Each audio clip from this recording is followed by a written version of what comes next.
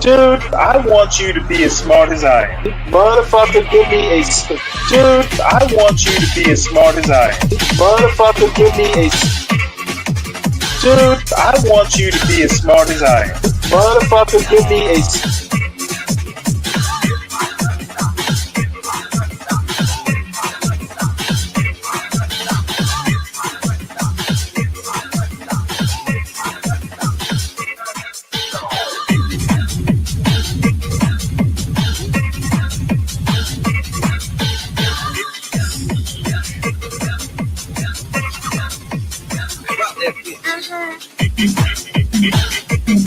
Dude, I want you to be as smart as I am. Motherfucker, give me a specific.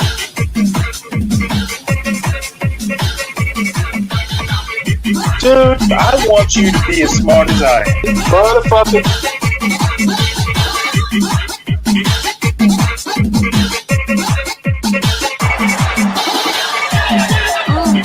Come on out, you rapist!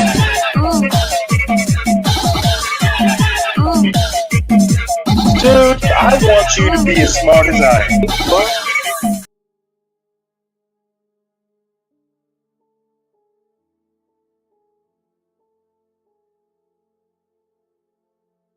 Feel like I should, feel like I should, feel like I should, feel like I should go. Go. Feel like I should go.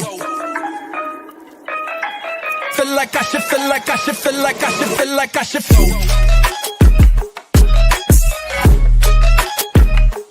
Feel like I should go.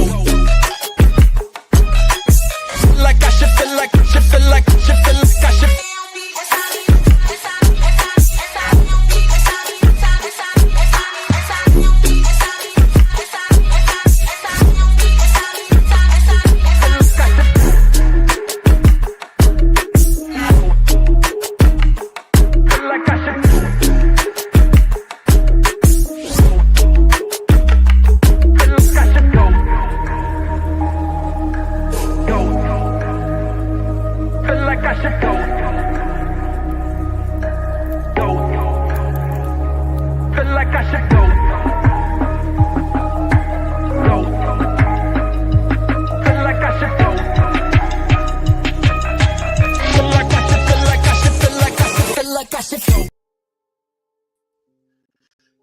Well, good morning, folks.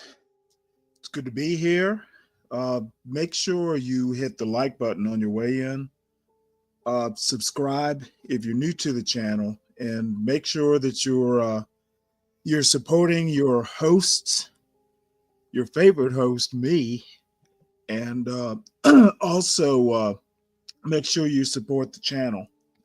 We appreciate you all support. You all being here, making us laugh, we making you laugh, etc. Tonight or this morning, I've got a few news stories I want to move through. There's actually a news quiz that the New York Times does. May get around to doing it just to see how good you are keeping up with the current events and news. And then I've got a bunch of videos, probably a pop the balloon or so. And then later on in the morning, Virgo will be joining us along with anyone else who wants to hop on the panel. And we're going to do our recipe review, basically just recipe videos and just kind of commentary on them. At some point, we will actually do like actual cooking videos. But I imagine that'll be, in the new year at some point. So here we go. Hey, 12th man. Hey, 7 Steel. Hey, Dan. I'm sure Solid Snake will be joining us at some point for your entertainment, if not mine. First news story we're going to have a look at. It's kind of a rehash, but it showed up in a newsletter I get from CNN every morning. It's just kind of a recap of stuff that they're covering. Let's see. Let me see. Can I blow this up a bit? Unfortunately, there's not a reader for it. Says these statements change every day. Capitol rioters try to parse Trump's pardon pledges. As we all know, Trump has promised to either pardon or start pardoning January 6th participants. And I'm not sure it's going to be as simple as, just signing a document. There's a bunch of them, like hundreds of offenders, hundreds of people that are behind bars. And I imagine he'll start on the first day. Don't know if he's going to get them all with a blanket pardon, but that remains to be seen. Guess what I'll do is try this reader here, because it's kind of a longish article, and I want to try and save my voice. It's on the edge these days. So let's try this reader. The statements change every day. Capitol rioters try to parse Trump's pardon pledges. By Caitlin Fulantz, Paula Reed, and Hannah Rabinovitz, CNN. Supporters of then-President Donald Trump gather in front of the U.S. Capitol building in Washington, D.C., on January 6, 2021. CNN. Video ad feedback. Trump lays out opening agenda in Time interview 244, source, CNN. President-elect Donald Trump has repeatedly pledged to pardon U.S. Capitol rioters on day one, but 1 month before Inauguration Day it's not clear who among the hundreds of convicted rioters, defendants awaiting trial and remaining fugitives would receive clemency. Trump advisors are still solidifying their approach to January 6, 2021, pardons, several people in touch with the transition told CNN. And defense attorneys are scrambling to get clarity and convince the incoming administration that their clients are deserving. In a Time magazine interview conducted last month and published Thursday, the president-elect said he would look at rioters' cases individually. If they were nonviolent, I think they've been greatly punished, he said. I'm going to look if there's some that really were out of control. Related article. No undercover FBI agents were at the January 6 U.S. Capitol riot, Watchdog reports. He also said the pardons would start in the first hour that I get into office. Trump's frequent, and vague, pronouncements still haven't given much clarity.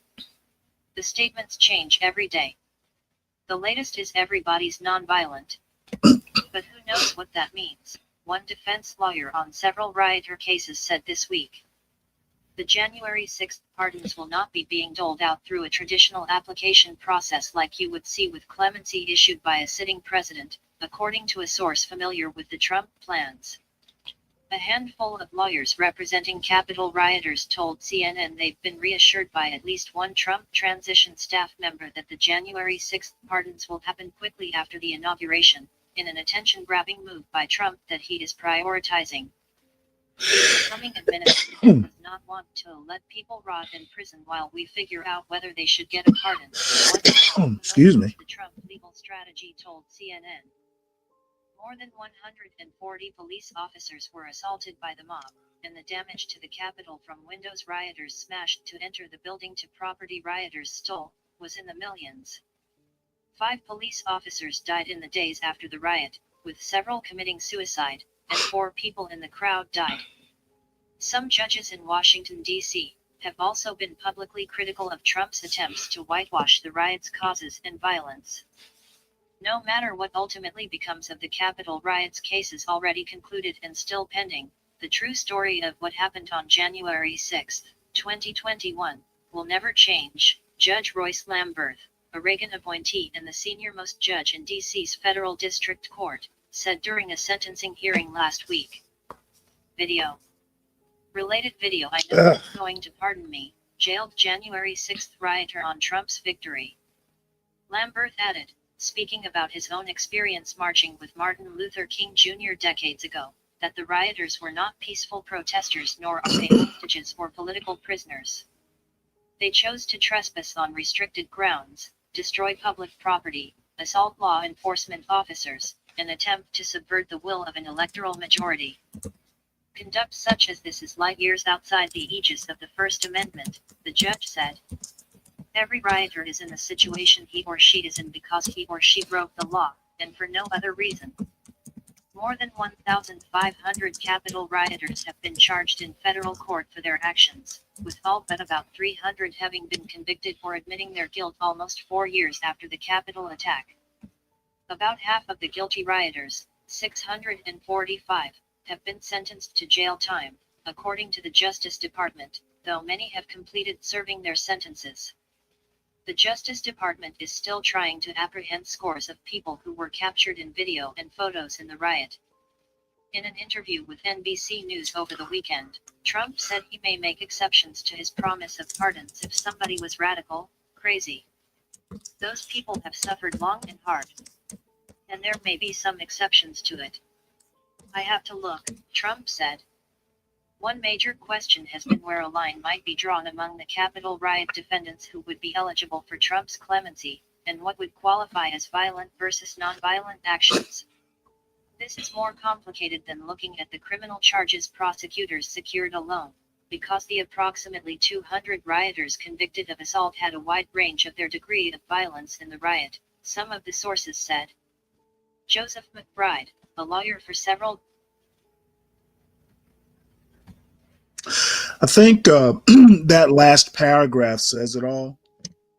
Basically, there is a separation between the violent folks and the folks who were simply trespassing. And I think that's where the catch is going to be. You know, how do you pardon someone convicted of assault, say, on a police officer and look good doing it? So, you know, we'll see how it all turns out.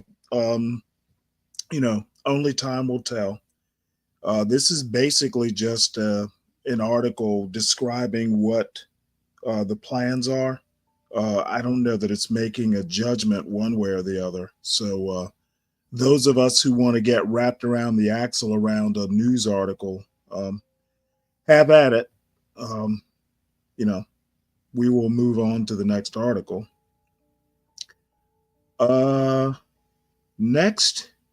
Next couple items are opinion pieces. I think that Thomas L. Friedman, you know, is a pretty experienced person on foreign policy, and the title of this is "The First New Foreign Policy Challenge for Trump Just Became Clear," and he's talking about Syria here.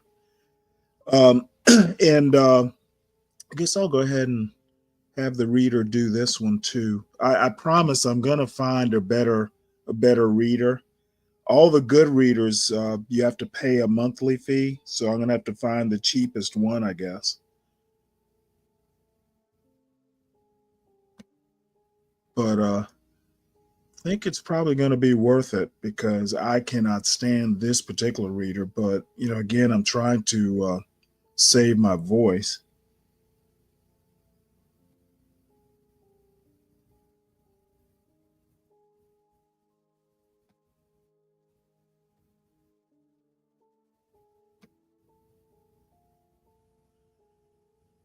Let's see here. The U.S. invasion of Iraq under President George W. Bush always had two objectives. One was removing weapons of mass destruction, which turned out to be fraudulent. The other, which I supported, was aspirational but ultimately impossible. This is the wrong article. Saddam Hussein with a multi-sectarian. One was removing weapons of mass destruction. Well, I don't know. I guess I'm going to have to read this. Damn it. Guess I'm going to have to read this on my own. I'm going to have to get a better reader. But anyway, again, Thomas L. Friedman, first new foreign policy challenge for Trump just became clear. And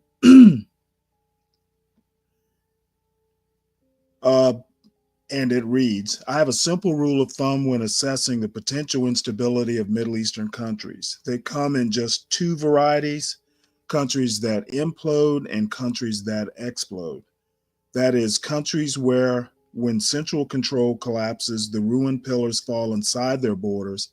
In countries where, when central control collapses, the blast radius of all the political shrapnel extends far and wide. There's no country in the Middle East that explodes more than Syria. Whatever happens in Syria will not stay in Syria. That is because Syria is both a keystone and a microcosm of the whole Middle East.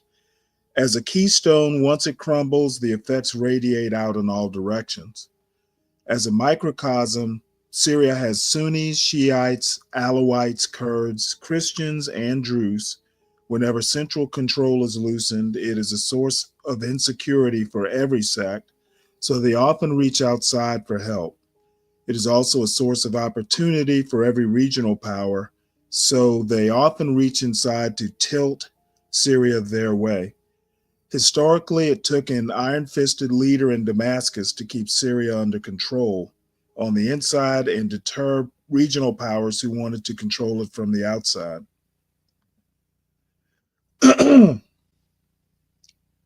Oh my goodness, I lost my place. But because Syria's centrality, positive change, because of Syria's centrality, positive change, there could also radiate out in all directions. And that brings me to the purpose of this column. Memo to the Secretary of State designate, Marco Rubio. You may not yet realize it yet, but if confirmed, your first big challenge as President Donald Trump's top diplomat may be to persuade him to abandon all of the isolationist America first, not sure we want to stay in NATO, who needs allies, who cares about shithole countries rhetoric that Trump is known for. So you can help with, dare I say it, nation building in Syria. Because of the toppling of President Bashar al-Assad by Syrian rebels is one of the biggest, potentially most positive, game-changing events in the Middle East in the last 45 years. The thing about opportunities in foreign policy, though, is they can come totally out of the blue, and the great presidents are ones who seize them, even if it means eating a little crow. In fairness to Trump, when the opportunity for the Abraham Accords manifested itself in 2020, also out of the blue, he seized it and helped to forge normalization between Israel and 4 Arab states, to the benefit of the region and to the United States. This is a similar moment. The odds of success are low, the payoff could be enormous, and the risks to America are not all that high, but it will require a lot more intensive U.S. leadership than the Abraham Accords. To understand why, I need to take you back to 2003. The U.S. invasion of Iraq under President George W. Bush always had 2 objectives. One was removing weapons of mass destruction, which turned out to be fraudulent. The other, which I supported, was aspirational but ultimately impossible, trying to replace Saddam Hussein with a multi-sectarian, pluralistic democracy in a great Arab capital, Baghdad, in the hope that this could create an example in the heart of the Arab world that could radiate out and help secure the pathology or cure the pathologies that produced September 11th attacks. I say impossible because, as we learned, you can't deliver democracy from the top down and from the outside in. It has to grow organically from the bottom up. In Iraq, it was primarily U.S. forces who pulled down Hussein's statue in Baghdad, not Iraqis, even if many of them enjoyed watching it crumble.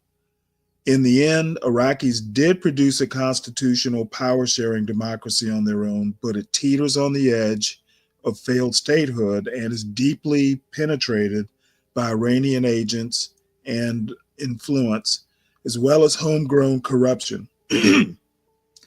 While Iraq has actually held 6 pretty fair elections since the US-led invasion that toppled Hussein in 2003, the multi-party parliament it produced is dominated by parties defined by sect or ethnicity, not a true spirit of Iraqi citizenship strong and broad enough to resist Iran.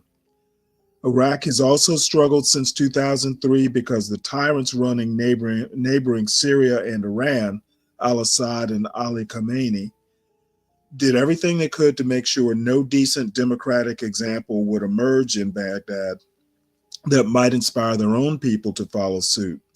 Eventually, though, the Arab Spring that began in Tunisia and Egypt spread to Syria in 2011, organically without a U.S. invasion. But al-Assad was ready to kill hundreds of thousands of his own people and drive millions abroad to hold on to power until last week.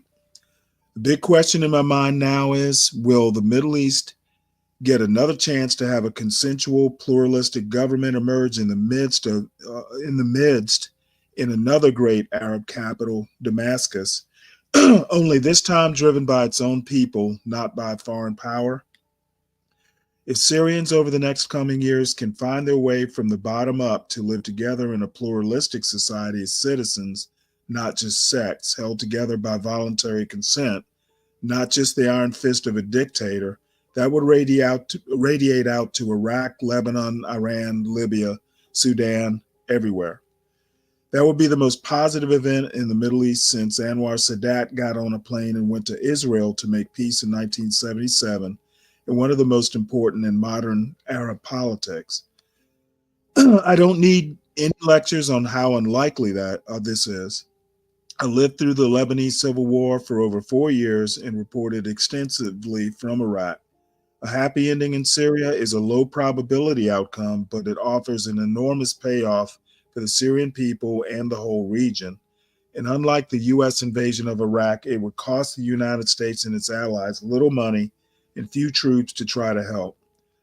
But it will not happen without American help and leadership and some consistent and tough-minded diplomacy, ready to risk failure and ready to understand that benign neglect could be hugely costly to our allies. Competition within Syria and over Syria by outsiders will spill across the whole region. It will be a forever war that will open the way for the reemergence of ISIS and could easily destabilize the failed democracy in Iraq and the monarchy in Jordan and suck Israel into Syria, meaning 7 million Jews would be controlling all of Gaza and parts of both Lebanon and Syria, as well as Israel and the West Bank. Israel will be completely overstretched and will need billions in extra U.S. aid. I don't know what is in the head or the heart of the Syrian rebel leader, Abu Muhammad al-Jawlani. I read that he has spent years trying to remake his image, renouncing his longtime ties to al-Qaeda and presenting himself as a leader promoting pluralism and tolerance.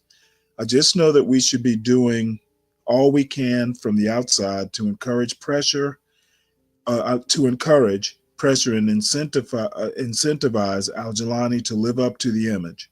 I was impressed by how Secretary of State Anthony Blinken jumped right in with this December 10th statement. I think I'm going to stop there. My voice is giving out, but basically he's saying that, there is an opportunity for, President Trump to hop in there and be a leader in the Middle East.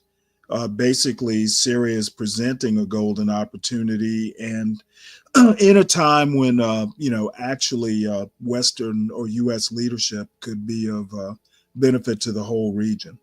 So that is that, and, we will see what happens. Hey, Virgo. You there? Check the back sound.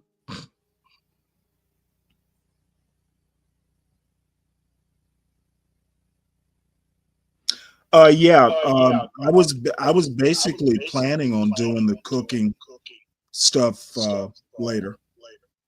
Oh, okay. So, yeah, probably early in the morning. He's over here snoring and Okay. Well, I have news articles and then I have, some videos. So whenever you get around to it, there's no rush. yeah, I know you're usually there like all morning, so I'm gonna let him get some rest and stuff like that. So I don't Okay. disturb him. Okay. All right. Now let's see. 12th man, Stanley thinks that garbage is educational. Well, you know what? Democracy dies in dumbness, and it sounds like you're leading the charge, 12th man. Believe me, I can drive you away like you drove away people. It's not that hard to do. I see you're not hitting the link. So you can stay your ass down there in the chat and snipe all you want. Doesn't hurt me much. I'll pay you attention when you say something interesting. And by the way, why don't you say something educational? I'll make sure and highlight it when you do.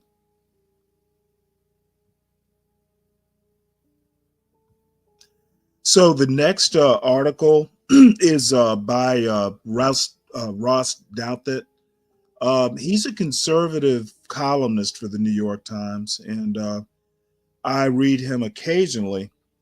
And the title of this is actually pretty interesting.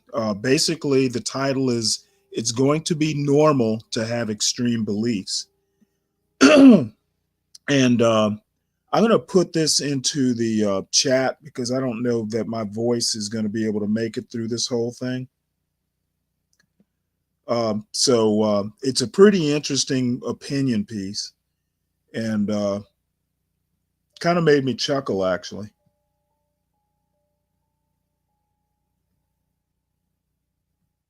So I am dropping that link into the chat if anyone wants to read it.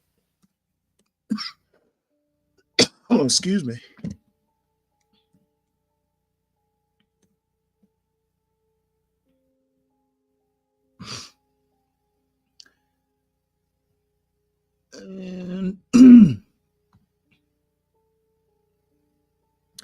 And the next item I have is actually a news quiz, which I occasionally take. And what I'll do is I think I'm going to hold that till someone hits the link and comes up. It'll be more interesting to do with a panel.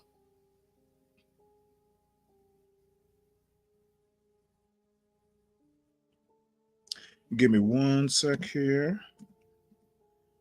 Got to do a little bit of housekeeping.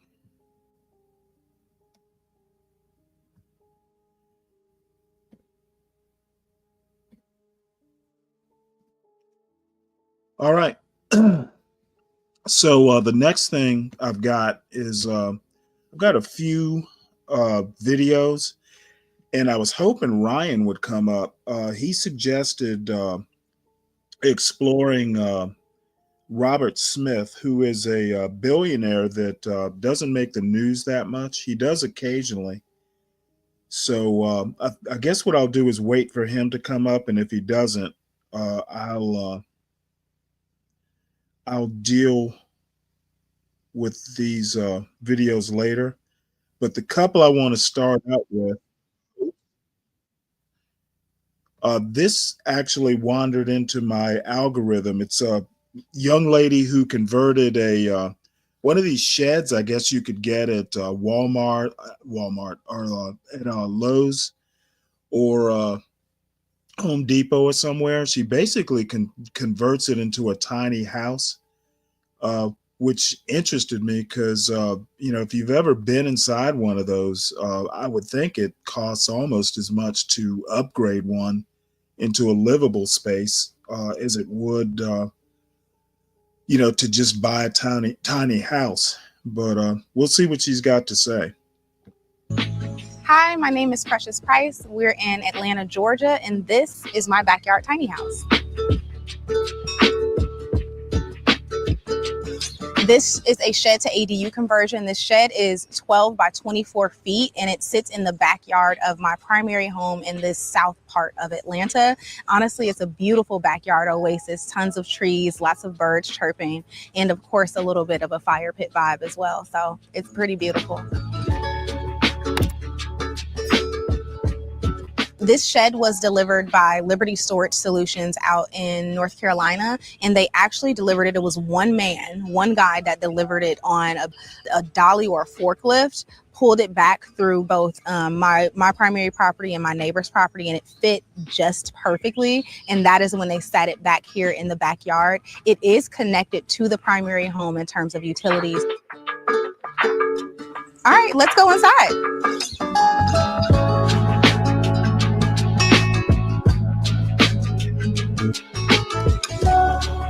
Welcome inside. This is a 297 square foot ADU, and it gives a really light and airy feel when you first come in. We have tons of windows, and I really love the light blue shade that we have on the walls. It really just opens up the space and makes it feel a little larger as well. We are currently in the entryway of the house, and as you can see, it's spacious, right, and open. I was very intentional on adding a mirror here, and you'll see that there are a couple of mirrors throughout the home because for a small space, it truly just opens it up and makes it feel a bit larger. This is really just where I keep shoes, just everything for when you currently just enter the house. That is where this will be. And right over this little peninsula is where we have our sleeping area. This is a full-size bed that fits perfectly within this space. I do want to note that I totally designed the space myself. I drew out the floor plan on a blank sheet of paper, but this full-size bed is actually fairly new within the last year. Previous to this, we had a futon here that kind of pulled out. When I lived here, that was honestly one of the major changes that I made, was moving the bed down here because the sun shines so beautifully in the morning on this house. So being able to wake up and the sun is peeking through each of the windows and just opening those up, feeling a breath of fresh air, it was perfect. So when I converted this space into more of the bedroom area, I then turned the loft into more of a reading nook. So I can go up there. If I want to store a couple of things, I absolutely can. This is our library ladder, actually. It wasn't a necessity initially or even in my initial plans when I designed the house. This was actually supposed to be a staircase with underneath storage because, again, you want to maximize all of that storage. Unfortunately, again, that just was not able to happen. But I'm glad that we were able to put this here because I am a huge fan of like Harry Potter. And if you remember the scene in one of the movies where they see him and it's like, oh my gosh, it's Harry. And they slide the ladder, and I just always wanted to experience that. So that is really why this ladder is here. Wow. We've slowly been working to transform our 1970s A-frame cabin into a cozy home that reflects our personalities and style. And adding art is one of the best ways to do that. Coming from our tiny house on wheels, having a little more wall space is a real luxury. So we were thrilled to discover Desenio, an online art gallery that offers a wide range of affordable, high-quality wall art, both prints and frames. Their beautiful collection is right in the description. Basically. So we are in the other side of the bedroom, or what I honestly call the living or the entertaining area. This is where the mini split for the entire unit is held. So this mini split is both heating and cooling, and it really does an amazing job, phenomenal job at cooling and heating the space. So I love it. Again, I designed this entire space with myself in mind, so I knew that I would need a bit of closet space, and this is the closet space that I was able to come up with. So when I lived here, honestly, it was pretty ample storage because I was able to put some things up here, hang things both here and down here, and then also have this shelf. Is I also utilized the underbed storage, but I used some bed risers, and I also had storage all under the bed, which made it just enough storage and perfect for me. I am a real estate entrepreneur based out in Atlanta, Georgia. I run marketing for my startup called GatherADU.com, where we help homeowners to use the extra space in their backyards to create housing. I've been doing this for about 3 years, and prior to this, I was in consulting at a global firm, really enjoying myself, but I stepped into real estate and it's been an amazing time since. I had recently purchased my home here in Atlanta, Georgia on the South Side, October of 2019. And at the time I am doing consulting work, so I'm in and out of the city. And by March of 2020, I had found myself back here because of the global pandemic, which again changed tons of people's lives. But I was in the house and it's like, okay, this is a 3-bedroom, 2.5 bathroom house. it feels pretty big for just me. And on top of that, I knew that I wanted to get back to renting it because while I was working in consulting, I was short-term renting the house that I had purchased. But now I was in that house and now I am for the first time paying the mortgage myself because I cannot rent it out.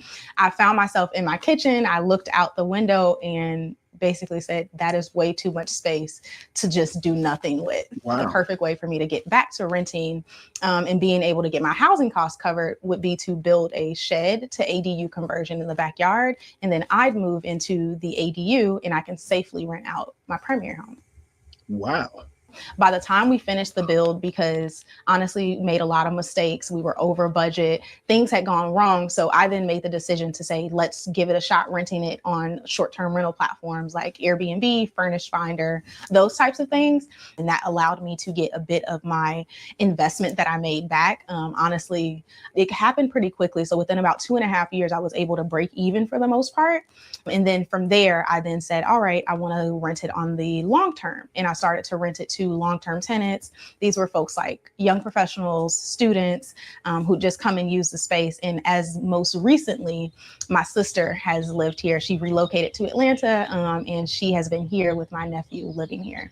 And I had a short stint of living in the tiny house as well for about 6 months. Then over here, we have a little breakfast nook is what I like to call it. This is typically where I would have meals, sit, maybe watch a bit of TV, or even if I had a friend or two over, we'd sit here. One person would sit in a chair, maybe over on the bench, and we'd be able to sit and kind of commune and talk. The TV is, of course, here, and it does swivel just so that you can see it from the bed. But if you like, you can also see it from the kitchen as well. Absolutely perfect.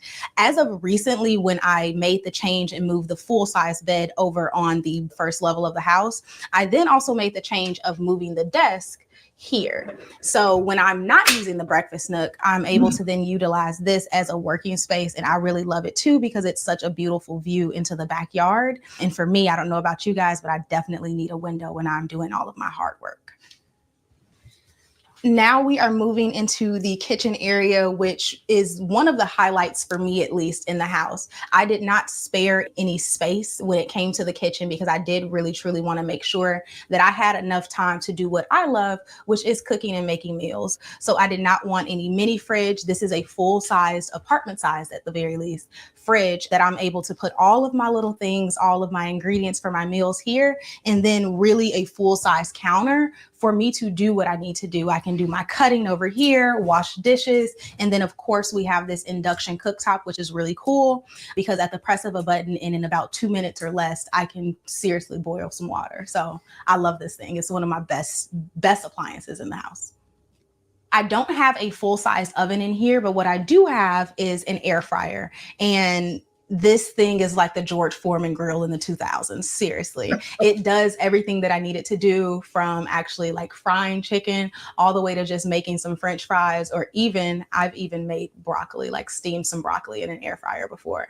This has been able to do everything I need to do, coupled with the induction cooktop and just a basic microwave. I'm really able to make all of the meals that I need.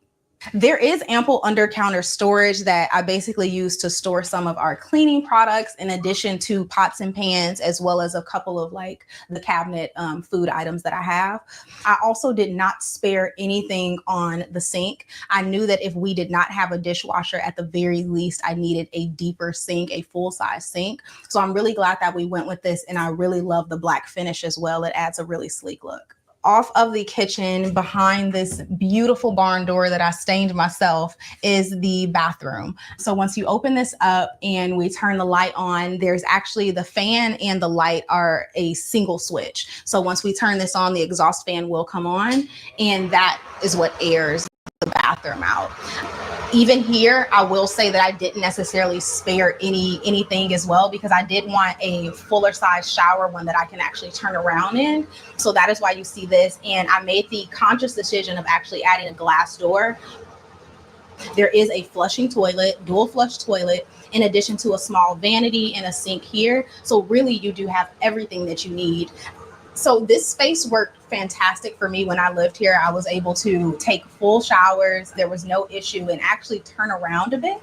I am about 5'4", just to give a little context. So I knew that I wanted this. The shower is about 5 feet by 3 feet, and it provides just enough space for you to move around and do everything that you need. And then going over to the vanity, being able to just have this light, again, it's still very open, even though we are now in the back corner of the house, because there's a transom window in addition to the lighting and of course the mirror.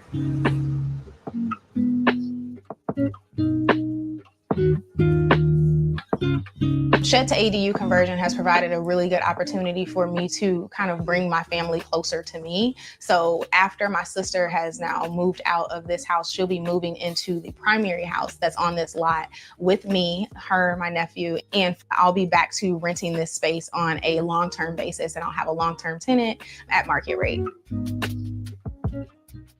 Initially, I had budgeted like $25,000 for this build. Very, very low. But in my head, it was like, okay, the shed itself had costed about $10,000 for me. And from there, I'm like, it shouldn't take too much to build this out. By the time we were done, I had spent closer to about $35,000, maybe $37,000. And once you start to add in the little just nicks that we had to kind of fix from mistakes from previous contractors, because I did have to go through 3 separate contractors before we were able to get this completed. But by the time we were totally finished, I would say I maybe put another 10 to 15 in, just making it look way better and more polished, more modern. So initially 35, once you add in all of the mistakes, let's say 50. Shit.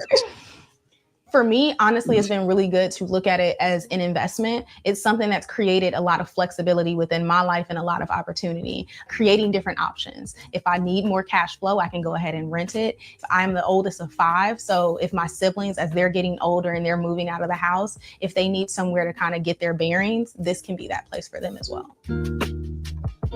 During the process for my own Shed to ADU build is when I realized just how much of, I guess, a headache zoning could be for your average homeowner. So during the process of my ADU build, I documented the entire thing, created a docuseries, and I would say that was the inception point for the company that I have now started, which is Gather ADU.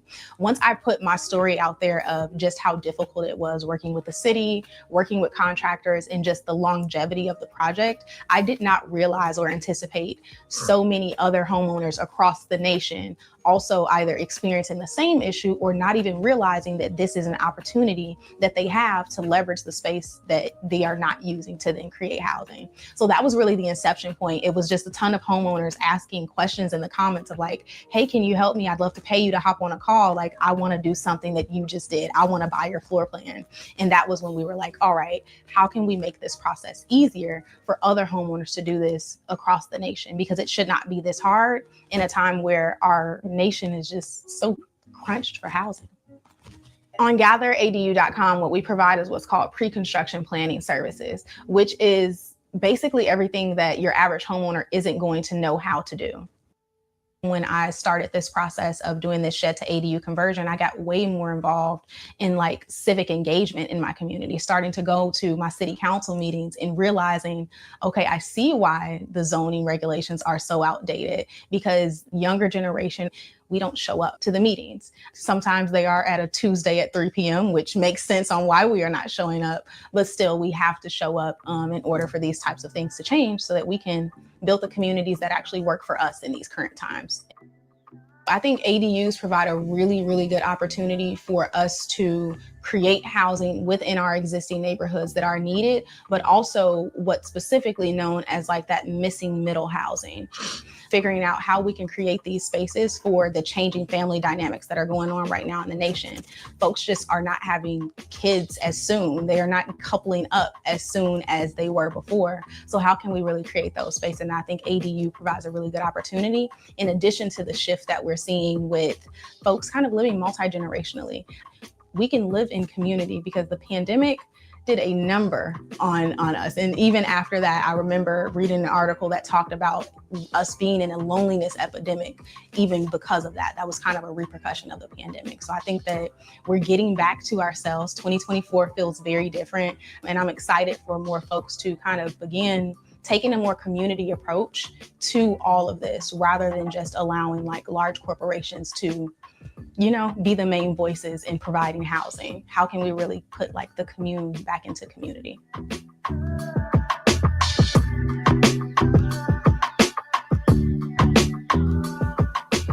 Thank you for watching our video and for stopping by Tiny House Expedition. I'm Alexis. And I'm Christian. Don't forget to like, comment, and subscribe. And for more tiny home tours and stories, click the videos below. And join us on Instagram for bonus content, including face-to-face conversations with us. We hope to see you there. All right. Thanks, guys. Have a good one. In the medieval period, I've been kind of interested in tiny homes and you know, kind of what they mean and basically where you put them. You know, she had a backyard to put them in.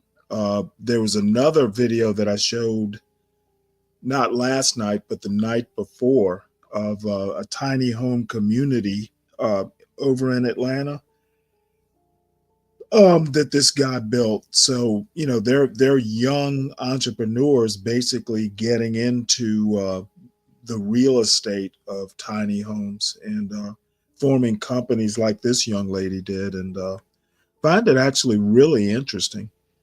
You know, basically entrepreneurship to fill an actual need. So, you know, you kind of kill two birds with one stone, you know, making money, but also, you know, doing something that's constructive and valuable to your potential customers. This next video I want to show, actually I was going to show this one, but I'll do that later. This is an old interview. If some of you may remember that Nikki Giovanni, she was a poet who died earlier this week. And I actually found an interview she did way back when with Muhammad Ali. And I've never seen the video. Let's see, I forget which year this was done. I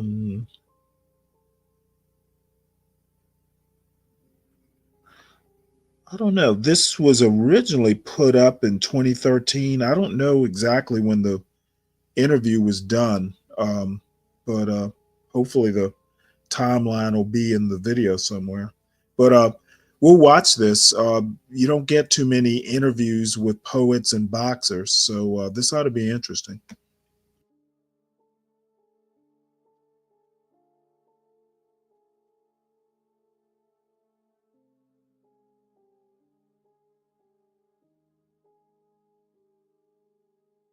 Oops.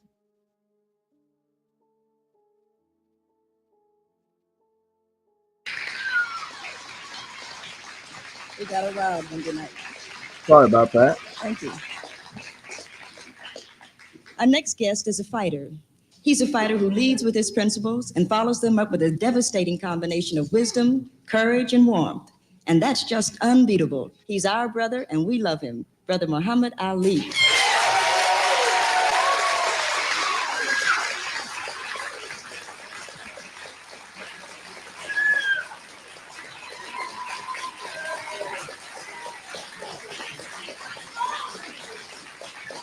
Love it.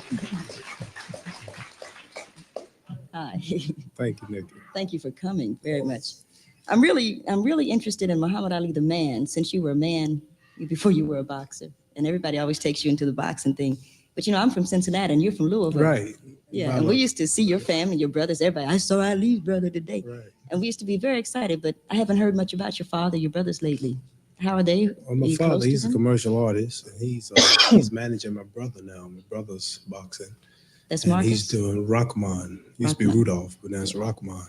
And he's boxing, and he just boxed a few weeks ago in Ohio, and a few weeks before that in Chicago.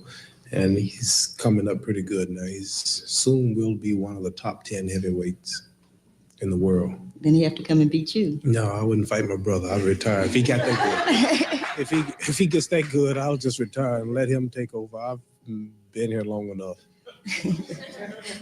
You and Belinda have 3 children? Yes, we have 3 little girls and 4 months on the way. Yeah, 1 in the hatch. You've been into the father role lately. You got any advice you want to give them on how to rear a kid? Well, I don't know. All I know about is girls, and they give me all the trouble I want. You know, I'm never home much, and they don't know me. My Miriam, the older one, know me, but Rashim and Jamila, they don't know me too well. They're about a year old, and they give me a lot of trouble when I pick them up, but I have to start staying home more. But I don't know too much. I like to, I think that the wife or the mother should train them, and by the time they're 3 years old, they should be ready to go to some type of school with enough home training to give them a good start. It's very nice. Mm-hmm. So can we talk about the wide world of sports? You Right. don't want to talk Anything about you want to talk Okay, about. because I don't know how you felt about that. I saw the fight. I think they did it Sunday, something like that. And Right. they had you box, and they said, well, it wasn't important enough to show the whole fight, but they'd show a little bit. And then they laid some music behind it. What is it, shuffling along? Oh, yes, she's referring to Howard Cosell. Yeah. And yes, he mentioned that the fight was a farce and that it shouldn't be shown on TV. And to show you how bad it was, they put music to it relating to certain moves and positions. But I consider the critics of the fight real hypocritical. And the reason they were hypocritical was because of Buster Mathis. In the 12th round, he was semi-unconscious. He was right on his feet. He was out, ready to fall. And everybody was saying, kill him, you got him, you got him. And I just didn't feel right. You know, 2 black men standing there killing each other just for dominating a white audience. And, you know, to be paid $300,000 next day and Uncle Sam take about 60% of it before I get it.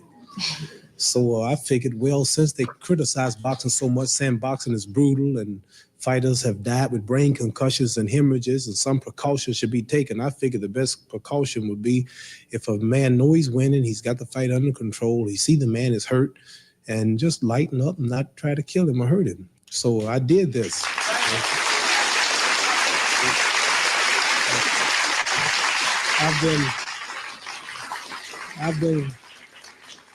I've been criticized when I fought Floyd Patterson for being brutal and cruel, and Ernie Terrell and Henry Cooper and many people.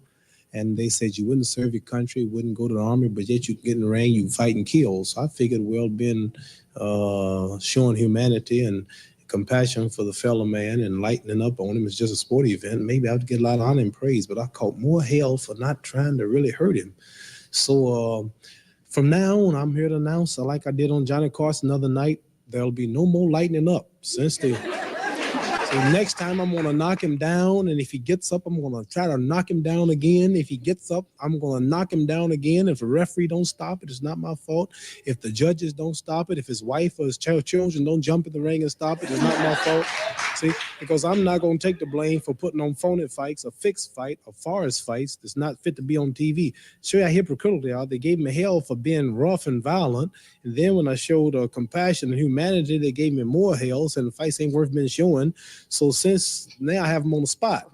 And if somebody get hurt the next time, they can't say that it's my fault because they gave me hell for trying to be human. Now, I think me and Wide World of Sports, we get along real well, Howard Cosell. And one reason I love Wide World of Sports, I love working with them, was because mainly the poor people got a chance to see my fights and the crippled people in the hospitals, because the fights were like cheapest tickets at like $20 when I fight. And some theaters, ringside seats have went up to $1,000 a seat. So, and the average seats go up to like $200 a seat. I mean, ringside. So by Wide World of Sports showing the fight, crippled people and people who had all type handicaps, couldn't walk, paralyzed people could sit at home and watch the fight a few days after. So I think it's bad that Howard Cosell or anybody at Wide World of Sports would make a decision for the whole public and keep the fights off TV just because they don't think the fighter is qualified. The promoter thought the fight was qualified enough to guarantee me $300,000, and they're guaranteeing the heavyweight champion of Germany $150,000 and me $300,000 next month in Zurich, Switzerland. How Wide World of Sports says it's not fit to be shown. Or why is it that the German Commission okayed it? The Swiss Commission okayed it. All the boxing science of the world okayed it. They put up $450,000 in advance. And who's Wide World of Sports or Howard Cosell to say the fight's not fit to be seen? They should let all the people take a vote and say that we don't like the fight. This is the only thing I hate about it. And since I caught so much hell for trying to be nice and taking it easy on the man, look out from here on, because I'm going to be blasting. I'm going to hit him. I'm going to fight until he falls. If he gets up, I'm going to knock him down again. And if anything happens, they can't say nothing else because they got on me for not being rough enough. You understand? So look out, whoever the next man is, he is in trouble. Before say the championship fight with Joe Frazier, I never considered, and not even then, but I never considered you like a brutal fighter. And I don't want to say it like that, but I thought you outpointed Frazier. Right. Well, I thought I won 9 rounds. Yeah. I've seen people protest after decisions, and it really don't help. So I'll just do better next time. I think I played too much with Joe Frazier. I played 3 rounds I shouldn't have played. I didn't stay on my feet and move like I should have. And trying to prove he couldn't hurt me standing in the corners. And I lost the fight like this. Judges took it. And one judge gave him 11 rounds and me just 4. But at the time, I hadn't won my draft case. And then one black man in the $1 million bracket who tells it like it is and, stays with his own kind, naturally, they're going to pick the best boy to give it to him. But the next time, I've learned a lesson. The next time, there will be no doubt, for he must go out. I don't want to say it, but he went to the hospital for about 3 weeks. Well, he's okay now. Joe, he had no I'm don't boast about nothing like that, but he won the decision, but he took a terrible whooping. And he's recuperated now. And the next time it'll be better, but I hope he's all right physically. He hasn't fought since the fight. He hasn't been seen much since the fight. Well, he's been singing. Yeah.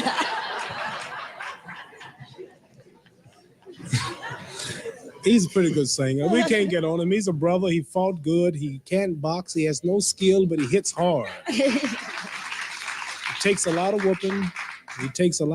And he hits real hard. He hits awful hard. He hit me so hard in the 12th round at John McKim folks in Africa. There's some talk that Joe might retire.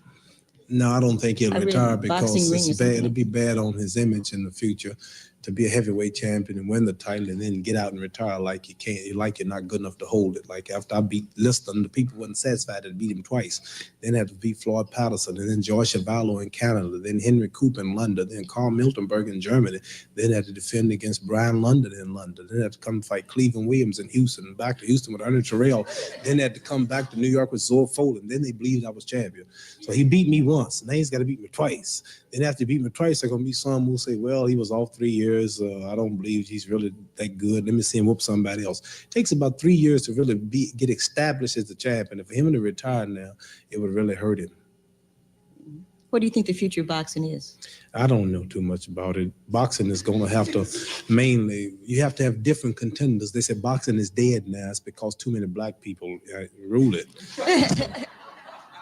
No, this is not like you go watch a basketball game in the high school and the same team split up and play each other. There's no interest. So out-of-town schools got to come in our college. And one side's rooting for their champion. When Nino Benvenuti was the middleweight champion of the world, or half Italy flew over to root for their champion.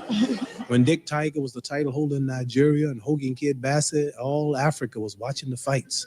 And when Oscar Bonavino fought me in the garden, everybody from Argentina and the whole country, even the president said, if he can whip me, they'll meet him at the airport. See, like, it's interesting when you got different races and nationalities competing, but when one race dominates, which is us, then it's dead. You understand?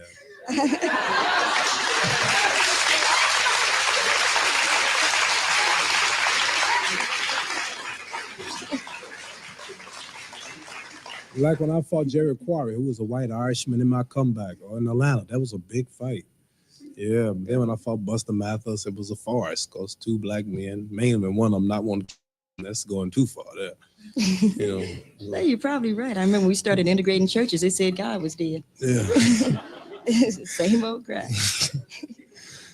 What advice would you like to offer the young guys coming up? that are interested in sports? Well, I wouldn't advise none of them to be an athlete because it's too risky. You know, like I'm one of the best and I've got a break. Joe Frazier got a break. But like if you have an accident or you break a leg or you don't have the talent you should have, you spend your life trying, and the next thing you know, you're in a certain age bracket, you didn't make it in life. They consider life a tragedy. One thing for sure, if they go to school, learn to read, learn to write, take up some type of occupation and use their brains and not their fists. If they have anything to do with boxing, be the manager, because usually they get all the money. But the fight in itself, or being an athlete, I wouldn't advise no young black men to be. Now that black people are coming into power, and now that they're becoming independent and starting to think in the way of self, we need electricians, we need mechanics, we need doctors, we need nurses, we need scientists. This is what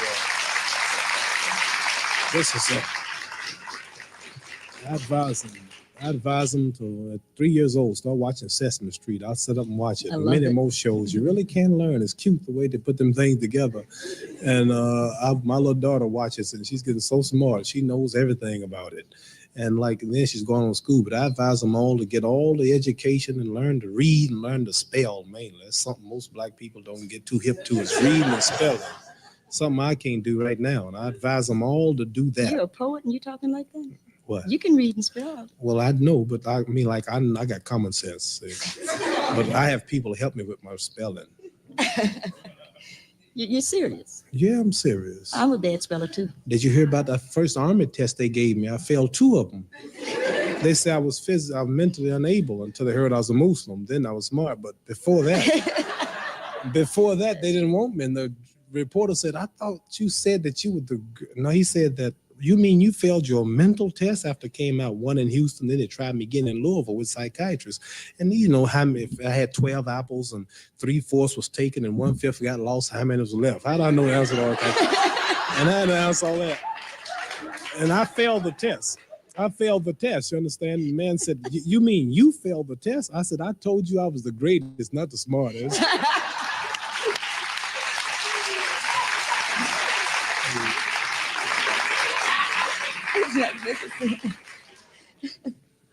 I know I'm not supposed to crack up, but you're marvelous. No. I must say, I really adore you. And I think that I speak for probably. Thank you.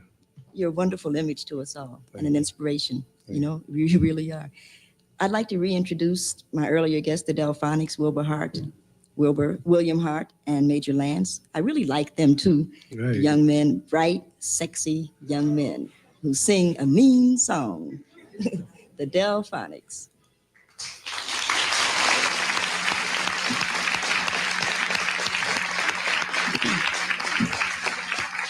Thank you, Delphonics. Thank you very much. That's Major Harris, William Hart, and Wilbur Hart. I'm showing my age. Major Lance was a long time ago. I'm getting to be an old woman. And I think like most old women, you have to reflect at some point. I wrote a book called Gemini, sort of to bring people up to date, at least on what I think I am, which is not quite, I'm sure, the whole truth. It never is. No reason I should be any different. I got my fantasies. So I wanted to read a part of the essay Gemini from the book Gemini, trying to deal with us. But if black men ever would decide to define a black man in black terms, I think they would have different expectations of us as women. I went to the opening of an African exhibit at the Brooklyn Museum and noticed only about a dozen black men in a crowd of at least 200 people. And I thought to myself, how odd, no black men. Then I looked at the exhibit piece by piece and began to think I understood something. There was a beautiful door from the Congo. And looking at that door, I saw a man, a woman, several children in the yard, and this white man saying, your door is an excellent example of the Kashana people's art, and I must take it back to Amsterdam. And this beautiful African, barefoot, with perhaps an earring in his left ear, replies, but this door is the door to my house, and it is not for sale. And the woman, sensing something, stops the grinding of grain and begins gathering the children around her, while the white man goes on with, I must have the door. The museum needs it, and I can make 50 dinars on it. And the African rises to his full height on his long, light legs, tribal markings dancing slightly on his face, eyes clear and hard, saying, my family needs this door. It is mine. My father left it to me as his father did him. You may not have it. It is not for sale. And the cracker turns in a rage to leave. Then 2, perhaps 3 days later, the missionary comes up saying, my son, Your door is needed in a great country far away from here. You will be blessed by our Heavenly Father if you give your door to the merchant. And this magnificent African, stooping by his doorway, playing with one of his children, shakes his head. I would be cursed by my ancestors. Go now, go away and leave us in peace. Then in the night, the soldiers come with the guns. The African responds with a spear. The fire ack-acks from the barrel. The woman screams. The children scatter, asking, what is the matter? The man is stretched out in a pool of dark, murky liquid, and the door is taken down, hoisted upon the shoulders of the black mercenaries, walked to the sea and freighted back to Amsterdam, so that it can be borrowed by the United States of America to show how the people in Kashana lived in 1582. And I began to understand why so few black men had come, because it was not a door at all, but dead ancestors murdered in their homes that they would see. Not a statue from Nigeria, but a raped woman, a slit throat, a burned village. And even as I saw that, I knew I would never understand the reality of being a black man. Men grow beards to protect the throat, have hair on their chest to protect the heart, have afros to cushion the head blows.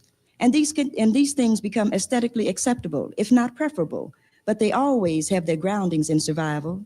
My man and I can walk down the street together, and if some guy says something out of the way to me, it's an insult. To him, it could be his life. I can walk away from words and gestures and still be a woman. He cannot and still be a man. So little of a black man's existence relies on his acts. His women, mothers, sisters, lovers control his life, and generally so irresponsibly that it can be frightening. And sometimes black women aren't very nice for a lot of reasons. And sometimes we use our power against him for a lot of reasons. And I think some of the hostility is real and must be related to as such. We're angry and so are they, but it's only when we admit it that we can get anywhere. I don't think a woman cares where she walks if you let her walk with you. And I don't think a man cares that a woman talks if she'll talk to him. And if we really understand we are born men and women, and it's our choice whether or not we stay that way, I think a lot will change.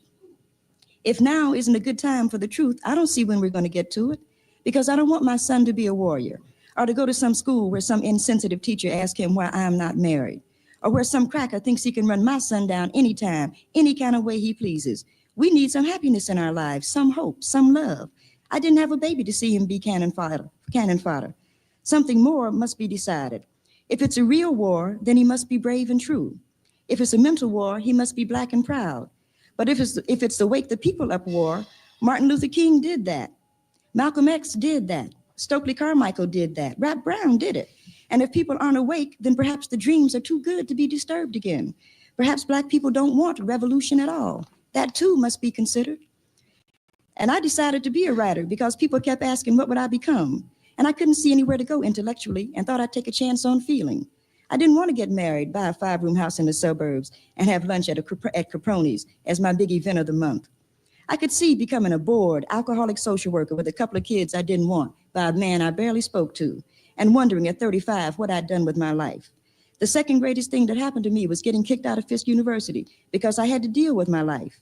I could go back to school, join Delta Sigma Theta, marry a Mahari man, and go quietly insane.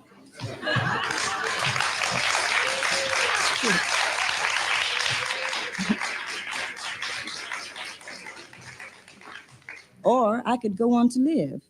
And I think I wanted to be famous because my mother deserves to have the world notice her existence. And my family has worked too hard to be ignored. I don't think I would have cared much if it hadn't been for them, but they deserve more. Other people put a lot of time and energy into me, and they deserve something too. And love means nothing unless we are willing to be responsible for those who love us, as well as those whom we love. People don't just love you out of the blue, you let them. And people have loved me when I needed to be loved. So as an adult, I must give some of that love back to those who want it, or it would have all have been for nothing. I think I'm no different from any other colored girl who has to grow up and make decisions and live by them. I think we are all capable of tremendous beauty once we decide we are beautiful, or of giving a lot of love once we understand love is possible, and of making the world over in that image if we choose to. I really like to think a Black, beautiful, loving world is possible. I really do, I think.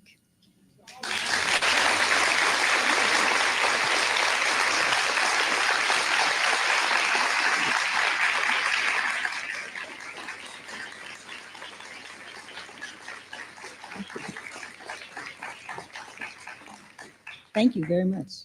I'd like to thank Muhammad Ali, William Hart, Wilbert Hart, Major Harris, who make up the Delphonics, Sister Judy Deeren, Sister Miriam McCaver, and I'd like to... Hi, my name is Precious Price. We're in Atlanta, Georgia, and this is my backyard tiny house.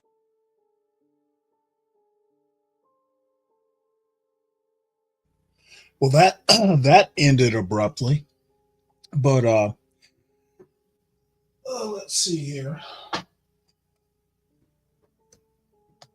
The next video I have is a tech video, which I'm going to have to stop periodically because it's a Forbes magazine article.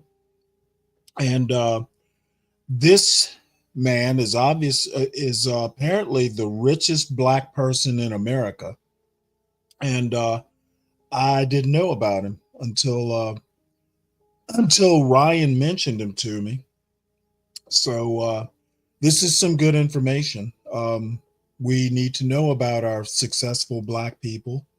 And again, richest Black person in America, richer than, Michael Jordan, richer than Oprah, etc. So let's find out a little bit about him. On Forbes, this tech entrepreneur is the richest Black person in America. The wealthiest Black person in America is IT entrepreneur David Steward, according to the 2024 Forbes 400 list of wealthiest Americans. Last week, on October 1st, Forbes revealed its annual ranking, which estimated the Missouri resident's net worth at a record $11.4 billion, up from $7.6 billion last year and $6 billion the year before that. Steward, who resides in St. Louis, tops private equity billionaire Robert Smith, who is the second richest, with an estimated net worth of $10.8 billion. They're two of just 4 Black members on the 2024 ranking, which required a minimum net worth of $3.3 billion, the most ever. That means just 1% of the list members are Black entrepreneurs or executives. The other 2 are Palantir co-founder Alexander Karp, who makes his debut with an estimated $3.6 billion, and NBA great Michael Jordan, worth an estimated $3.5 billion. Steward, who is 73 years old, is the majority owner of Worldwide Technology, or WWT, alongside partner Jim Kavanaugh. A native of Clinton, Missouri, Steward initially put up $250,000 in capital to start WWT in 1990, according to a 2019 Forbes profile. Over the years, the IT service provider went on to nab top corporate clients, including Apple, Citi, Microsoft, and the federal government. In 2023, WWT had sales of $17 billion. Roughly 67% of the Forbes 400 are self-made this year, including all 4 of the Black members.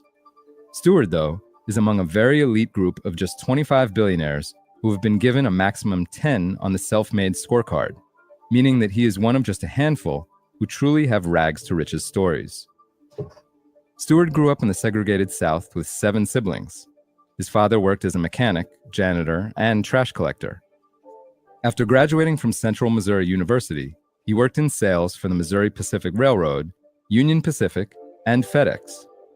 In 1983, Steward purchased his first business, an auditing company called Transportation Business Specialists, using loans from community banks throughout Missouri. In the early days of Worldwide Technology, which, as we said, he co-founded in 1990, Steward sometimes went without a paycheck and once watched his car get repossessed from the office parking lot.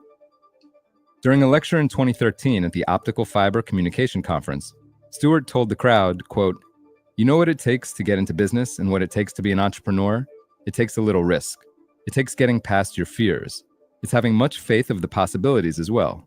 And being able to put everything on the line because you know you've been called upon to do something very special. It doesn't take a whole lot of money." Overall, Steward ranks number 84 on the 400 list in 2024, up from number 121 in 2023, and from number 155 in 2022. Smith, the CEO of private equity firm Vista Equity Partners, is ranked number 88, up 1 spot from last year when he was worth $9.2 billion. Karp, meanwhile, is one of 23 newcomers to the list. The trio of Steward, Smith, and Karp made their wealth in the 2 most common industries for the 400 wealthiest Americans, finance and tech. Jordan made his fortune in sports, but mainly after transitioning from NBA player to NBA team owner. Jordan, who ranks number 385 with a net worth of $3.5 billion, first debuted a year ago after selling his majority stake in the Charlotte Hornets for $3 billion. Several other black billionaires are part of the 415 Americans who are worth 10 figures but are still simply not rich enough to make the Forbes 400. That includes Oprah Winfrey at $3 billion, Sean Jay-Z Carter at $2.5 billion, Tope wanted to make a point that I think in the end, sports is one thing, entertainment is another thing, but things like, technology and technology and finance are actually harder to get into, I think. Well, I would say it's as exclusive as sports is. Basically, you're using your brain versus, your physical attributes. So there is money out there to be had. It's just, these folks, don't get into the Sports Illustrateds of the world. They'll appear in trade magazines and occasionally once a year in Forbes magazine. So there's successful people out there. We just never hear about them. We hear more about Jay-Z and Diddy than we do someone like Stewart and Smith, and that's a real shame. These people actually have real money. So anyway, we'll finish we'll finish this this article off. Awatana at $1.4 billion, Tyler Perry at $1.4 billion, Rihanna at $1.4 billion, Tiger Woods at $1.3 billion, LeBron James at $1.2 billion, Magic Johnson at $1.2 billion, and Sheila Johnson at $1 billion. For full coverage and to see the whole 2024 Forbes 400 list, check out Jabari Young's piece on Forbes.com. This is Kieran Meadows from Forbes.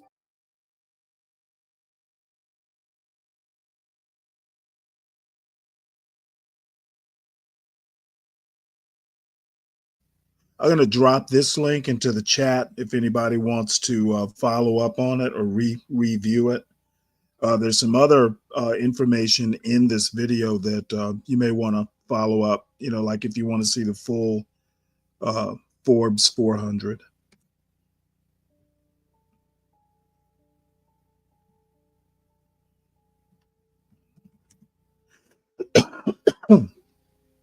And the next video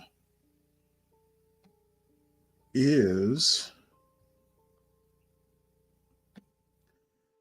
I was going to wait and see if Ryan showed up, but I'm going to go ahead and show this. He can catch up if he wants. This is Robert Smith.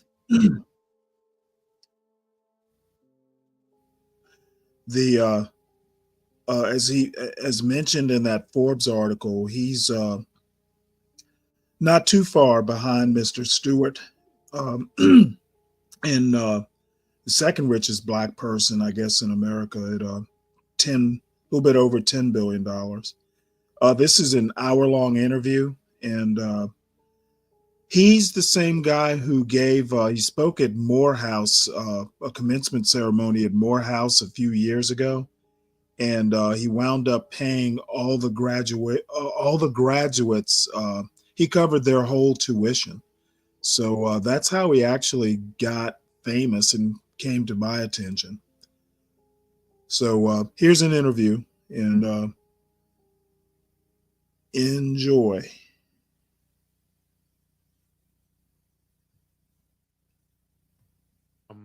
To give you more stable revenues. Or more visibility into the future revenues and earnings of that business. So it might take you 10 years to figure out what we've done 45 times already, right? And now I bring that intellectual property into the company and say, Here's how we're going to design this a little differently. Here's how we're going to change your compensation plans for your salespeople to actually incentivize them to give you more stable revenues or more visibility into the future revenues and earnings of that business that you may not have figured out or may not figure out because you may not be in an environment, a circle of people who have dealt with that before. And so that's why the expertise that we bring is often more valuable than the capital. My graduates from my school being Forbes, bag drop. Bag drop. A mic drop. Bag drop. Bag drop.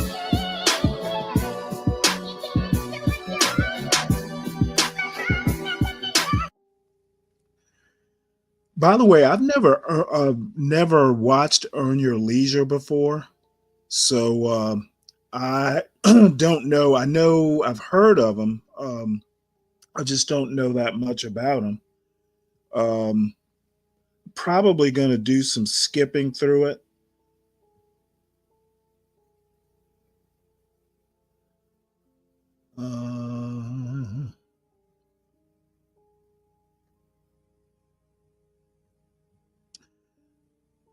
So I was like I said, I was hoping that Ryan would be here early, but I'll drop the link. He can always go back and watch the video. All right, guys, welcome back. EYL. So it might take you Today on Forbes, this tech entrepreneur.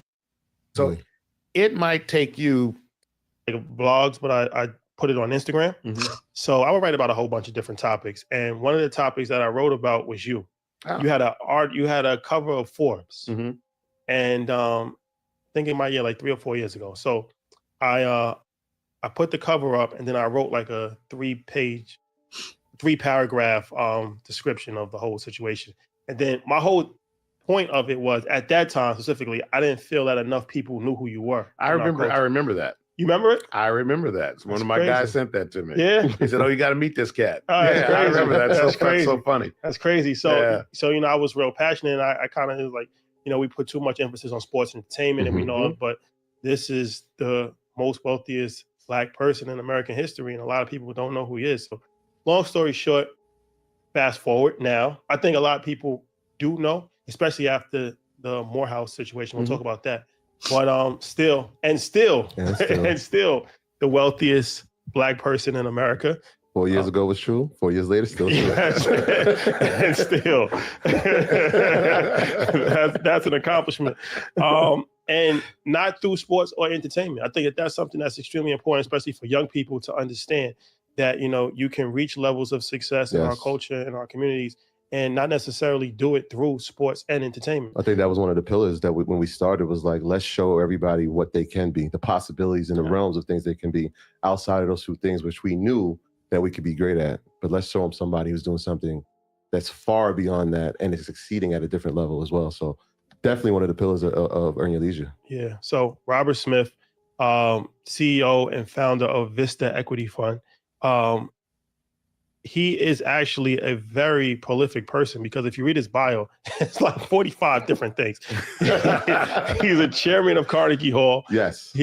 His charitable arms are just a million miles long. So I wanted the public to know that, because a lot of times people don't know different things that happen. As the media is today, you play a very important role and part in our community. It's not just the education of our community about our community, but helping us understand how to uplift each other. And, our community gets attacked from all sides for multiple reasons. But it has to come down to our community defending our community in that context. You guys play a very important role. Yeah. And as dynamic as the media is today, your role is even more important. So keep doing what you're doing and keep leaning in hard. Thank you. Thank you. So that was an amazing moment. Thank you for joining us. Yeah. Okay, we can get to it. So you grew up in Denver. Yeah. In a very diverse neighborhood. They call it the Harlem of the West. Is that what they? Yeah, the 5 Points. Yeah. Can you talk about that? Your upbringing? Yeah, sure. We as African Americans have had just a interesting journey, and in points in time, you can kind of frame where different things happened. to our community, and things that we did of our community. And the thing I always point to is our not only resilience, but the ability to create things new and influence and change. I mean, a lot of American culture is coming out of our experiences, and music, of course, is one of the principal drivers of that. I always say I grew up in a beloved community, and it sounds like you guys grew up in that as well, a place where in my case it was completely segregated community, but the needs of the children in that community were being satisfied by the adults in that community. Those needs of love and guidance and instruction, and everything from learning how to play the piano to learning about science, and in my case like rocketry and learning sports. I mean, that came from the members of our community. But you also saw the adults in that community defend the community and also try to make more progress. And the 5 Points area is the area, one of the first areas that was settled by African Americans in Colorado. As we moved across this country, and typically it was, at the end of emancipation period, my family, many of them went into Pueblo, Colorado, but they came from Oklahoma.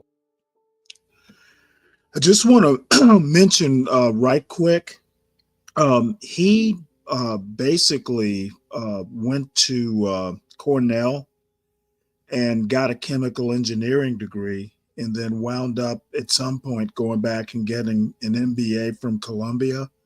So he, is a pretty smart guy, and I appreciate, because he's actually just a few years older than I am. I appreciate that, he's out there. I think he's been very quiet, but I'm actually really glad that, he's getting some accolades. And, I really wish more people knew about him. I wish that, some of the, like I said yesterday, I'd like to see some of the concentration on the morbidities and toxic, dysfunctional, parts of the Black community balanced out with concentrating on folks that are actually successful. There are far more dysfunctional people than successful people, but that's kind of the way the world is. But having folks out here with his credentials and with his success, moving them at least into a small spotlight, I think would be very beneficial. And channels like this should be doing some highlighting of success as well. Oklahoma or Tennessee, right? And you guys are all familiar with Greenwood, and part of our family tree comes out of there. Some of them actually owned the, one of the pool halls and one of the hardware stores. And as that happened in the early 1900s and that massacre, they moved into Pueblo, Colorado. And then from there, so I'm fourth generation from Colorado. And so my family are families of teachers and educators and nurses and doctors. Think about that, right? Providing, I'm the fourth generation of my family to go to college. Wow. Right? There's very few families in America where it's fourth generations that have gone to college.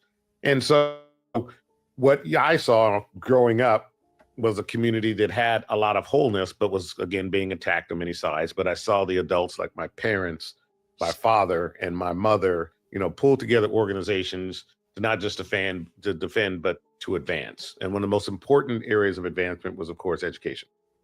Being educated, it was critically important to success and to creating, financial opportunity, and to frankly create, stability in the community. Both my parents were teachers, elementary school teachers. They both ultimately ended up getting doctorates in education, both ended up being principals. But I look also to the work they did civically in our family. Back then, it snowed a lot in Denver. It's a whole climate change dynamic. I don't think we're addressing in this. But we can do that another day. And so we as kids always got excited about snow days, right? Man, we'd stay home. Our parents didn't. Why? Because at that time, our kids had a chance to go to summer camps, resources. So our local YMCA, our kids had a chance to go to summer camps and to go into the mountains. And we raised money to build a gym so we could actually have a place, where our kids could actually, recreate in peace and also with facilities. But it was them taking that on. You guys are laughing. You don't even know what I'm talking about. I know. You guys are laughing. You don't even know what I'm talking about. I know. I feel like that happened in elementary school. Yeah, right. You put the slide on projector. Yeah. Well, yeah, but people would go to people's homes and bring food and potlucks and watch slide projectors of what they did that summer, and then of course play cards and drink whiskey and soda pop and all, and play music. And I mean, it was very vibrant. And I just remember that. And that wasn't like I said, episodic. That was kind of just the way we lived. So it was actually pretty cool. It sounds like, just having the foundation set, like you said, most of us don't come from, families that went to college. You had two educators in the home. You spoke about the impact your dad had. I remember hearing the stories about the impact that your mom writing the checks to the United Negro College Fund and what that profound impact had on you. I want to talk about that a little bit and Bus 13, like you kind of alluded to it, but the importance of that and how, having one bus in the community and the impact that had on you, and also the future of some of the people that were on that bus and how, they excelled as opposed. And when I look at the kids who were on that bus, engineer from Kraft and Goodyear to being built what you have acquired. But I want to start with your engineering career. So you was at Kraft and you were at Goodyear as an engineer. Yeah. And then you transitioned to Goldman Sachs. Mm-hmm. So can you talk about that? Like, how did you go from being an engineer from Kraft and Goodyear to being in the investment banking world for Goldman Sachs? Yeah. And I'm going to point to the importance of media. Okay. So I will get into later kind of what Vista is and how the engineering informs all that we do and has created the enterprise that it is that can grow at scale sustainably because of the engineering background, mindset, and design points. But the transition came from media. Okay. So at the time, I was an engineer working in a plant in upstate New York for Goodyear Tire and Rubber facility. And I had a collection of friends, and we would get together, we'd read. We weren't just sitting there watching football because, we had a book club. A bunch of African Americans, we had a book club back then, reading different things. And one of the guys brought to kind of the book club a Black Enterprise magazine. And as I've said before, reading is fundamental. It's funny what you can learn from books. Books aren't everything.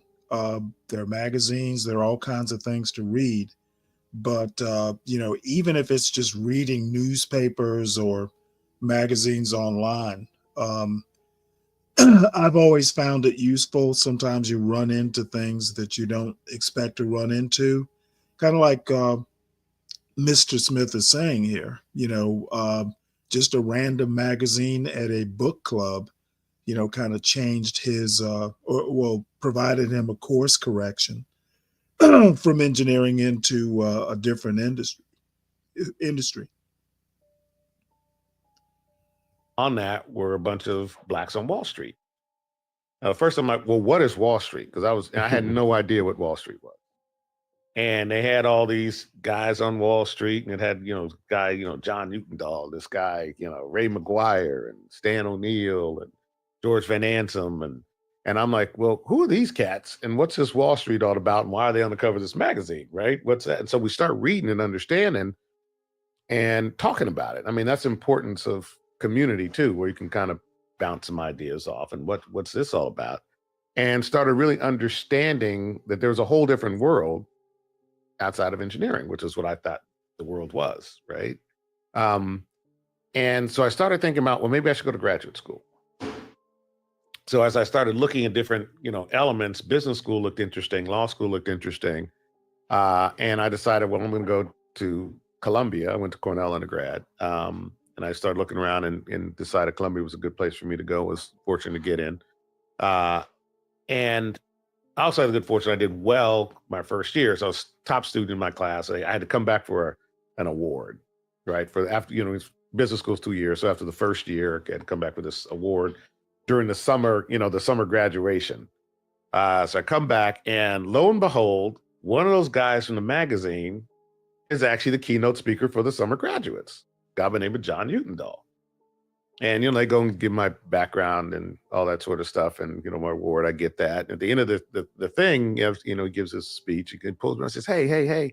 He said, you have an interesting background, engineer, all that. So he said, have you ever thought about a career in investment banking? I'm like, well, I said, there's a bunch of investment bankers in my class. I don't like any of them. And he says, well, he looks at me. He's like, well, why not? I said, well, they think they know everything and they're pretty arrogant. I said, I'm an engineer. We do know everything. It bothers us, right? And I thought I was a jokester then. But, and I said, in all honesty, I said, I don't really know what y'all do.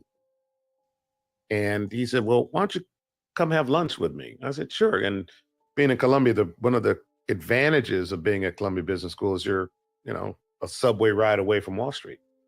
So I go down and sit with John, and I'm expecting, half hour, 45 minutes. This guy's not going to give me any time. And we just start talking, and he's asking me my experiences. I'm telling him all the stuff I was inventing and doing and all that sort of stuff. And I guess he thought I was entertaining. But at the end of it, he said, let me introduce you to some people. And he picks up the phone and he calls, Ray McGuire. He picks up and he calls, George Van Ansem. He picks up the phone. He calls, Stan O'Neill. He's like, hey, there's a guy in my office, really interesting background. You guys ought to interview him and talk to him about a career in investment banking. And so, as a scientist, what you do is you analyze data and try to come to some conclusion and then act upon it with some activity. So now I'm entering my fall of my second year of business school. And I'm trying to understand what this investment banking thing is all about. Sure, I'm taking classes of finance and marketing and doing well, obviously, it's statistics and accounting, but I didn't understand the industry and the business of it. And these brothers all brought me in and had conversations with me and introduced me throughout the organization. I ended up having over 100 interviews with people on Wall Street, Goldman Sachs, Morgan Stanley. I think the lesson to draw from that is, now he had a lot of opportunities that most of us don't have. But, at a minimum, the takeaway from this is, how important it is to network, kind of put yourself out there. That's kind of like a building block, in my opinion, of entrepreneurship is, being able to communicate well, being able to sell yourself, and, being good enough with people to network. So, that's the takeaway from this segment. And like I said, I'm going to be skipping around because it's kind of a long interview, and want to skip over the boring parts if I can. Than anywhere else. And Goldman at the time had really prided itself on this teamwork dynamic. And some of these other firms at the time, if you worked for a partner in M&A, that's the partner you worked for the next 4, 5, 6 years. And if you were favored, then you do great. And if you were not, it'd be tough sledding, right? And you look in those departments, there are very few people who look like y'all and me. And so, will I get that experience? And while Goldman was not perfect, like no place is, you would work for multiple partners. So you work on a deal with this partner and a deal on this partner at the same time. So 6, 7 deals, you'd have 6, 7 different partners or vice presidents that you worked for. And so there you had a chance, what I call build your fact pattern of experiences through the lens of different practitioners. And I thought that would actually enhance my ability to be expert at that craft. So that's why I went to Goldman Sachs in M&A. I want to talk about that because at that time, I mean, you have the background chemical engineering, you've been creating, you've been inventing. What is that like now? Because at the time, if I read it correctly, you're the guy that's focusing solely on technology because you can see it. This is going to be the thing that changes the future. So you're seeing Apple and you're seeing Microsoft and you're seeing eBay and Yahoo, all these things before they started.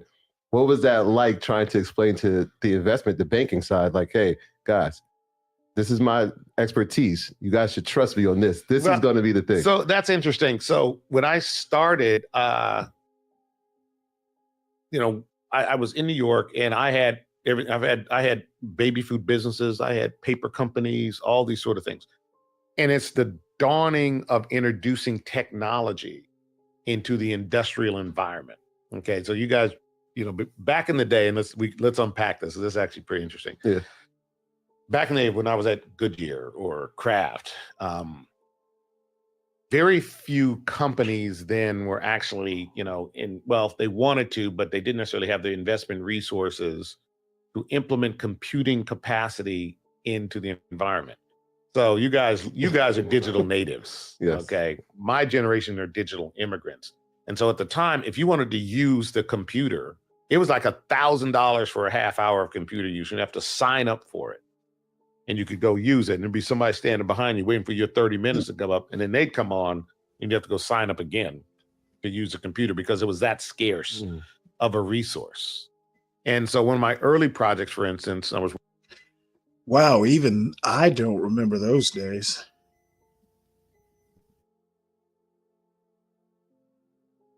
working and running a plant in Niagara Falls, New York. And I was responsible for implementing some computer systems and computer control systems.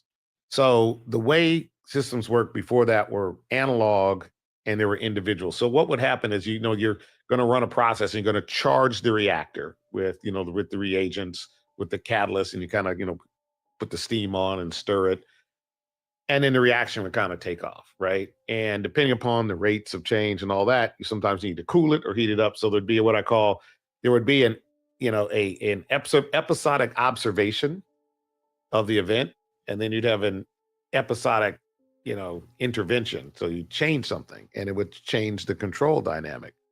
And like I say, if the controller operator wasn't at lunch or, talking about football or whatever it is, every dynamic was different because it wasn't consistent, because you had that human engagement as the actual control system. Well, if you put a computer system in, it's measuring those observations thousands of times a second. Mm-hmm. And you could also then put in systems of control where you could have interventions thousands of times a second. So you went from control dynamics that look like this to control dynamics that look like this. And for you mathematicians, everything under the curve is waste, right? So now you look at that and in first implementation I did of the plant, increased the productivity of that plant by 26%. Okay, that's a whole shift a day by putting a control system. So now you understand the power and the productivity that software actually brings to a plant came out of the system by consolidating.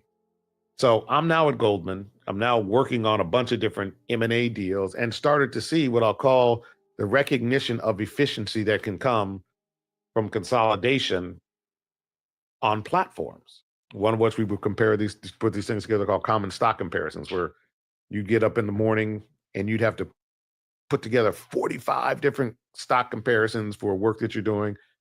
And you're sitting across the aisle working on, or, down the hall, working on something similar. And you're doing the exact same work he's doing. You just don't know that you're doing it.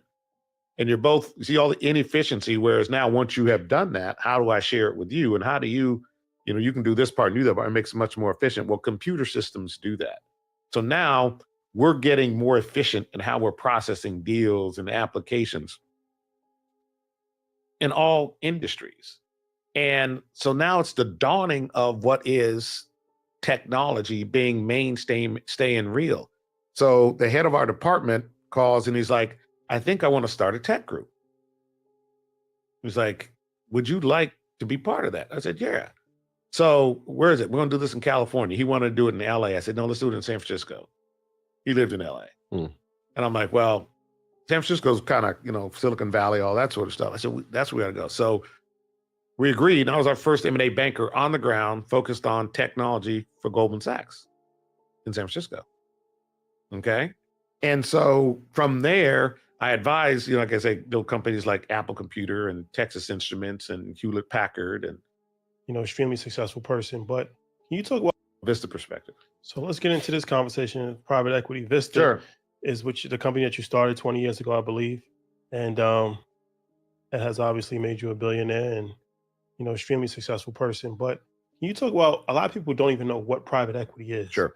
They might have, I think people are familiar with venture capital at this point because that's really trendy. But can you talk about what private equity is and the difference between that and venture capital? Yeah, it's a great question because it's important our community understand the role of capital in growth. And there's different providers of capital along different stages of a company. Okay. One of the best ways to think about it is if you all have an idea, which you have, we're going to create a platform to educate our people. You're going to start off first with the idea of labor, YouTube, right? And we've got ideas. We're going to write them down. We're going to put a process together to now communicate those ideas. Great. And so you start off in social media because it's free. And I say, well, how do I now push this out more broadly speaking beyond trying to get followers? And you may say, maybe I should buy some advertising. Where am I going to get this money? Okay. The vast majority of investment capital, even today, is still out of the debt markets. So unfortunately, 70% of our communities don't actually have a branch bank.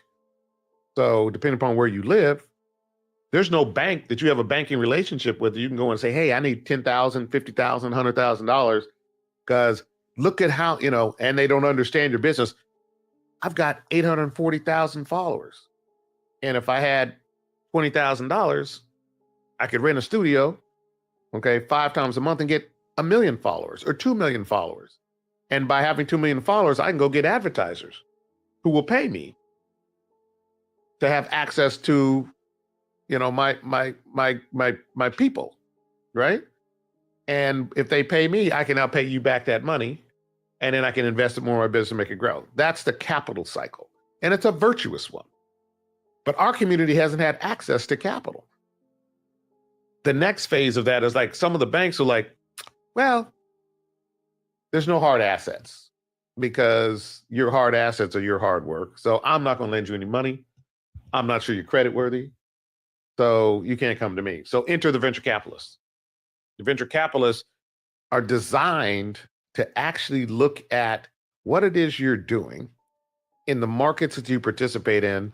And if you have more capital, and in some cases, know-how and resources that they can hopefully bring to you, because they've done this once or twice or 100 times in that industry, they can show you, yeah, take that $10,000, okay?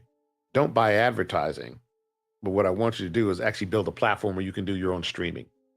It's more, actually can enable you to do it. Now, not all private equity people bring that. It's up the house.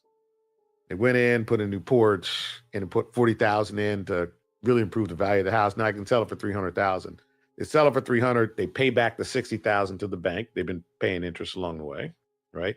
And that difference, they put in 40, the difference is what is profit. And that's what private equity firms do, okay?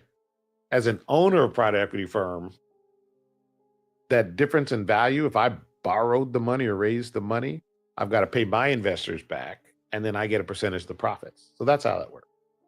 So it's a different form of capital. So you just buying companies as opposed to where in venture capital, they're investing in companies, but the owner still runs it. You're actually taking control and ownership of the company. Yes, but like 90% of the founders that we buy our companies from are still involved in the business with us or in our ecosystem. Okay. And so you're taking control, but you're also investing in the infrastructure. And I like to use words, you're accelerating the corporate maturity of that business. So it might take you 10 years to figure out what we've done 45 times already, right? And now I bring that intellectual property into the company and say, here's how we're going to design this a little differently.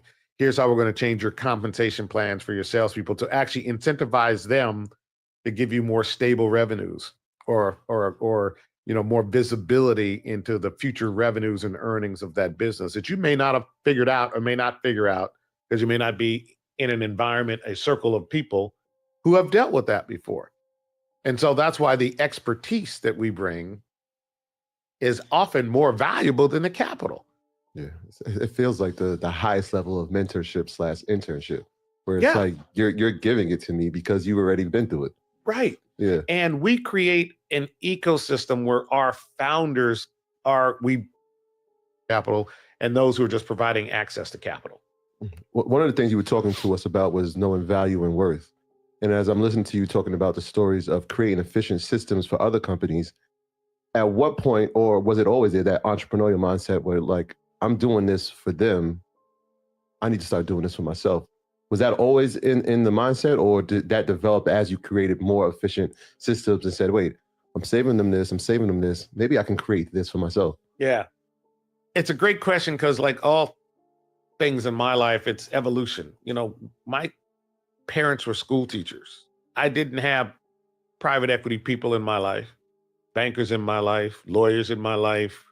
So you're learning along the way, and you hope that you can glean and learn and understand insights that can be helpful to you going forward. One of the key insights we talked about this a little earlier that I got as an engineer.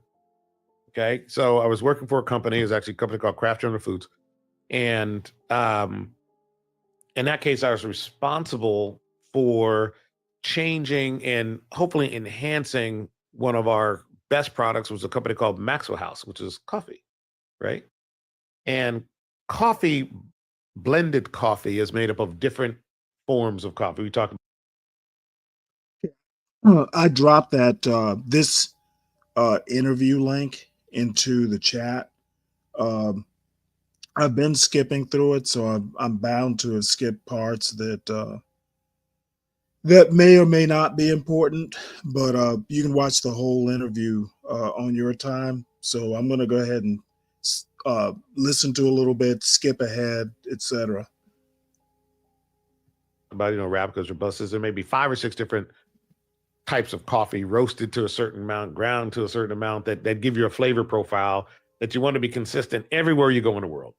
So no matter where you went, it tastes the same. Okay. This is back in the day when Maxwell House was the largest coffee distributor on the planet. Okay.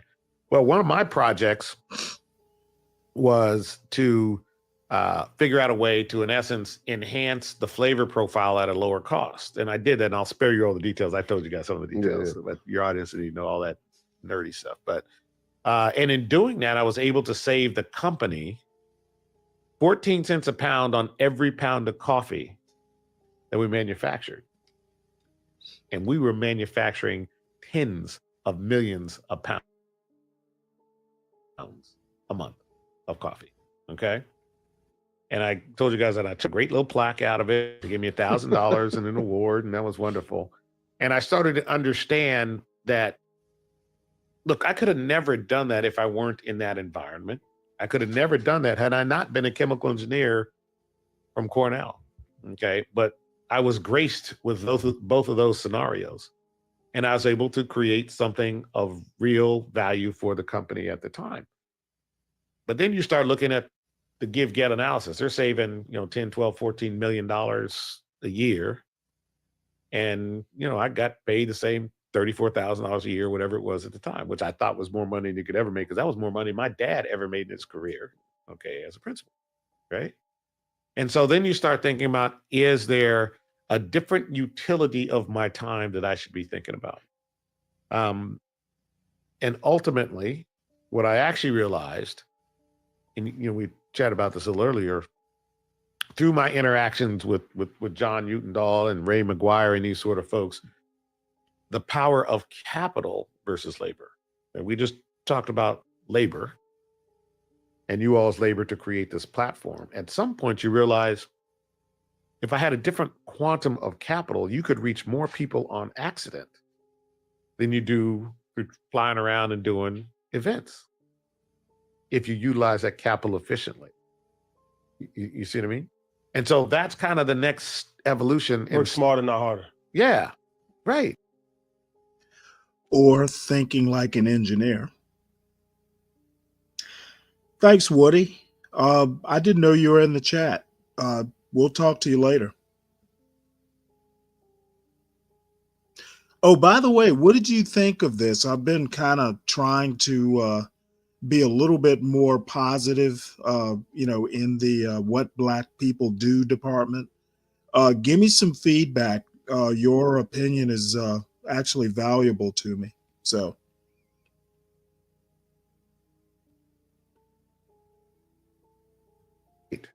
Okay. And I'm going to skip. In some cases, you learn it. Let me ask you this, as far as I want to make sure I get this number correct. Well, first, your guys' portfolio consists of $94 billion in assets. Yeah, a little more than that, but yeah, that's close enough. Who's counting? Yeah, me.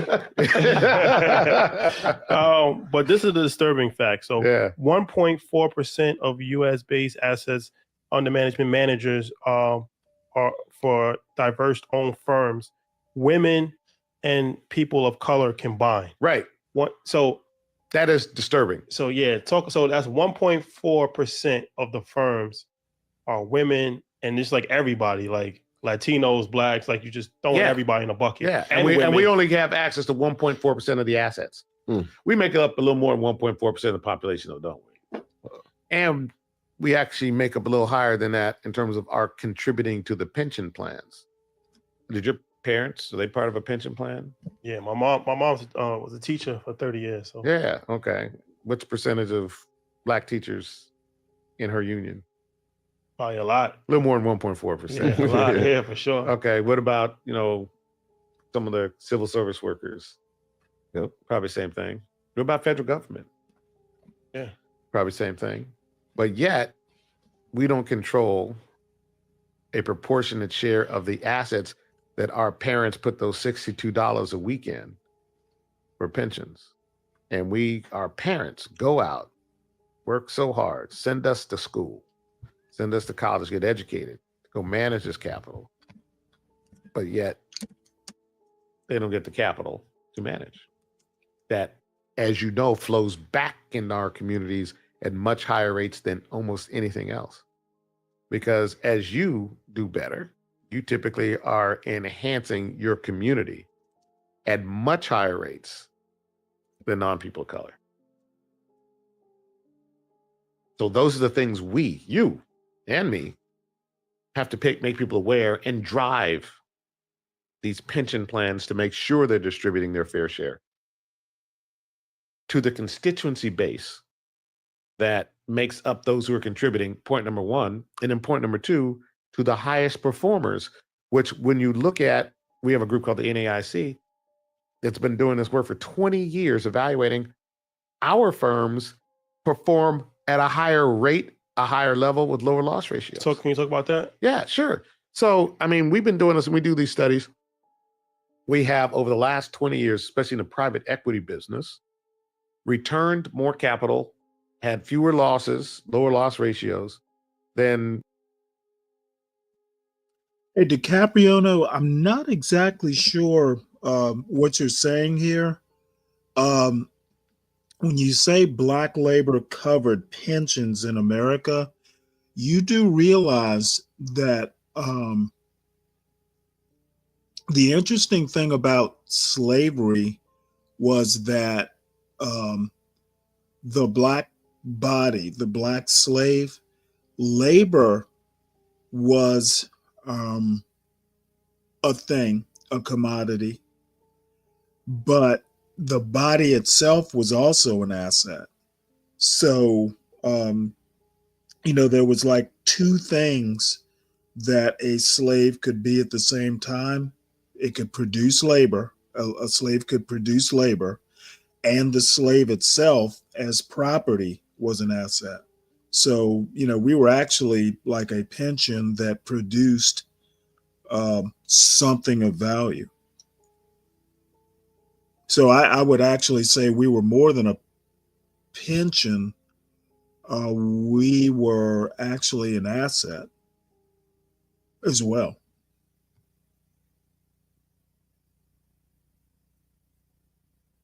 No, a pension is something you pay into.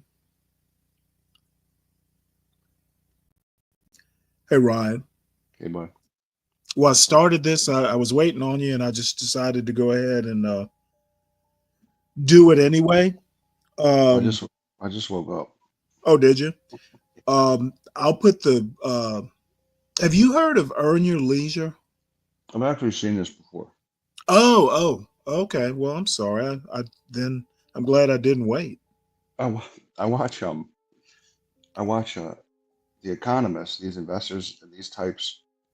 I've seen like Charlie Munger, Warren Buffett, all the different people. So, but he just explains capitalization and those types of things. So, but I like the venture capitalists. People really say that they're terrible. Like, oh, they just take over the company. But the thing is like if it's a company with stock, you get some of the stock and your stock value goes up far beyond what it would. So like your personal net worth goes up way, way, way more than without your venture capitalists, So Right. it's essentially the same as like if you got Apple starts, you got Steve Jobs, and you can think about it like this: like Steve Jobs didn't own Apple; he owned some shares in Apple, Right. that shot through the roof as his Well, didn't business he grew. own it at one time? Yeah, but way back, right? And then, but once you start selling shares, like Tesla, Elon Yeah, owns. it becomes public. Yeah, and so he might run it. The board can out him, and it's really all about making his little piece of the company go up because it's the shares.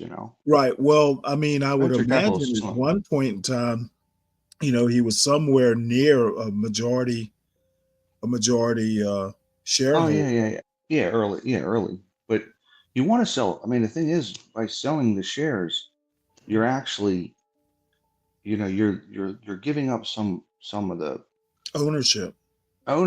But as people buy those shares, you're capitalizing the company. You're bringing all Right. this investment money into the company. Venture capital company does the same.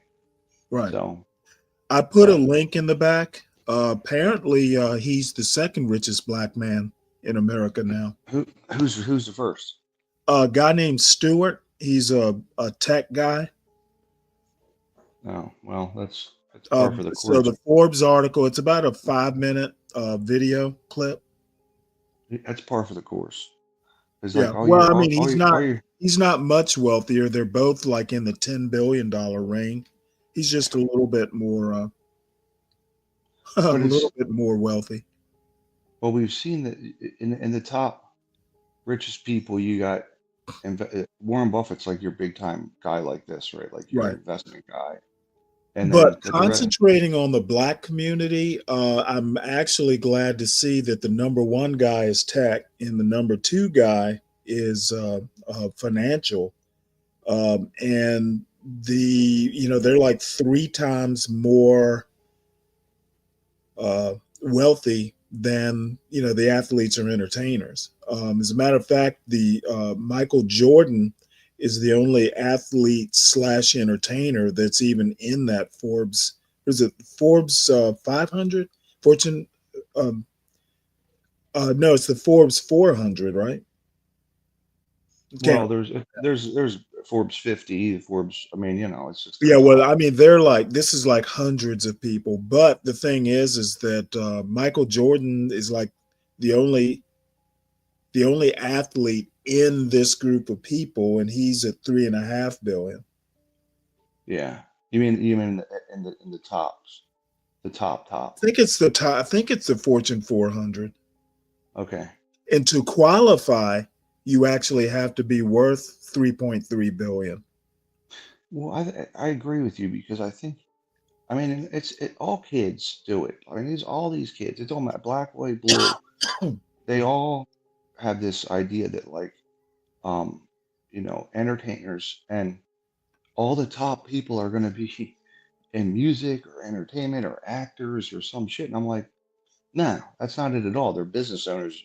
They're all business owners. Number one. Well, yeah, All that's the how Jordan got rich, basically yeah owning stuff. He yeah. didn't do it with advertisements or, his NBA salary. Well, I know, but a lot of young people think it's that because they see, oh, he makes X number, he got this contract. The big money is in Oh, ownership. wow. So Lupin, you work for Robert Smith's company?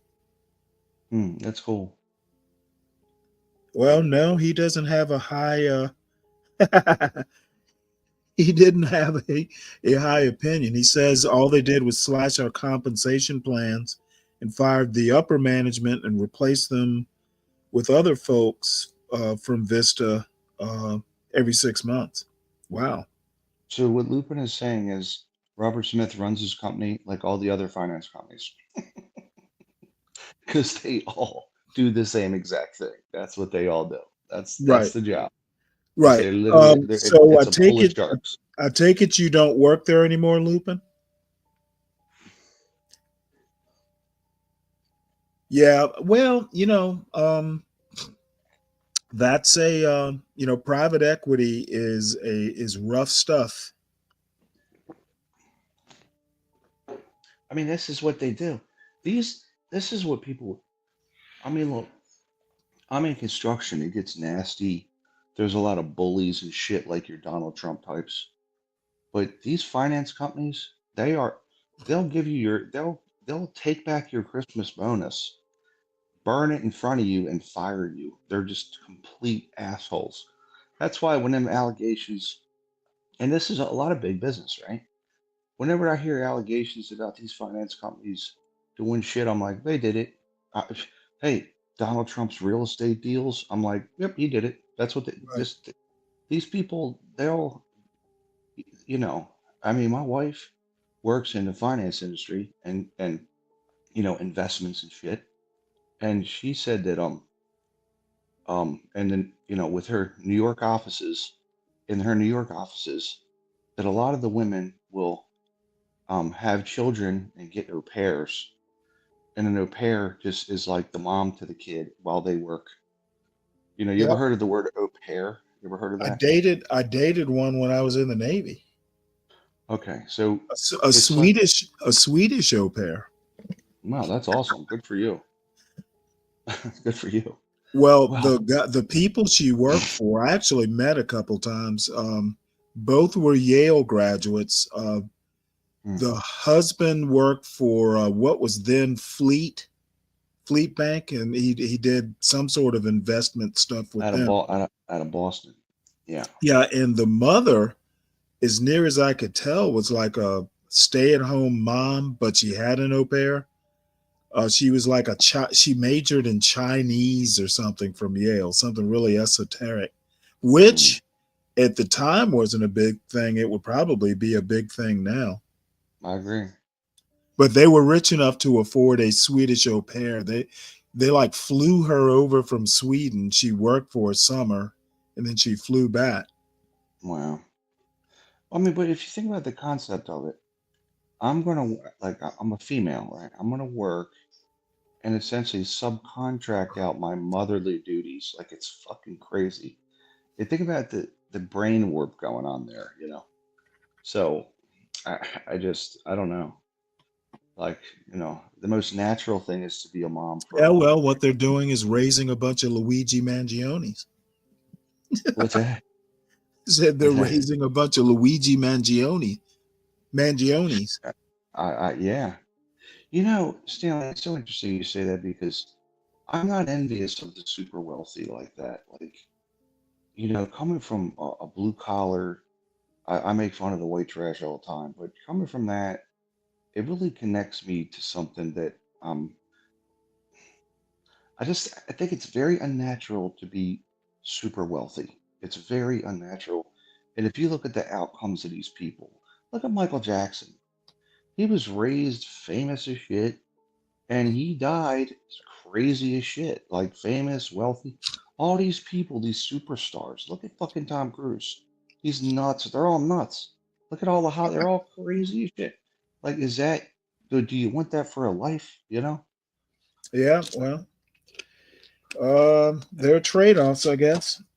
They're germaphobes. They're yeah, I just think they're and the longer you have the money and the super But you wealth. do realize that statement you make about, it's unnatural to be that rich.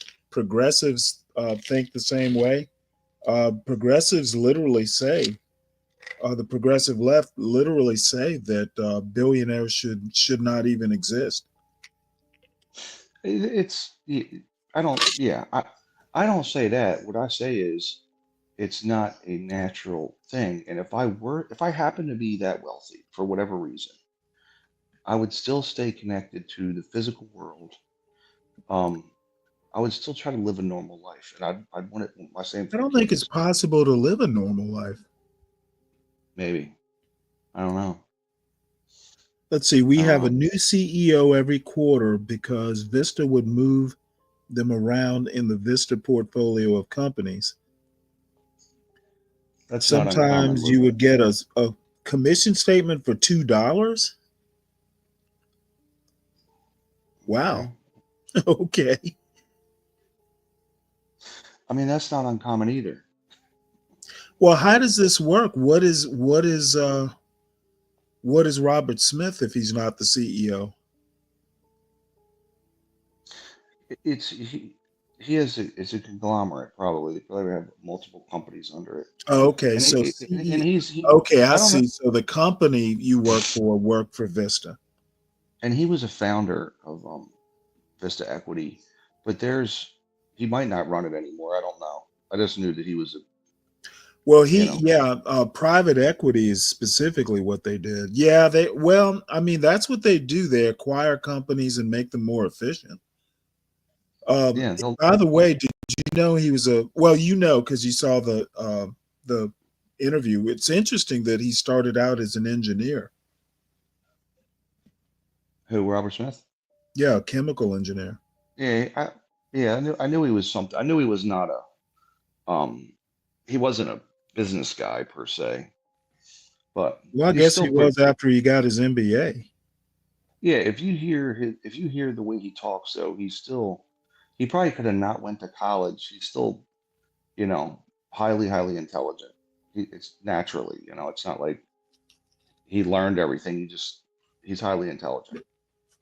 So the smartest guy I ever met was not a college graduate. And I mean that. So yeah, that happens sometimes. Yeah, guy was a fucking guy could look at somebody brought this pump to him. And when I say a pump, I'm talking a rig, like a tractor trailer size pump. And they said, "Can you fix this for me?" This guy was very mechanically inclined, and he says, "I don't work on hydraulics."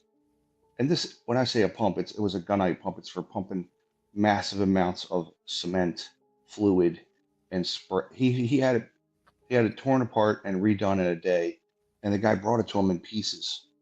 Right. And I said, "How did you do this?" The next day, or it might have been 2 days later. I said, he says, "I just see it in my mind." So I see the fluid running through the machine. Mm-hmm. He doesn't have a set of drawings, a schematic, nothing. He just he'd have made a great chemical engineer. Yeah, he was, but he had no education. He probably couldn't even fucking read.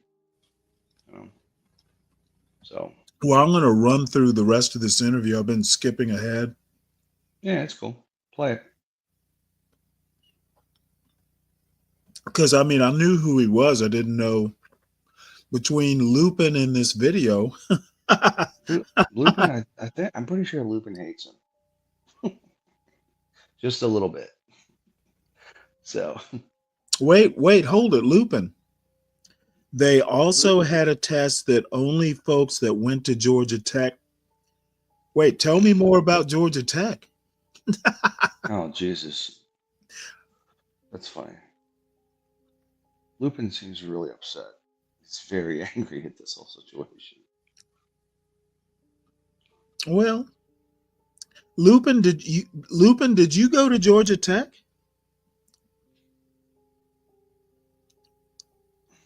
He says he is a good guy. So obviously he likes Robert Smith. He just doesn't like the company. I mean, the nature of a company is to cut off the fat. You know, like General Electric was run by a guy called Jack Welch. I see. Their policy, Stanley. When you get hired, they say we will be firing 10% of our workforce every year. And over time, our company evolves into be better and better. Oh, really? You went to Morehouse. Interesting. Well, you may know my son is at Georgia Tech. Stanley, everybody knows that. Oh, yeah, because I've been talking about it. Yeah. It's just the nature But of he's companies. usually on overnight, so he may not know. Oh. But I'm sure that Robert Smith didn't intend to harm you, Lupin. It's just the nature of business. It's what they do. So, which, by the way, is why business is more efficient. And I mean, that's why we push our economy forward, is the innovation in business. These things, you know. Oh, he sells software. Lupin does. Oh, nice. Yeah. Could be a lot of money in that. It's probably, you can make a shitload of money or you can make $2 commission checks. One of the two. That's usually how it works. So. All right. Well, we'll finish up with Mr. Smith. Majority white firms, but yet we get less than 1.4% of the allocation of capital. And we've got the studies, and we go take these studies, and we, you know, NAC goes and shows these consultants over, and they kind of like, yeah, it's going to take some time. Well, that's a problem. Okay, those are the things that destabilize communities. If they feel there is injustice in the way people are treated, and it's not a meritocracy.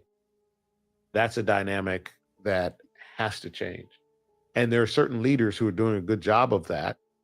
You know, somebody criticized, honestly, New York does a pretty good job of it. New York State, New York City, just to call out, and we're sitting here now, right? In understanding that.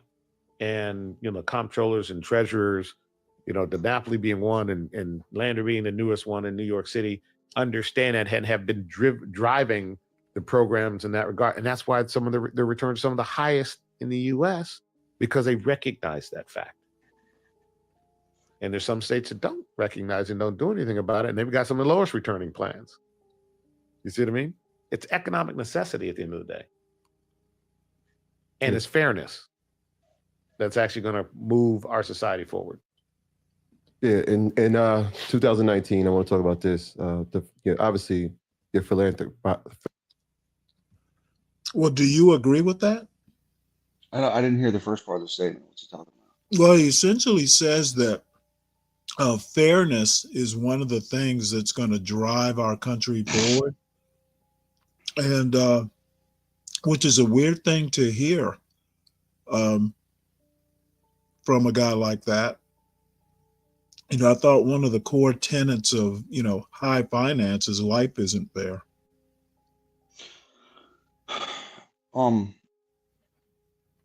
It's not really. I mean, it's not. I mean, I think that there's a lot of. Well, I know life isn't fair, but when he says fairness is one of the things that is going to drive us forward, that seems to be somewhat of a divergence from reality. I mean, I think what he's saying is people need opportunity. Okay, You know, well, like, you know, and opportunity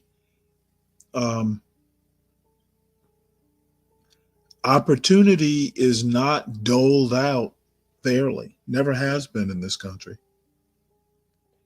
well, it's not doled out. Sure you it is. know, I don't. Well, I I mean, can was tell it? you exactly how. Up until now, legacy admissions at some of these elite universities doled out, and basically transfers of wealth. Trump is the perfect example, doled out. And, it's neither right nor wrong, but, he had a good start in life. And I think if you are growing up in the hood or in the wilds of Appalachia, you're not going to have equal opportunity. It's almost impossible to get it. Well, I think education, if we give all the kids education, and access to Well, a as we life. know, educations are not equal. Some schools, depending on, because they're locally funded, you got inner city schools that are not equal to suburban schools. So Yeah. again, equal opportunity is luck of the draw, almost not fair. By the way, that's a misnomer, Stanley. I need to tell you that that's not true. What's not? No. What's a misnomer? Well, example, in my state, Baltimore City gets more money per student than any other school system. Okay, I'm because talking public schools. it is public. That's a public No, I mean school. like K through 12. That is K through 12. Baltimore City gets all the Okay, money. I thought you were talking University of Baltimore. My No, bad. no. Hey, that was my alma mater, by the way. You went to University of Baltimore? Absolutely. I did. I went to the University of Baltimore, John. You John, weren't what are you gonna- exactly Harvard material. John, you know what, you fucker. Is that Why like you a gotta- college or something? It's okay, I'll tell you this. They got a law school there that's pretty good. Yeah, I do know it. I went to the business school. That was pretty good. Okay. And then they got just liberal arts bullshit. But the business school's okay. And I had to go to night school because I didn't have any equity-based shit to help me at all. Well, understood. But the point I was making is that opportunity is not, when Robert Smith brings up, fairness is something that's going to drive us forward. It's weird that he would talk about fairness when it actually doesn't exist. Oh, you talking about I Robert think- Smith, the Morehouse guy? The guy to get the money in the Morehouse? Yes. Well, yeah, he's Stanley's covering some non-music, non-athlete, great black folks. No, who's covering it? Isn't that the concept, Stanley? Your recent concept? Mm-hmm. Yep, and I actually found an old firing line interview with Thomas Sowell. Did you There's ever several of them. did you ever hear everything that came out about Robert Smith and the paying for the tuition? No. We paid for a whole class. I mean, I don't really care one way or the Yeah, no, other. you It just- wasn't you my know, I think- tuition that was paid. Yeah, it just highlighted, like there were other, repercussions. Like some of the parents, were like, damn, I scuffled and helped pay for my child's tuition so that they didn't have to get loans. And so they kind of, they did the right thing by the child, but they didn't necessarily benefit like someone else that may have just gotten their children loans. Anyway, just interesting side. Well, I don't know what to say. I guess he thought he was doing the right thing. Yeah, I think he was admirable what he did. So what you're saying is the parents were mad because they saved money, and so he basically paid off all their loans. Whereas Yeah, the I think the that was parents that- stuff too. You know what I'm saying? Well, John, so the parents that did without and didn't take out many loans, they benefited less. And I think Well, it was. you know what? The thing is their kids benefit from it. I think the parents that took out plus loans as well, right? Like a parent plus loan would not be like the student's plus loan. And so Okay, in that well, case, let me tell you my theory on loans. I'm not And- I'm not criticizing. Don't take it the wrong Oh, way. no. I know you're not. What I'm saying is I don't feel sorry for those parents. The thing is that I knew at some point that, it rather than taking out loans, how about if it's possible, it's not always possible, but I actually halfway am on board with not everyone should go to college. Okay. Yeah. You are not helping yourself or your child by taking on a ton of debt just to get a college degree. Mm. I mean, just imagine, I'm just talking out loud. A parent really want to send their child to college and they refi their home, right? Get a, additional second mortgage, something like that on their home. And, I think it's risky. It's a good gamble, though, if you got the right child. You know what I'm saying? It's probably a good gamble, right? It's tax. Well, you make a good point, though. You make a good point because some of these kids, see, this is why I get irritated with the government loans, because as a parent, if I got to look at my kids and go, okay, this one, I'll invest in him. He's smart. And then you look over at the other one and you're like, I wouldn't trust that son of a bitch to take an order at 7-Eleven and get it right. You know what I mean? He's a fucking dipshit. But the government can't discriminate in that way by looking at the kid. Discern, discriminate, whatever. They can't go, okay, this is a good investment. And whereas this other kid, like I say it all the time. I should have been on the end of a shovel at 19, not going to school, right? And failing out of school, by the way, within like a month, I was gone, right? So I should have been on the end of a shovel operating that because that's how smart I was. I didn't take it seriously, So, man, that's why I get Ryan. I'm sorry to interrupt you. Go ahead, Ryan. I was going to say that's why I get irritated with the government back to everything. I think these colleges got to take on some of that collective risk and go. Why would a college do that? Yeah, they're not going to do that. Man, Ryan, you brought up a construction story. I was 2 blocks from here, going down the street. I saw these people working on a property, on a house, and there was a guy on a forklift. Not forklift. What's this shit that move the dirt? Is that a backhoe? Earth mover? There's 20 different things it could be. Yeah, a backhoe, like a backhoe. Bulldozer? Now, it wasn't a bulldozer. It was the motherfucker with that big, like a bucket. Like a bucket, yeah, where you pick up shit. Oh, okay. Yeah, backhoe.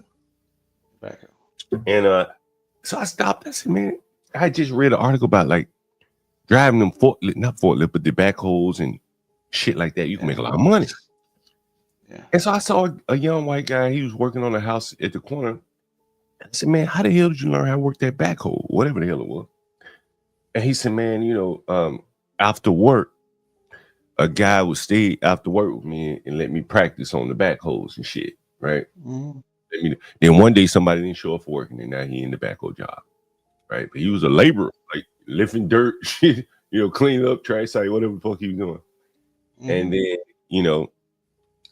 he showed his interest by after work practicing and shit. And then one day his opportunity came, he was there to take advantage of it. And I think that, that's a very good job, man. A lot of jobs like that.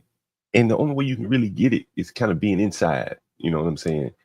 And I think a lot of young people headed off to college as opposed to just grabbing their bricks in their hand, like Ryan said. They really miss out on some good opportunities there. Well, that's what I did is I failed out of college and then went and did construction. And I started off as a laborer and just carrying blocks like a dummy because I was a dummy. And, I thought I knew everything. And it kind of broke me of that idea.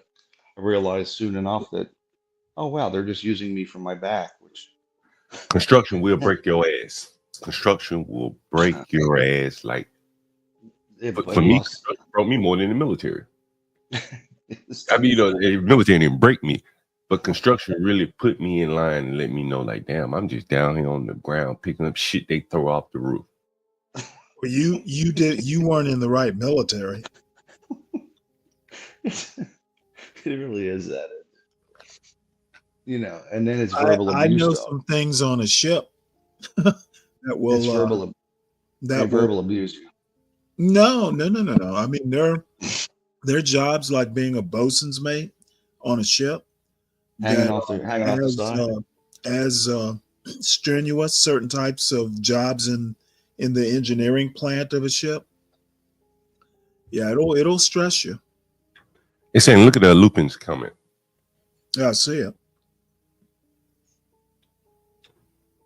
I think that I've talked about this. When I first moved to DC, man, I was looking for like a contractor, and I found this older black guy to do like a lot of my boiler work. And I said, man, how the hell you learn this shit? He said, the government taught me. And I think that, in shit like that, where no one's gonna let you go out and practice, and no one's really gonna assign you a trainer in the corporate world, where it's profits and losses.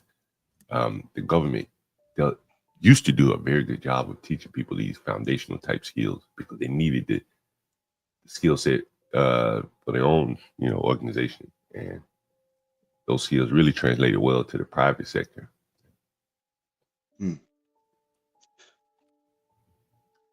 I'd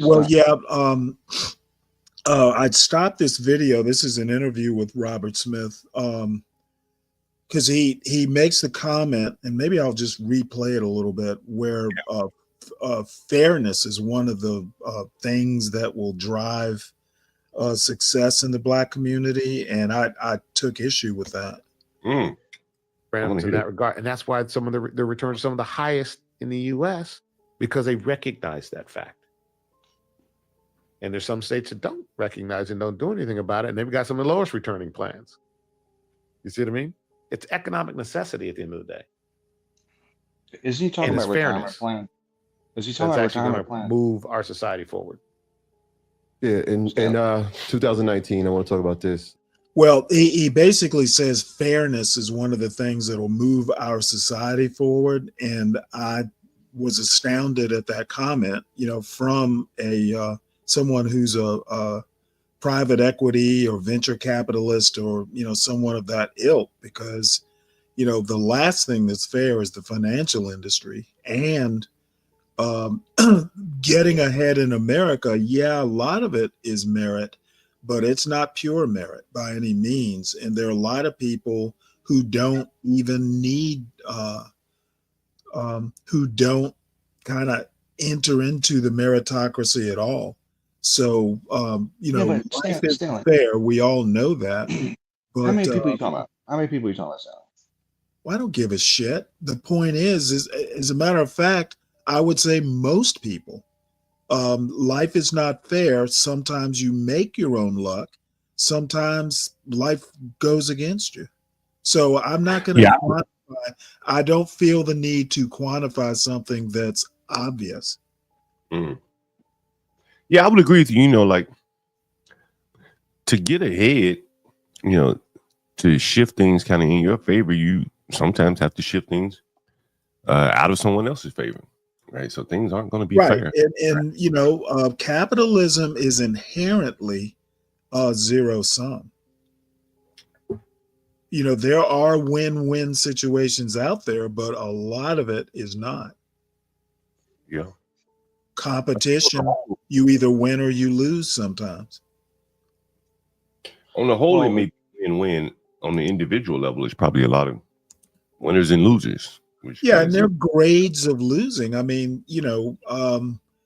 not every loss is a total loss. I realize that. It's not as stark as 1 or 0, but I find fairness is something to depend on to drive our society forward. I think that's a little pie in the sky. I would have rathered he say something like hard work, will increase your chances for a fair shot. And I know you want to play videos, so I'll end with this. No, I'm in no hurry. I've read a lot about him when he started doing this, and when he initially announced it. And if my memory serves me correct, it wasn't as thought out as it probably should have been.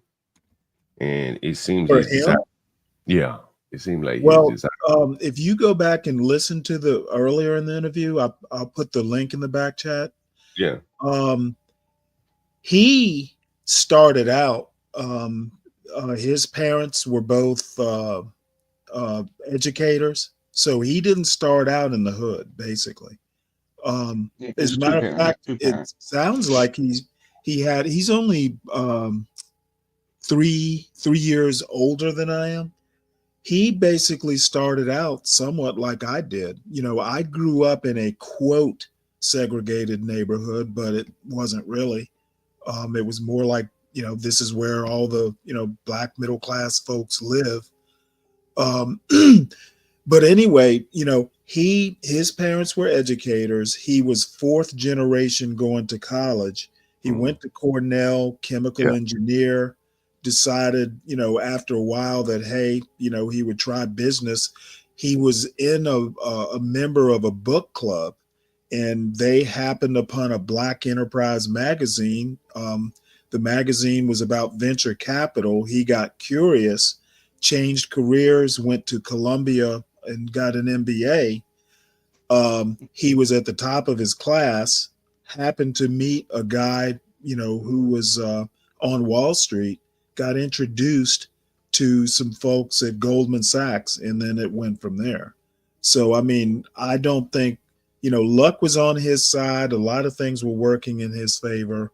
He didn't start, you know, yeah, he built his own business from scratch, but he had a damn solid foundation. You know, and you know, a little bit of his background, you know, and this is not a criticism of him, because any man in business is probably going to run into some kind of difficulties at some point. But I think he ran into some issues like right around the time he announced this, like some real big tax issues with a partner or something like that. Mm-hmm. And I want to say there was some concerns about, you know, the money and, you know, how it would be paid and stuff like that. But, you know, I think the bigger thing when you hear him talk about this fairness and stuff, but I think there is a political bent to how, you know, his motivation. And, you know, I'm not criticizing him, so don't take it the wrong way. But, you know, it's a political bent. You know, this man, you know, he solves problems for a living. And I don't think he wanted to take on a bigger problem of, you know, what the issue is, why these kids are in so much debt. He wanted to solve a more immediate problem of just paying off of their debts. And more or less that, you know, kind of, you know, furthers the moral hazard. Maybe that's not the term. For Morehouse to continue charging the exorbitant rates. No, I think moral hazard is a great term for it. Yeah, and you know, and no good deed goes unpunished. You know, he didn't do anything about the overall cost structure of Morehouse, which is probably wildly inexpensive relative to the degrees that you can get out of there to enter the marketplace. He didn't do anything about that, and I'm not criticizing, but in some ways he kind of further exacerbated the problem by paying for someone else's bad decisions. I do not disagree with that statement. Yeah. You know, and again, I'm not criticizing. I think, you know, it's a good thing. You know, it's hell, I couldn't do it and probably wouldn't do it. So I give him credit for that. But yeah, I think that was the one thing I took issue with him. You know, if he had gone to Georgia Tech and done it, you know, he probably would have got a hell of a bang for his buck. But I think most of the Morehouse students probably are going to have to continue on to college to get master's degrees to even be viable in the marketplace. Unless they get into business. Basically, it's roughly $50,000 a year. It's $31,000 tuition, but then it's like $10,000 for housing. There's $3,000 fees, $3,500 food, books around $2,000 a year. So they're actually, it's going to probably be closer to they're estimating roughly $52,000 a year. Let me ask you, how was you have a son at Georgetown? What are the rates at Morehouse compared to like Georgetown? Georgia is about Georgia Tech and Georgia probably around Georgetown. It's probably like 80 grand. Georgia and Georgia Tech are going to be right around. I think it's going to wind up being about $25,000 a year. Is that it? Yeah, but it's a state school. Is Georgia Tech a state school? I thought this shit was private. Nope. Okay, wow, damn. It's like Berkeley. Berkeley's a public school. Here's the deal, though, John. Georgia has a Hope Scholarship. Yeah, I remember from the lottery. It will pay for your tuition. So, you still have to pay for housing and stuff like that. However, they will find a way if they want you. And, there are grants and stuff like that. So essentially, first year is paid for. I don't mean to go off subject, but you mentioned the Hope Scholarship. Ryan may not be familiar with that, but I grew up in Alabama, which is bordering Georgia, and the Hope Scholarship was a big thing at the time in Alabama. Yeah, right. What is it? Well, years ago in Georgia, they fought in the late 70s for years. They wanted to legalize the lottery. And for every year, it was a big deal and it would lose. Well, they came up with the sell was, hey, we're going to take a portion of the lottery money the state makes. Right. And for all the students coming out of high school who have a 3.0 or above, we will pay for your tuition. And Ryan, can you imagine now? Well, Samuel, you probably can as well. So from Alabama, I'm sitting in Alabama, right? Or you just imagine sitting in Alabama, and we're looking at that like, Alabama does not have lottery, right? And one of the reasons why, people speculate that Alabama does not have lottery because of the lobbying from Georgia and Mississippi. You ever thought about that, Sammy? Yeah. Well, as far as I know, it's only in-state students that are eligible. Right. So here's what it says. It's probably 2 points I want to make about that. You grew up. Alabama wants the revenue, so they say, "Hey, we'll give you lottery." They want lottery because Alabama wants to make the money instead of letting Georgia and Mississippi get it because they have legalized. Yeah, yeah, right. Alabama never did it. Alabama never did it. And so, Stanley, you live on the border of Alabama, basically. So you probably see a lot of Alabama tags at the gas station. Actually, not in this town, but I'm sure they're there. They probably go to Douglasville or closer to Well, no, I'm closer to the border than Douglasville. Yeah, but I don't know. Maybe they go into Douglasville. Maybe they probably stop somewhere where in your county. Oh yeah, I'm about 20. I think I'm 20 miles or so. Yeah, and I know a lot of people, man. They go to right there where you are and buy. But one other point I want to make about the Hope Scholarship, it will pay for VOTAC. And if you want to go to somewhere like West Georgia College, which is right up the road in Carrollton, same county as I'm in, believe this or not, I don't even know that my son would have had to have taken an SAT to get in.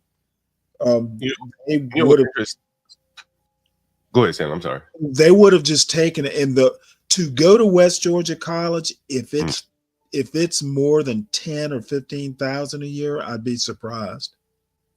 And that's with everything, room and board and everything. I remember reading about the Hope Scholarship because I read it extensively, back at the time. Because there used to be a lot of people in Alabama that won the lottery, and Georgia's Hope was kind of like the guidepost, like, hey, this is what you should go by. But one of the things I remember, the criticism about the Hope Scholarship was that it really took money from the poor, the people who played the lottery, and gave it to the more affluent students, like your son, as an example. But I mean, they didn't give it; he earned it. No, I'm not saying he earned it. It's a redistribution, though. Right? It's because but it's voluntary redistribution. I understand, but I imagine, and I'm not criticizing. I'm just. Oh no, I don't think you are. I'm just saying, Let me ask you this: Do you play the lottery, by the way? No. Let me tell you a story. Virginia has the lottery. Yeah. Gambling is just not my thing. It's just never been my vice. My wife would go and like spend, $40 or whatever for lottery tickets and bring them home. It was our thing. She'd bring home lottery tickets and we'd tee and sit around scratching. It was her thing, and I just kind of indulged her. But personally, there was one place in where was it? Some little town in Virginia would give. Virginia Beach. There was a gas station in Virginia Beach that would give you a free lottery ticket on your birthday. Wow. So when I was in the Navy, I'd go out to Virginia Beach, and on my birthday, I'd get a lottery ticket. It's the only time I ever played. But yeah. I remember reading since maybe you probably agree that Hope Scholarship. The biggest criticism of it was that it took money from poor people gambling, primarily because they Except that if those poor people's kids get a 3.0, they get a return. Yeah, I think they just legalize prostitution while they're at it. By the way, Lupin in the chat, he went to Morehouse. You know, I was going to comment on Lupin's comment. He said there are many second and third generation Morehouse kids who have very rich parents. I don't think that's true. I don't think there's very many. There's some, clearly. But I think if you're very elite today, like Bob's not going to send his child to Morehouse. He's going to discourage his son to no one. Stanley's not going to say. My buddy Philippe. I asked him. Yeah. I asked my son if he wanted to. He basically had his heart set on Georgia. Bob's not. But I know where Bob's from. He's like, I'm from Potomac. I'm like, oh my God. And see, I think 20 years ago when Bob was in school 20 years ago, Morehouse had enough prestige to appeal to Bob. Did his father go to Morehouse? It very well could have. You know what I'm saying? Very well could have. But I think today Morehouse has lost his ability to recruit the rich students.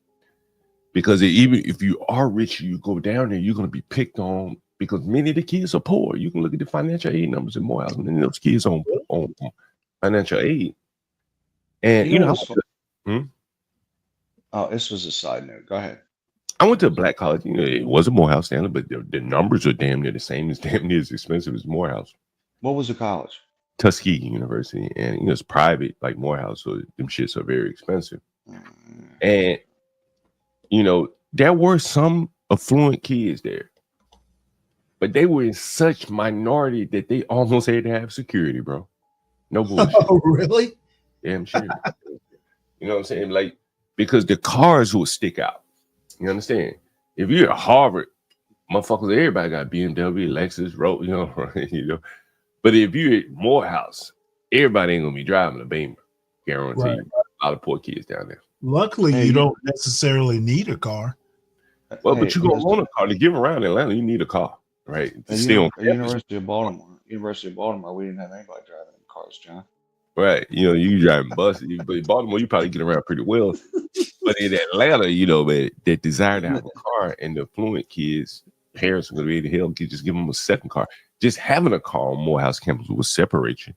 And then having a real nice car really isolates you into the extreme fringes of the campus.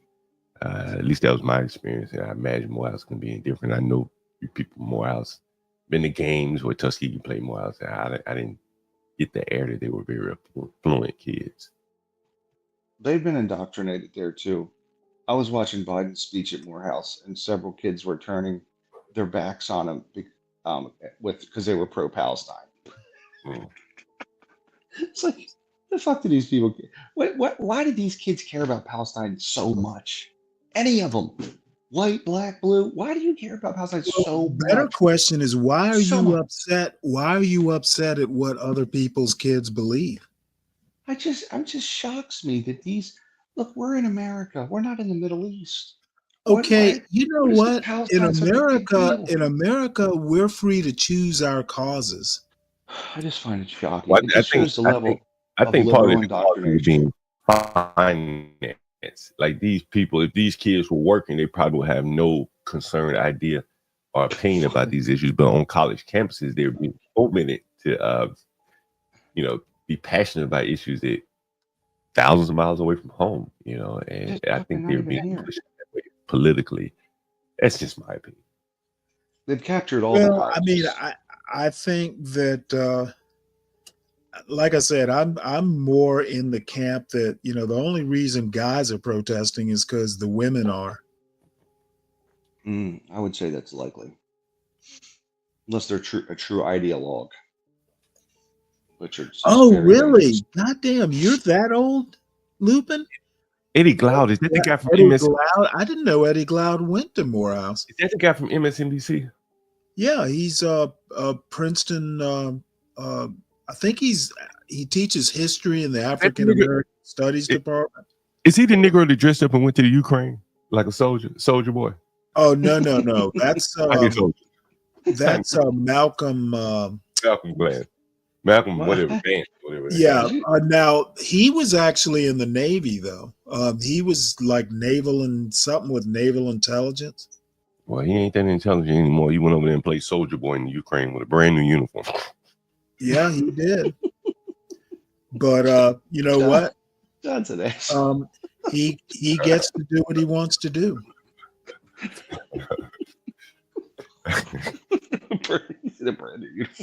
But I mean, did you see that? I mean, that shit was so fucking ridiculous. Have you guys seen the latest CNN? What CNN done by Syria? Man, this shit is fucking ridiculous. Bro. Fake news like I don't know exactly why he was so motivated to do that at his age. But the bottom line is, you know what? If you've ever read any of his books, it was a dumb thing. I don't know why he did it, but he's over it now. I wonder, was he even in the Ukraine? That motherfucker might have been in the green room. Bristol, Connecticut. Hey man, I know we all off topic, Stanley. I just jumped in. It's all right. Hey, have you guys heard about what CNN did over in Syria, man? I mean, this fake news. I know they had a reporter over there. I haven't paid too much attention to it. Yeah, what they do? What they do, John? Tell us, please. So they I guess Syria, Assad is falling or something. I don't keep up closely with this stuff. Yeah, they toppled the government. And so they went over there and they found the last remaining hostage that I guess he did not know that Assad had fallen. So they had to shoot the lock off the cell that he was in. He was the only one that wasn't free. And even shooting the lock off, that didn't wake him up. And when they get over there and they saw him up under a blanket, and they said, "Hey, anyone up under that blanket?" And he gets up and he has a fairly clean shave, but supposedly been in captivity for 3 months. Nails manicured. I mean, he looked like he had just woken up out of bed somewhere on a commercial or something. And they're playing this off like he's I guess the last person held in Syria prison to be free. Prisoner of war, yeah. Right. I don't even know he was prisoner because he wasn't like a army man. He was just like a civilian or something. Political but it was prisoner. so fake. It was so fake. You was like, damn, like, can they have put some dirt up on his fingernails? Gave him a 12th man beard.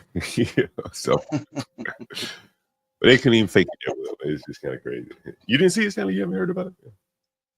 No, I haven't kept up with it that closely. I've kind of kept up with it at a high level, but I don't watch cable news. So, if I ever see stuff on cable news, it's usually clips on YouTube.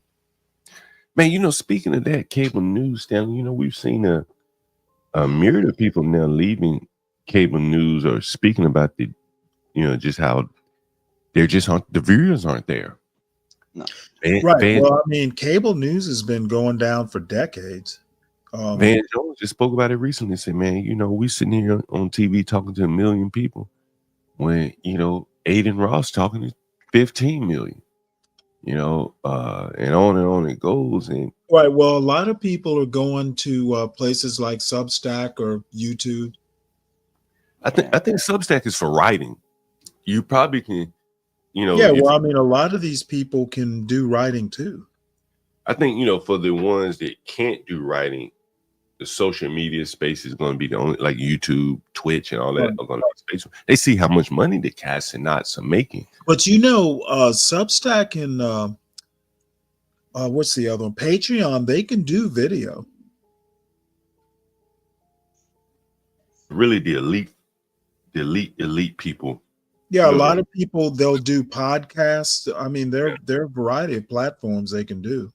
Yeah, I think that you know, those type of people, you know, I watch PBD from time to time, and you can read through PBD's comments. Any, you know, the big ones, I guess. And I mean, the comments in there are brutal, bro. Like brutal, particularly for the guy Adam. I don't know what his last Yeah, name well, that crew, you probably have more respect for them than I do. is. I don't watch enough to, you know. PBD, I mean, I think he's good at business, but that's probably the only thing he's good at. You know, one of the criticisms I have of people like that is they view everything through an economic lens. And I think that tends to be kind of a one note way of looking at stuff. Yeah, he has a, you know, he has a view of different people on there. I probably I've watched him before. Yeah, you probably watched more than me. I probably only watched maybe an hour and a half of total. Every now and then they'll have someone on that I want to, you know, see how they react to PBD.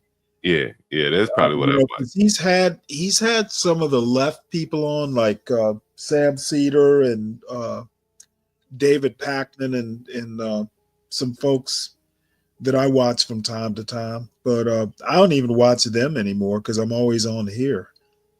You know, I think the you know, the problems that, you know, again, that I think the people that are very, very ideological, you know, will have coming in onto social media, like a Van Jones, is that you can't control the comment. I'm trying to figure out what Van Jones's ideology is. Well, you know, he's a center leftist guy, you know. He is? Yeah, you know. Are we talking about Van Jones?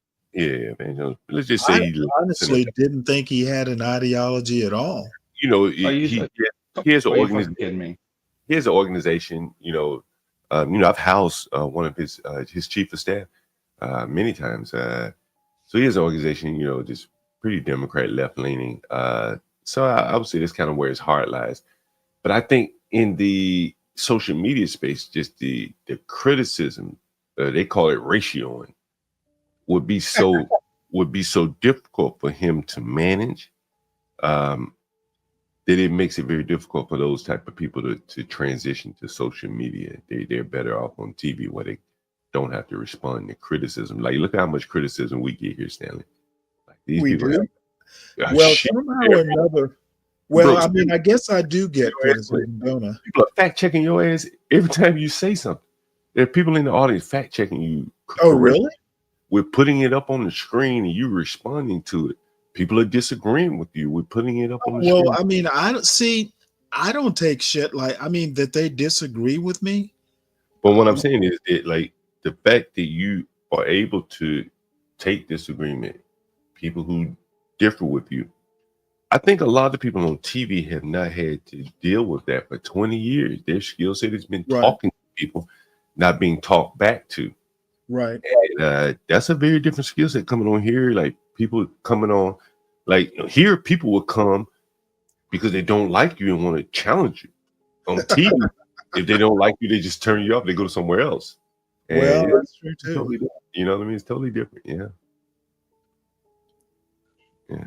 Anyway, shall be interesting. Like I was in the chat when Hood Conservatives started in, and you threatened that, oh shit, he might come up here if I mention Yvette Carnell. I heard Hood Conservatives' reaction. I'm still shocked by you saying Van Jones doesn't have an ideology when Joe Biden actually started crying. Why would I know you he has one. It's cry at every single thing. That when if Democrat loses, his ideology is tears. It's, well, it's you know, tears, it's tears for Democrat. It's tears for Daddy Joe Biden. It's a racial ideology, you know, at the end of the day, in my opinion, right? It's not a criticism of Van Jones, just, you know, observation. You know, he plays along the racial lines.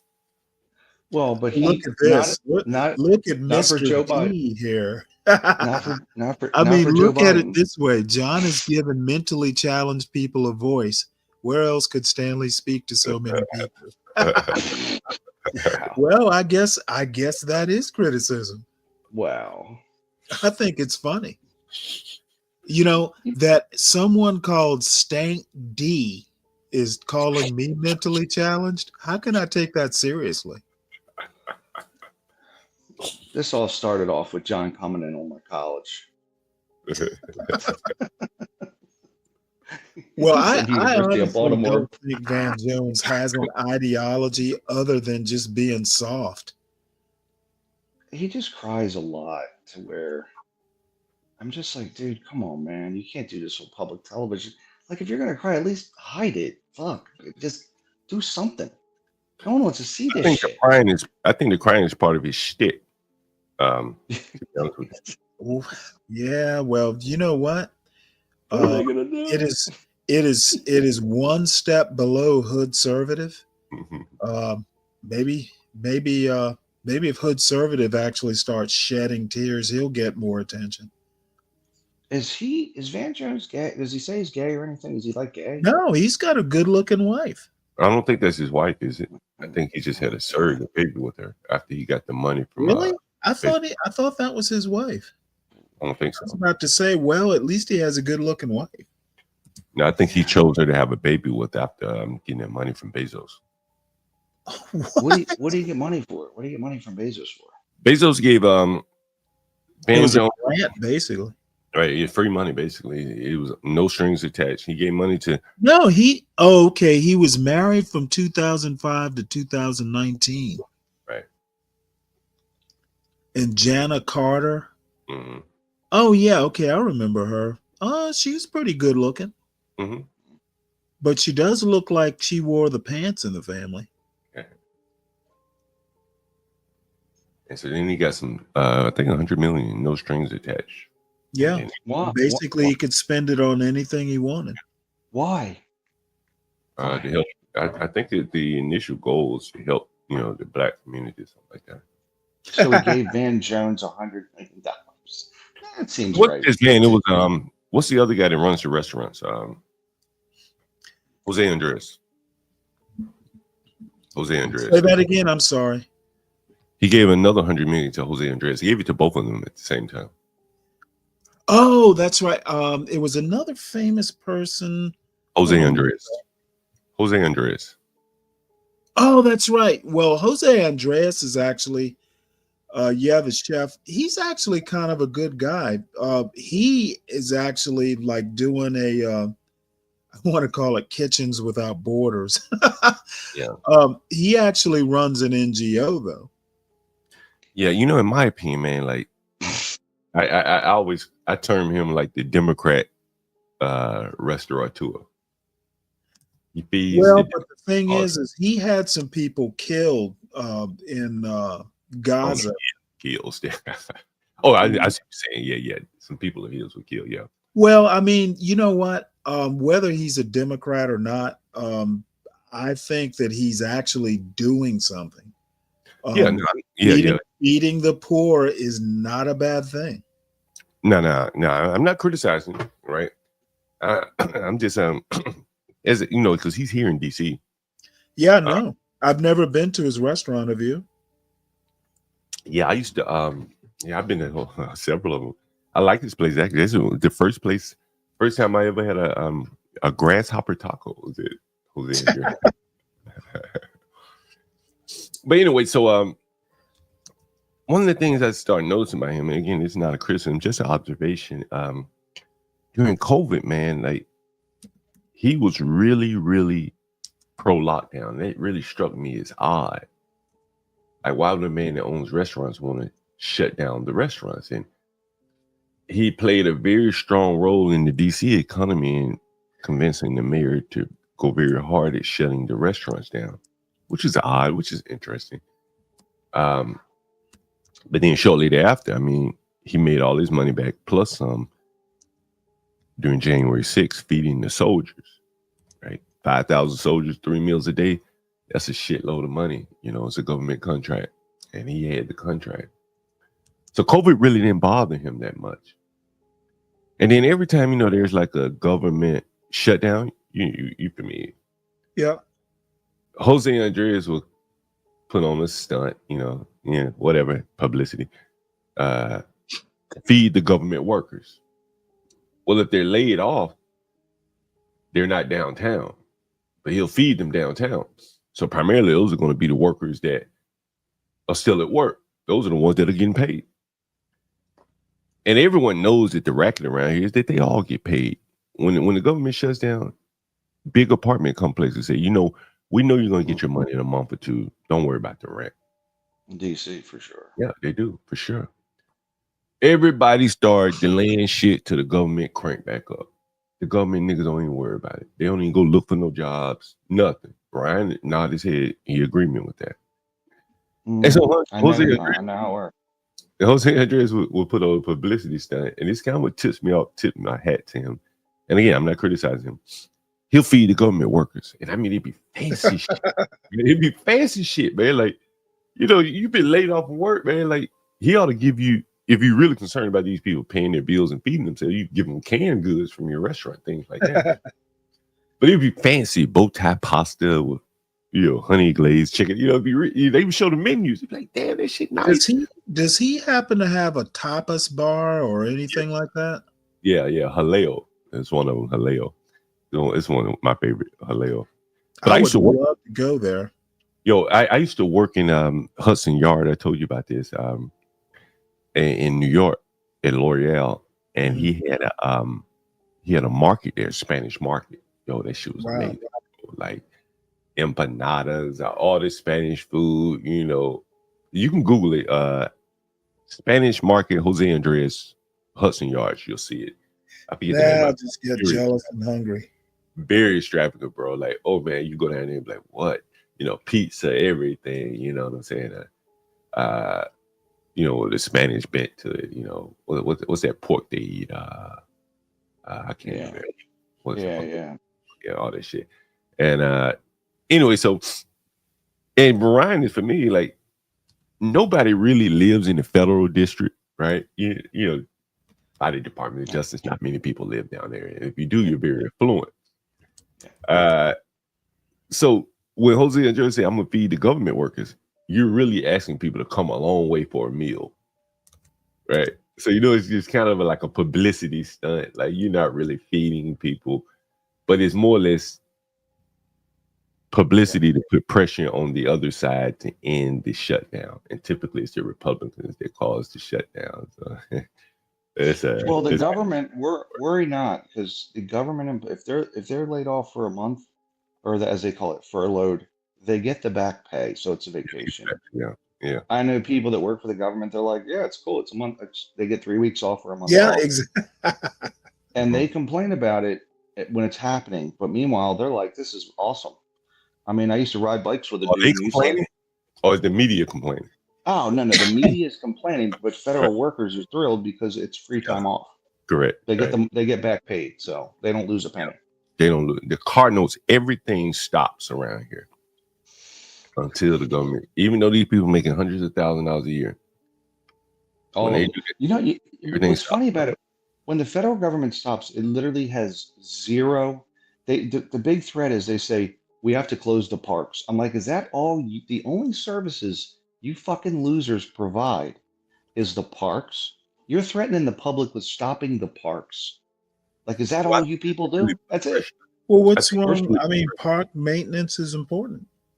But if you really think about how much the federal government impacts your life, it's like, we're going to stop the public parks. Like, so hold on a minute. Well, you mean like the national parks, right? Yeah, it's like the mall. Yeah. They'll shut down. That's a big deal. We're giving you 30. We're giving you 35% not being of our able money. to go up to Skyline Drive during leaf season is a hardship. Okay, listen, Stanley. What I'm saying is, you take a third of my fucking money every year, and you're telling me the only services I lose by shutting you down is the parks? That sounds like a good deal. Not those type of parks, hipster. We're talking national parks. Right. So, like, they'll shut down the mall. Right. So, for instance, kids that don't want to come for a tour. Right. Go. Yeah. The museums, kids want to come for the museum. So they'll shut down the Smithsonian. Right. So it really punishes people and puts pressure on people to try to, put pressure on them. Typically the Republicans. What does she mean, be nice to Stanley? Everyone's nice. You know, Archie Bunker's chair won't be looked at. You're a big draw, Stanley. Kids are noisy. Keep them out. I think Hey, hipster is a female. Why don't you like kids?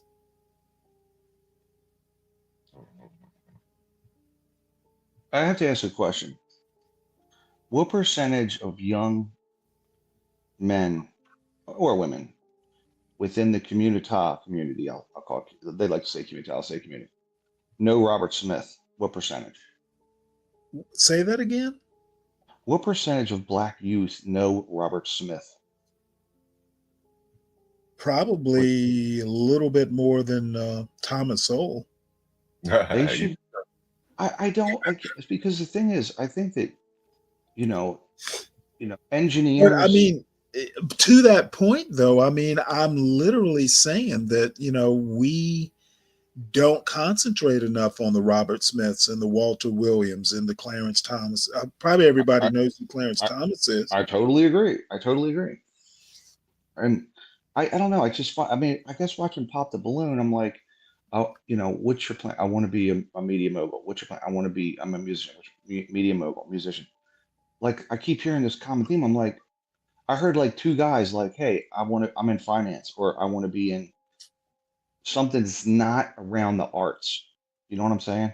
I think that it has to be promoted a lot more, that there are other fields like engineering or finance or other stuff.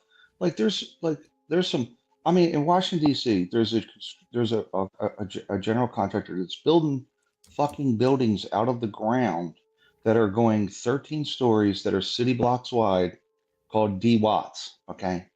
Black dude, smart guy, went to Brown. Okay. He's becoming one of the larger renovation, regutting hospitals, shit like that. People wouldn't even know who the hell he is, right? Jeremiah Watts is his name. D. Watts Construction in DC. I do business with the guy. They need to platform that guy and deplatform the musicians and all these other but I mean, those guys, listening to Robert Smith isn't as exciting as listening to Jay-Z. I'm just saying. Listen, what I'm saying is, I think you got a platform. It's more likely you can be a Jeremiah Watts than you can a Jay-Z. Statistically speaking, you know what? I would think so. Stanley, pull him up, Stanley, because I've never heard of him either, and I'm right here in DC, which is interesting. Jeremiah Watts. Type in Jeremiah Watts. Now, let me tell you another little secret. Okay, every contract in DC and any federal funding, 20% of it is set aside for MBE contractors, minority business enterprise. It means you can't be white. Okay, you can be Latino, you can be Indian for just walking into the country yesterday and registering your business. You can be black. Okay, and at the end of the day, if you champion the Jeremiah Wattses of the world, you'll have more contractors doing that work and less Indians that are currently doing the fucking work. Because the Pakistanis go, hello, my name is Hijad from Pakistan, and I'd like to be a business that gets minority contracts. Hold on one second. So why isn't it going to Black America? It could be going to Black Americans. When I say that blacks need to be more like Asians, that's along the lines. Well, I think. Well, how about just be Americans and give the Americans the contract? Well, I'm sorry, be more like Asian Americans. Okay. You know what I think, Stanley? I think there's your guy, Jeremiah Watts. In DC, again, Brown graduate.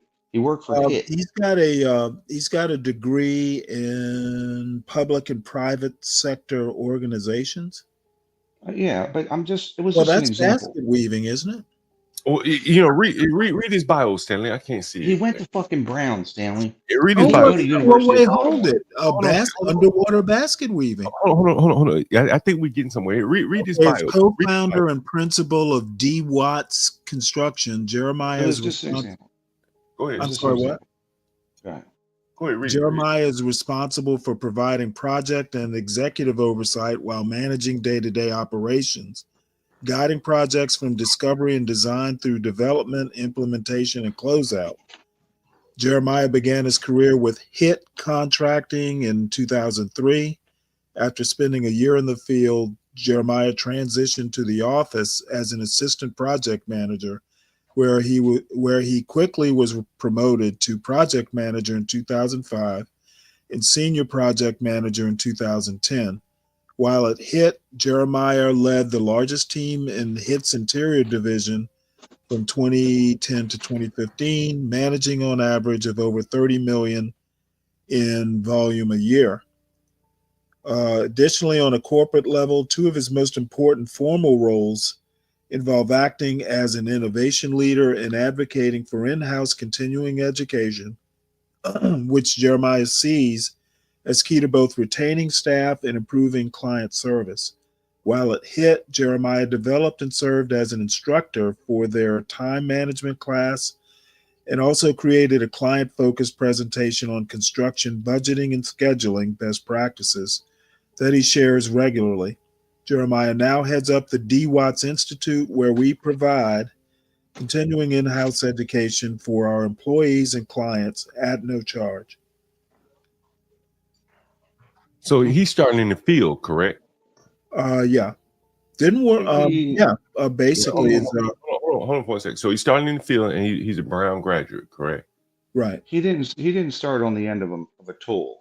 He started in managing projects, right, as an APM, assistant project manager. But I just threw it out as an example of. Right. Yeah, I understand. I'm not just like a. Well, here's some guy. It says a year in the field, and that basically sounds like OJT.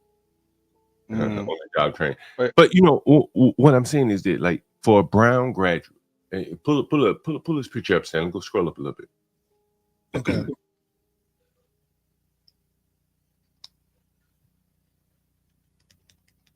You know, this is a good-looking guy, good physiognomy, Brown graduate. He didn't have to start out in the field, right? He didn't have to. Well, he might have had to. I mean, sometimes these jobs like that will do on-the-job training. No, I guess what I'm saying is a Brown graduate, like, he could have gone a lot of different directions. Where he could have gone to Wall Street, right? He could have gone. He could have gone in business consulting. Seriously, like, he, you know, did that. Well, no, I'm reading what Lupin wrote. Even at Morehouse, Lupin. I think Morehouse is more or less gotten rid of all their intellectual rigor. To be honest with you, why is he saying black kids are discouraged to pursue venues? I think. Well, I don't think discourage them.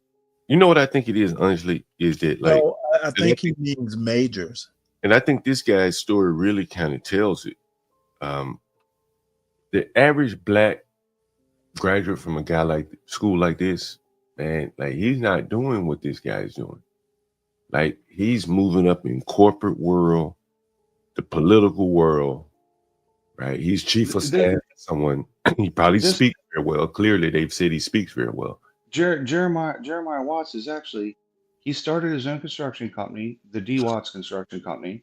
He's doing federal contracts worth in the millions and millions and millions of dollars. But I guess you get what I'm saying, though, right? Like, the average Brown graduate, right, does not want to be doing work in the field coming out when he can go make $150,000 working for IBM Consulting. Well, look.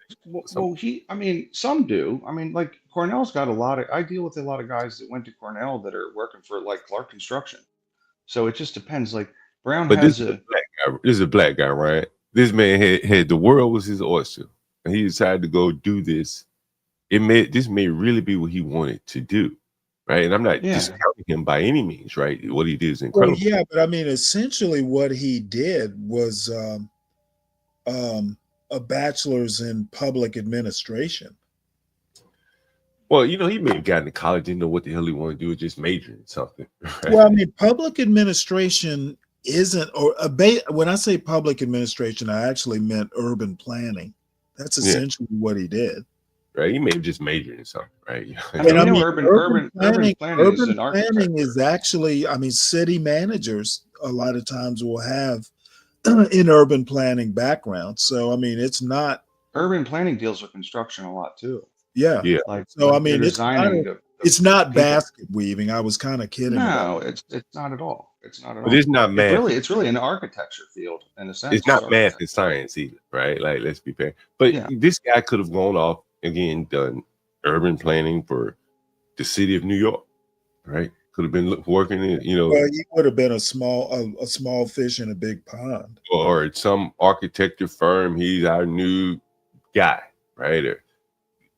But he decided to build something and took kind of a long, arduous route, right? That's what Brian's got in his head. And I think that for many young men like him, if you look at it, man, this guy could be making $1 million a year working for somebody. Seriously. But he chose a different path than what many people like him would take. And so you have to tip your hat to him, because not many young blacks. And he's going to he'll make far more money. You mean on Wall Street or something? I mean, he could have been in Meta, by this time, making $600,000 a year with $300,000 bonus easily. Like that. Well, I mean, with Meta, he probably have to major in something heavier than urban planning. You never know where his life would have taken him, and he could be in corporate, communications, policy, planning out new developments, government relations, liaison to government. I mean, in Brown, he probably would have made those sorts of contacts. Damn right, they'll recruit there, right? Hell yeah, a young black man look like this, bro. The world is his fucking oyster. Right? Parents really push their kids to play sports? Yeah, hell yeah, Stanley. Man, shit, they like hell yeah, white and black. I know, there's soccer moms and all these sorts of things. Believe this or not, John, my niece actually got like a partial scholarship to play women's flag football at some college in Alabama. I can't remember the name of it, but it was like the first year they did this sport for women. Yeah. So, but as a matter of fact, my sister wasn't a big fan of it. But, she wanted to do it. And it's a scholarship, I guess. It was 2019, Stanley, because my daughter got the same thing. Really? I wish that. Is she in Alabama? Tennessee. But really? Do you know who's paying for the women's flag football league? The men's football teams? Oh, no. The NFL. They're the ones behind it. Oh, really? Really? The NFL. Yeah. Nice. My daughter played in Florida, women's flag football. And I mean, she's tall. She never really played football. She was a swimmer, but she was athletic. But I said, let me understand this. So she got some scholarship money from that and some for academics. And I said, who's paying for this? Like, is this that? And then they said, well, the NFL is, because it's good for PR. Well, here's the deal. So you're telling me her high school had a flag football team. Like the first year they did I think they did flag football maybe a couple years, and she played it and was fairly good at it. And my daughter was a swimmer, and she got some money to play. I mean, it might have been $7,000 or $8,000, but I was like, how much money is this? The NFL gave like $50 million for all these flag football programs, buses to take them all around to play each other. Wow. So you got to think about it like this: like the players are so shitty to women. It's such bad PR that they got to set up a league just to run cover. Well, hey, I mean, you know what? It's scholarship money. I think it's all about the concussions. You know what I'm saying? Seriously, I think the women can kill all overnight. 30% of the NFL fans are women. The women can kill football. The women can kill football overnight with a snap of a finger. All it takes is having a baby, and football is over. All they need to do is take their scissors to the cords of the TVs. I mean, football can still exist without that, but I think the biggest problem that the NFL faces is women. I don't give a damn how many watch women aren't going to send their children out on a football field. Only the lowliest. Yeah, that's true. They're You know what I'm not. saying? They're Only not. the John, lowliest. John, you're exactly right, John. My nephew is playing tackle football, and he's a top league. He's like 8, and I guess it's my cousin's kid. So what is that? My second cousin. I guess it wouldn't be my nephew, but so anyway, I said, so you're doing tackle? You're doing tackle. And my cousin said, yeah. And he said, it's just a few kids now. And it's dwindling. Okay. It's dwindling. Yeah. And then I seen on Facebook, but I know a lot in the suburbs, a lot of the whites are not, they're putting their kids in soccer. They're like, send them to soccer. They're putting them in soccer and shit. And I got to be honest with you. I think I would put my kid in soccer if I had a boys at this point. The thing is,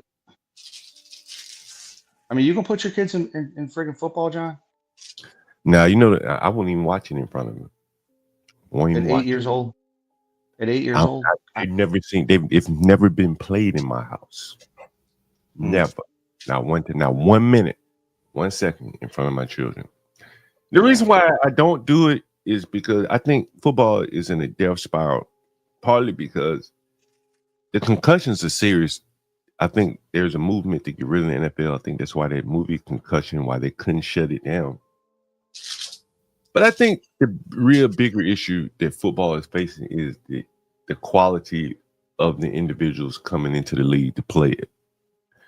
I mean, you can get away with it illiterate. Who was that was illiterate? It's been several, but Leon Lett, maybe he was illiterate.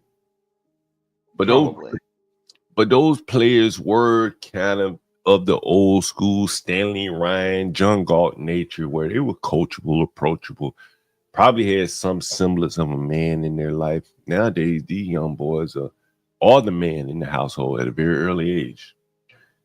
And you're seeing that they're not being very coachable. They're not really going to focus on the fundamentals. They don't really have to because they're becoming rich at a very early age without learning the fundamentals. And I think that the qualities that parents could at least say their child is getting from football are quickly eroding. Teamwork.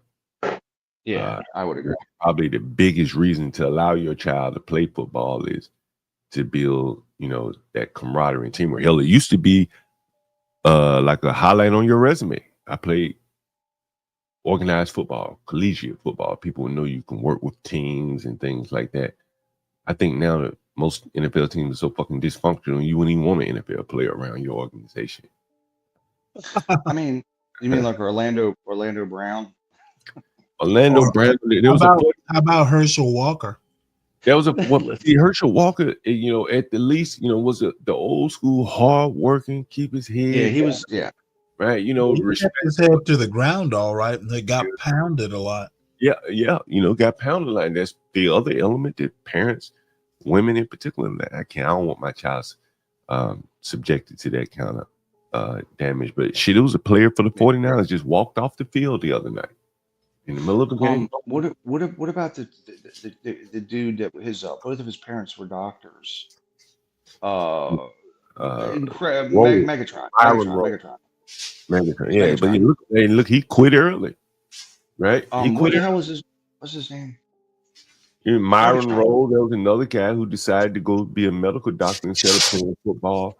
I think that was him. I think he became a neurologist or something like that. Those guys. Ravens offensive lineman, mathematician that played offensive line and said he quit. He literally quit when he was with the Ravens, like first year, and he said, "I'm quitting because my fear is that my first love is math, and my second love is football, and I don't want to lose my first love of math." And now he's at MIT. He was a Ravens offensive lineman. Yeah, that guy won't be playing. That guy. If you rewind or starting today, that guy won't be playing top football. He won't even be playing. They'd never play. They haven't done a math program. Well, wait, hold it. Who is this? A Ravens offensive lineman. It's like 3 years ago. He was a Ravens offensive. Did he play at all? Did he make any money? He was I think he was he was like 22. He just got drafted, and but he was a math guy. He literally was I guess he was going to play that year, and as he was going, he realized like, listen, I'm going to get brain damage playing in this league. Yeah. And he stopped. And black dude, he's a monster. He's like 6'6", 350 pounds, a gigantic human being. Nice. And he's like, you know what? Yeah, he was like, you know what? So now he's at MIT he's a math guy at MIT. He's like one of the I don't know. Well, why don't I know about him? Because you focus on stupid shit, Stanley. Like if you fucking walk around just carrying water for Kamala Harris and shit. What he's gonna have to Where is what school, what college did he go to? Listen, Or did he? Stanley, as soon as he was off the Ravens, I stopped tracking him. But you can just type it in. Oh, okay. Type I see. in Ravens player. So the reason I don't know about him is you don't know about him. I don't know about. But nobody likes University of Baltimore. Nobody likes the Ravens. What do you want? Hold on. Let me look. Yeah, I'll definitely look him up. He's but I was pretty compelled by his story because it's like he's choosing his mind over his sport, which he probably could make a shit ton of money doing. But he was like, it's not worth it to me. That's what that dude, receiver Megatron did. He played football as a receiver, and he's like, Calvin Johnson. Oh, here Calvin we Johnson. go. He's a good-looking kid. Who are you talking about? Oh, you're asking me? You could have just typed it in. I just did. Hold on one sec. John Urschel. Yeah, I got him. I'm trying to get this article to come. He's actually Canadian. Oh shit. Yeah, he's a monstrosity of a human being. He played college at Penn, Ravens, 2014. Yeah, his entire before. Yeah, so he played a couple years. PhD. Look at this guy. He literally was like, "Yeah, I choose math." I saw him on this special, and he said, "I'm choosing math, my first love, over my second love, football." Shit, he's already a math professor. Yeah, there you go. So, wow. Listen, 2017 Forbes 30 under 30 list in science. Oh, they say he grew up in Buffalo. Mm. Yeah, I mean, so like if I had a kid, I'm looking at my cousin, and then his. So he went to Penn State, earned a bachelor's and master's in math in 4 years. Holy fuck! He had a 4.0 in math for his master's and his undergrad. Wow. Well, look at Lupin's comment. What's he saying? Well, I mean, this guy really doesn't belong on a football field. Who knows what he'll work on? Yeah, that's what I'm saying. Like, but the NFL 20 years ago probably could have kept him. Hell, Steve Young is a lawyer. Well, right? Lupin, that would be so nice. But the main difference is Republicans don't read, or at least MAGA Republicans don't. So that'll be the first difference. And also, the Democrats typically err on the side of blue hair and trans for Palestine. So, there's that. We like creativity. Trans for Palestine. That's how fucking delusional these fucking people are. You drop them into Palestine for 1 minute, they'd murder them immediately. I'd be fine. Trans. Jesus. I think this is a good thing Stanley's hit on, though. Showing some alternate careers, different paths to success. Because during Pop the Balloon, I'm amazed by it. I'm going to be a media mogul. Like, do you realize how many people have said this just on these last 5 shows? I mean, you got a huge competition just amongst these fucking shows you got. How many media moguls are there? What, I was on a panel earlier tonight, and a guy was talking about monetization of his stream and things like that. And he's a little bit older guy, a little bit older than me. And I was just listening to him, and I was like, damn, you can clearly see how much people are donating by super chats and shit like that. Wow. You can see it. You just scroll up through you can see it, how much people are donating by super chats and shit like that. And I just don't think that,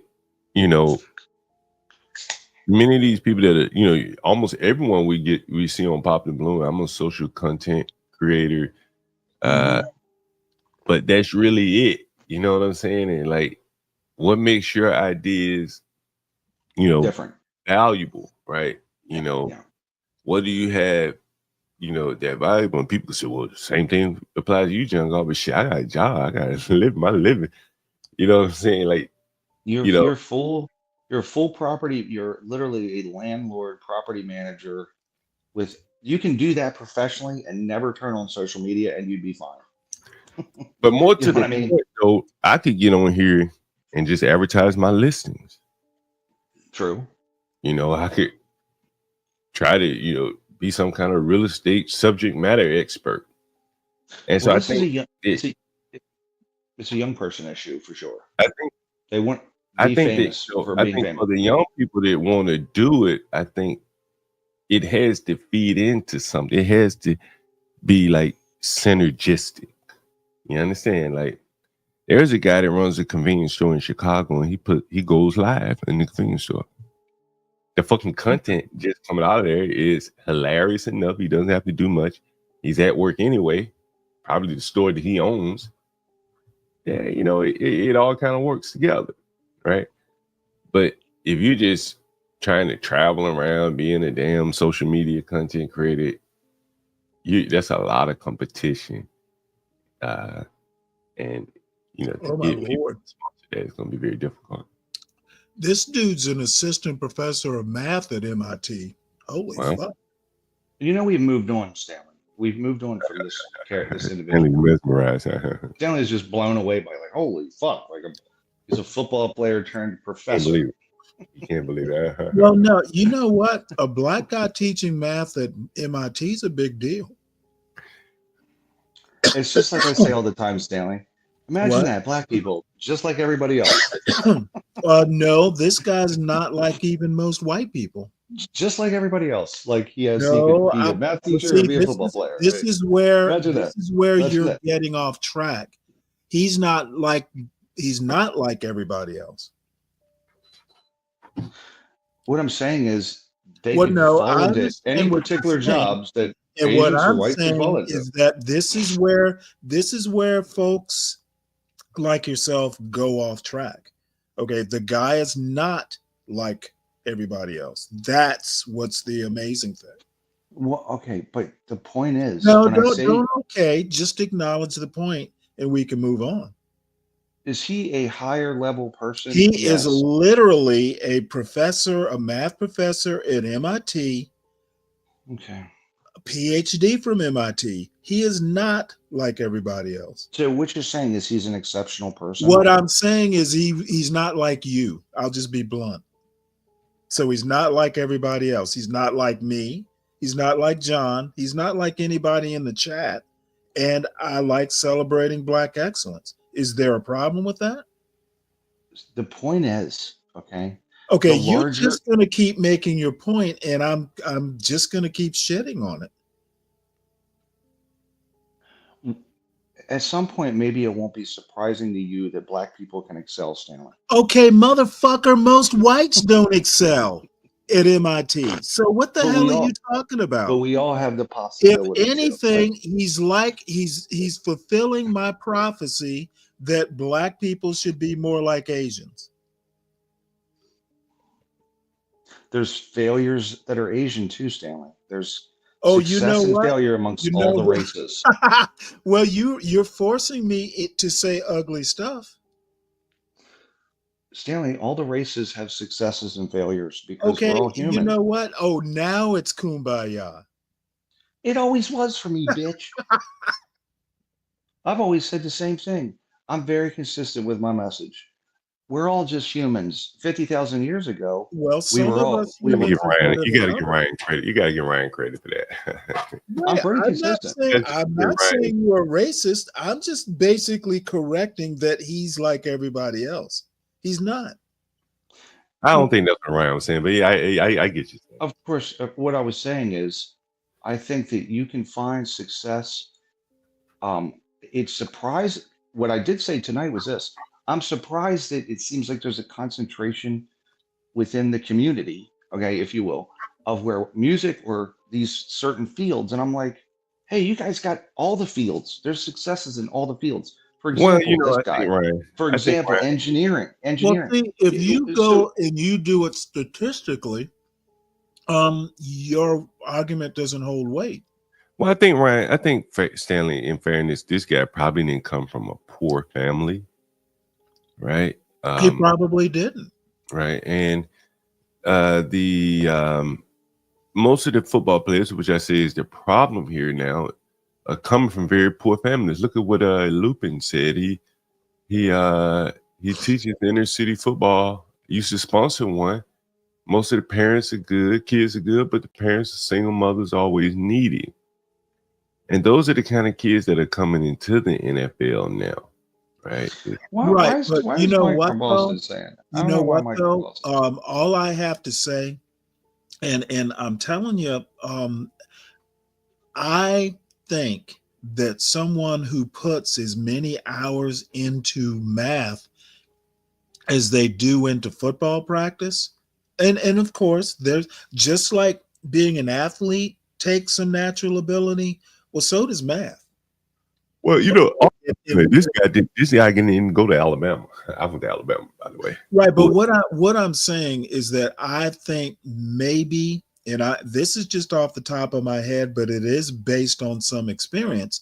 The first thing you should be thinking about shouldn't be at 4 years old or 5 years old. And I know little boys will do it, and so will little girls, but it's up to the parents to guide that child and say, hey, I hope you get to be a baseball player, but more than likely, math is going to be your best bet. In a situation where that's the case, yeah, I can definitely go with that. I think that to Ryan's point, Hell, it's cheaper to be good at math as a kid than be good at football. well, to Ryan's point though, he's talking about the social media pop the balloon type thing. Those people probably don't see math as a viable alternative, never did, for whatever reason. It's a better alternative than the NFL. Well, they probably never saw it. Some of them are women. They don't see the NFL as a viable alternative either. But what they do see as viable is the entertainment aspect of it, of life that's very low barriers to entry. You don't have to start necessarily on the ground level getting dirty. You can be at home like I am right here, and everyone else talking from the comfort of your home. And there is, depending on how did you start out doing that? No, but I think that again, to a certain extent, you've earned your Right. your fanny place. But the bigger extent, I think, is that I have some experience in something to talk about, right? We talk about sports now, but again, I could talk about real estate. You could talk about the Navy. Ryan could talk about real estate, construction, and all that kind of thing, and that could be 3 separate channels on its own in theory. But these people, they don't have anything to talk about, but they're on social media. What are they doing? Just saying the same thing everyone else is saying. Well, And I Lupin think needs to talk about this. He had a mentor that brought him up to speed in math. he said he wants to sponsor a show on on another topic, but Oh, really? I think, I think that's the next comment after that. But I think the lack of a foundation is really what the issue is, Stanley, and that is why you see so many people on these pop the balloon shows talking about going into social media, this or that, real estate investing, but they don't really know much about it, right? And you got to start somewhere. I think most of these people don't want to start kind of like in the field, like the previous show. Right. Like I said, I don't think he had to start in the field, Stanley. Jeremiah Well, it says he Watson. did for a year. Jeremiah Watson. Yeah, but I mean, he could have gone and worked for. I'm sure he should have. He could have. He could have gone straight to Capitol Hill. Oh shoot, he's got an autobiography. The math guy does. By the way, I want it to be known that I offered up all three of the famous black. Yeah, I was thinking that. people tonight. Oh, Herschel, hey, you know what? You are. Herschel, I will give you. I know. I offered all these. knew I just who went- Robert this- Smith was. This, Stanley, Ryan, you need to introduce. why do me. I know more? Why do I You know need to- more? Maybe I should have a class on famous black non-musician entertainers and shit. Like Ryan, you should introduce me to Jeremiah. You know, we're right here in DC. Jeremiah, what do you think? He just has meetings with me? I'm here. He's way up here. But I deal with his. I would deal with his underlings. You know, like his. He's not like managing projects anymore. He's running shit. So You should introduce me to some of his underlings there. I'll work my way out. well, they're all. You wanna get in with them? Oh wow! Yep. I was. Hey, I was just. the first line of this article is when my dad and I didn't go to the gym, we'd go to the library at the University of Buffalo before I headed home to my It's mom. just- See, that's what I'm telling you. Stanley. That's what I'm telling you, man. Like, you know, you just imagine working through math problems, man. It takes a level of patience there. That's why a lot of them can, you know, navigate into software and shit like that. You know, it's easy to throw the book down. Fucking, I'm tired of trying to work out this problem, and it's very I think interesting. Stanley just hijacked his own show to this guy. He like that right here. To what guy? He's like, to this guy. We were on the one guy, Smith, and now he's like, dude, you love this guy, Stanley. You love Herschel. He's like, read his bio. He's going to buy his Well, book and you shit. know what? I might get his book and do a show on him. What the hell? We're gonna read his book on the show. Who is that? Well, Who was no. that I might read his book and do a show. Why not? Why not? Why not? Hey, Louis Dude, you Herschel. need to do like black engineers, man. Who's the one? Hell, I went. One who's of the one my engineer that invented the pacemaker? Boynton. I don't Protein. remember, but I know. He's a black engineer. He's Right. got like 30 patents. He's got a shitload of patents. Botin. Wasn't George Washington Carver? Was it? No, it's like It's a joke. Boysen or something. You're fucked up, Stanley. But and there's The first fuck pacemaker was his name? made of peanuts. It was this dude You know was the like guy he invented all kinds of bullshit. Right. You know the guy It's they like a created. country. It's a country ass name. It's like, you know, I think it's maybe Otis. The guy that created the Super Soaker, he went to Tuskegee. They Did have he his, really? they have his the initial prototype or whatever. Oh, okay. What's yeah. similar? You know, That's maybe similar, John. he This guy made invented milk- the pacemaker. Well, pacemaker is different, but you know, clearly. But, you know what I'm thinking about when I'm talking about those, like, you know, in a sense, it is the ingenuity, you know, based upon some skill of doing something. I think the guy that created the Super Soaker was an engineer or something, so he created like a little prototype and then sold it. You know, again, he had a basis in engineering. Otis He Boykin. created a product off that. The guy Otis Boykin, I'm assuming he had some kind of, Boykin is his name. you know, yeah. I wanted to come in on Lupin. I wanted to come in on Lupin because you know, I've seen it myself, man. What's up, Andre? What's up, Andre? Man, you know, I've been in real estate a long time, and I've seen a lot of How you guys go to doing? prison. I've seen a lot of guys. How you doing, John? What's up, man? You know, I've seen a lot of guys go Yeah, to man, prison, and I see a lot of people, you know, that are broke now, you know, and Right. many of them, you Well, know, why did they go broke? Any Well, idea? you know, as they say, they're rising tide lifts all boats type thing, and then you know, Oh, when yeah. find out who's swimming naked, and you know, in many cases, you know, everything was going up, and they were able to do well. You think they over leveraged themselves? Yeah, oftentimes they did. They over leveraged themselves, or they end up. I have a very good friend. She did very well a couple of times, but she, you know, I think she started smelling herself. So, late, I apologize. Stanley, do you have like John. I'm seeing someone like the Kevin Samuel stuff. I'm assuming you've seen that stuff.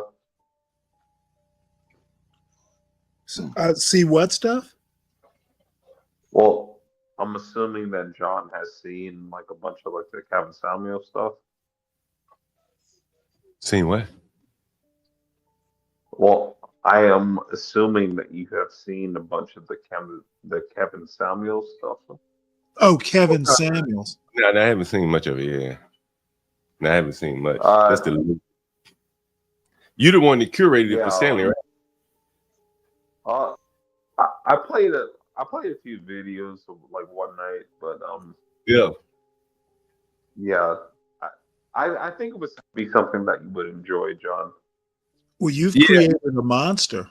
I haven't seen enough to make an opinion yet, and I don't think I came before that. Think I created a monster? Like, nah, I don't think I created a monster. Well, no, I've taken his thoughts and bent them to my own. Hey, before we get to Kevin, Much to a good conservative's unhappiness.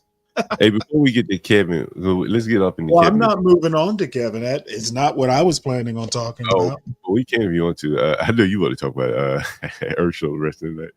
That's fine. Yeah, that's just you. Just talk about Urshel. But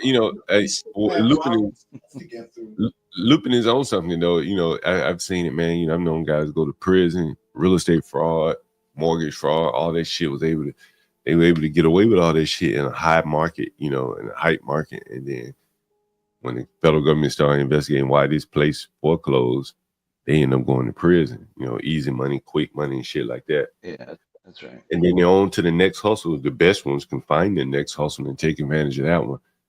The ones that can't, they end up, being broke, like what Lupin is talking about here. Yeah, I've seen that quite a bit. Many of them know very little about real estate or even have much interest in real estate. That's one of the reasons why I have I'll probably be focusing more on this Floyd Mayweather. I think he may have been off a little bit more than he can chew, buying $400 million of affordable housing in Manhattan. That's a rough market. Yeah, that's a rough market for affordable housing, bro. And the people that sold it to, $400 million. Yeah, and the people that sold it to probably happy to get rid of it. Speaking of affordable housing, there's like a big kind of deal that I've discovered on YouTube in the Atlanta area. I run into two entrepreneurs that are doing like one guy basically planned and built a small house like community in South Atlanta, I think it was. And then there's a female that I watched tonight who built a tiny house in her backyard so she could rent her main house, and she's formed a company.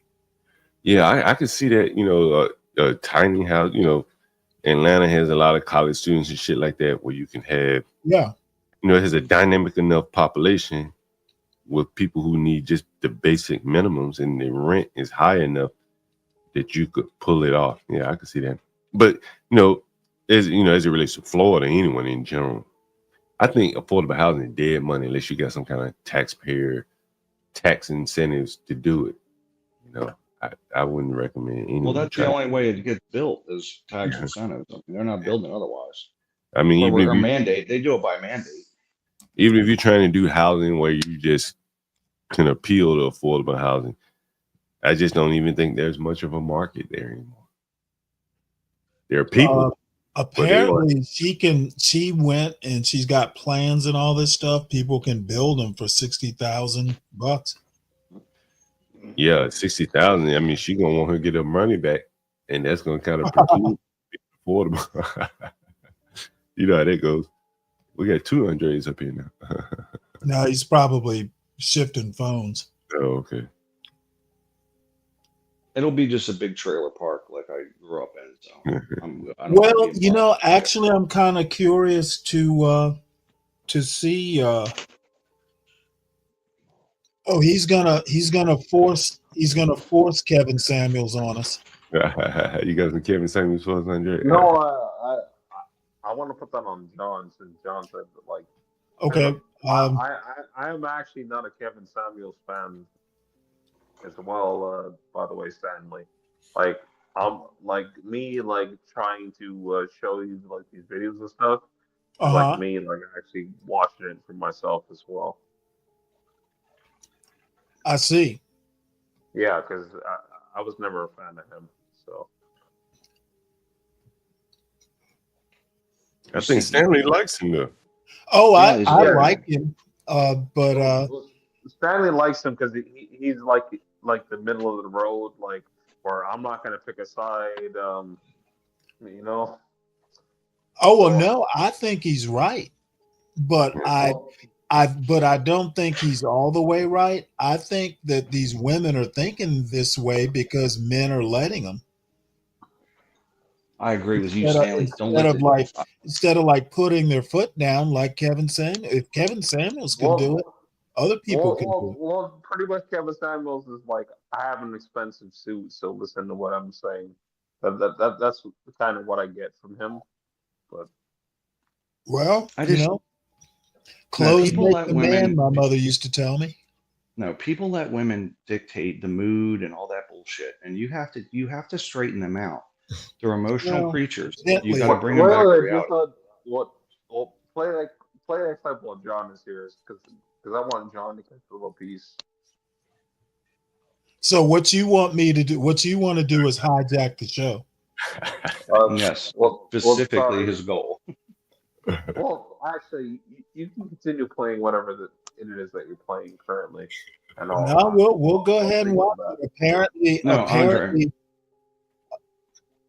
Don't worry, Andre. Stanley's just meandering all over John Urschel and the internet anyway. So well, no, I was meandering. I actually had the show planned out, folks. Don't think I didn't. Stop lying, Stanley. No, I did. After Robert, there were like 3 pop the balloon like things I wanted to look at, and then at some point, I'm not sure because her husband's sick, but Virgo was supposed to come on, and we're supposed to look at food videos. We landed on the Ravens offensive line. Yeah, like I actually got to go back. And as a matter of fact, this news quiz here, the New York Times news quiz, when folks came up on the panel, I was going to play the news quiz with them. So yeah, I actually do plan these things out sometimes. Well, Stanley, I actually got to go back on, like, I think it was yesterday or the day before. Apparently, you're doing like a pop the balloon news quiz. What's that? I'm interested in news quiz. Let's go. Oh well, the title. It's the New York Times news quiz. They do one every week. What is it? Well, it's kind of like a game where they ask you current events questions. It's almost like something you'd play at school. So Stanley, I heard you were doing Pop the Balloon, the Jamaican edition. I definitely got to see you cover that. The what edition? I think you were doing it like yesterday or the day before. You were doing like somebody suggested it to you at least, like the Pop the Balloon, the Jamaican edition. Oh yeah, we did. We watched it this morning, or the rest of it this morning. Here's what I've been doing. I've been starting out with a few news articles. Then I've been looking at little small towns, like, there are a whole bunch of YouTube videos where people kind of drive around Appalachia in the South. Tiny homes have been an interest. Black success stories like Robert Smith tonight. I've looked at Clarence Thomas. I've looked at Walter Williams. Got a couple other people. Thomas Sowell will be one of them coming up. And then towards the end of the night, I've been doing the Pop the Balloon stuff. So there is a method to my madness, is my point. But anyway, this news quiz, like the first question here, Bashar al-Assad, Syria's president, fled the country last weekend as rebels overtook the capital. When did the Assad family first come to power? Is it 2020, 2010, 1990, 1970, 1940? I think the answer is 1970. Let's see. Does it give me an answer? Oh no, Bashar fled the country last weekend. Rebels went into the Assad Yep, family. I got it right. 1970, because they've been in 1970, power it was for early. 40 years. Yeah. So it'll ask you the next question. Luigi Mangione, 26, was arrested after a 5-day manhunt in connection with the fatal shooting of the chief executive of United Healthcare. Where was Mangione found? Altoona. Well, have y'all heard that recently? That like now they're starting to say that apparently, like that dude was LGBTQ LMNOP. And we should care because that's important because. Well, basically, they're trying to say that because of that reason, you shouldn't focus on the reason why. Okay, who is they? Just big pharma, I would say. Okay, well let me tell you how I think now that this has come to the floor. The ability to sift out information that doesn't really matter is something that is important for anyone who's a big consumer of news to do. So like he murdered someone in cold blood. Why does it matter? Why does it matter what his sexual orientation was? Yeah, because like he is definitely a piece of shit. Like no matter what his orientation is. Knowing that is nice to know, but I don't really care one way or the other. The only thing that's important is he murdered someone. He went on the run. He was caught. He's so basically what they're trying to do is like trying to they're trying to like diminish like like the role that he played in this. Well, no, what they're trying to do, if it's if this is indeed important, they're trying to demonize LGBTQ and blame it on some, I guess, dementia, devilment, or whatever. The thing is it's unimportant what his sexual orientation was. Yeah, I don't really give a shit, so it doesn't matter to me. But well, hold on, Stanley. It's important when the president recognizes National Trans Day. It's right. It's well, you know what? But for those of us who care that it's National Trans Day, more power to you. I don't happen to be. Wait. National Trans Day, like. Yeah. I never knew they had a day. Is there planning a party? No, okay, hold on. The LGBTQ has 100. The LGBTQ has 100 days. National Coming Out Day, National Trans Day, National Trans Month, National Bi Month, National fucking bullshit. Like, why do you know? Do you have those marked on your calendar? How do you know this? Yeah, like because I read that LGBTQ has more holidays recognized than any fucking individual thing. You seem to be well studied and where did you read this? I read it somewhere and I was pissed off. Did you read it in a gay magazine, gay trade magazine? Man, what the fuck is up, Stanley? What's going on? Yeah, you'd have to answer these questions. The point is, if they're going to want that much fucking recognition to have that many goddamn days, then if they're listed when they kill somebody, then list them. If it's important to them to be listed and recognized, because they need all the fucking attention all the time. Okay, well, I know. I'm going to say what they are. I can hear it in your voice that you're very pissed. My point is that I think it's ridiculous. It's ridiculous. It doesn't matter the orientation of this murderer. Alleged murderer. I think for your own sake, you need to be able to screen out the unimportant stuff. That way your blood pressure doesn't go up. Well, I think, look, I don't give a shit what he is. He's a killer. That's all you got to say. But I do find it interesting. Seems like you care. But I do find it interesting that they want all this recognition. They want to dominate every Ryan. Thing. Really, it's ridiculous. I want him to shut up and go away. Just go be gay and stop bothering people. You know what, Andre? I think we will do Kevin Samuels just to get our minds Yeah. off of Yeah, gay like murder. But I do think if That- this is a New York Times news hour, I'm sure that they're going to have a question: are trans women women? I mean, And if this was the New York Times, pretty much it's going to have some liberal fucking shit in it, I'm sure. liberal like misinformation. It's just a news quiz. It's just asking questions. It's going to spin left at some point. Like this one, the trial of Daniel Penny, a former Marine who was charged in the death of Jordan Neely, came to an end this week. What was the jury's verdict? Not guilty. Not guilty. There you obviously. go. See, that's not. There's no spin in that. This is like an idiot. This is an idiot quiz. Like guilt. Like obviously guilty, not guilty. It's pretty obvious which one. Okay, well, you'd be surprised how ignorant people on the right are. Well, actually, before you play that clip, yeah. I mean, technically, he was not guilty. Sorry. Now saying hello to Kimmy. Oh, I was just saying, like, technically, he was not guilty for that, but correct. As a Marine, he should have known that, like, It does not matter.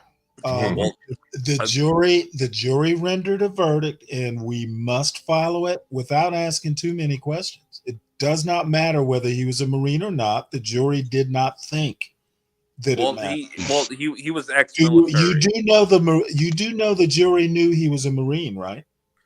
Yeah.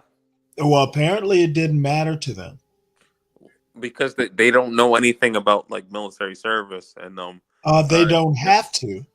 Well, just all the military people that listen to because oddly enough, being a Marine probably doesn't factor into it that much. Well, the point that I'm making is just like he held the chokehold for too long, but he was still justified though.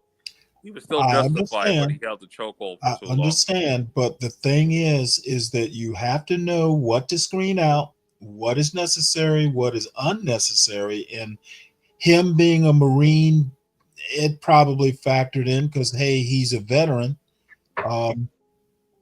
Veterans always kind of get a check mark. The veterans that I spoke to said that like you should have known that like holding somebody. Were they on the jury? They were not on the jury, of course not. Okay, it was women. It was women. It was a lot. So their opinion does not matter. Can we just skip to the Kevin Samuels? Okay, well, let's say hello to Tough Guy first. What you been up to? What's good, Tough Guy? I'm eating a motherfucking burrito. What kind of burrito, nigga? Like, why I gotta? You ain't got a spare? A breakfast burrito. Oh, okay. Burrito. Would you have a late gig? Yeah. He's a musician, Andre. Yeah, he must be because it's fucking. Well, he's on the west. He's on the West Coast. So it's 2 in the morning. I just came from LA. Oh, really? What were you doing there? It wasn't music. Well, you shouldn't be smacking in the microphone like that, though. It is a tad disgusting. Run that Kevin Samuels shit while John is still here. Okay. Yeah. This you do realize it's an hour 20, right? You don't have to play the whole shit. Just is there a specific part you wanted him to see, or Snake's up? Come on up, Snake. Well, don't do that. Like, John, sorry, not John. Stanley. Like I said, I'm new to Kevin Samuels, like you are. Okay. All right.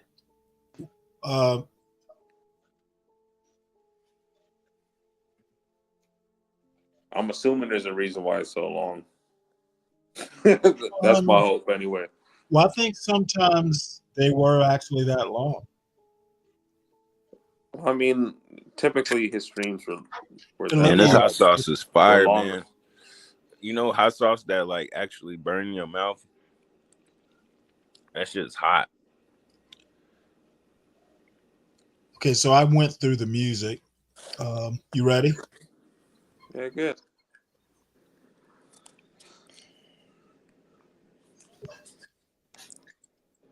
That's you, Stanley, in 5 years. Shoot. No, Stanley's do- already older than that. You do realize that he was younger than I am?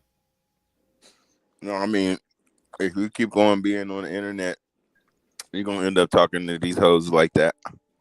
Oh, I already do. I think that shit's muted as well. Now, I assume when you mean hoes, you mean hoes like hood conservative. Oh, come on. I'm not getting involved in them kind of conversations. I fuck with conservatives. That's my home. Hey, I like hood conservative. Yeah, I didn't used to go over Why to you the call them channel all hoes the time. then? If you Yeah. like them, that's fucked up. I still do.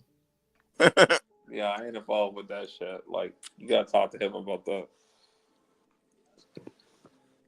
Yeah, man. LA is a beautiful city, man. I love LA. Yeah, you probably like Kendrick Lamar. Wait, why is that hung up? Did I bring it up? Oh, I brought it up twice. I ain't got nothing to do with Kendrick, man. I was just out there and the skyline looked dope. I was like, man, it's beautiful. All right, as long as you ain't a Kendrick Lamar fan, it's muted, by the way, Stanley. Is it? Yeah. I can hear it. Well, it's muted over here. Yeah, just We stop can't and hear start it, over. though. Okay, hold on one sec. Let me figure out what's going on here. Yeah, like if I Sometimes mean, you gotta like, stop and start again. well, it's a Okay. free country, so fuck with Kendrick Lamar if you want to, but yeah, Can you let me know if you can hear this? can't hear anything. Okay, hold on one sec. Let me I'm gonna drop out and come back. Oh wait, you know what I'm gonna do? Let me do this.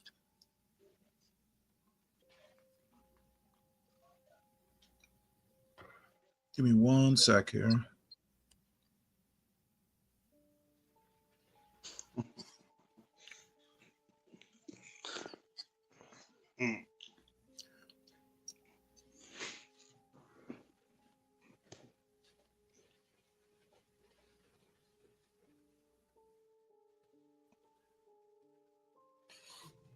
What's the dealio? Can you hear it now? You know, Yeah, I'm we saying hear. Yeah, it's clear now. Just a lot. You know, when I run into the men out in the world, and they're pull the like, screen man, up. Pull the screen up. I think women are too far gone, and then some women are.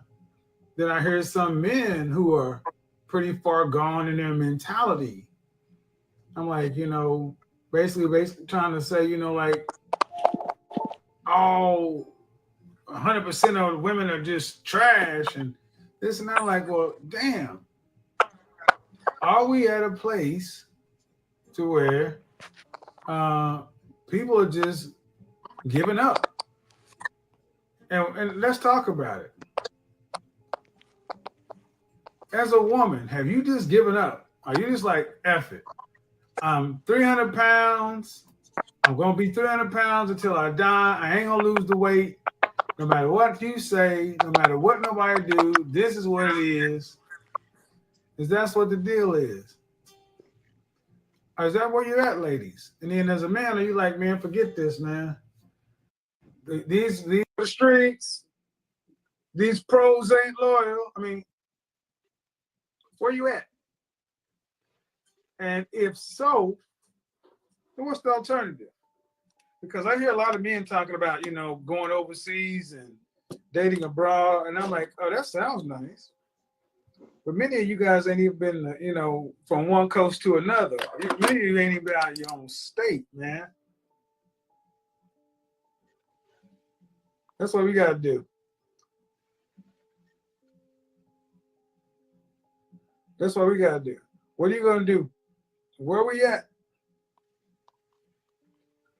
Is it too far gone? Is it too far gone? And I tell you,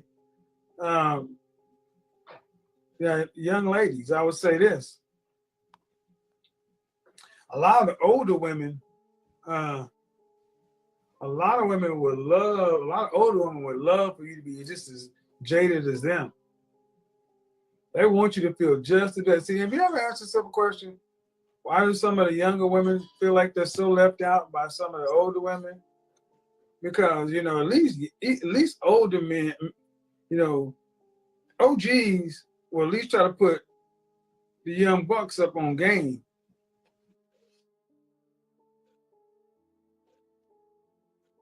You know, I was watching a show earlier today. It's called Fly Nubian Queen. I don't know if you've ever heard of it before.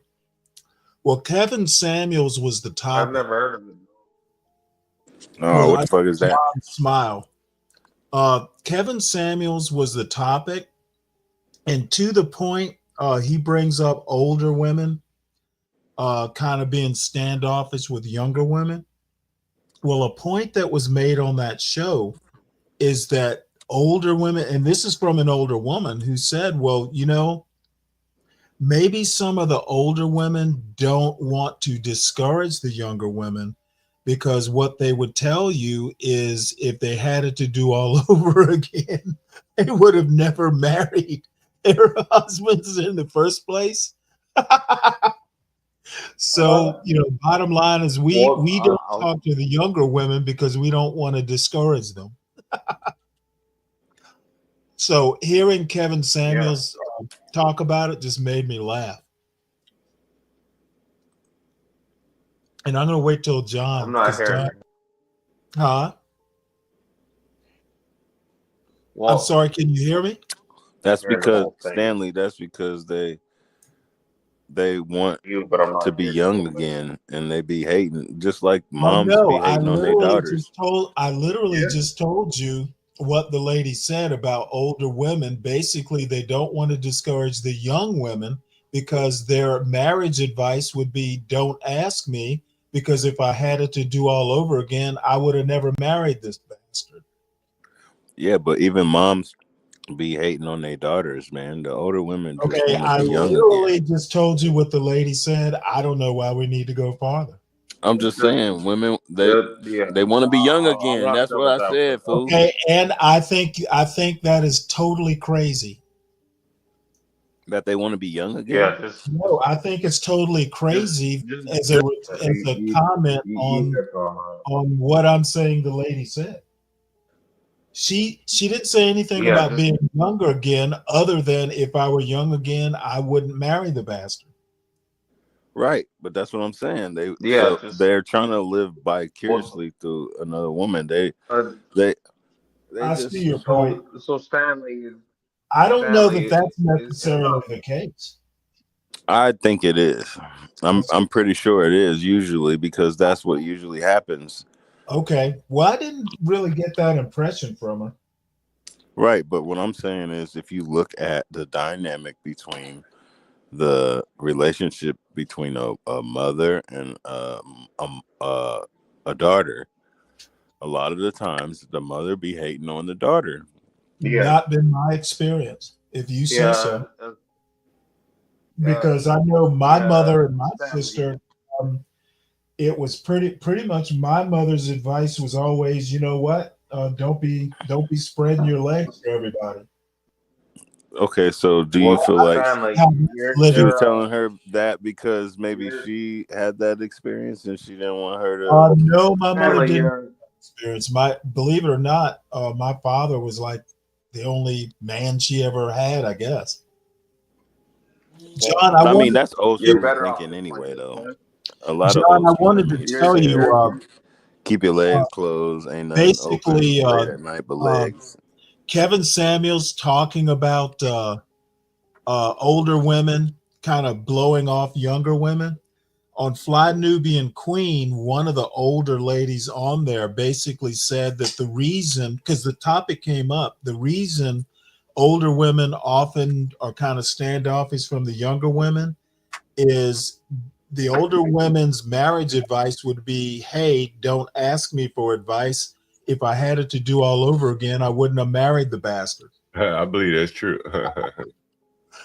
So Kevin Samuels bringing it up it made me laugh. What's up, John? What's up, tough guy?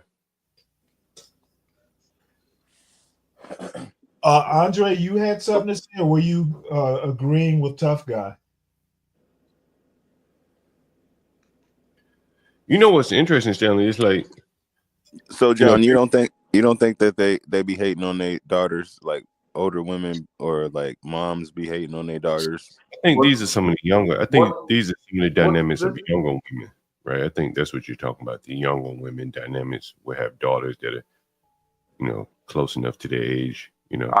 But what's interesting, Stanley, what Kevin Samuels said is that, like, he's expressing a sentiment, you know, based upon his, you know, experience, that women are unhappy in their marriage. They wouldn't do it over again. Exactly. And men, you know, they talk about men all the time. Men all the time. Even Kimmy K said, I do not think so. And I think men oftentimes are the ones that, you know, hold it more dear than women, you know, which is kind of interesting, you know. Very kind of interesting. That's a very interesting comment. Quick question for John. John. Yeah. Are you a fan of Kevin Samuels? He literally just said that he didn't know that much about it. It's probably the most I've seen him right here. See, John doesn't need Kevin Samuels like we do. Well, I don't need him either. I'm actually Kevin Samuels at all, but Kevin Samuels, he presented it well. I think there's a lot of people that talk about the same shit. It's just his presentation. Was well.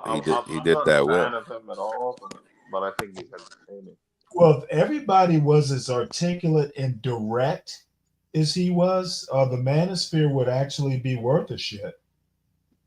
As it stands now, we miss Kevin Samuel. At least. Well, he was one of a kind, though. Well, I ain't getting involved in them talks, but I get what you're saying.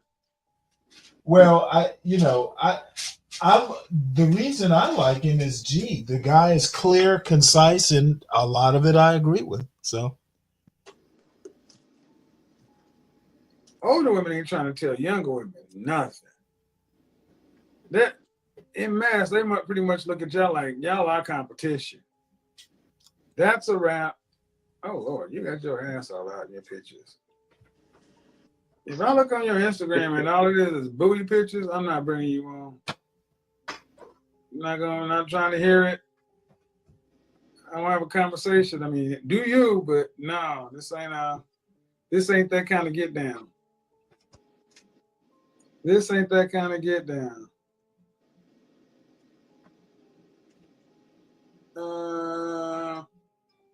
She just bounced. Now you can have some, some tasteful folks, some pictures up there, but try not to be all, golly. So what is it? Is it a rap? And if it is a rap, then what? That's what I want to know. If it's a rap, especially when I hear a lot of dudes talking about, a lot of women, when I hear women talking about, these dudes out here ain't this, these dudes out here ain't that. Okay. You talking about black men. So here's the thing. What you gonna do? Where you gonna go? Where are you going to go if black men seem to be all you got? Anybody else trying to, 80+% of any group is gonna be with its group. 80+% of its group is going to be with its group. So where do you think you're going to go if you don't get with somebody of your group? The people who can date outside their group effectively are the top 20%. You got to be in the top 20%, really effectively in the top 10% to effectively have the best shots of dating out. So if you're not a woman in the top 20%, top 10% of women, you can knock off your Brad and all them other fantasies. Not gonna happen. And I think a lot of women honestly believe that they can just go out to any other race and well, I'll go get me a non-black man. Right. Get them an Asian. Not gonna happen, ladies. They're not checking for you, and you might as well take that off your default plan. It sounds just as crazy as when these women talk about, I'm going to, after I graduate, after I retire, I'm going to travel the world. You work at the post office. But now all of a sudden after you retire, you're going to all of a sudden become independently wealthy and go to Paris. Hey, Hello. how are you? Oh, I am well. What do you got for me? Is it over? Is it over? I would not say so, just because I think there's just too many people in the world for it to be over. You know what I mean? What do you mean too many people in the world? I mean, the opportunities to meet someone new, or someone who's Where do you willing to live? date. I live in Philly. Most people don't live in Philly. They don't. That's very true. Slim pickings here, I'd say. But in comparison, you know, if I travel, if I really want to meet When's somebody, the last time you've been out of the country? 2013, I think. Where'd you go? I went to Spain. All right, so- I ran basketball. So basically, with so this it's group. 2000. I was really it's fun. I was like 2021 too right young now. today. You're Yeah, huh? 2021 right now. And did you work, you said you were with your family when you were in Spain? No, I went with this basketball group. I was literally there for 2 weeks to run basketball camps. It was not Oh, a okay, trip. you didn't pay for it. No, I didn't pay. I did pay for it actually. Yeah, of course. How much did it cost you? But like, so I was 18 when I went. So the intention was never to go there to date or meet anybody. How So much if I did it were to cost you travel, when you went? it costs like $2,000 You ain't been to out of stay the there country. to stay there for 2 weeks. But again, it was I mean, my You ain't mom been out paid of for it. so, no, see, what I'm trying to show is how unrealistic what you just said. I don't think it's over because of how big the world is. And you ain't never been out of the country on your own money. Right, but if I wanted to, I could. Right, I was too young back then. If I wanted to now, of I course I don't know, could. could you? Yeah, I could. What do you do for a living? I'm a leasing consultant. And in Philly, how much you making annually? Enough to try if I wanted, but I think I don't know what that means. Why? See, y'all can't get on here and play bullshit with me. You can't put it out there and say I can do it if I wanted to. When I ask about it, you'll get vague. Then it's gonna be bad. I just don't want to put my financial situation out there. Well, then I'm gonna call bullshit because then if you could, you would. Well, I don't feel the need to All right. because Okay, I whatever. You're a feel leasing consultant in apartments. Out. yeah, All right, you ain't rich. You're middle not class. definitely not rich. You're middle class. That's the point. See. Yeah, This but is why also, this is why things go bad because there was no reason to come in here and make this situation anything other than a pleasant conversation. You start off with not present about it. well, when you start becoming evasive, when you say I'll tell you what was unpleasant because this is I don't think sometimes a lot of you black women realize how shitty you're being. You think being snarky and impolite is just normal. Right. So I'll tell you what was wrong. When I said, is it over? He said no, because of the opportunities of all the people around the world. And then I went to test that. Yeah. Have you ever been out of the country? Yes. On your Well, own. I think you were No. assuming that I had exhausted all Are of you my paying attention options to how you here. got there? Well, I haven't exhausted all of my options Are here you yet. are you paying attention to how we got to the snarky part yet? No, 'cause I don't think I was being snarky. I think it would be different if I had exhausted all Hey, my options here. Hey. That's not how this shit works. How does it work? You're about to find out real quick. You don't get to change the subject and do that. If I was talking about something, we're going to stay on that subject. Oh, you are free to strike up your own Instagram and talk about whatever you want to. That's rude. How old are you? I apologize. How old are you? I'm 25. And in Philly. And honestly, in Philly got some of the worst women in the world. Am I one of them? So far, you grew right on par. I'm proud of it too. No, I apologize. You ain't got to apologize. This what you got to deal with, not me. This is how you go into conversations with people you don't even know, just making it, pissing and shitting all over the place just because. That's cool. It was unnecessary. All right, so let's talk about what you wanted to talk about then. Well, 25-year-old, you got the floor. Go ahead, because I was going down the path, but apparently I don't know what I'm talking about. So you got it. Tell No, us about it. this is your platform. I'm just Oh, a I've already guest. tried it. I've already tried it my way. Now, but he's apparently you got being something a else, so little go ahead. whiny here. No, I think I want to talk about what you want to talk about. People don't want to watch this to hear what I want to talk about. They want to hear what you want to talk about. So I want to There listen you to go. that. Stroke his ego. When's the last time you had a relationship? Like 5 months ago. How long did that last? It's 3 years. And who ended it? I ended it. Why? I ended it because it was just becoming toxic. I think when I started the relationship, I wasn't ready probably. I don't think either of us were really ready. So it just kind of spiraled. So before we hated each other, we just decided to just get out of it. What does toxic mean? Toxic is a buzzword that women throw around like men throw around entrepreneur. Sure. Toxic in the sense that it was just this cycle of hurting each other that we couldn't seem to stop. A cycle of hurting. It was not healthy for either of us. You see what I'm saying? So what do you want? Do you want to be married one day? Eventually, yeah. But I think that relationship kind of just You want taught children? me. Do I want children? Yeah. How many? Yeah. 2. Max. So what do you mean eventually? You're 25, Eventually. right? You're 25, right? Yeah. You're 25. So eventually. Eventually. There's a clock that all you women biologically have to deal with. So you can't just say eventually. There needs to be a time frame. I guess. So when? By what age would you like to be married by? I guess I would want to be married by 32. I'd say safely. And Stanley, you want to marry her? Uh-huh. So and how yeah, much time you married before you have your first kid?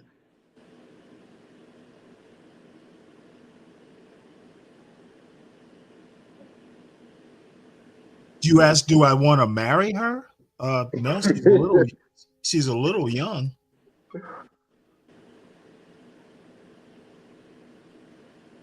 Why do you ask? Oh, just asking. I actually think she's okay. I wouldn't kick her out of bed. Might have to work on that, maybe bangs for that forehead, but other than that, she's okay.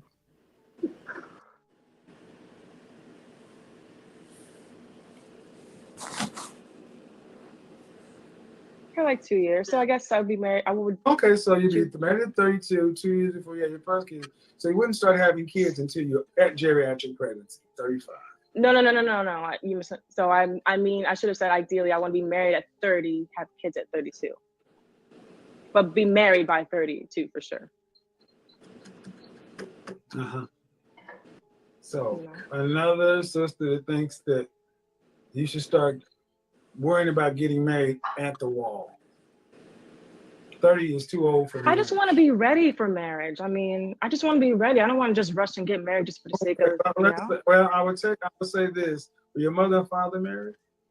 They were. And my mom was she actually had me when she was 37. So, I mean, special case, it doesn't happen often. So does your mother, how many children does your family have? It's just me, which is why I feel like I need to have kids. No, that now explains a lot. Only children, especially only children of the women, some of the most difficult, problematic people on the planet. Yeah. They're spoiled, selfish, delusional. Okay. Only child syndrome is real. So, What?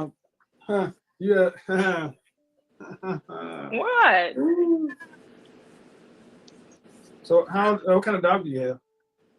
I don't have it. I'm a cat person. Oh, okay. Yeah, but where'd you go to college? I went to Drexel. You have a graduate degree? No, I don't have a graduate degree. You plan on going to grad school? It's not on the cards right now. I don't have plans to do it. I might. Where'd you get your undergrad? I would just. I went for biology and athletic training. So here comes a hard question. Why did you go to college to become an apartment leasing agent? Why did I? Oh, I think, as you move along in life, you just realize that you don't have, you're not married to whatever you went to college for. You can choose different career paths if you want. What did you plan on doing with that? I plan on doing athletic training, of course, but then I just realized Athletic training for whom? Yeah, so that's the thing. It's like the trajectory of that career path just wasn't, it's not for Black women, really. I can't really level up to the level that I wanted to. No. Nope. I mean, nope. It's just like. It's not for Black women. Right. Okay. I mean, because there are just some you career went to paths. school, one thing we don't do. When you went to school for biology. Yeah. Right. And you planned on being an athletic trainer. What does that mean? So an athletic trainer is a medical professional for athletes at different Why levels. did you go to school in collegiate level. kinesiology?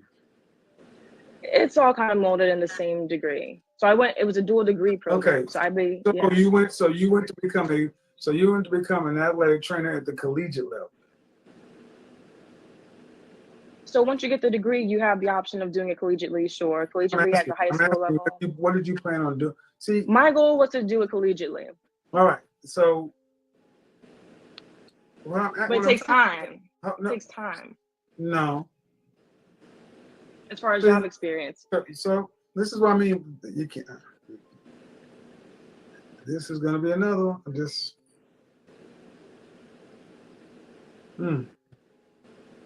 Go ahead, I'm listening. You can don't tell me what to do.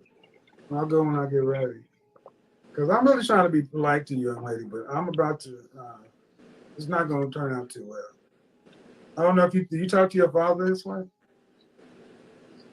Unfortunately, no, but he passed away when I was young. Well, you don't talk to me. I'm not your peer. I'm not your age. I'm trying to understand where your head is.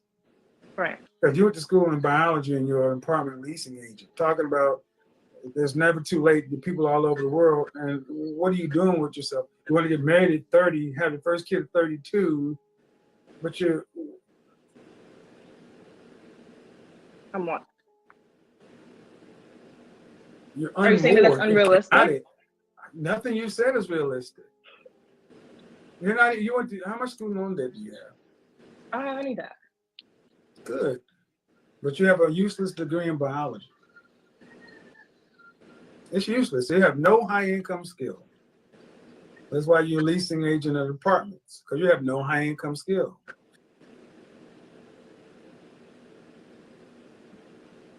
Okay, this is where Mr. Samuels and I will separate ourselves. If her goal is to get married, why does she necessarily need a high income skill? And most majors in college aren't high income skills. I frankly don't know where he's going with this.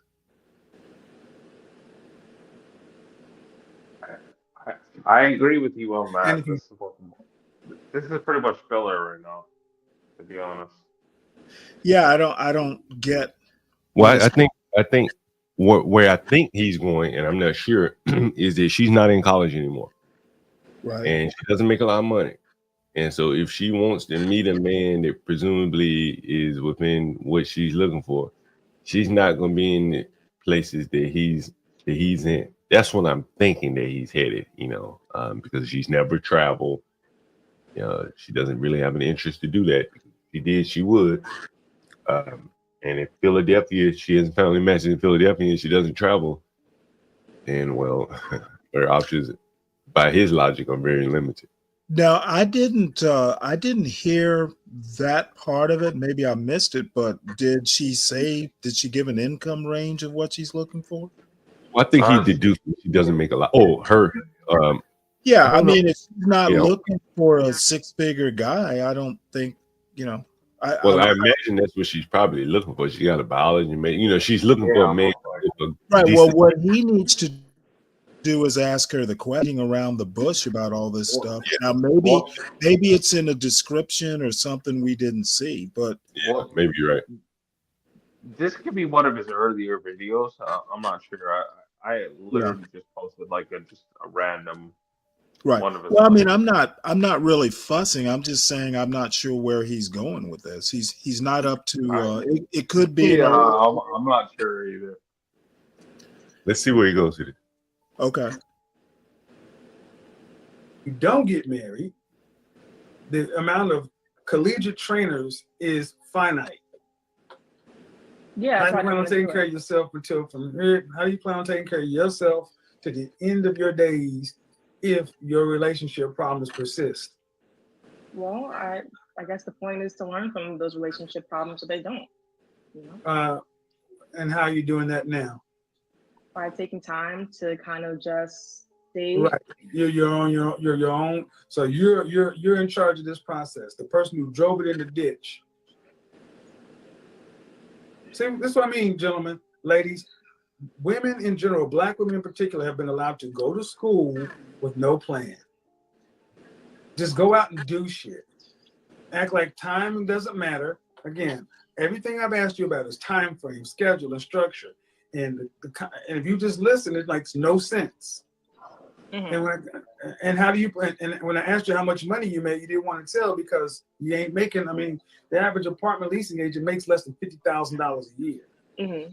So we can knock off the BS. You have no plan. Mm-hmm.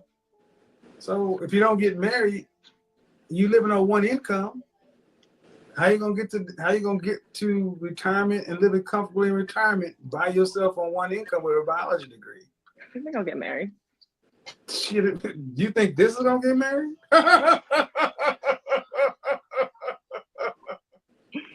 Why? Why don't you think I'm gonna get married? Shit. Why do you think I'm gonna get married?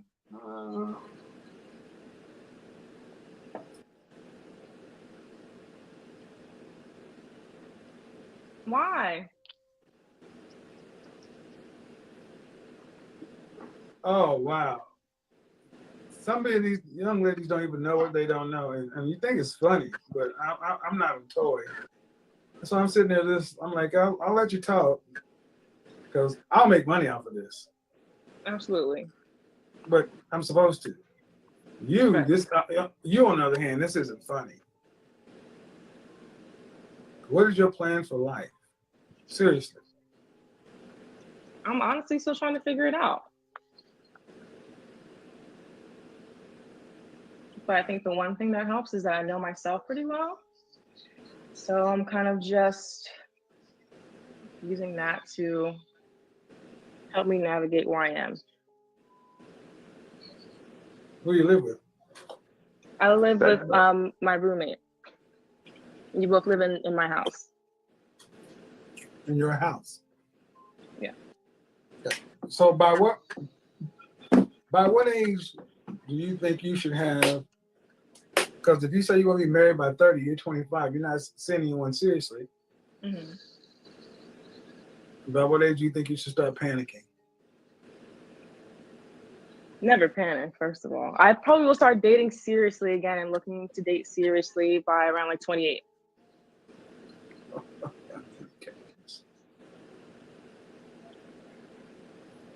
Two years. So That's this whole thing started off with men saying they don't want to give up, but they feel the average Black woman is too far gone, and you've done nothing to assuage those feelings. You think two is enough to? She wants to start worrying about. She start seriously dating at 28. Again. A woman who's had a 3-year relationship that you said ended because you again, as if you control the access to marriage. Men control access to marriage and relationship. See, that's what I mean. Black women have been allowed to just think, well, whenever I decide I want to do it, I'll get it. What about you? What about your relationship history has proven to you that you can be a wife? I think the fact that I'm willing to learn from the relationships, honestly. That means somebody needs to marry you on your potential. I asked, what about your relationship history has proved to you that you are ready to be a wife?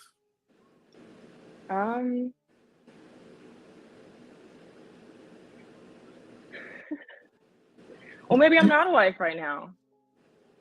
Well, then how do you plan on seriously dating to become a wife at 28? If the only person in charge of this process is you, and you're the one that drove her into a ditch. See, that's what I mean. You just admit, let me give you a little secret here.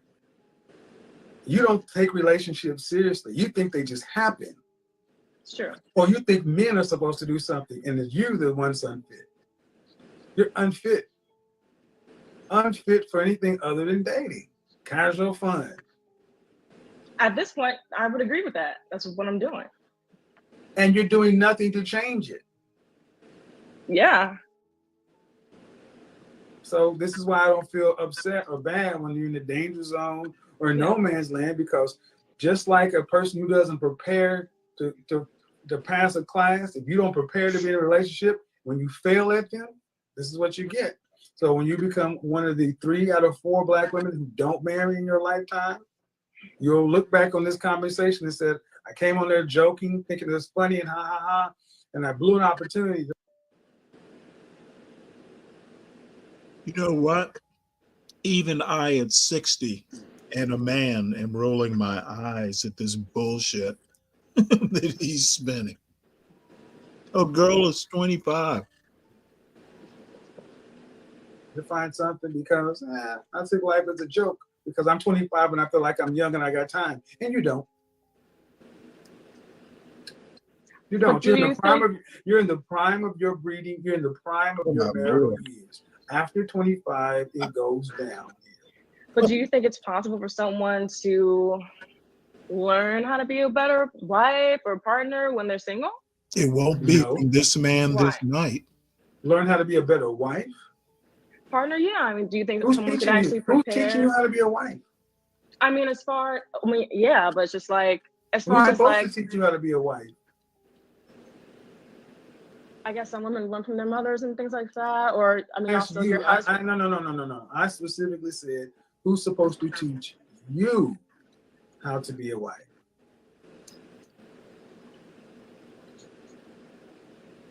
Who's supposed to teach me? I mean, I guess I don't see marriage. I mean, I don't know. I feel like when you're partners with someone, you learn from each other, like, and you work together. No. So again, so the answer is who's supposed to teach you? And you don't even know who's supposed to teach you. Who's supposed to teach me? Your mother. Right. Because she's supposed to be a wife. Right. But this is my point. So if you would even step aside from outside yourself and just use your education and your intellect to realize how unprepared you are, you're approaching relationships like a kid. Yeah. Like it's just supposed to be on-the-job training. Excuse me, sir. I want you to hire me for the most important job you will ever hire a woman for.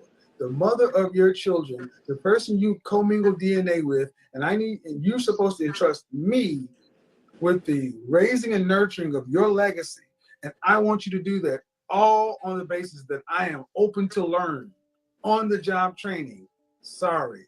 Nobody hires anybody on potential. People hire people on competency. Well, how would they know? They get taught. No, but how would they know They that I get am taught. fit? How? Because I've known. It's easy to see. You're not serious. You think relationships are games and jokes. You're not learning. You haven't been prepped to learn. You think that modern women like yourself think that, hey, I'm just supposed to be in a relationship and then when I'm there, we'll just figure it out. No, they're supposed to be getting taught this stuff from the time you were a girl. Mm-hmm. That's why you're 25 and you don't even know who's supposed to have taught you. Women have failed you to the point to where a reasonable conversation has become contentious because You think men are toys to be played with or like it's a game. You have this whole dynamic is going to further go to prove my point. The disconnect between so many modern black women and men. You treat us like your adversary instead of being on our team as our ally, even one that's twice your age. Yeah. This is our culture, and you're endemic of it. Now go back to how we began this all. Do you think it's over? No, I think they're worldwide people. You don't make enough money to travel worldwide. You ain't been worldwide, so that's just talk. It's just talk. You can't go worldwide, just like men can't go worldwide. That means you're gonna have to date from Philly. Well, pickings are slim. There are more men that are husbands than there are women that are wives.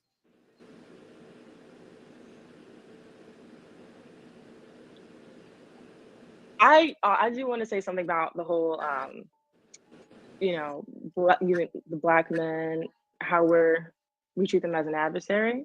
I will say, as far as how I was raised, I wasn't raised to see a traditional marriage in the sense of seeing like my mother and my father. So my father was sick for the majority of my life. Mother took care of him. That's pretty much the whole capacity. So I've actually seen the tail end of marriage and like what marriage can become.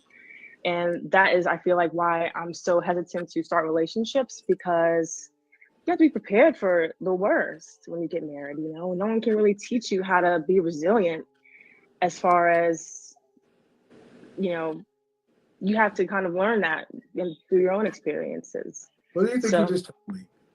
Your mother took care of her husband as she was supposed to because it's her duty. It's hard. That's what I'm pointing. It's very hard for years. And so it's like marriage, I mean, it can come to that. But not everyone's ready for that. That's why you need ladies are going to become cat ladies. Spencerville. No waiting. Because you don't want hard. It's hard. I'm saying it's people going to should be just be hard. prepared. Like being a husband and taking care of wife isn't hard. Yeah. You can't make this up. But that's not why I don't want to date. It's just because like I have to know that I'm ready for that, Yeah, just talking. So I'm like plugging my phone. Just talking. This generation, your generation of women you're like the boys of summer. You expect life to be easy. You saw your mother do her duty until your father passed.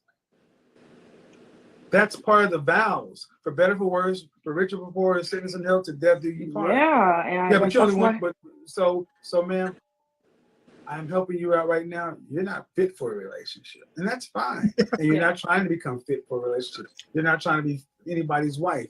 So what that means is after you have passed 30. Because you're 25 right now, and all you know is youth. But in 5 years, you're going to go back to this conversation and realize that, you know what? He was trying to tell me something to get my shit together, but I just thought I had more time.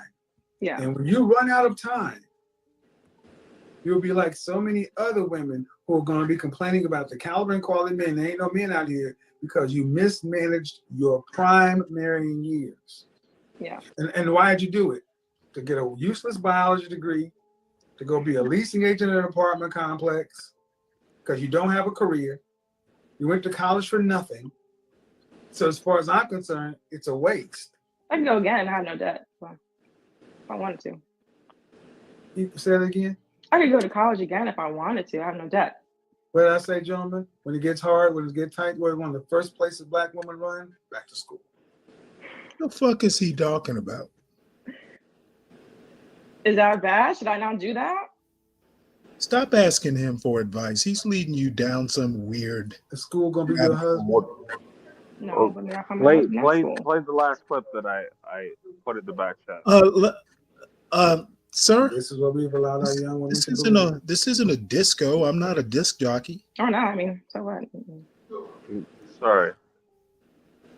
I wouldn't go there looking for a husband. I would go there again if I needed to. That's your problem. You should go everywhere looking for a husband. That's what your counterparts do. That's why they get married. Black women go to college to prove they don't need a man. Most women go to college to find a man. Right. Yeah, I definitely wouldn't go with me. I can meet a man for free. I'd spend thousands of dollars to meet my husband at college. Ooh, Lord have mercy. Juxtapose her with that 24-year-old the other day on Friday. This is the perfect bookend. She thinks she's being funny. This is what they've been raised to be. Useless. Useless to anyone. Useless to anyone but themselves. Ma'am, let's see how honest you can be. Okay.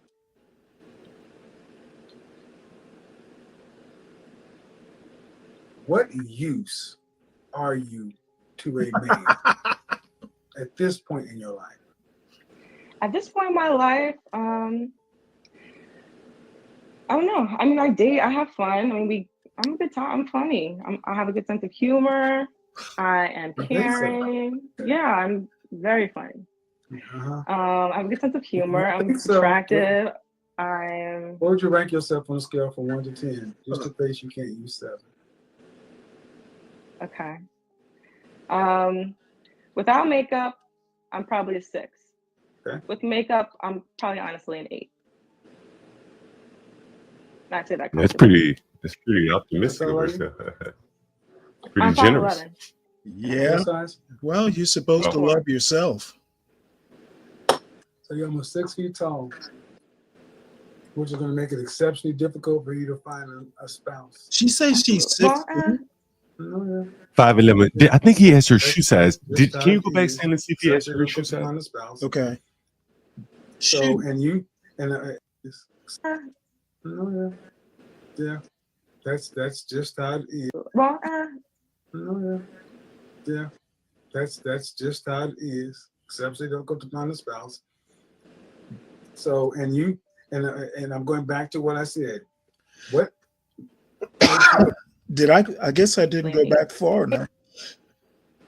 Okay. Right after he asked her without height, I makeup- think he asked her shoe size. useless to anyone but themselves. Ma'am, let's see how honest you can be. Okay.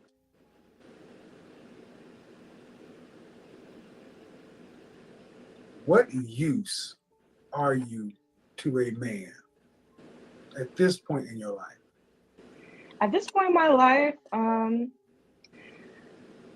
don't know. I mean, I date. I have fun. I mean, I'm a good time. I'm funny. I have a good sense of humor. I am You think so? caring. Yeah, I'm very funny. Uh-huh. I have a good sense of humor. I I'm think so. attractive. I'm. What would you rank yourself on a scale from 1 to 10? Just in case you can't She use sounds 7. funny saying she's funny. Okay. Without makeup, I'm probably a 6. Okay. With makeup, I'm probably honestly an 8. I say that comfortably. Do y'all That's all I believe she's an 8 with makeup? Like seriously? I'm 5'11" and a half. Dress size? I'm 4. So you're almost 6 5'11", feet she's a tall, giant. which is going to make it exceptionally difficult for you to find a spouse. Hey, John. Yeah, my bad. I thought he asked her foot size. Sorry. Yeah. 5'11" and a half. Yeah, she's probably a tall 5 and a 6 with makeup. Well, I used to date a girl, look a little bit better than her, but similar, she had real dreadlocks and shit like that. Attractive girl, real good shape. She ended up marrying a white man. So there you go. All is not lost for her. Well, I mean, if she has, pretty nice, figure, you might give her that extra half a point because I like tall women. well, Yeah. Well, Stanley, I could work with 5'11" because I'm 6'1", right? I could work Yeah. with that. But Yeah. like she said she's a 6, and she said she's an 8 with makeup. No, I think she's a 5 and maybe a 6 with makeup. I mean, now she's not made up now. I would say right now, 5. She's not bad. She's not awesome. 6 with makeup. And she's not funny so far. She hasn't made me laugh. Yeah, and that was like her selling point. She said that she's funny, and it's like she hasn't made a single joke, said anything funny. Like Well, I think he's been yanking her chain quite a bit. He might have discombobulated her. Because to be honest, and maybe I'm just not up to Kevin's standards, but I think he's being a little fundamentalist here. You know, a lot of people don't use their degrees. Now, I agree that she probably doesn't have a lot of time to figure it out, and I understand that part of it. However, it depends. I mean, she might marry somebody and never work again. So, you know, I think he's probably been a little too rigid here, but apparently it's something she needs. If she didn't know that her mother is supposed to be like, she should have never come to Kevin Samuels first.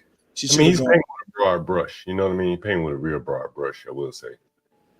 Yeah, she should have gone to her mother, though, that she didn't know to do that she's not able to say, hey, I talked to my mother and she said. That is a little concerning. Which actually leads me to ask, and this is an honest ask, if her mother were single, for instance, what does, you know, for a baby mama who's never been married, that is problematic. How does she know? The daughter in that situation wouldn't have a resource because the mother doesn't know how to be married. So, you know, I can see, you know, a problem that may not exist in this example.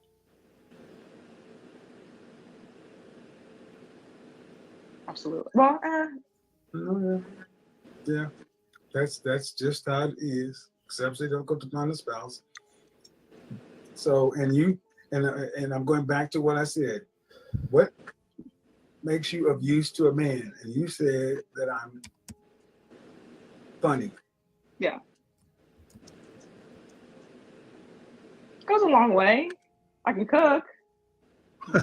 Guys like girls who can cook. Whatever. I can cook. What else? I can cook. I can It's a little clean. aimless. I can be supportive too, as well. You know, like you said, I don't necessarily have a career of my own at this point. If I did meet a husband who has a better career than me, or And this even is what, and honestly, John, what would you tell her? She hasn't said much about the type of men that she likes. I haven't seen much of her body. But at 5'11", I mean, it's gonna be rough sledding for a woman that tall, black woman, you know.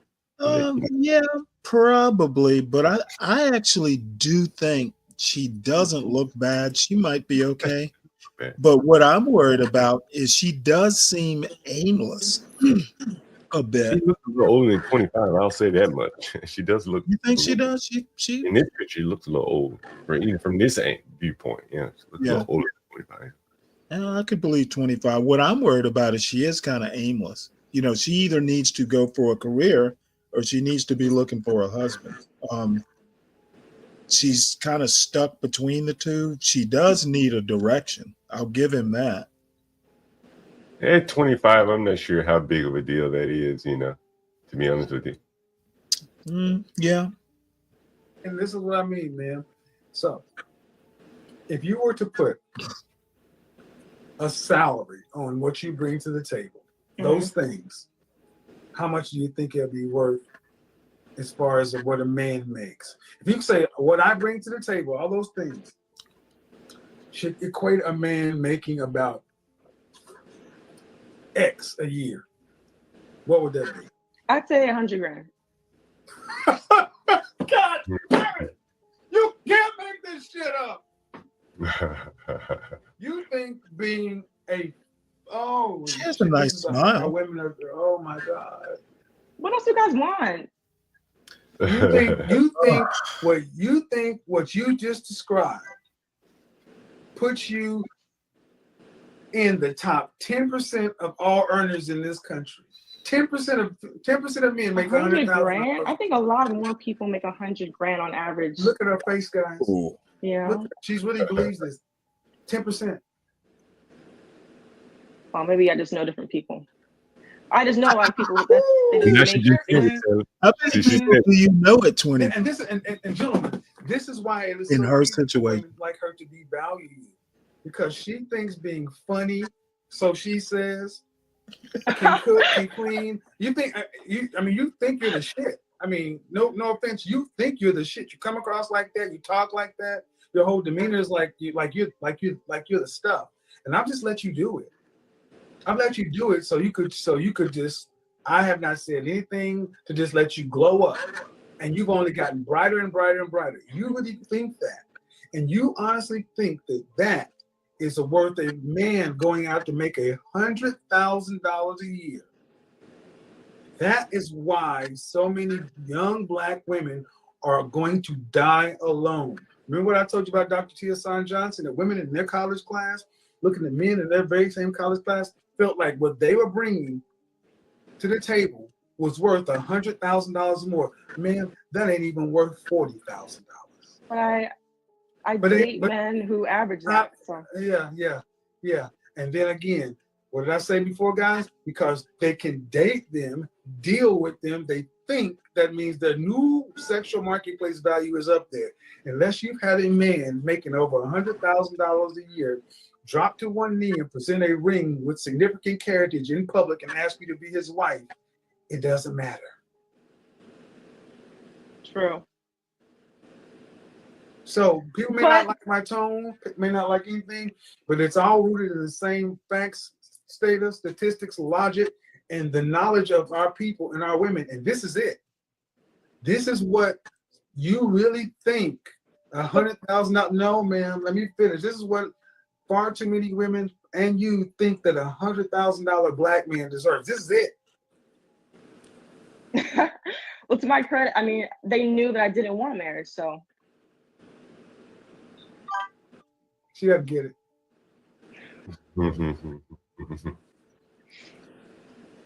And the sad part is, this is what your mothers and the women of our culture have allowed you young ladies to believe. That you just can go be there. And really what you're saying, I bring to the table is I just bring me. You don't know anything about men. You've proved that you don't even, none of the things you really said on your list are what men want. I'm funny. Men don't give a shit if you're funny. You don't think so? I mean. Oh my God. Why do you keep asking me like I don't know? Who the regular Lucille Ball? You're 25 years old and questioning me like I don't know what I'm talking. I don't think so. No. Well, what do men want then? Educate me. What do men want from women? Especially kind of men you're talking about, the kind of men making $100,000 or more. Are you asking me? More than anything else? Yeah. More than anything else, probably just for someone to not bother them, not to cause drama in their lives. You know, I'm not I think men just want women who don't make their lives complicated, who can support them emotionally in ways they can't. Okay, so if that's the case, then why were you toxic? I think she's just dumb. We were toxic. No, that's the problem. No, we were toxic. That means you were too. So why were you toxic if you believe that? Or you are that? It took me a while to come to this conclusion. I think didn't see the redirect. What was that? I'm sorry. Go ahead. Why were you that? Well, I mean, again, I wasn't ready to be a wife. I wasn't looking to be a wife, so you just let. How often do you when you get in an argument with somebody, you try to use humor as a defense and a shield? Never. Okay, good. You shouldn't, because it's not a child. Yeah. But I'll tell you, the thing that you said, men just want women, such and so forth. Would your relationship say that that's you? Non-drama, non-chaotic, just peaceful. Because of that, how that relationship was, I know not to be that. Yeah, I've learned from it for sure. So the answer is that they would say you are or you are not. No, I'm not. Okay, thank you. So even the things you say men want, you're not. No, no. I'm saying no. I'm saying I try not to be those horrible things that I was in my past relationship because I know that that's not what men want. I don't want that in a man. So I know that men don't want that in a wife. You know what I mean? That's what I meant. Sorry. Clear as mud.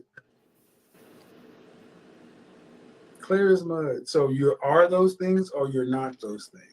I have the potential to be those things. I think because I'm more aware of the fact that I shouldn't be those things. You're still those things. Yeah.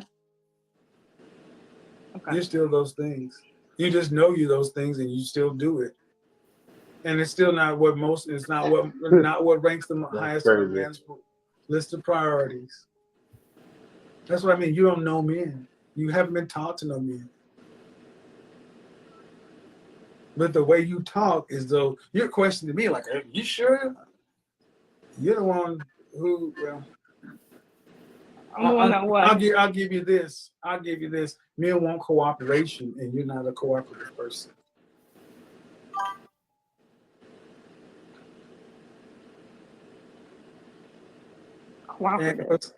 Cooperation. That's what men want. I can be though. I think it's about knowing your place. Yeah, you can be, but that's not the point. You're not. And the higher up you go in socioeconomic status, the higher up the power rankings go of men, the more cooperative a woman has to be.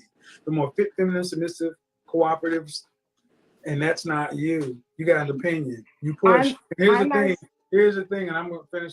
And I'm not trying to judge it, man. It's just what I read from you. If you think it's not you, fine. But I will honestly say this: what you bring to the table qualifies you for an average man. An average black man in this country makes $40,000, $40,500, not six figures. What you just talked about does not make you special. It makes you average. Okay. So this is the ladies, gentlemen, ladies understand this is the number one problem. What you ladies think you bring to the table, you massively overvalue it. You thought that was worth 100,000 plus. Only because of my own, I guess, dating experience. But I also wanted to say, I feel like women can be as cooperative as the men that they're with. You know, I'm much more likely to be cooperative to a man who treats me right and cares, you know, listen. Didn't have that before as much, so I think that's where the contention arose. So her doing what she's supposed to do is contingent upon you making her feel like she should do it.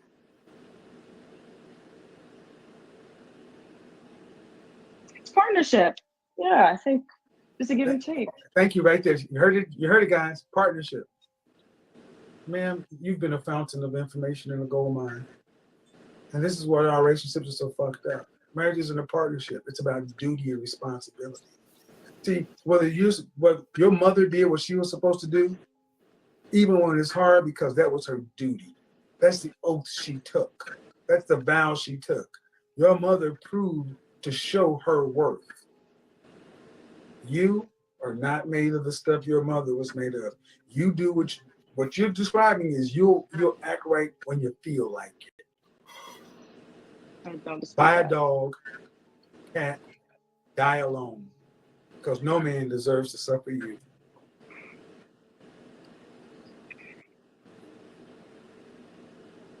Oh my God. Yeah, that was pretty rough right there.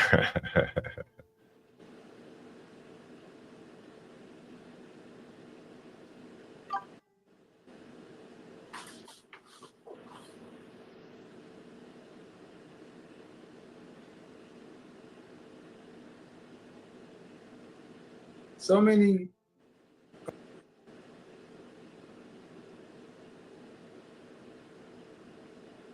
Any comments on all that? That was pretty rough right there, huh, Stanley? He was pretty rough. Yeah, it was, but I think, you know, I commented to Black Knight. I think she didn't realize towards the end how much trouble she was getting. She got real defensive, and I actually kind of feel bad for her. I wonder why her mother isn't a better resource.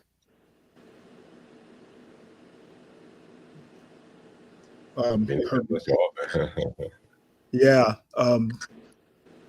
Some of it he was right. Some of it I felt he was just too hard on a 25-year-old. And my biggest question is, why isn't she talking to her mother? So, Andre, tough guy, any thoughts? Well, I am honestly not sure where else he's going with this clip, but play that next clip. Okay. So we're done with this one. That seems to be good enough for me. I see. Let's see here.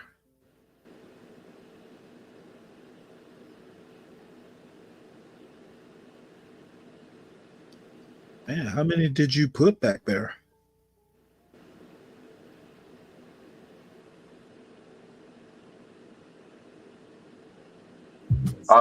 Play the very last one.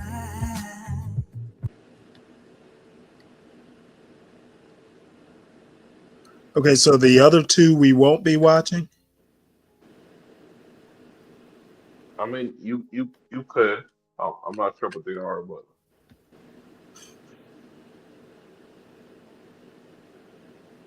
let's see here.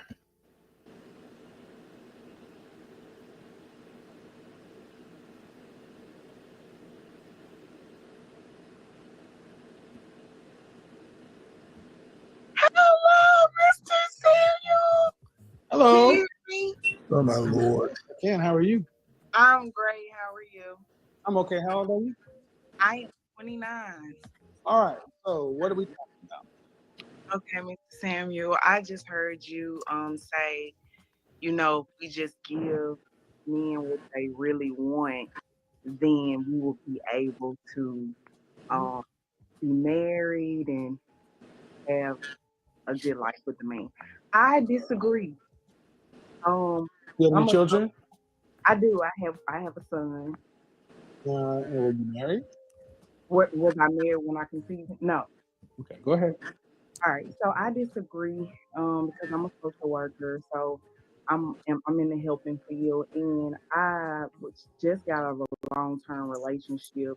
And when I was in a relationship, he would tell me, okay, I want to go back to school. I want to pursue my degree. I want to finish, I want to finish my degree. So I thought, like, okay, great. Let me come up with a plan on, let's see how we get your degree. Let's see what type of money Why we didn't got to he put come in up for with a you to plan? do this. But when it came down to it, that's not what he really wanted to do. So Hold on. Are you judging all men based on what you're talking about? I'm not, but Are you sure? Are you sure? Because you said you did. Okay, you say you disagreed, but I allowed you to speak, and you spent the better part of a minute describing your situation. And like I was saying at first, like I'm a social worker, so I work with a lot of women, and I work with a lot of single women.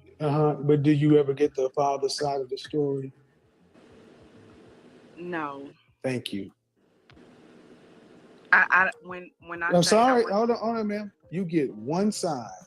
There are three sides: hers, his, and the truth. And guess what? I can pull up video after video of women breaking the law, lying, and females believing it. 74-year-old man in Idaho Springs was tasered, framed, and stroked out because his neighbor, who was drunk, high, and had multiple felonies, lied and said he had. Go look it up, guys. And that guy didn't get anything. And you know what the female cop was over there? This old man, they tasered him in his own home, planted evidence on him, and they were more concerned with the woman who was drunk and high. So, women tend to believe women's sob stories. And you cannot be an intelligent person and tell me just because you're a social worker hearing one side of the story, knowing you're a single mother predisposed to having a heart for women, that you're getting a balanced picture. Logically, tell me that's what you're doing. No, what I'm saying is I'm not only am I a social worker, I am a female, and I do work with a lot of single women that I have a seen. lot of single women who choose to marry before they carry,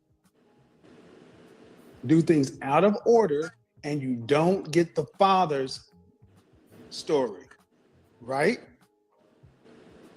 I'm speaking about dating, Mr. Samuel. No, ma'am, I'm speaking about you're trying to set the table in a bullshit way.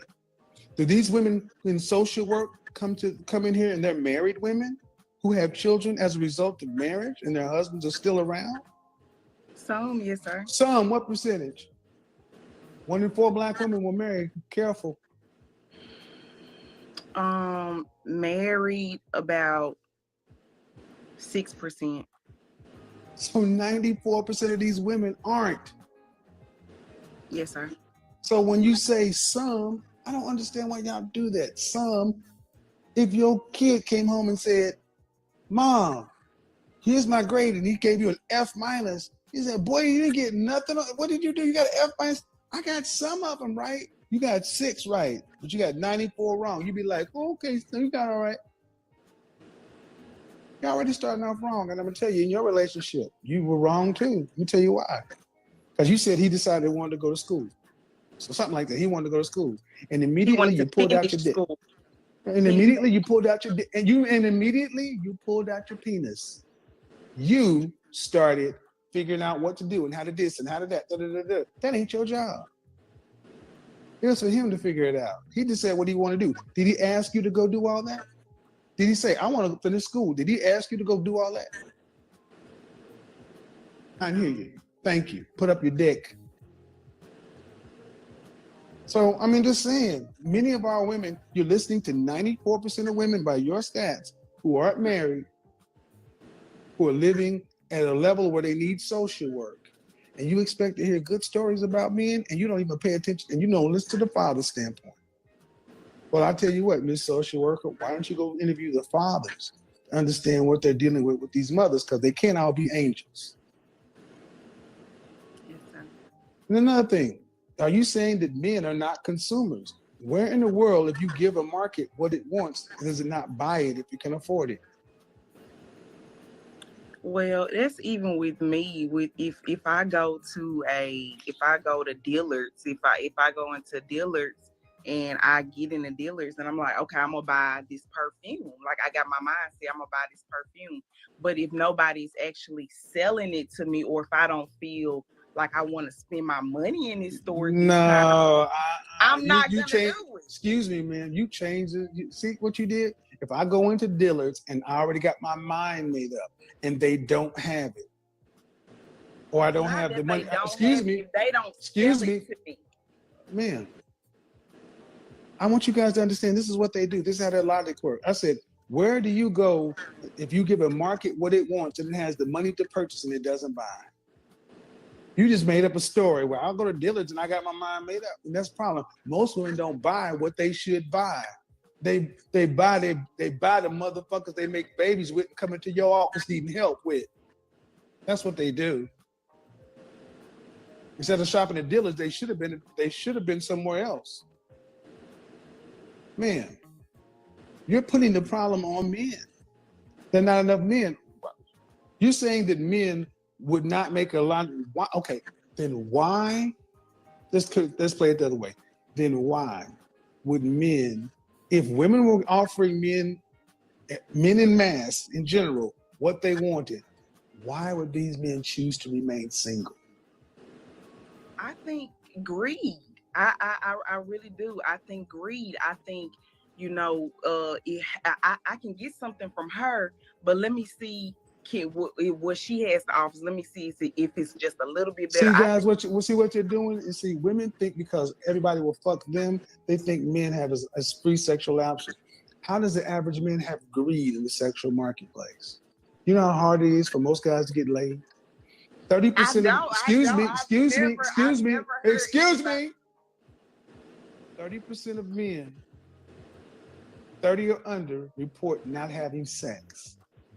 30% of men under 30 are virgins. But you can have somebody like Gabrielle Sidibe. And what do women say? Somebody will fuck her because somebody will. Women think there's something called attraction symmetry. They think just because they can go out and offer their vagina to the market, they know somebody will take it. If I walk out and offer my penis to the market, somebody will. But will as many people, how about this? If you go in a room of 100 men and say, I'm clean, I got no diseases, I just want to hook up one night stand, no string, no attachments. Out of 100 men, how many think are gonna smash? If we got 30% of virgins, then No, you mixing things. Don't play games with me. Put your 100 men in a room, 100 men, not 30% virgin, just 100 men. How many gonna smash? I don't know, Mr. Sanders. Really? Just give me a number. Heterosexual men, no, you want to have sex, you clean, how many men you think will smash? Maybe 80. All right. And if I put 100 women in a room with the same kind of man, average man, how many women you think gonna fuck? 0. Maybe 60. They will shame each other into not doing it. Guys, that's the problem. They think, excuse me, look in the comment section. I understand, man, when it's over. Women think it is easy for men to get sex. As they think it's just as easy for men to get sex as it is for them. Because women only think about, when they talk about the sexual marketplace, you talk about the men you're interested in, not 100% of men. If 60% of men were out here, anyway, so no, that number is high. I would say closer to the best pickup artists, the guys who have all the game, who study this stuff, report a 10% close rate. 10. And these are the guys who are the game masters. Okay. So you're saying that if you offered men an opportunity to get, women were offering me what they wanted, and they didn't have to be in the game anymore, you're saying they would stay in the game because of greed, implying they could get more. Yes, sir. They don't get it, guys. They don't get it. They don't get it. No, ma'am. I just told you that makes no sense. It doesn't make any sense. How can guys, if 30% of men aren't having sex, why would they stay in the market if they were getting what they want from a woman? To gain more. More of what? What are they already getting if they're virgins? We're not talking about the 30. No. We're going to talk. No, yes, we are, because they are part of the 100. And see, that's the point. This is so foreign of a concept. No offense, man. I really mean no offense. But your mind can't even wrap your head around the concept. It doesn't even compute with you. It's like, well, I don't want to talk about that because that's so far outside of my mind. And all the men are like, what are you talking about? That's the real world.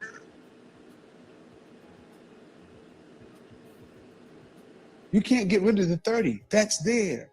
So if 100% of men are out there and 30% under the age of 30 aren't having sex, if you gave men what they wanted, which is just a fit, feminine, friendly, cooperative, submissive, childless companion, women were saying, okay, the majority of us are that. You say men would say, instead of taking you and going off and having consistent sex in a relationship, I would rather stay out here dating, spending my money, time, and opportunity for the possibility of sex. The possibility. We know all men are not spending their money on women to have. Ma'am, I don't really give a shit about the money aspect. See, you've That's lost. a part of the No. But the thing is, I'm not trying to be funny. That's not the point. The point is a bigger point. The point is you have just demonstrated why there's such a disconnect. You ladies have no idea what it's like to be a man. You are so disconnected from us because all your life is spent around talking to women and listening to their stories and everything else. And when I tell you about what's going on with men, you still think that, well, that's like this. That's like this. Okay, change it from men to women. You're hungry, right? You ever been to a restaurant and there was a wait and you're hungry, right? Yes. All right. And there was this 2-hour wait, and the next closest restaurant is 40 miles away. And it's gonna be a wait there too. Sure. You sitting there waiting, and then they come along and say, well, we can sit you and your guest not at your favorite table. We can sit you at this booth, or we can sit you at the bar. And then right now, or you can wait 2 hours. What do you do? I'm gonna go sit at the bar because I want my Thank you, food because quick. human beings are, thank you, and that's exactly what men are doing. If you give men what they want, how they want it, they'll sit at the bar. They won't wait to go have a chance to sit in out there or go to another restaurant. Thank you for making the point that you understand human beings operate on incentives. That's how men operate too. Men will say, if you give me what I want right now, I'll take the bar. The bar is a woman giving men what they want. They won't go out here and say, well, I'll try for a better seat. Does that make sense? This a restaurant, of course. We're gonna move faster with a Holy restaurant. shit. But Holy if shit. a man wants to go see their favorite, Mr. Samuel, No, ma'am, no. You're gonna let me talk. This is my show. But no, you're acting like, do you understand why people use sports analogies to explain the complex concepts? That's Do where you? I do, yeah. Because people can relate. I used a restaurant analogy because the sexual marketplace seems to be outside of your ability to relate, but you can relate to a restaurant. And now you're going to tell me, no, those things are different. Mrs. Tammy, when you used your analogy, when you used your point, when you said if you walk in the room and 100 men in there, how many do you want to have sex? You took the 30 out of it. So when it comes to my No. I said if you walked into a room with 100 men and you weren't, Where and you this said I'm sounds like down the to fuck female 100 Gomer of you, Pyle. how many would smash? but you took the 30% of virgins out of that 100. No, ma'am. That's the She not understand That's how the math sexual works? marketplace. They won't There's be a virgins million. if you offer them something. And even, okay, let's take it that way. Even if it was 30% virgins, those virgins would fuck you. If you were offering free pussy to a virgin, no cost, no zip, are you crazy?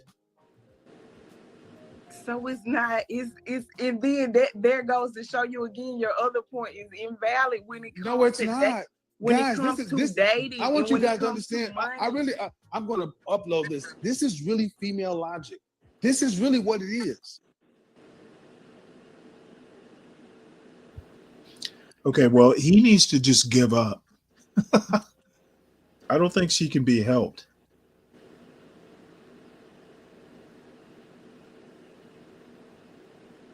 Well, this is that was one of the biggest problems with him, is that he actually wanted to help. Yeah, yeah. It's a shame when your biggest problem is you can't give up when you need to. Well, his whole thing is like he actually wanted to help. Well, no, I can see your point. I mean, because when he keeps trying, it could be taken as badgering. So, it might have been better just to go, hey, you know what? I can't help you. Well, basically, his whole thing was like, basically, like he believes in like black love and black marriages and black families and stuff, but then he's getting chicks like this all the time. So yeah. Yeah, well, let's see. Is she the only one on this video? She's getting painful. Oh yeah, she's all the way through this.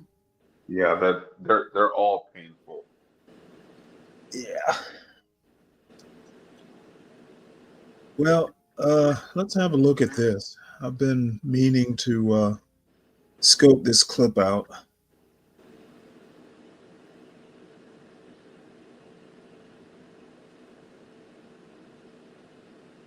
Whoa, that's not what I meant to do. Welcome to Chase Love. Do you want to hear my thoughts about the first date with Eric and Shantae from the show Blind Date Love on YouTube? If so, stick around and I'll be right back.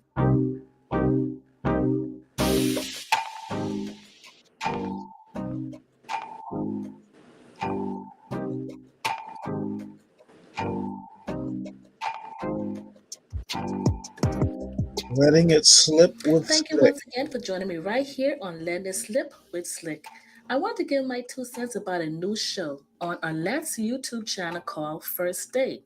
This show is about previous candidates who were participants on Pop the Balloon, but was a fan favorite, and now they get a second chance I at love. remember him actually. The show is called He's Blind Date Nigerian. Love, where the candidates get to ask questions blindfolded to a group of contestants. At the end, we'll choose one to go on a date with. On the new show First Date, we, the viewers, get an intimate glimpse into the raw, unfiltered experience of their first date. With that being said, let me give credit where it is due. I will leave both links to Blind Date Love and First Date in the description box. Please go check it out and subscribe to our Let's YouTube channel. As I said before, First Date come on the heel of Blind Date Love, where Eric chose Shantae for a first date. Walking into Sneakerhead's restaurant and now seems like a trendy brunch lunch date type of vibe. Shantae dressed very nicely and Eric came comfortably dressed for a park picnic. He did bring his dog on the date. What? And I'm assuming it is a therapy dog. That's the only reason I could see someone bringing a pet on a date. I must say that he is a great icebreaker. He tries to be funny to make his date more comfortable, which wasn't needed for Shantae. These are two very attractive people. Shantae was smiling from ear to ear. They made small talk, no wasted airspace in the conversation, and I like that. They kept the conversation, or should I say the question they were asking each other, very light, and I have no problem with that. No crazy questions You know like, what? when Let me was the do last this. time you had sex? Which is weird and uncomfortable.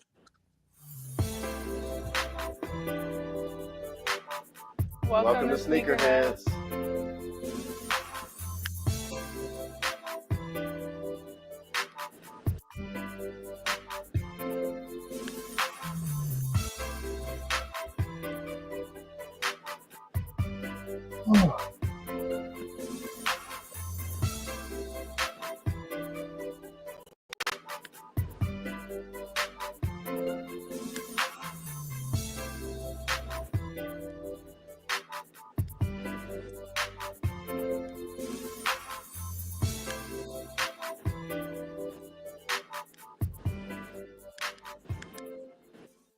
How are you doing? How are you? Good. Why are you whispering? Am I whispering? Feels like it. Okay. I'm so close to you, but I can't hear anything. Now you're whispering. Not a whisper. Yeah. Yeah. Okay. How'd you feel last night? Good. After everything you I went was back home? very happy, but I was also very tired. So you went to your Airbnb and just went to sleep? Oh yeah, I was out. Yeah. What about you? I went same. I tried to order food, and then halfway through I just forgot about the order. Yeah, I was very tired. So you didn't even get to eat? No. Oh, okay. So you're I'm very you're hungry. Very hungry. Yeah. Do you know what you want? Yes, I do. Okay. What? I'm probably gonna have the salmon with the rice and peas. Okay. I'm gonna have all the chickens. Every chicken here on the menu. Yeah. So I'm into it. Big bites. Okay.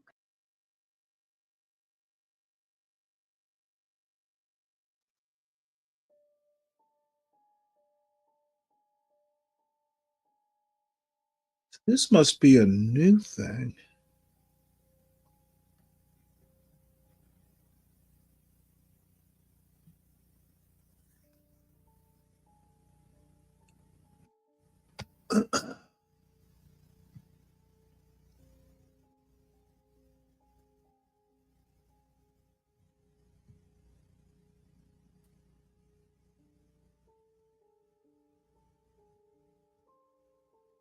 I'm gonna have to go back and research this. This is a show I didn't even know that existed that she did. How did that escape me? Are you looking with T? Oh, T's live right now. What you wondering what T's talking?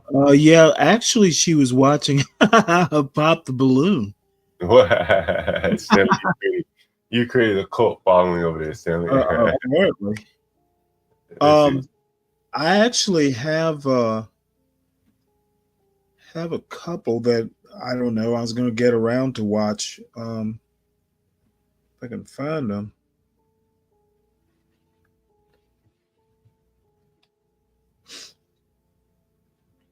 You ever watch that guy Nightish, Stanley?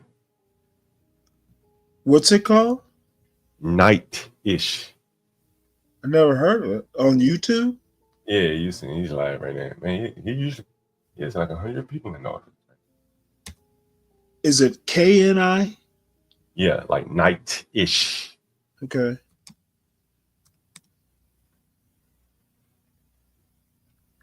Yeah. Oh, you know what? I misspelled this, didn't I? Yeah, I know. Silly me.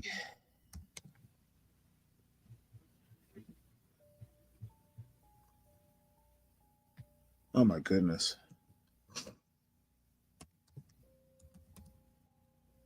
ISH. There we go. Nightish the Chronic. John, if you have it up, just send me the link. Because what I'm seeing, is this the guy right here?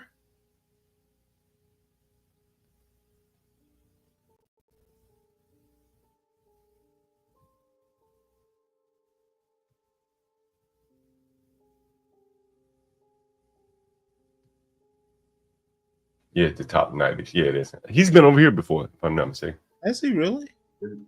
It says he's doing karaoke apparently. Was, hey, should we empathize with him? Therefore, they're saying, why Can you are hear you it? empathizing? We've showed the paperwork. Why Yeah, does hold on. Why does it take a court record for us to say, hey, this dude's a pedo, for y'all to jump on it? That's what I ought to do. In my opinion, Start putting that's up what a they're saying. banner like They're that. not saying that you sided with Joe. Oh, he's doing a react to another show. Doing? We showed you the charge. Why does it take an act of Congress for people to say, "Hey, cut this dude off"? No, we don't do that in this space. Black, you are lying. I'm not lying. I'm rationalizing. One second. Let me correct this. You are not like I'm not saying that you're doing Oh, intentionally. I know means who- that you are doing intentionally, right? who, You are that- saying something that is not correct.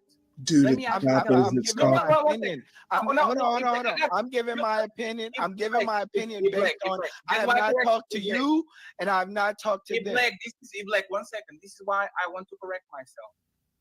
It's not intentional. I'm not saying that you're doing it intentionally. This is how you see things. You know what actually happened, Black? And this video is on Rumble. I privated it and it stayed there. I deleted it on YouTube, but I have the video. This is actually the true matter of what happened. I asked Joseph before you guys released any motherfucking evidence, no court transcripts, no nothing on my show. And I have actually, let me play the video. Let me actually play the video so this can be fair. Okay, I'm going to play the video so you can see, and then we move around, and because again, this is why I didn't want to delete it, and I'm glad that I actually saved it, because people are going to lie about what happened. So Joseph is here. Okay, here we go. This is actually what happened. Just because I didn't took the credit, Black, that doesn't mean that actually I didn't do something. So I'm going to show you this, and you take your conclusions to see what happened. Okay. Remember, this is before y'all post anything about the case, anything about the child thing and the house thing and all that. Look at you. 1 second. We don't do the screaming here. What's your mind? Yo, first of all, stop screaming, dude. Who is this dude? I don't even know. It's fine. Everybody quiet, please. What's your minor? Just let's what's your minor? No comment. Exactly. Damn. I said, what the fuck I thought? Bitch, fuck you. Damn, no. Fuck you. No. One second. Fuck you, Joseph. No. Fuck you, Joseph. Fuck you, Joseph. Bitch ass nigga. And why the fuck? Hold on. Why the fuck you say fatty and fantastic man yesterday? Trying to tie them into your shit. Fuck you, Joseph. Oh my lord, they are loud. Bitch ass nigga. Hey, tell. Bro, we can meet up. 2050. I don't know how they do that shit, Stanley. Make a comment. Somebody knocked out. Somebody said somebody sleep on there. I don't see anybody asleep. Somebody They all look wide awake. You could dance and somebody knocked out. Oh, that's the dude, the host, Stanley, to the extreme right, to the extreme left of the panel. Right here? Closet set. Oh shit! Oh, he is knocked out. Holy cow! I don't hear about that shit though. So what he's watching isn't live, but he is. Yeah. Damn, he knocked the fuck out. It's time to go to sleep, man. Yeah, I know. Yeah, he gone. Sleepy time, niggas. Sleepy time. This is what would happen if Mitt had a show. Man, I was watching his show earlier. He was talking about the need to take naps. I guess he took that shit literally. About this. Oh man. Deacon Days, in fact. Stream called what? Should we empathize? Should we? But I mean, I truly been, man. I don't think I ever been asleep. I've been drunk on this motherfucker. I ain't been to sleep, man. I ain't going to sleep on this motherfucker. No. Okay. Yes. Does It's he happened to me before, but so that means that's the why same I narrative try and that get came rest. from with him, Generally, where he was blaming the woman or the Yeah, I or think part of why I can't listen to this shit because it's Phoenix Fit, so you kind of have to know all the backstory drama. I know what concentration is. I know what You you're know, doing. it's like really not Hey, that him interesting to on me his unless you know channel, these he's people. crying. Does he deserve that yeah, same they're type of just kind of treatment or rambling. that same type of Let's just go and see T's show. I wonder what. She playing music over there right now. You can't really watch her. Oh yeah, I see it. Yeah, she was watching Pop the Balloon earlier.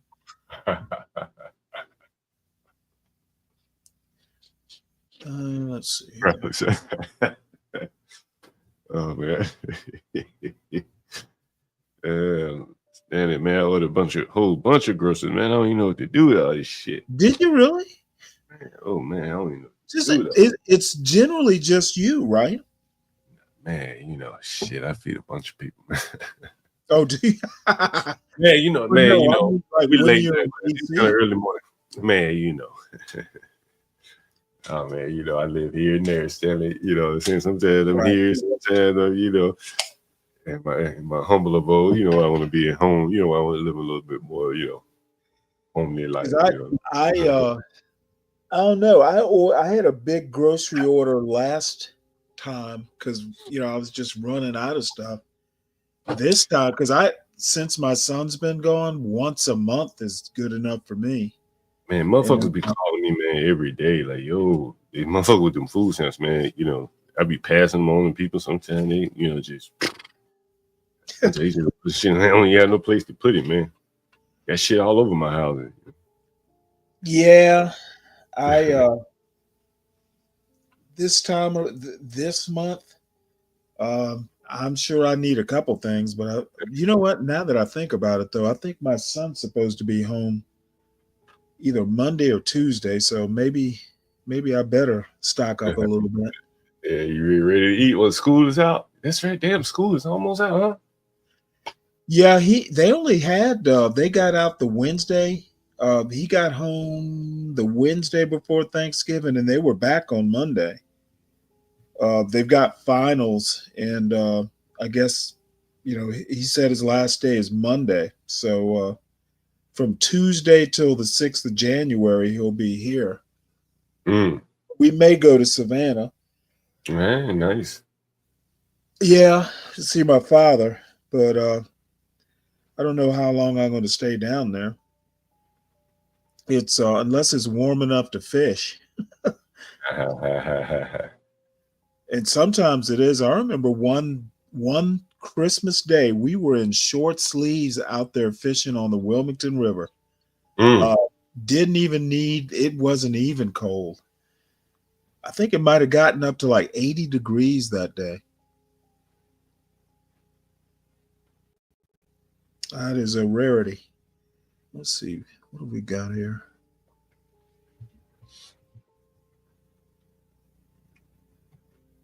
Stanley, I know you don't cover that. I know you probably don't really know much about that Remy Ma shit. Huh? Have you heard about this? I heard the name. I don't really know what's that all about. I was in the club one night at a little club, and there wasn't that many people in there. And then she was in there. Man, anyway, so oh, that's right. Yeah, it's Remy Ma and some dude, Pookie or Patty. Papoose. Papoose. So what is that all about?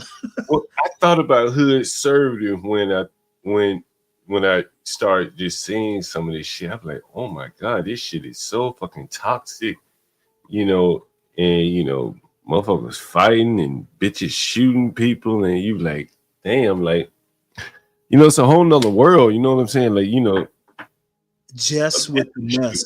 A bitch would shoot people, you probably gonna, you know, you can't deal with, you know, if the man that deals with her, like, boy, that's a tough woman to deal.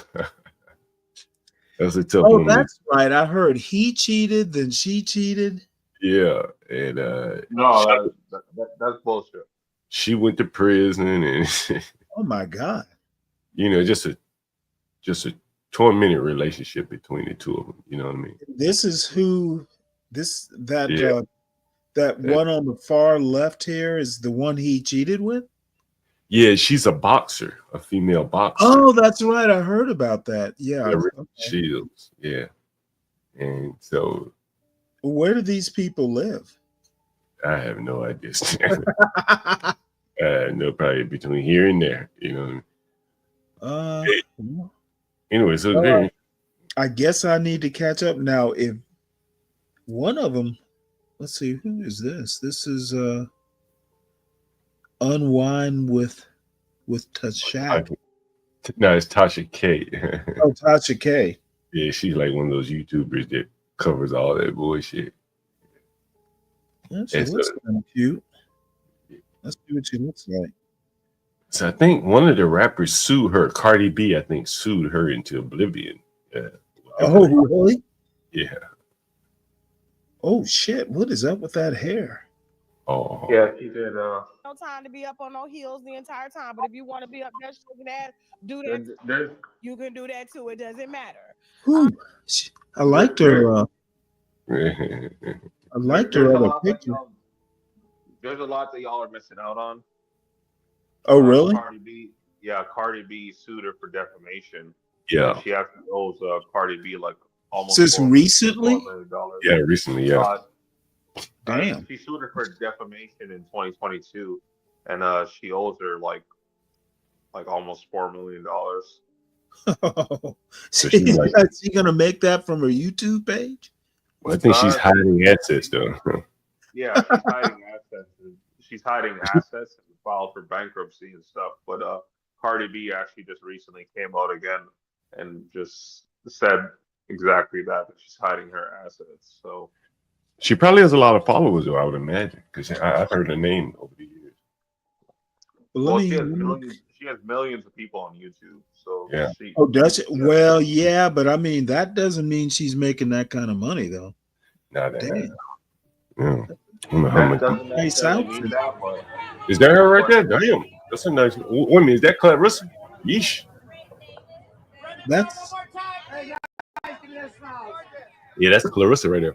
Damn. Well, I'm not sure. That she looks though, right there. That's about as good as it gets. Well, you know what? That's okay. This is good enough, at least to look at. Is that the boxer? Yeah. So, damn, look at those arms. All right, so this is where y'all got it fucked up at. Oh, well, how do we have it fucked up? So basically, Papoose, he stayed with Remy Ma for because Remy Ma went to prison for 6 years, right? Can y'all hear me? Yeah.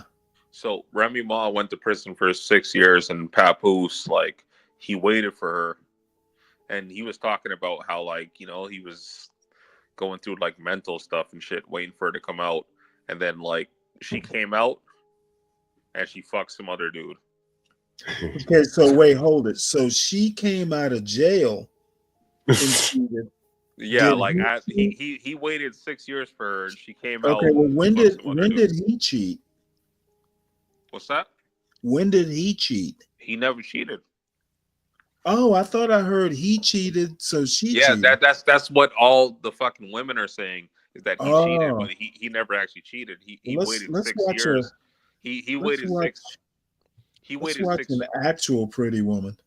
So he waited 6 years for her to come out of jail, well, out of prison, and when she came out, she fucked some other dude. Let's see, is Kimmy in the audience? She was earlier. I think she said she was going back to bed. So now I can now I can lust after her. So they are both from New York, but basically, yeah, that's what happened. He waited 6 years for her to come out of prison, and she came out and fucked some other dude when she came out. Like, I think he ended up having a kid with her. I'm not sure why he did that, but he did. Sorry? I said I'd say I'm not that, to be honest. I mean, I'm kind of curious just to know it, but I'm not that interested in details. Well, basically, she went to prison because I think her case was like, you know, something happened and she didn't tell, so She went to prison because that was the best place for her. well, she didn't tell on whatever she witnessed, you know. Yeah, okay. So Dolomite says Pap knows Remy was cheating, but she bullies him to stay until he found a better bully to make his escape route. Damn. You know, this is like a soap opera. It pretty much is because Remy Ma, she's known to be into some like violent stuff, so but basically Well, like wait, so is he a battered man or battered husband? Are they married? I believe they're married. Wow. I believe they're married. Well, Okay. I think they might have got divorced, but I believe they were married.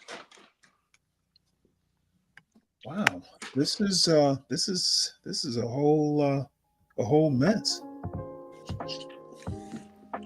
Yeah, so yeah, basically you know, like she did the 6 years or whatever, came out and fucked some dude, and he ended up beating up the guy and fucking yeah. So he beat up a guy. Man. Well, he beat up the guy that she cheated with, because yeah, I'm not sure why he would do that, but he beat up the guy that she cheated with. Like it is like a soap opera.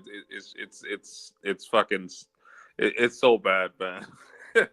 Well, let me ask you a question. Why is it interesting to like people, like young people? Well, like at least for younger people, they like drama and shit. But like but me personally, like I actually listen to both of them. Like when both of them used to rap, I listened to both of them, so that's why it's like interesting to me personally. I see. I think what's more interesting about it is like what you're seeing is kind of like loose women, you know, and kind of like, you know, some of the stuff the hood conservative talks about, it's kind of being expressed here. And that's really what you're seeing. That's why I brought it up. You know, violent women, shots. Another one that's a boxer. So these probably more aggressive women than the men.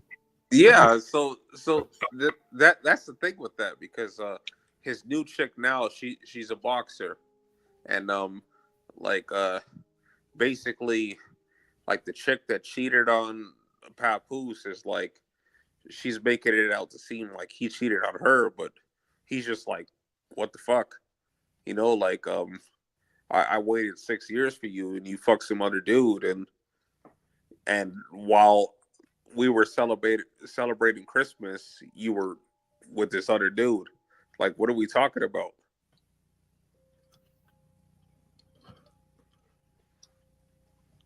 Well, Phoenix Fish, maybe I can understand what Hood is nattering on about. If this is the kind of content that he's consuming and, you know, concentrating on, of course he's going to sound weird to me.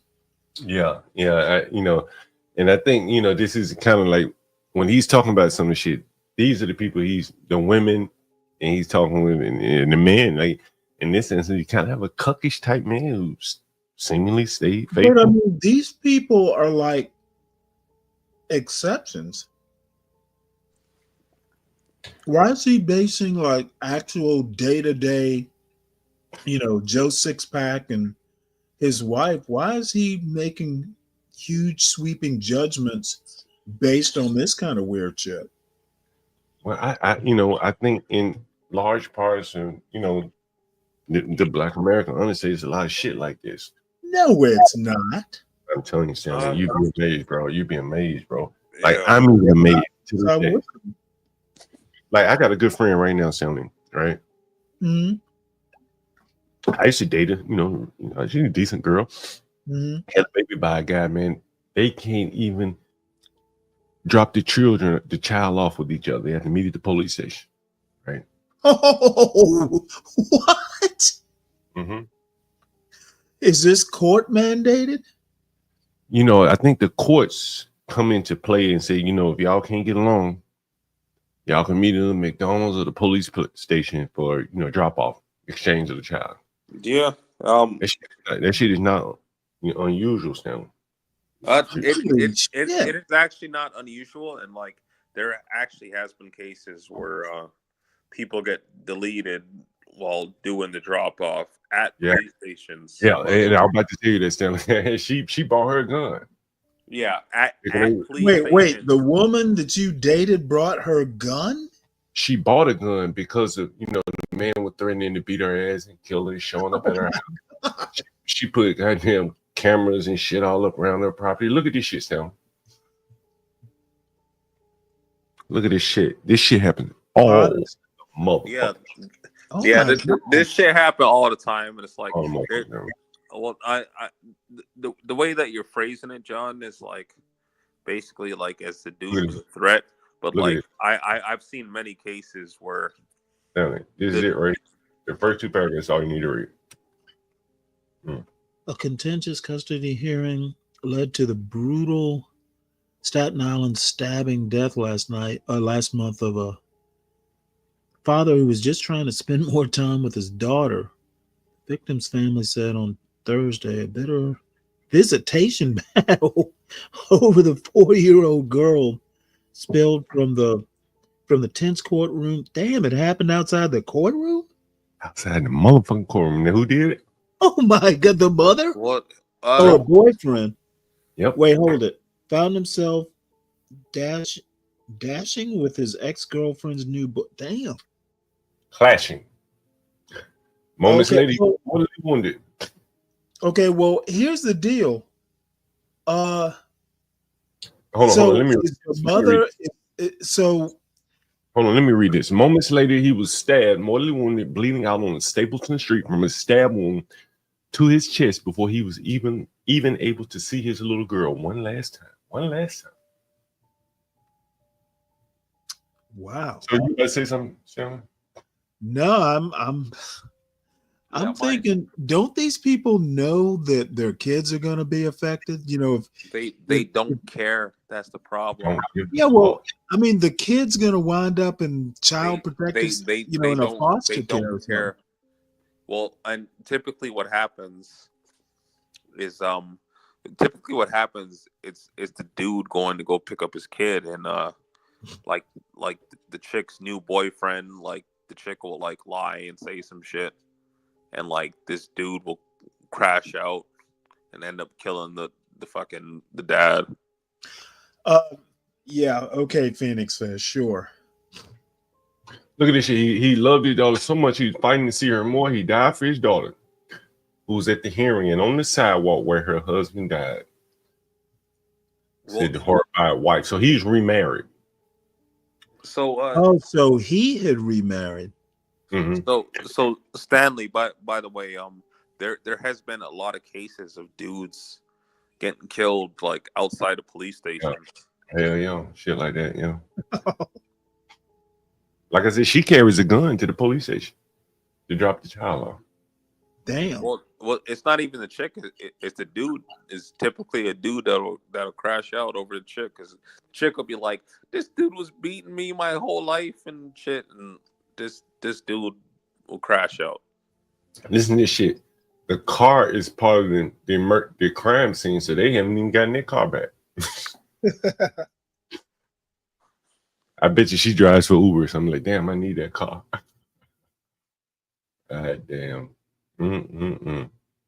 Wait a minute. Rosario was charged too. Was that the mother? That's his wife. Who's the mother?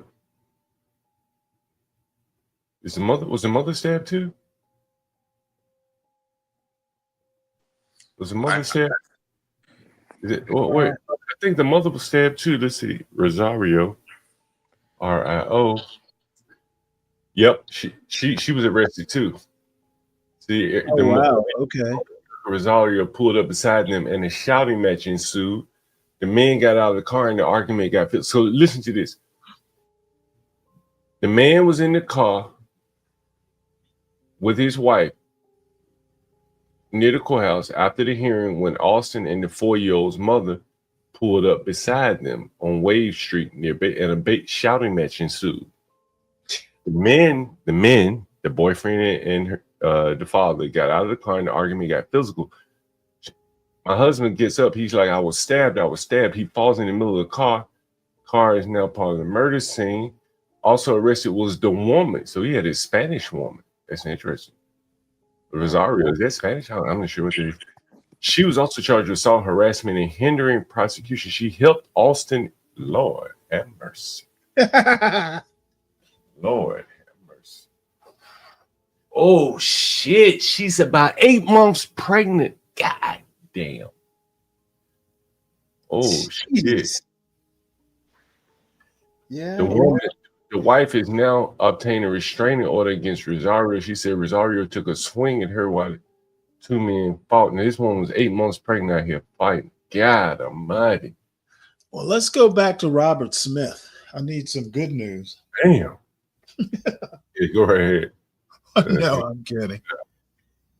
Morton said Austin came after her after allegedly stabbing her husband. He chased the woman. So I'm running, then almost got hit by God damn. Oh shit. Oh shit. Oh shit. Oh shit. I don't even want to read this shit. So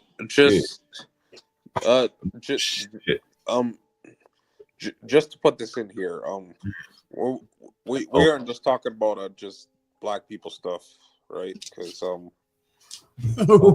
what can I say but Lord today? So like that blew my mind right there. God damn.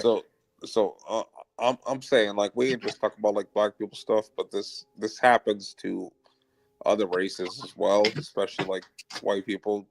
Like, God damn. Is the handoff like is a very dangerous thing depending on your level with like the ex-wife, the baby mom, the ex-girlfriend. Yeah. Oh man, that was an amazing story right there. Sheesh, that was a serious crash out right there, bro. He was trying to kill everyone. That's what I'm saying. This shit is crazy, man. The fact he was not willing to, he was chasing the woman. Jeez, Louise, man, yeah, damn. That's amazing. Yeah. Now I wonder where was his wife, like his present wife, to tell him you shouldn't be doing this? That's a good question. That's a good question, Stanley. What? I'm not even sure what happened. Like, because I'm kind of like, sometimes women can be a calming. Yeah.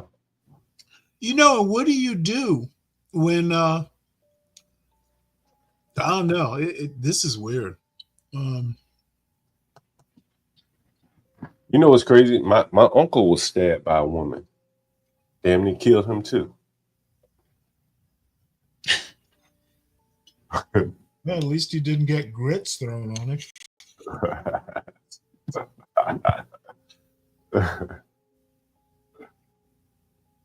Yeah, well, all I can say is maybe it's just better I stay blissfully ignorant. It probably is that. No, do you think I ought to just go back and apologize to Hood Servative? It's like Hood, I had no idea. I mean, shit happens.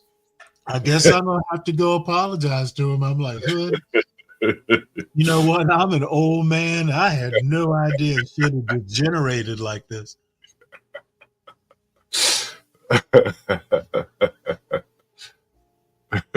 You're right, Hood.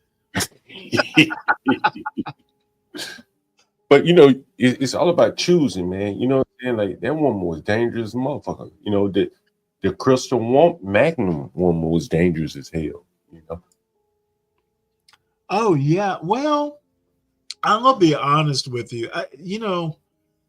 I think when you start calling people, like when you start calling the hookers to come over, and you're not. I mean, these boys weren't adults.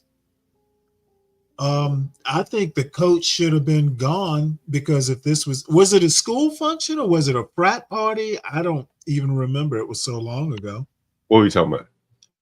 The Duke lacrosse players. Was it? Oh, yeah. They were in the house and they called over the prostitute. Yeah, well, you know what? That shouldn't. Why would they be calling? You know, I think it's risky behavior that they did, and they got burned. That's basically my thoughts on it. You know, whether she did right or wrong, they made a mistake when they called her over. Yeah, you can always go bad with a prostitute, that's for sure. Well, all I can say is blaming her. There's enough blame for her, and she lied and all that stuff.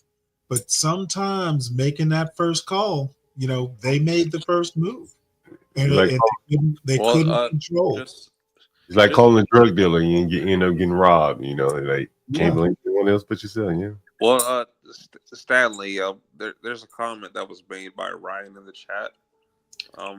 Ryan's always making comments. My ex is an addict, and the state takes the side of the mother either way. That's actually pretty common. Oh well, yeah, I've heard. You know, men have been complaining about that ever since the 70s.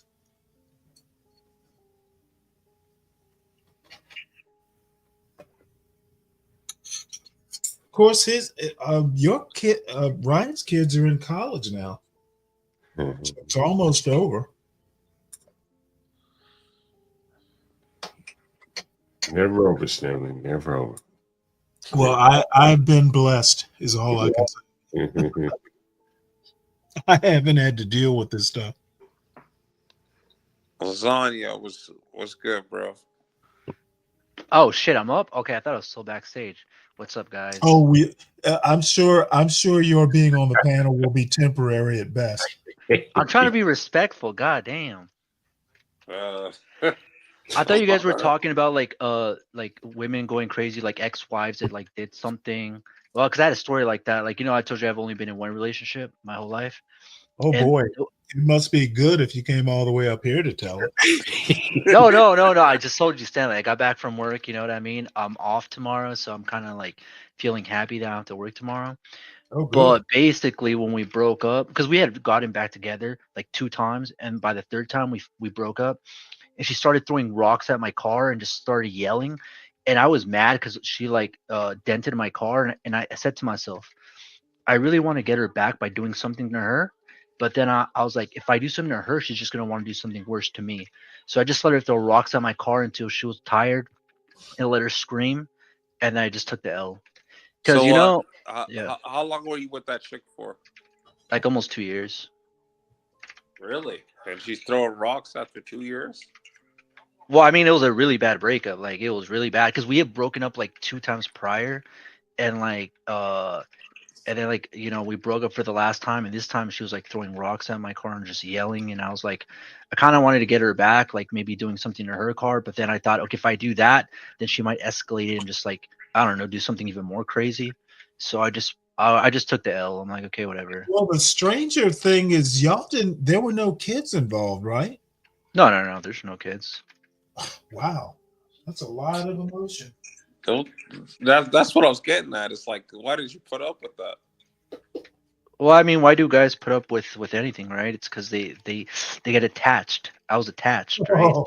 It's easy in hindsight to say, okay, yeah, but like at the moment, I was really attached, Oh. Attached at the hip, apparently. You get attached to the feeling, right? It's nice having someone there. You get comfortable. You know what I mean? Well, I think when you're really young, the older you get, the less that attachment when you meet new people tends to be. Young people, I get whether it's hormonal or experiential or whatever it is, they tend to feel deeper. Like by the time, I remember the one time in my life I had a girlfriend, we broke up. And about 2 years later, I ran into her again and we wound up getting back together, and we broke up for the same reason we broke up the first time. Yeah, And, that's how it usually ends up happening. You get back together. yeah, And you I forget all the just bad figured times. because she was really, even to this day, I kind of wish, because she was actually really funny. She was really smart. And it just, It's because you don't remember the bad, Stanley. Like with Oh that. no, I remember the bad, but even the bad wasn't so bad. It's just she had a sharp tongue, I had a sharp tongue, and I think sometimes we would rather just make jokes about each other than actually solve problems. I was going to tell to everybody on the panel. I think that's something, especially with women nowadays. That's a problem that I have. Like, because I was talking to a girl recently, but she kind of pissed me off because like it's okay having a sharp tongue and being funny, but I think women take it too far. Like you start joking and then they start like taking it too far and they start getting a little bit disrespectful. It's like, God damn. Well, I wanted to say a comment to. Well, to hold what on you said. before you go too long. This isn't a new problem. This happened like 20 years ago. I was still in my 30s. Oh. So I mean, women have been like this forever. Okay, but what I say, I think old, because like obviously I'm not as old as you, but like I'm older. I think the older you get, the harder it is to get attached to people because you become jaded. Like when you're young, you don't know that much, so you just like kind of like pour everything in without even thinking. But the older you get, you realize that you can't trust people. To a 60-year-old man, 26, you're still young. Yeah, I get it, but that's what I'm saying. My argument is that the reason why old people don't fall in love so easily is because old people have their guard up because they have more life experience. You know what I mean? Well, Whereas no, when you're, it's not so much life experience. The correct term is battle scars. yeah, battle scars, life experience, battle scars. They're both adjectives for the same meaning. You know what I'm saying? Well, pretty much.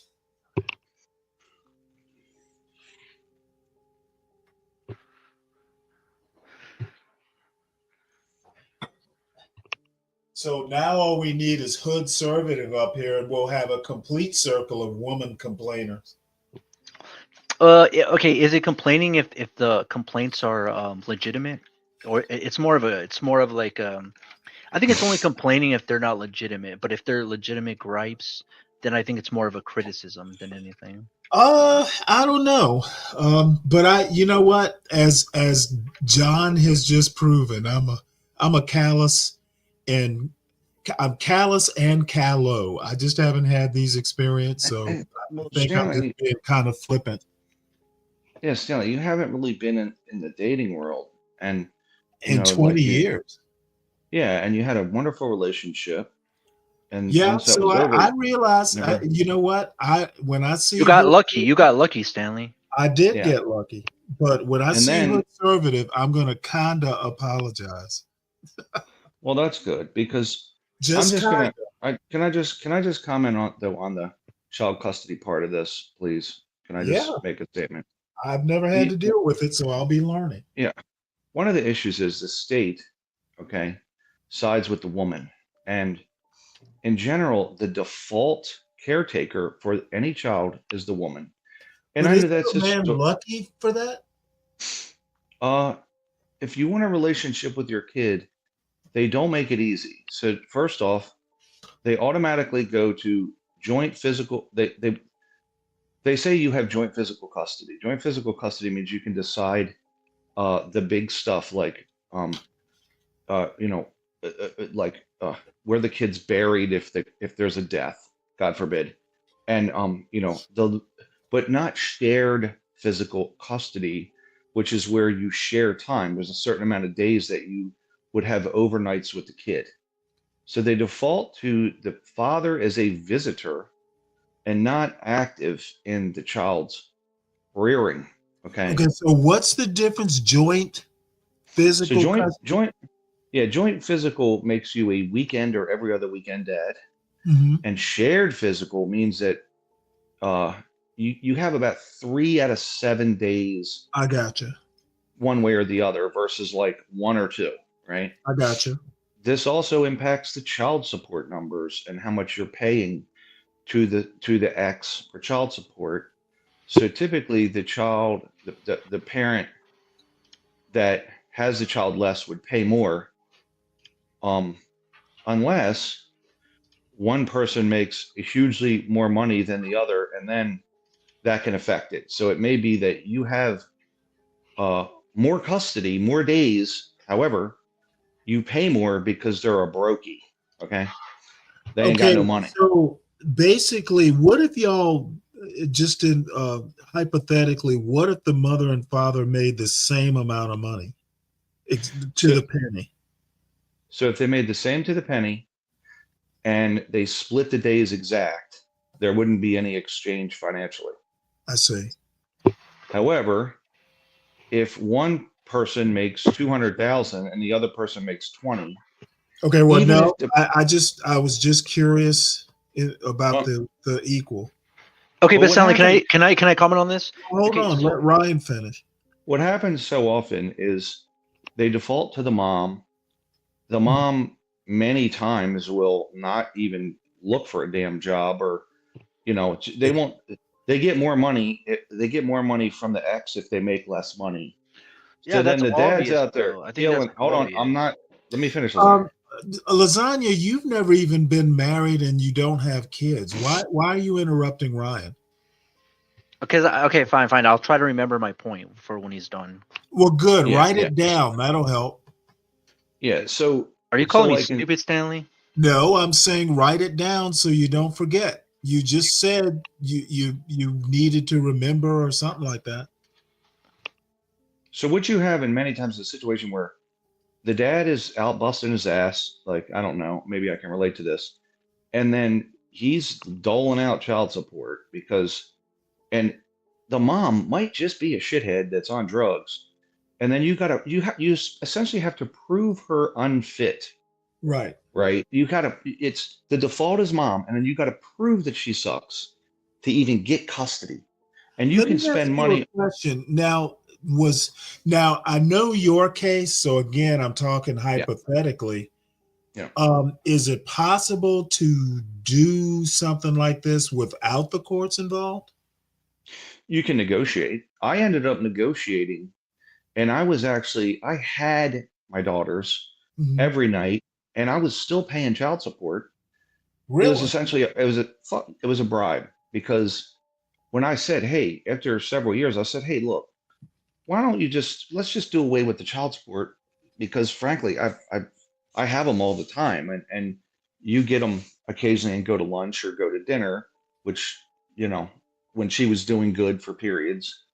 And she was like, oh, well, if you're going to pay me child support, let's just go back to the original court ordered agreement, which means she would have got a bunch of overnights. Okay, And so my the daughters court did was not. involved at some point. The court was involved in the beginning, but then over time, I got them more and more as she got worse. I And see. my daughters didn't want to be there, right? So ultimately, though, they default to the woman And in my opinion, the court needs to approach it and go, what's the better home? Who's the more fit parent? Is it the moms or the dads? Like, who's the more fit? Well, If they're both doesn't the fit, lawyer have the opportunity to build that kind of case? yes, but it is very difficult for men to win it's very difficult. Like, the state says we'd like a shared co-parenting situation. You even have to take a damn class on co-parenting, and then you deal with somebody that if your ex is an addict or they Did could she have some. have any sort of like, had she been in rehab or anything that No, would prove that she had a drug problem? It was prescription pills, and Oh. HIPAA protects all that shit, right? I see. She had an ex-con or not even an ex-con. He went back to jail. He was a convict boyfriend. This idiot Chris that she was with for a while. How do I prove that? How do you prove that? They weren't living together. How do you even prove that? So it is just a tough thing. But the coming in though, the state looks at it and goes, well, if the mom is fit, that's where they're going to default. And then the dad has to fight tooth and nail to get any relationship. But here's the good news for any men out there. If you stay the course, if you do the right thing, I think that, every dog has their day. And ultimately my daughters ended up living with me, and they had we're in each other's lives all the time. They have their own places now. They have their own lives, and they don't talk to her. But I will tell you that it is so excruciating when you're trying to have a relationship and you're doing the right thing and trying to be a good dad, and the state is siding with her over and over, and it's a shitty system. And I'm not saying it wasn't started by men not doing the right thing years ago, but men are able to be good fathers, and there's some negligent dads out there, but there's some good dads. Right. I thought Tough Guy was up earlier. I know he's got custody. So, but they'll tell you it's hard to win custody of them because the state often sides with the woman. Okay, can I ask my question now? Because you said that same point like 5 times already. Like, we get that. Okay, so my point with this is like, although I'm younger than you, maybe because it's like a different generation, but like, even like my dad's always taught me, like, you need to know the rules of the game. Like, for example, I know life is very unfair. You have to know the rules of the system to be able to play it correctly. For example, like, if you make a shit ton of money, and then like let's say if you have a heart attack, and then for some reason you're not insured, or like you do go to the hospital, but the surgeon that fixes your heart, he's not in your PPO or your HMO. Let's say you have to pay like $1 million. Like, if you're poor and you don't have any money, you can easily file for bankruptcy and you're good, right?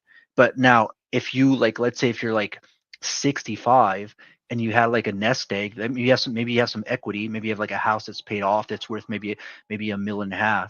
If you owe $1 million, even if you want to declare bankruptcy, you're gonna have to do like hold on a second. How is this relevant to kids, divorces, child custody? Oh no, okay. So my point Okay, is, if that's not the topic, then can you hold it till your topic comes up? no, it is. No, I was going to the point. It's like a metaphor. I was trying to connect. Don't beat around the bush. Get to the point. Okay, so I was trying to connect it to like the most important Don't thing connect it. Just do it. Is knowing the rules of the game, right? Like, you need to know the rules of like. So if you're married, you need to like brush up just on the said rules. that the game is rigged. I think Yeah, that's what I'm saying. That's what I'm saying. No, he didn't. He learned the hard way. That's what he just said. He learned the hard way. He had to go through a lot of hard times. Wait, hold it. Now let me get this straight. He learned it the hard way, so he knows it, and you're gonna come in and teach him all over again? No. But what I'm saying about something you don't know about. No, I'm saying I think most younger guys are like very like smart. Okay, they research a lot of shit. I hate to be difficult with you, but you have a bad habit of hopping in the middle of things you don't actually understand. I just heard everything you just said. HB and others on this channel kind of have patience with that. I'm not one of them. Okay, I have a very short fuse when it comes to you, so you're on thin ice. Oh my God. Okay. Yes, your God is not going to help you right Okay. now. What are you talking? Okay, Stanley, what the fuck are you on No, about? I just literally told you what I meant. Take the time to listen to what I said. Oh my CKJ3, how God. you doing? What's going on, y'all? What's going on with you? Okay. On my way to work. One last thing, Stanley, you're a fat pussy, and you should die. All right. Well, that'll happen one day. Yeah, hopefully So soon, how you because doing? you're a senile old man. Oh, wait, You're hold a it. pussy. Now you're gonna You just go kill piss yourself. You're stupid as shit. Like this Yeah, is why okay. old people are dumb. Thank you, You would lasagna. think that as old as See you are, how I'm you would being actually have patient? some See patience how I'm and being some like patient? common Now you're sense. trying to But give you're me a dumb as reason to hell. remove As you. an old man, you're dumb. Like you would think that you would Gotcha. know Thank better, you very but you're much. dumb. You have Thank the you. patience of a fucking 15-year-old. Thank You you. have no common sense. Yes, You're sir. petty as shit. Yes, sir. Okay. CKJ3, how you doing? Again, I'm sorry you for the interruption. I'm doing well. Just on my way to work. Are you? Yeah. Hey, So Ryan, how's your family? my cousin went through a situation like you, Ryan, with his ex-wife. He ended up having to pay like, I think the lawyer's like almost like 40 grand, man. And he only gets his daughter like 7 days out the month, and that's considered 50%. I hired a PI too, a lawyer and PI. You know what, Ryan? His ex-wife was dating a guy, right? And so one Christmas, like a couple years ago, it was his time to have his daughter, I guess. Goes to pick her up from her so-called friend house. Guy comes to the door. He never met the guy before. So the guy introduced himself to him. My cousin did some, investigation. The guy was in jail for like murder, for like 15 years. So, my cousin had to take her to court again. Like, yo, I don't want my daughter around a guy like this. Cause I think the guy was in a murder case and ended up killing a girl that was pregnant or something like that. So he really didn't want his daughter to be around this Sounds guy. like a great guy. Yeah, exactly. But he had to go to court and had to spend all this money just to, keep his daughter away from the guy. Yep. But the courts is, man, they ruthless, man. Well, you can look. You tell him stay the course. If No, he he is did. of So if he he's has of virtue, be above reproach. If he's of virtue, don't say anything bad about the ex. Because that hurts the kid. And be of virtue, stay the course, and have a relationship with his kid his whole life, and it'll be great. And every dog has their day. Like they'll see what parent is good and which one's bad. Kids are so. But Ryan, now they have I think it's called like the Wizard or something. It may be called something different in different states, but that's how he communicate through it's like an app or something through the courts. So I guess it just shows like the communication. So he'll go on there and he'll ask her like, yo, can I get her, or can I do this? And yeah, it's kind of like some documentation, I guess. But he had to spend about 40 grand, man. 40 grand, man. Sounds right. Just to get the little rights that he have, Yeah, and he only has partial custody, but he might. There's a threshold for shared. 7 to 10 days out the month, and I think they rotate every other year for like holidays, I guess, birthdays and stuff like that. So but it's And really he probably not. gets her more in summer when non-school time. He'll probably get more no, time. I think it's just a flat 10 days out the month, I think. Okay. Yeah, but it's good. Just if he keeps doing the right thing, people that she'll show her spots. If she's dating people that are ex-murderers, I mean, it's virtue wins out eventually. So it just takes time. It's very frustrating. It is so frustrating. So, but No, it is, and she's the type of woman, she don't want to work, like what you were saying. It's crazy because both of them are veterans, and she doesn't even want to apply none of her benefits. Like she just want to stay at home and be a model, I guess. I don't know, the Instagram model, I guess. But it's crazy. It's pretty crazy. And then you let your, but if it's the only thing is when you're in the middle of it, man, it was so frustrating, and it would make me. I would just get. Whew, I'm glad I'm not there anymore. But you get so angry because you're releasing like your lineage, your these people that all you care about is your kids, right? Like you'll trade anything for your kids, Yeah, and they're going over into this yeah. fucking place. It's hell, right? And so it's a tough thing, you know. You know, So Ryan, I see why, like, some cases you'll see why guys like they snap.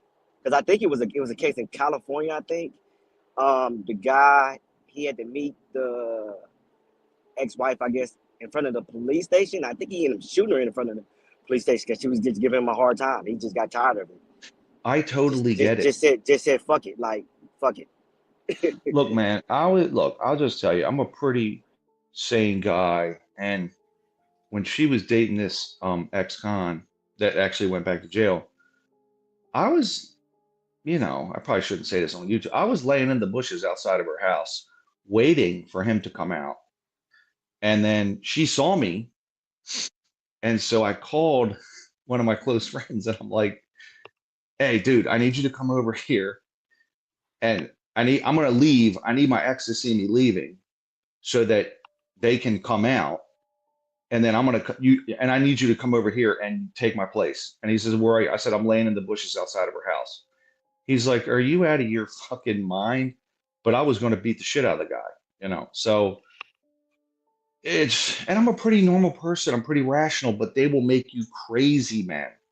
So, and of course, this was 20 years ago, and I was, but that's nuts, right? That's insanity. And I'm pretty normal. I'm not an insane person, but this will make you crazy. And then the state will side with them. It's just very terrible. It's a terrible situation. They need to rethink the whole thing. So, anyway. I probably shouldn't Well, it's up to the man to choose the correct woman. I don't think the state should have. You know what I mean? You chose her to have babies with her.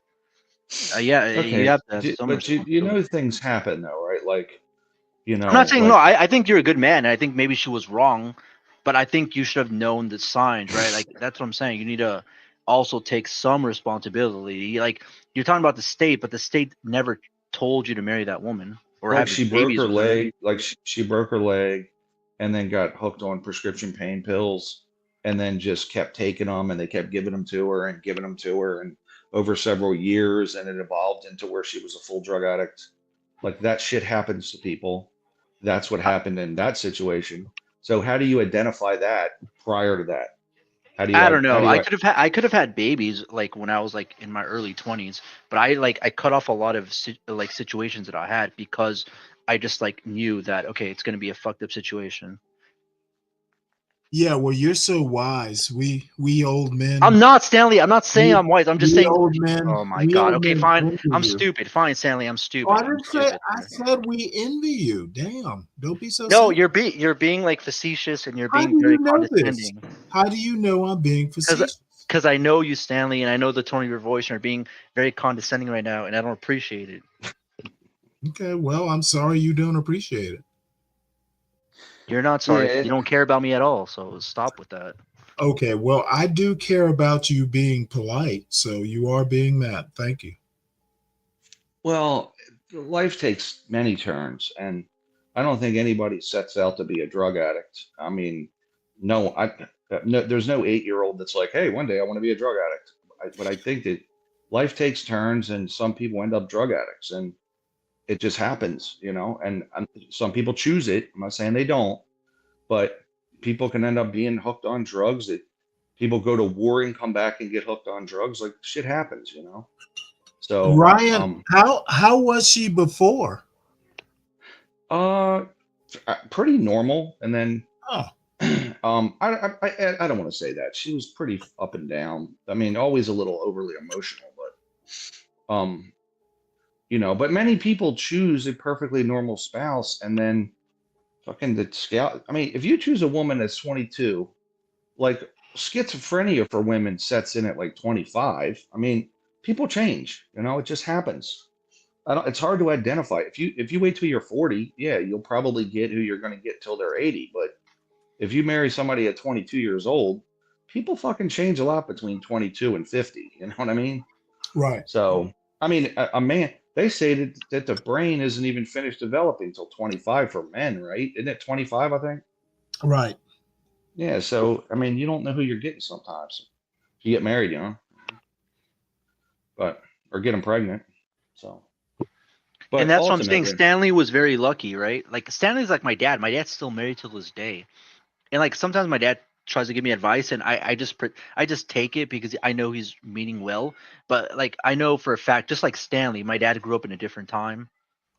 Like, you know what I mean? You can't the game that we're playing now is totally different than my dad was playing. So Okay, well, let me I give don't know you about my let me give you my thesis. I think advice from normal people is okay to take. how the fuck am I not normal, Stanley? What are you talking? You're pretty much saying that you're not. I think that I represent the common young man. And I think I don't have evidence of that. And I have to kind of defer to you to a point because I don't necessarily know what's out there. So to a point, I'll defer. It's a lot of trash, Stanley. It's a lot of trash. But there's always been a lot of trash. I mean, there was trash when I was a kid, when I was your age.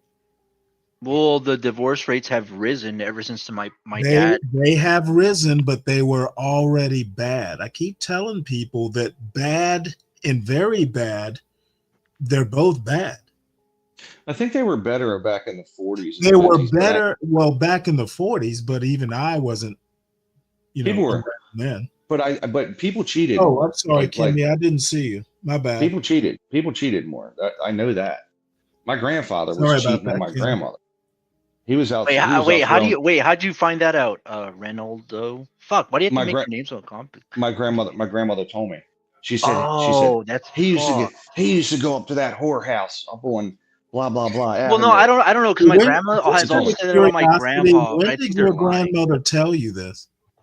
A year before she died, she told me she Okay, was so kind of you were going an nuts. adult. Okay, gotcha. Yeah, No, and she might be also- senile. She might be senile, Ronaldo, because also my grandma said things like that about no. my grandpa. But like, I talked to my one aunt looks totally different. So she was running too. And he used to throw the D though. He'd be running around town, what do you He mean by was a man. D? What do you mean by D? Like dick? Yeah. He was a man about town. Like he wasn't real faithful. But back in the day, man, a lot of people there was more I think people were cheating a lot, man. They were. Yeah, you're probably right about that. You couldn't really find out in the past because like it wasn't the internet. Like now, it's very easy to find out. Hey, Ryan, that they were cheating a lot is probably why there's no fault divorce now. Well, I'm just That's a saying, good like, point. That's a good point. That's a good point. like they were cheating and I think there was I think there was always risk with it, but Right. But it what I'm wasn't saying is there's a reason no fault divorce came around, and it was because they were always cheating. Yeah. Yeah, I don't think that's a disagree. good point, Stanley. I think the reason why it came around is because like women were just tired of just like guys cheating, and they're just like, okay, you need to like have some kind of consequence. And Good that morning, part Stanley. always gets left out.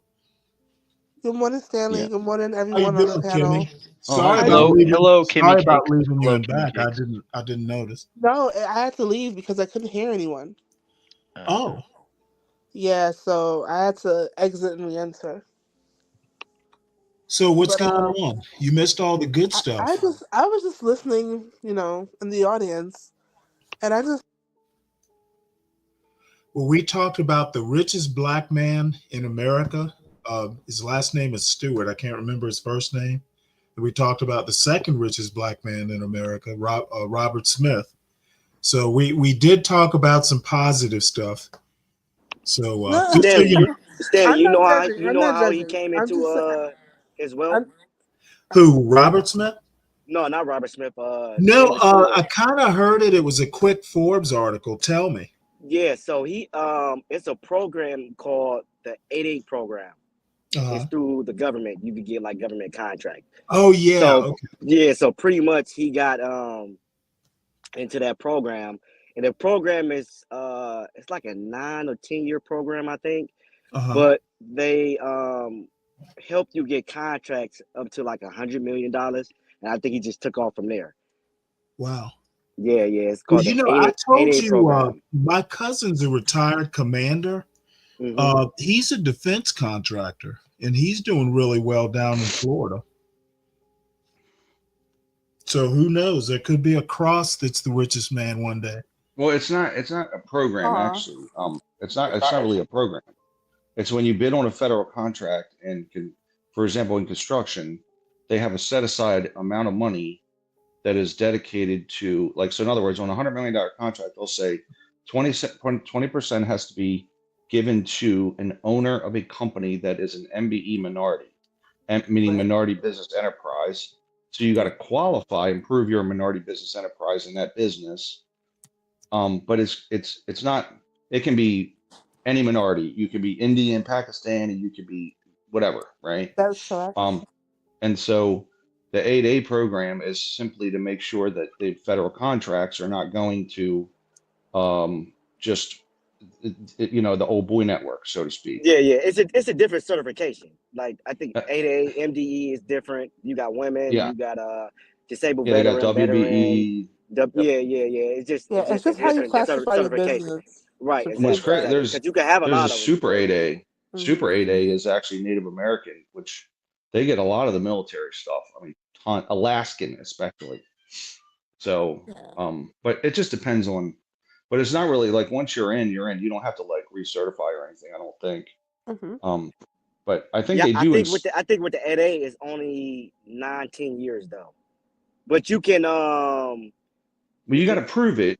But like, because what was well, you got to prove it because what was happening was, especially when I got into construction, there'd be like a white business owner, and he'd team up with like a black dude, and he would say, "Look, you contract it." The white guy would say to the black guy, "Look, the white guy would bid the job, and he'd say, I'm gonna do the job.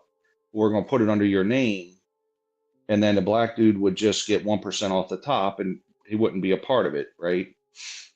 So it was essentially, on $100 million, he would get $1 million for just sitting at his house, right?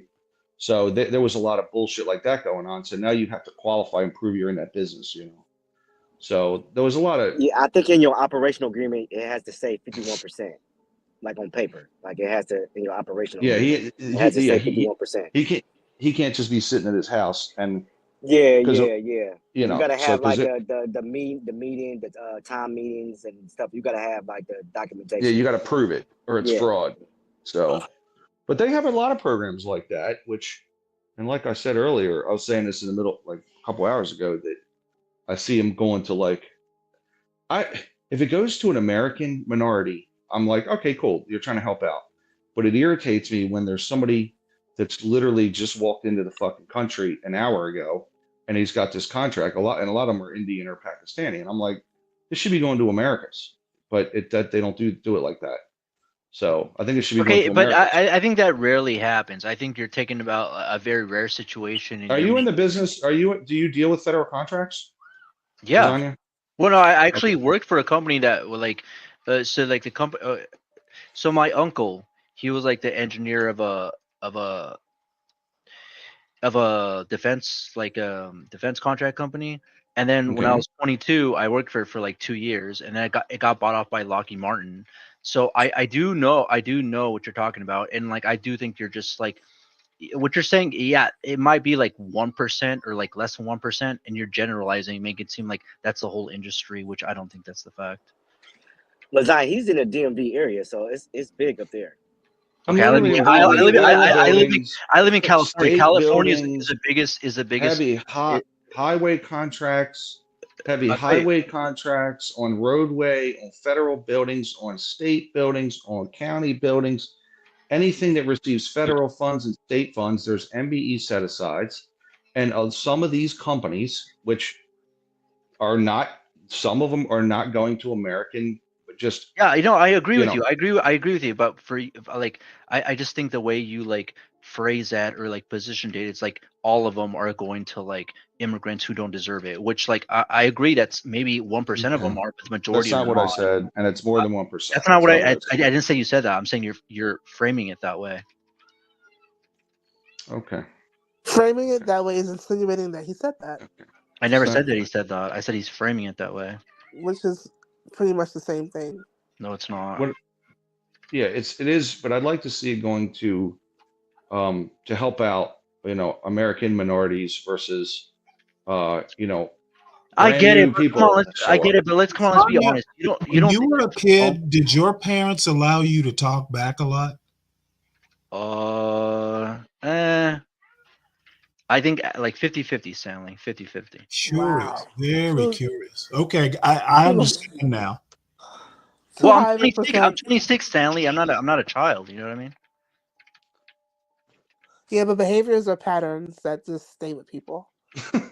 I mean, I don't think. Wait, just me expressing my beliefs is not. What are you talking about? I'm not a child. I can. Well, we weren't talking about you expressing your beliefs. We were talking about you talking over Ryan. How? Ryan was talking for the last 5 minutes. I just said one point. What are you talking about? Okay. Well, I think you're stating that, like, you work for at 22 years old, you work for a defense contractor, and No, I I said literally no. Again, and you also know this. It's not what you know; it's who you know. The only reason why I got that job, and it wasn't even. It was like as a like quality control like a quality control person. I only got that because he was my uncle, but it's only through marriage. Like he was like the head engineer there, so he got me like an internship, and then I got a job. I worked there for like almost 2 years. And then they eventually got bought off by Lockheed Martin. And I live in California, and you know that like DoD, like California is a huge DoD. Like there's a lot of DoD companies in California. So yeah, I know what you're talking about, but like I do think that's maybe immigrants get 1% of like the contracts, but the majority of the contracts are given to like people who are super qualified. But again, with everything in life, it's who you know. You know what I mean? If you know somebody who's high up, he can hook you up. You know what I mean? We have to like. I mean, I don't know how they can hook you up when the stuff I'm involved in is bids. There's federally. Okay, so I'll give you an Ryan, example. I think Lasagna has a point. I think So I'll give you an example. So my cousin, right? He just became a sheriff like a year ago. His stepbrother is like a detective, and then like when he applied for the sheriff's department, he put his application at the top of the list. So stuff like That's a little that, different. right? That's a little different of an Yeah, that's example, but nepotism. That's nepotism. Yeah, but America is founded on that. You don't think Trump is gonna hook up all the people that he knows? Like, what are you talking about? Ryan, I have a better example. So, being a New Yorker, there's people who are very close friends or know Mayor Adams very well, and he makes sure that certain bids, like they're in the certain bids that they can get the contracting. Like a lot of the contracts that people have to do business with New York City are not like random or like completely through like an up and up process. It's a lot of who Yeah. they know politically in this city. I know that for a fact. Yeah. I mean, I'm dealing in an industry where it's sealed bidding, and there'll be 10 different general contractors that are bidding on, let's say, the Smithsonian Museum renovation, whatever it is, right? And then they'll unseal the bids. Everyone's in the room, and it'll have this one's at 20 million, this is 21 million, 22 million, 23 million. So that's simply sealed bids. All the buildings are built by sealed bid. The fact that you So- believe that means you still believe in the lie, bro. Like nothing is sealed. Like you don't think they're hooking up the people that they kind of fuck with more. It's always been like that. America is built on nepotism. Like what are you talking about right now? So when all the competitors are brought into the same room and they open up the bids, right, which they do, so it's a sealed bidding process for federal contracts and for, I mean, why? Okay, so if I'm building a hospital, let's say it's a private sector job, it's not. It's just, why would a private sector company want to have collusion going on amongst people when they want to get the best price possible? No, So but the company wouldn't that's do where your that. problem is. Okay, let's say for example, let's say your bid is like $1 million less than the other person, but let's say the other person really fucks with that other person, and then let's say the contract's for a couple of years. You don't think they're willing to just give up like $1 million? Let's say if you're let's make up a random number. Let's say if you say 100 million, and the person behind you says 99 million, they're gonna, even though or counter opposite. Let's say you're gonna go lower. You say I can build it for 99 million. The other person says I can do 100 million. You think they're Yes. gonna you don't think, and let's say the other persons are like good friends since like high school or college or even their family member. You think they're gonna choose you just for $1 million? Come on. I would say that when you stack the deck in one way or another, you're committing federal fraud. And I personally don't want to go to jail. People commit federal fraud all the time. What are you talking about? You're making it seem like the world is just and fair. Like, what world do you live in? I can't believe you're this old and you still believe in like the way you Ryan, think. Like, what are you talking one thing about? I see happens, and I know Stanley is going to tell me stop seeing the world through a New York lens, but I'm just speaking on what I know happens in this city. Like, what they'll do, even though you're right, they'll. Okay, just to justify. You there, Kimmy? Yeah. I do see where Baltimore City specifically will have almost like set aside contracts where I'll see the same firm getting specific contracts, but usually it's not publicly bid. It's like private negotiated bid stuff where Which I'll I see think the is same fine. firms. I'll see the same firms kind of pop up, and I always wonder like, but when the big dollar publicly bid stuff, it's publicly Mhm. bid, so it's difficult to stack the deck on those jobs. It's hard to do it. So whereas unless all the contractors bidding against each other collude together to set their That's own where I was price. going with it. That's where I was going with it. So that's what happens in this city. So let's say the company did the right thing, doing all the right steps. They unseal the bid, right? What'll happen Yeah. is you have 10 people who are probably relatives. They have different LLCs. They might have the same holding companies Yeah. bidding on the same contract. Just to once one person get it, they're all doing the business together. I mean, when they're doing so, like if you look at like and that might happen in New York, and it might happen on specific It jobs, happens but a like lot, when they're especially when they bid on the buildings out here. How do you think my landlord owns the entire block? He didn't do it by himself.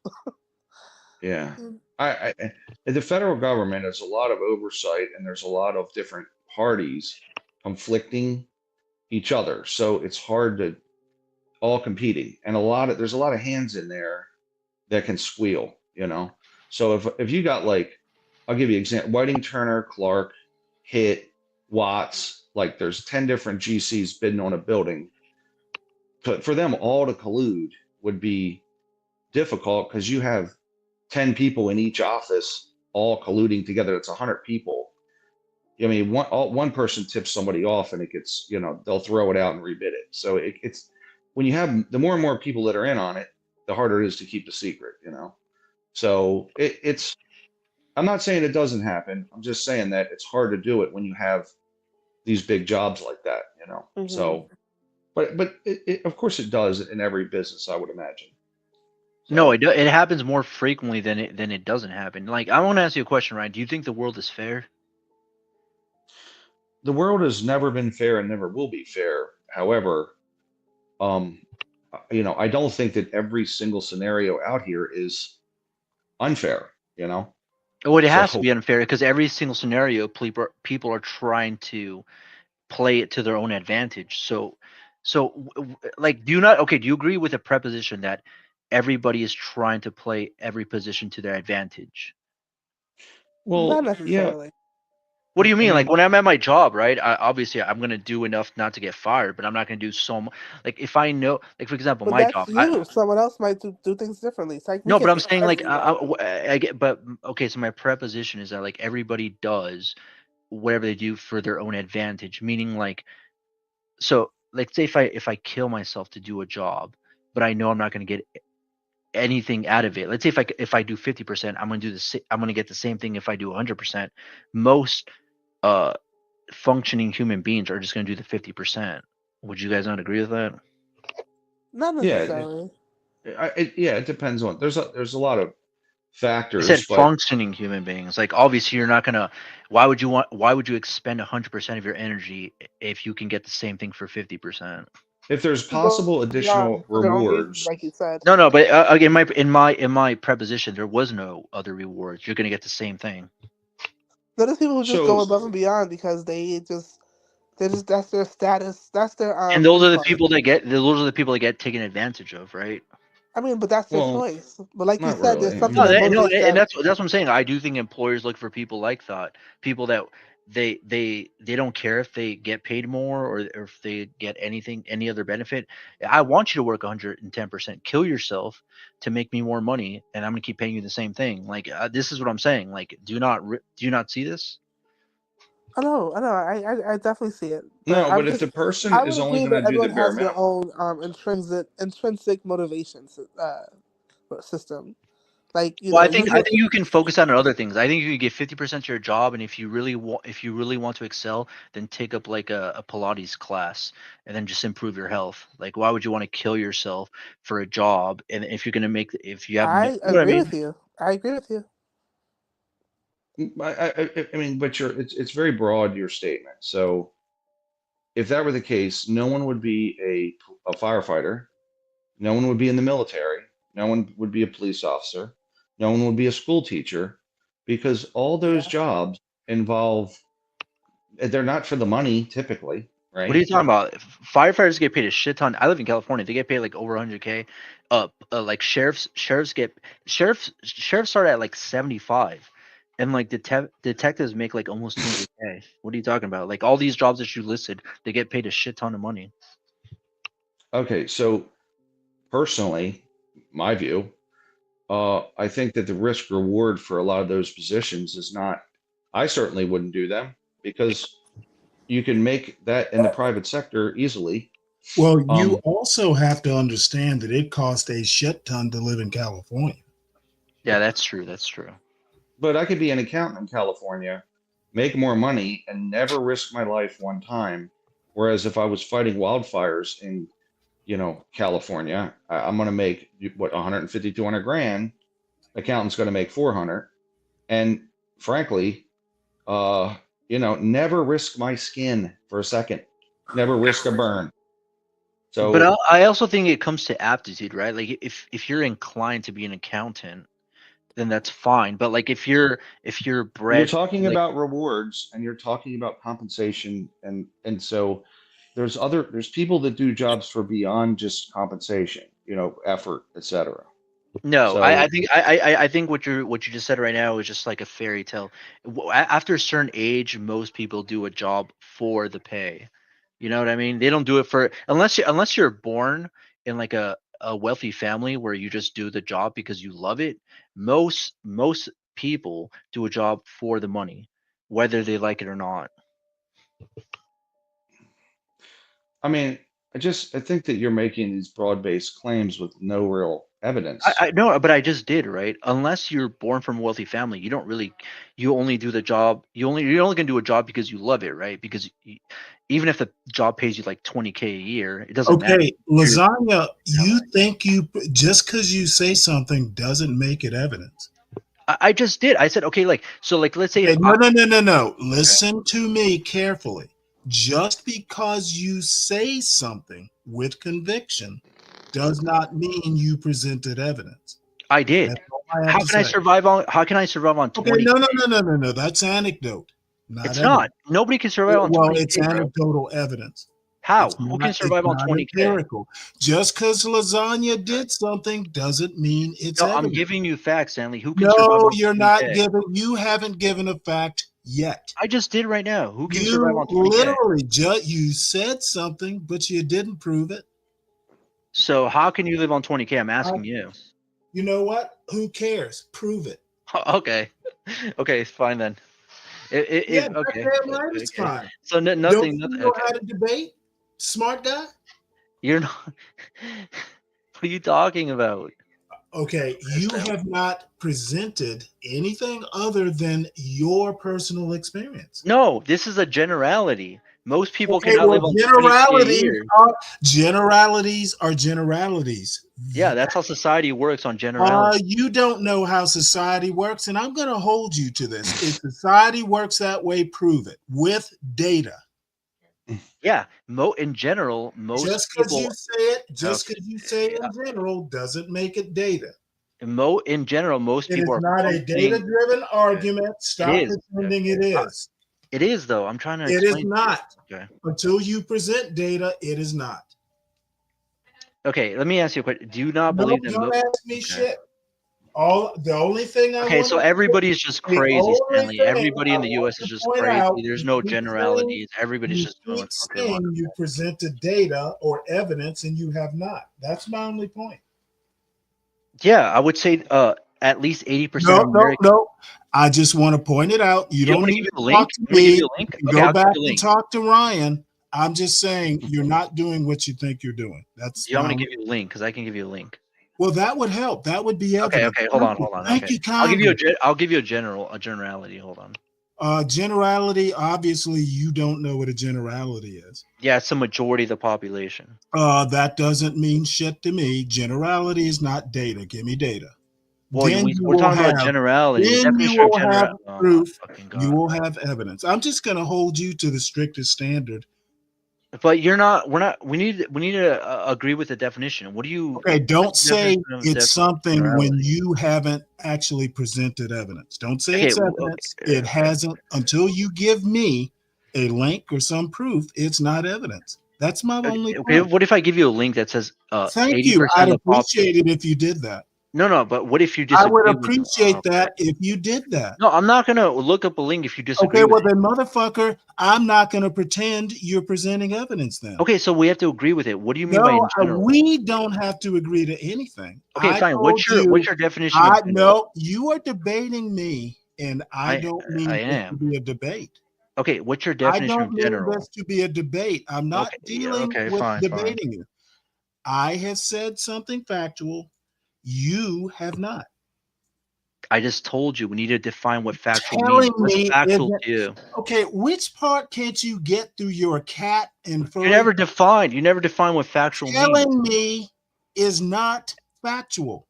Yeah, so we need to define what factual is. Is it 80% of the We don't have. population? You know 70% what? of the population? Go back to high school and ask your teachers. I'm not teaching you what a fact is. No, I know what a fact is. I want to I know don't your think you definition of do it. because you think you presented one. No, I didn't. But before Okay, I well, give then it if to you, you okay. didn't, I just meant to point that out. Thank you. Yeah, but I'm saying before I give Hey, you nope, the nope. You just admitted you didn't. I'm good. yeah, okay.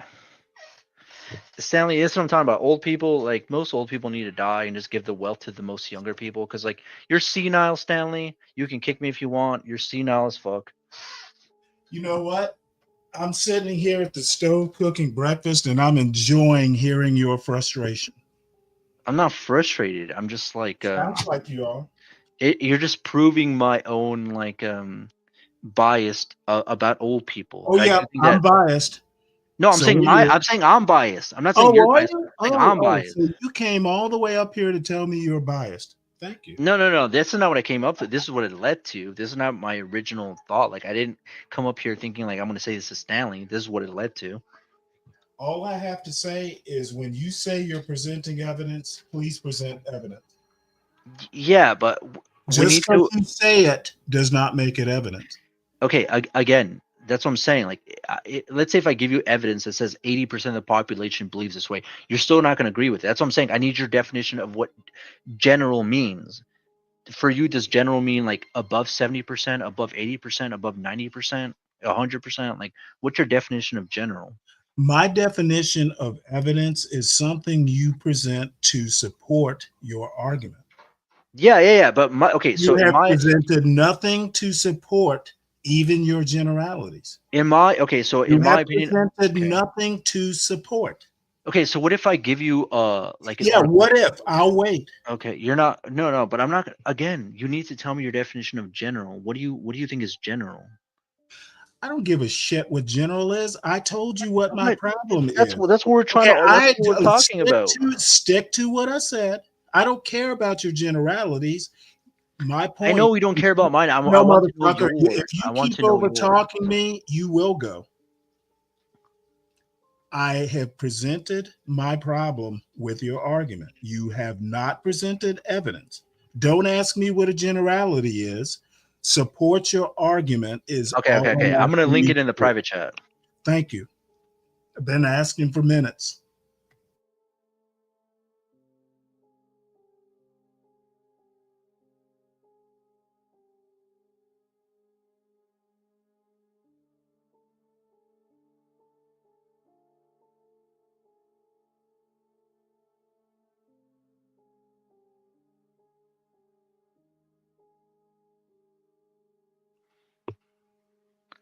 Okay, so here's that's what I'm talking about. We need generalities. So it says 60% of Americans are employed in the U.S. Would you not think that's a generality because it's above Okay, average? so your evidence, which I don't see, by the way, where is Okay, this? wait. Let me link it. I'm sorry. Let me link it.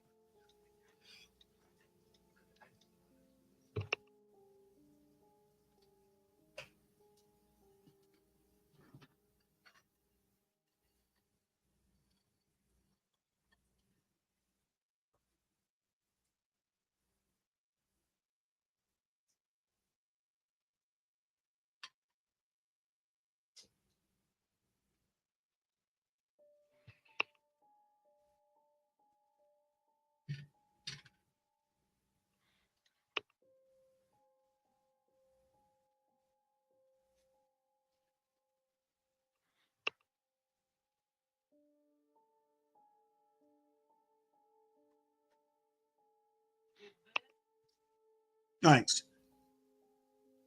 And this is, let's see here.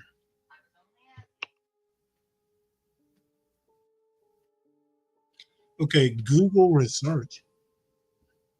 Okay, this says 60% of people are employed. Okay, what is this supposed to prove exactly? So the original point is that we were trying to say that in general, the U.S. works in people in general work in generalities. Obviously, you have some people that are like psychotic, some people who are sick, some people who are disabled. But in general, the reason why our society works is because the majority of the population is able to work and is able to live a normal life. That's what I was trying to get at. Okay, so how does working mean you're living a normal life? And better than that, define normal life. I don't. Okay, like I wasn't even talking about that. I think the only point Well, that I was no, no, trying to no. make- You literally just use those words. I don't know what a normal life is. What do you think a normal life is in your own No, objective you use opinion? the word. It's up to you to define it. Okay, so Stanley, in my opinion, in my own subjective opinion, a normal life is what your parents tell you, right? You get a job, you work. If you want to get married, you get married, you have kids, and that's it. That's what a normal life is in the most common sense. That's Okay, what so I what- understand that. Now, let me ask you a question. And this is actually off the topic, I admit, and I don't care if it's off the topic. I'm not just like you, curious. Stanley. I'm not nitpicky. What if you have kids before marriage? Is that a normal life? I mean, as long as you can support yourself and them, then yeah, it's a normal life because things happen in life, right? Gotcha. Okay. To me, an unnormal life is like a tragic accident. Like, let's say if you get in a car crash and you lose like 2 of your limbs, you have to be in a Okay, so wheelchair. now I understand. Most people live a normal life. Yeah. Though I think that's arguable, but for this purposes, it's good enough. So we agree more than we disagree, Stanley. See, that's what I'm saying. We're more alike than you think, Stanley. You're just a little bit old, and you just don't let. You know what I'm saying? No, You're not trying to. you're just a little bit inexperienced with someone who will challenge what you say. Old has nothing to do with it. Apparently, you're inexperienced. No, I think you're wise, but old does definitely. There's a saying, Stanley. You can't teach Well, an wait, old hold dog it. new tricks, You were right? talking to Ryan about normal life. Most people, and I see he's left, as has Kimmy. You can either continue what you were going to say to Ryan, or we can change the topic. Your choice. Well, I do want to say something to Ryan. Number one, change your PFP because I don't know, that might be how you looked 10 years ago, but that's definitely not how you look now. And another thing, I'm not trying to be an asshole, but I think you were born in the greatest time, just like my father. You seem like you're in the Well, same. you're not trying to be an asshole. Okay, fine. Okay, fine. Okay, thanks for calling me Well, out. wait, hold it. Are you saying that's just natural? I don't even know how to answer that. Like, you want me to say yes? Like, Yeah. Well, I don't know. You know what? I don't even care.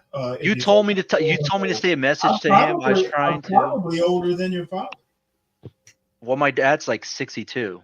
Yeah, he's a couple years older. Exactly. That's what I'm saying. Like I'm the youngest of all my not I'm close to the youngest of all my siblings, but my dad's and he's still, yeah, I don't even want to fucking touch on to that, but yeah, my dad's older and like he's still like with my mom and stuff like that. So like that's what I'm saying. When I see people like Ryan, yeah, like I get it, you got fucked over, you weren't lucky, but I think you're projecting a lot of that into like the atmosphere, and I don't think you're correct in that sense. Okay, well, I think I disagree with you. How didn't you have a wife that loved you and you didn't have it? You never got divorced, right? As far as I know. Nope, never did. But you know what? If you think that I'm projecting, I never said you were projecting. I said Ryan was projecting. I never. Oh, my bad. I misheard. My bad. Yeah, that's what happens when you get old. You just you can have wax. No, I'm to and fro in the kitchen. Well, good for you, Stanley. Old people need to eat food. They do. Have you eaten breakfast this morning? Well, Stanley, I work 3 days a week, and I work 5 to 5. So I work 5 p.m. to 5 a.m. Really? Yeah. So you work 36 and then 4 days off? Exactly. Nice. Which I've worked that schedule before, except it was a weekend schedule. But it is nice in the sense where like you feel like you have a little bit more life to live, right? Whereas when you're working 5 days a week, you only have 2 days off. The 3 days are brutal because you said you work these, so you can kind of relate to me. The 3 days are brutal, but it's worth it. But You it's need worth to it. rest, right? Yeah, but it's still worth it, right? Because I don't have to go back. I don't It's have to worth go back to work till Tuesday. I clock You're in at getting Tuesday paid for 5 40, p.m. working 36. Exactly. You see what I'm saying? Like me and you have a lot in common. You are a smart guy, Stanley. That's what I'm saying. I after I work this schedule, I don't think I can go back. Like hopefully I don't lose this job. I am kind of a fuck up, Stanley, as you would know when you've heard me talk. I do fuck up a lot, and I am kind of like this at my job as well. So I'm trying to control myself and not say anything out of pocket at work where I get hit with like some type of like complaint. I passed my 90-day probation, so even if they do fire me, I can collect unemployment. I'm not trying to get fired because again, it's 3 days a week. But yes, Stanley. Surely you can work 3 days a week and hold your tongue. I mean, you're working a 12-hour shift, right? It's very difficult. But I mean, think of it this way: you at least have Monday to look for another job. You do. If you're not happy with this, it's a lot easier to be looking for a job while you have a job than the other way around. There's a whole lot less of a rush. I appreciate the optimism, Stanley, but well, I'm sure your father's told you this. I think you're a little bit more optimistic than like it's 2025, Stanley. Jobs are hard to find nowadays. You know what I mean? Well, let me put it to you this way, and I think this is a positive message. I survived the death of a wife and got my son where I think he needed to be. And, he achieved a goal. I achieved. Well, you're a good man, Stanley, and this is why no. You're a good What man. I'm saying is you can't achieve stuff if you don't have optimism. I agree. Go ahead. It was about when you said to Lasagna if he can't like hold his mouth for 3 days. I think that's what Lasagna is saying, like it's a generational thing, because I was looking at research that says Lasagna's generation, they can't hold jobs because they don't know they don't really have the interpersonal skills, and it leads to them getting fired a lot. And I don't think he's the only one.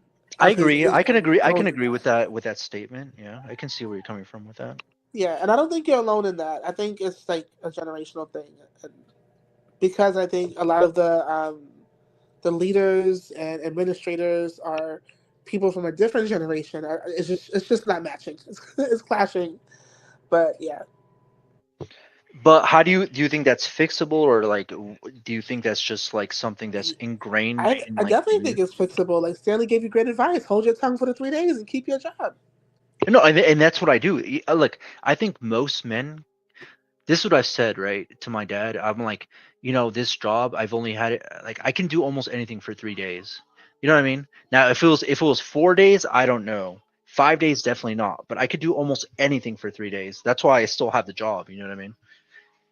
Yeah, and if it pays you well enough, or what for whatever you need in your life to be Yeah, stable for 3 days, you're exactly. good. Whatever I need, right? Now, if I had a kid, I would be fucked. Like, unless my wife, okay, if I had a kid and I would probably get married, my wife would also have to work. There's no way I could support a wife and kid with like what I make. You know what I mean? But to be honest with you, Lasagna, I just have to say this. I found the conversation between you and Ryan interesting because you were calling out his dysfunction when you shared with us your dysfunction. Like, and I thought it was a little judgy, to be honest with you. Like, you was assaulted by a woman. You went back. Like, you had your own experience with that. And I think You're in talking some about the ways, rock. You're talking about the rock story. yes, I think Okay, that's what it after is. the rocks, that's like the final breakup. Like, you know what I I mean? know, She but never.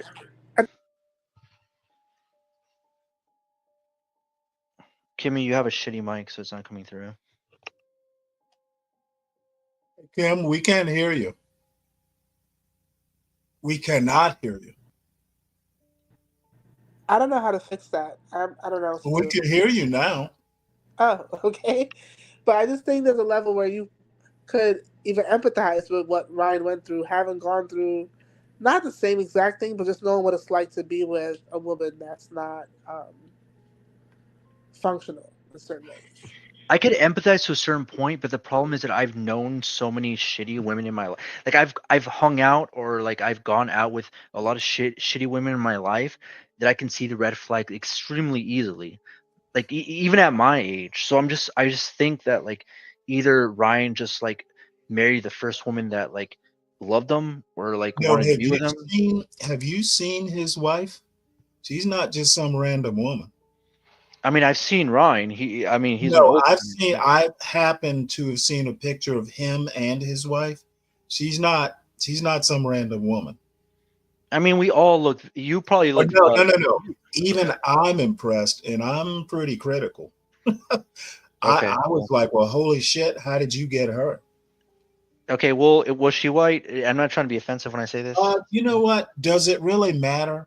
I know a woman who is like, she's not an average woman.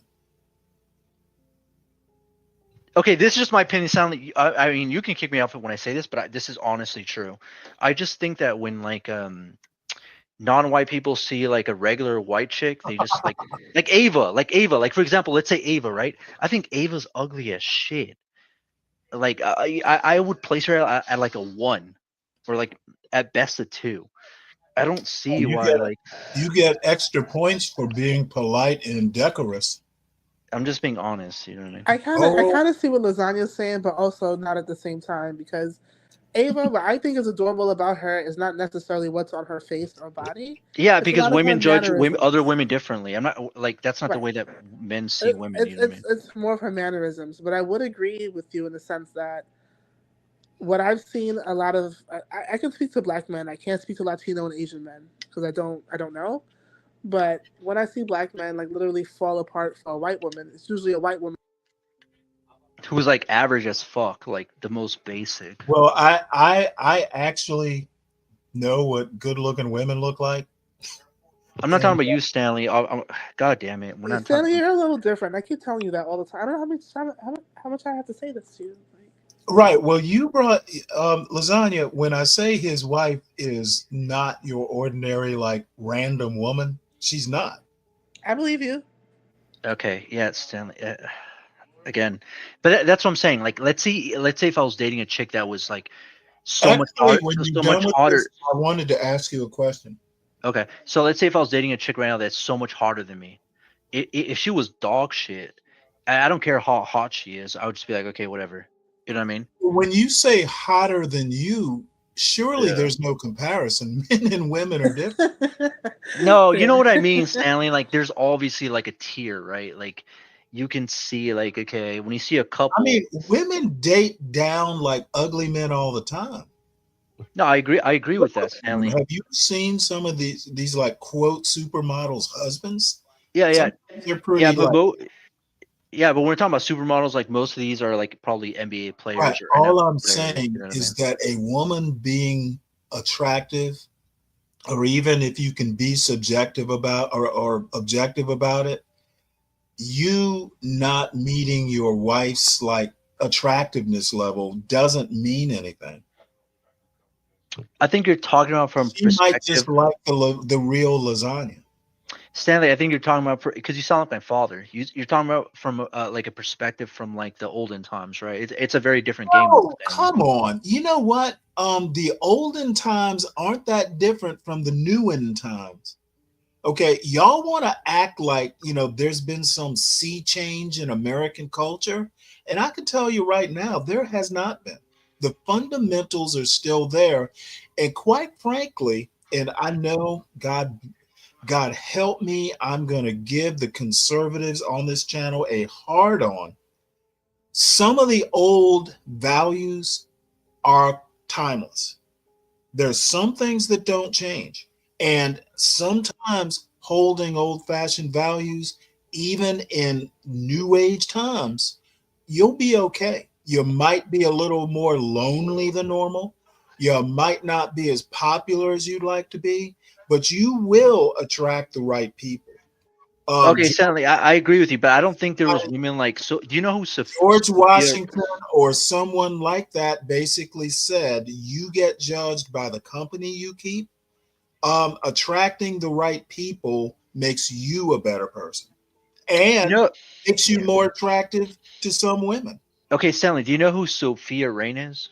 Who gives a fuck? What does it have? Okay, no, but that's okay. I'm trying to point something. You can't just say who gives a fuck. No, I don't know. Okay, that's a OnlyFans. She's like I think 19 or 20. She made 45 million in 1 month. So is that the one? Wait, yeah. What I'm saying, Stanley, has any woman in your generation been able to do that? No. So things are vastly different in my generation. You know what? Let me go all Kevin Samuels on you. Do men go after women for their money? What are you talking about? I'm just talking about that the game is vastly different. If a woman's able to, do men in general and lasagna specifically, are you going after a woman for her money? Okay, but that's not my point, Stanley. My point is that the game is vastly different in the sense where like there's no woman that could have made that much money in a month within your time. So obviously the game is different. Okay, I can't use your rules and this get to is 2025. this is that newfangled Gen Z logic.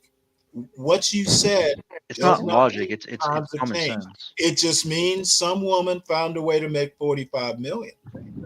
A lot of women are actually doing that. Not 45 million, maybe 10,000 doesn't or mean 20,000. She's not the first person to make $45 million for Scarlett. No, that's true. That's true. But lasagna, how do you even know who these women are?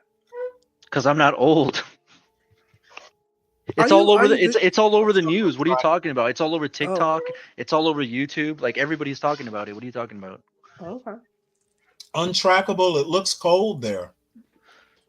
I thought you spent your hard-earned money on OnlyFans. Like, please don't. No, I don't. It's just like a very, it's like a something that people have been talking about for like the last week or two. I did see one on YouTube who she bought her dad like a Thanksgiving dinner, and because she works on OnlyFans, her dad was like he didn't want that dinner because she had to. I think that's the same girl. I think that's the same girl. Yeah. Her dad was like, if you had to do oral for this dinner, like he didn't want it. Well, it's 45 million. How many girls are doing oral for free? Like, what are you talking about? I think that's gross. I'm sorry. Oh, so you've never done oral? Okay.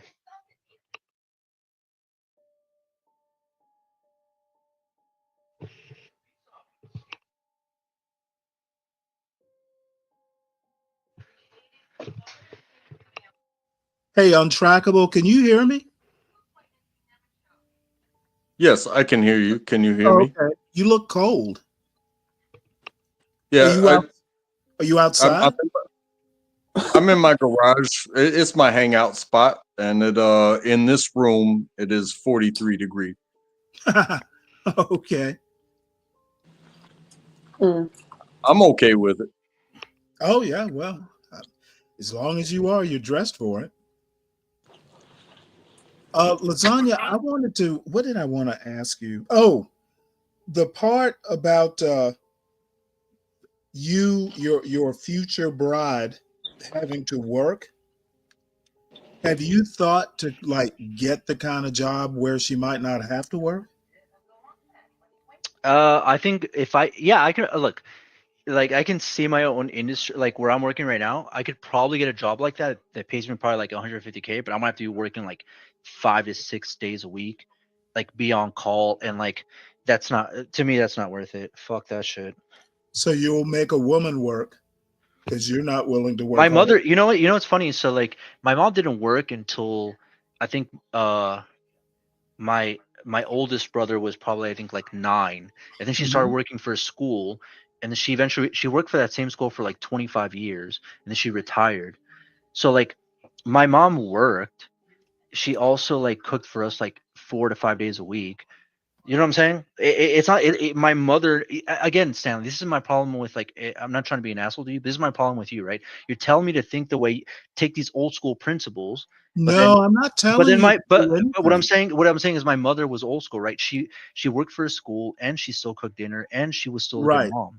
But then if I'm I not but then telling you- if I want to if I tell another woman, but you're telling me why should a woman have to I'm do not telling you anything. I'm suggesting there's a difference. But my mother didn't have to do it. So like, you know what I'm saying? Okay, well, you know what? If that is your standard, that's fine. And that, okay, yeah. I mean, I might have gotten kind of like nerfed. It's not like anybody could ever surpass their parents. God forbid. Well, I why would I mean- want to do that? Why would I want to do that to myself? Do you think I want to slave away 6 days a week? Like, do you think I want that for myself, Stanley? Well, advice I give to my son is go ahead and let's get the good job. Let's front load it and retire at 50. What if I don't live till 50? What if something crazy happens at like 45? Well, I'm gonna at least pray my son lives to 50. Yeah, I know. I get it because you're his dad. But what I'm saying, like, for example, me, obviously my dad wants me to live like till, I don't know. However, I don't know. I don't know how a dad thinks. I don't have a son, but like I'm thinking for myself. Okay, I'm not stupid. What if I die at like 32? Like Stanley, I've done a lot of stupid shit. Like I could possibly die at like 32. Like honestly. Because you're gonna continue to do stupid shit, or did you develop some syndrome that No, that's terminal? because life is not given to you. You could die tomorrow. You know what I mean? I'm not Yeah, so but naive to that think I'm going to live but till you 80. better don't plan like you're gonna die tomorrow. I think people should You plan like might they're going to not. die tomorrow. All I'm saying is if you're planning like you're gonna die tomorrow, that's not a successful strategy for success in life. Plan like you're not gonna die tomorrow, just in case you live.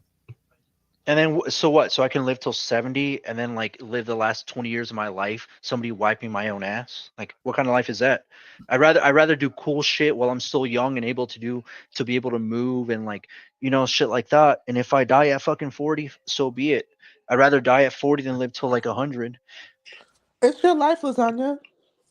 The reason why I say this because I've had multiple grandpas and grandmas live till like 95. Trust me, you don't want to live till 95. That it's so dog shit. Like you I know what I want mean? You're to. not the same person. Yeah, you want it like. Okay, and I think anybody who says that hasn't really experienced people who actually live till 95. Like I have my wife's grandmother lived till 97. you think you think she my was mother-in-law. happy? Actually, My she mother-in-law's was. 93. Actually, she was happy. My mother-in-law is Okay. 93. We and we she's just very might be happy. different. We just might be different people. And 'Cause she my grandpa actually wasn't happy. survived like some brain tumor in her 80s to live to 97. So yeah. My Well, mother-in-law is 93. She's fully healthy. She has no diseases, and she's in good spirits. Okay, that's fine. Like again, you guys can just say whatever you want. I've seen this through my own eyes, right? We might just have different. Okay, well, your eyes Well, we aren't have different everybody's experiences. eyes. Can you stop judging everything by Okay, your Stanley. What eyes? I'm saying is that the majority of men do not want to live till that old. From Okay, like I my own won't. Stanley, friends and my Untrackable Go has ahead, something to say. Untrackable. I'm sorry, Kim. No, I was saying Yeah. Untrackable was raising his hand. Oh yeah, go Yeah. ahead, Untrackable. Yeah, and I'm sorry when you say a majority or you talk about these numbers, that becomes on statistics, and to Right, think that yep. people live into their 90s or their hundreds or whatever, well, God bless them. The majority of people don't, and to think that that's what I'm saying. That's my point. yes, but the even within yourself, you have to have a fine line between calculable risks versus calculable gains. And even every step you take can become one of those numbers that will take you out of the game or keep you in it. You know what I mean? Like I know, slipping down yeah, icy but untrackable. steps. Let me ask you a question. But Like it's also comes down to, do you want to be at the game? So for example, right now you seem like you can move, right? You can do shit. I don't know how old you are. I don't want to know how old you are. But let's say you get to like a certain age where someone needs to take care of you. Would you want to live that life? it depends. It really Depends on depends on what? every Depends on what? day is a choice, man. No, I'm Every day is asking you. I'm asking you personally. If someone needs to wipe your ass and take care of you, would you want to live that life? quite personally, no.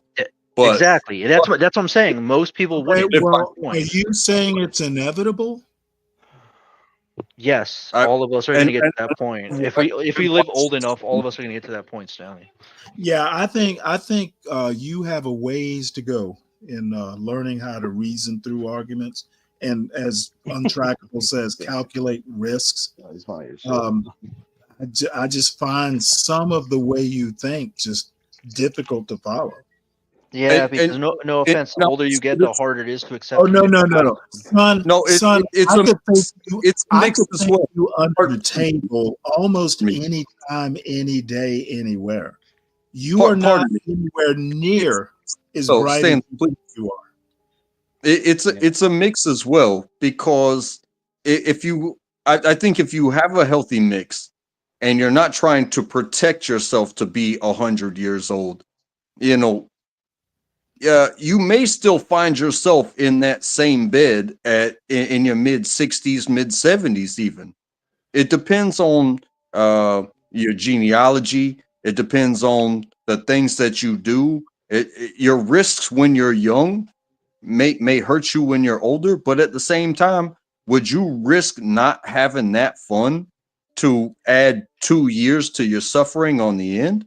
You know what I mean? Exactly. Well, basically, Lasagna is going to think himself into his own grave. So No, I agree with this bearded man. Like, I agree with him. well, That's I don't a care very if good you point. agree or not. I'm addressing the way you think.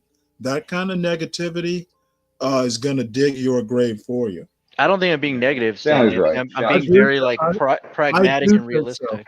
I mean, 26 working a part-time job. I don't even understand. It's not a part-time job. It's a full-time job. What are you talking about? I mean, 36 hours a week is really a part-time job. Let's be frank. Well, cool. Just because I like my free time, bro, I'm not gonna kill myself just because you like to kill yourself. I like chilling, bro. I like smoking No, weed. I like okay. going to the beach. I like fucking chilling out with friends. Like, you know what I mean? Like, I like doing cool shit. I don't Well, want you're to spend bitching most of my about life at you're work. bitching about getting ahead and generational bullshit, and you know the baby boomers. I don't no, I don't think I should make a lot of money to get pussy. Like, that's what I'm saying. That's where you have it convoluted. Like, if you need to make a lot of money to get pussy, then you're kind of a trick. Well, I would agree with that. I don't think it's Okay, so then required what myself. was the point with what you just said then? Well, you were just saying that about how our generation, me and Stanley's generation, was extremely lucky. Yeah, they are. Because my father's also lucky. I think I And don't why? think he realizes this. Why? Because like I don't think I'm gonna be able to find like a woman like my mom, right? I don't think they exist anymore. Well, why would you want someone exactly like your I mom? mean, once you work, if you start banging down some hours and build some stability, Exactly. some That's what I'm saying. stability, right? My dad didn't have stability. My dad, when my dad married my mom, he was like okay, 22, and then but he didn't have women anything. And then my mom was with him, seek supported him. security. Women want My mom didn't need that. security. My mom didn't need that. Okay, that's your What are you mom, but talking about? most women, what's really attractive to My women is security. my grandpa's wife didn't need that. Most older people didn't need that. What I'm talking, that's what I'm saying. Like, The you're like, number one thing that women want is security and stability. it's because you're That's a old and fact. you have no bitch, and that's why you think that because you saw some red What? pill channel. Oh my god. What is this man talking about? What I'm saying is that my dad didn't think that way. You think my dad went up to my mom and said like, "Oh yeah, dude, my dad was." You know what? 22 Did got you married. ever What are you ask talking your about? father what he Yes, said? I have asked them. I have asked them. My dad told me that they took a bus. Like, when they first started dating, they didn't have any money, so they had to take like buses to go on dates and shit. Do you think my dad was telling me what Ryan's That's telling me? Like, relevant. you think it Help was, me out here. That's relevant to what? I'm answering your question. Okay, what's your question? No, it was your question. I'm answering your Oh question. no, I just basically agree with Ryan, and you've already set me straight on your future bride having to work. So It's about it, no, Stanley. It's about a team effort. You know what I'm saying? Like if Team you're effort. already a successful man and the woman doesn't have to do anything, Yeah, then but you're basically a trick. Then you're You're basically a saying trick. you're a successful man, but you No, no, no. don't I'm even not have a saying full-time job. I'm not saying I'm successful. I'm saying that's what you're saying. I'm saying you need to be. You're telling me that I need to be a successful man to get a bitch. What I'm telling you, that's No, not what my that's not father what did. I said. That's not. I'm not Come on. talking about you, Stan. I'm talking about Ronaldo. He's like, why Oh, don't you try to be successful? Why don't you try to do this? Then you'll get a bitch. You're basically being a trick, bro. I'm telling you, my dad didn't have to do that. My dad, I told you well, when he why was do going you out with think? my. I'm telling you, Man, when my father went out with my mom, they took a bus and they to go on dates. My mom wasn't saying, "Oh, my dad needs to be a ready-made man." No, my mother loved my dad for who he was, okay, but and then they were a team and you're shit. saying that was a time gone by. I mean, Yeah, exactly. That's what I'm saying. no, But you're disagreeing with that. That's my point, Stanley. You're disagreeing with that. you basically want to have your cake and eat it too. Either At it's not at like it was. 26, yeah. Oh yeah, Either Stanley. it's So I want not to have my like. cake because I want Hold to have a on, partner. Lasagna. I Let want to me have an equal finish. partner. Let Okay, me yes. finish. Either it's not like it was when your parents were dating and all that stuff, or it is. Okay. If it's not, then stop harping on what your parents did. No, And no, no. also, they were That's 22. They were 22, correct? yeah, like like early Okay. 20s, All right. 21, So you're 26. 22. So you're in an age Yeah. range where the women that are 26, 28, 24, they're not looking for like, hey, he's a cool dude. They're going, okay, I'm looking for somebody that can, I may settle down with. We may have a life. I may want to bear children with this individual. They look for stability, Yeah, but she's not security. gonna want to do anything. She's not gonna want to. She's just gonna want to just stay at home. She's not gonna want to work at all. That's what you're Well, basically no, doing. maybe. I mean, it might be a career woman, but they want stability. And if you can provide that, that's a real big checkbox for you. If Okay, you no, it's can't, if you're just going to smoke again weed and because play you're video thinking games, and you're thinking the mind of a trick. Yeah, yeah, that's fine. Like you're telling it's me I not should a be. trick. You are though. You just don't realize it. Okay, so I'm telling you what is attractive to women is I don't care stability and what's attractive to security. women. I care what's.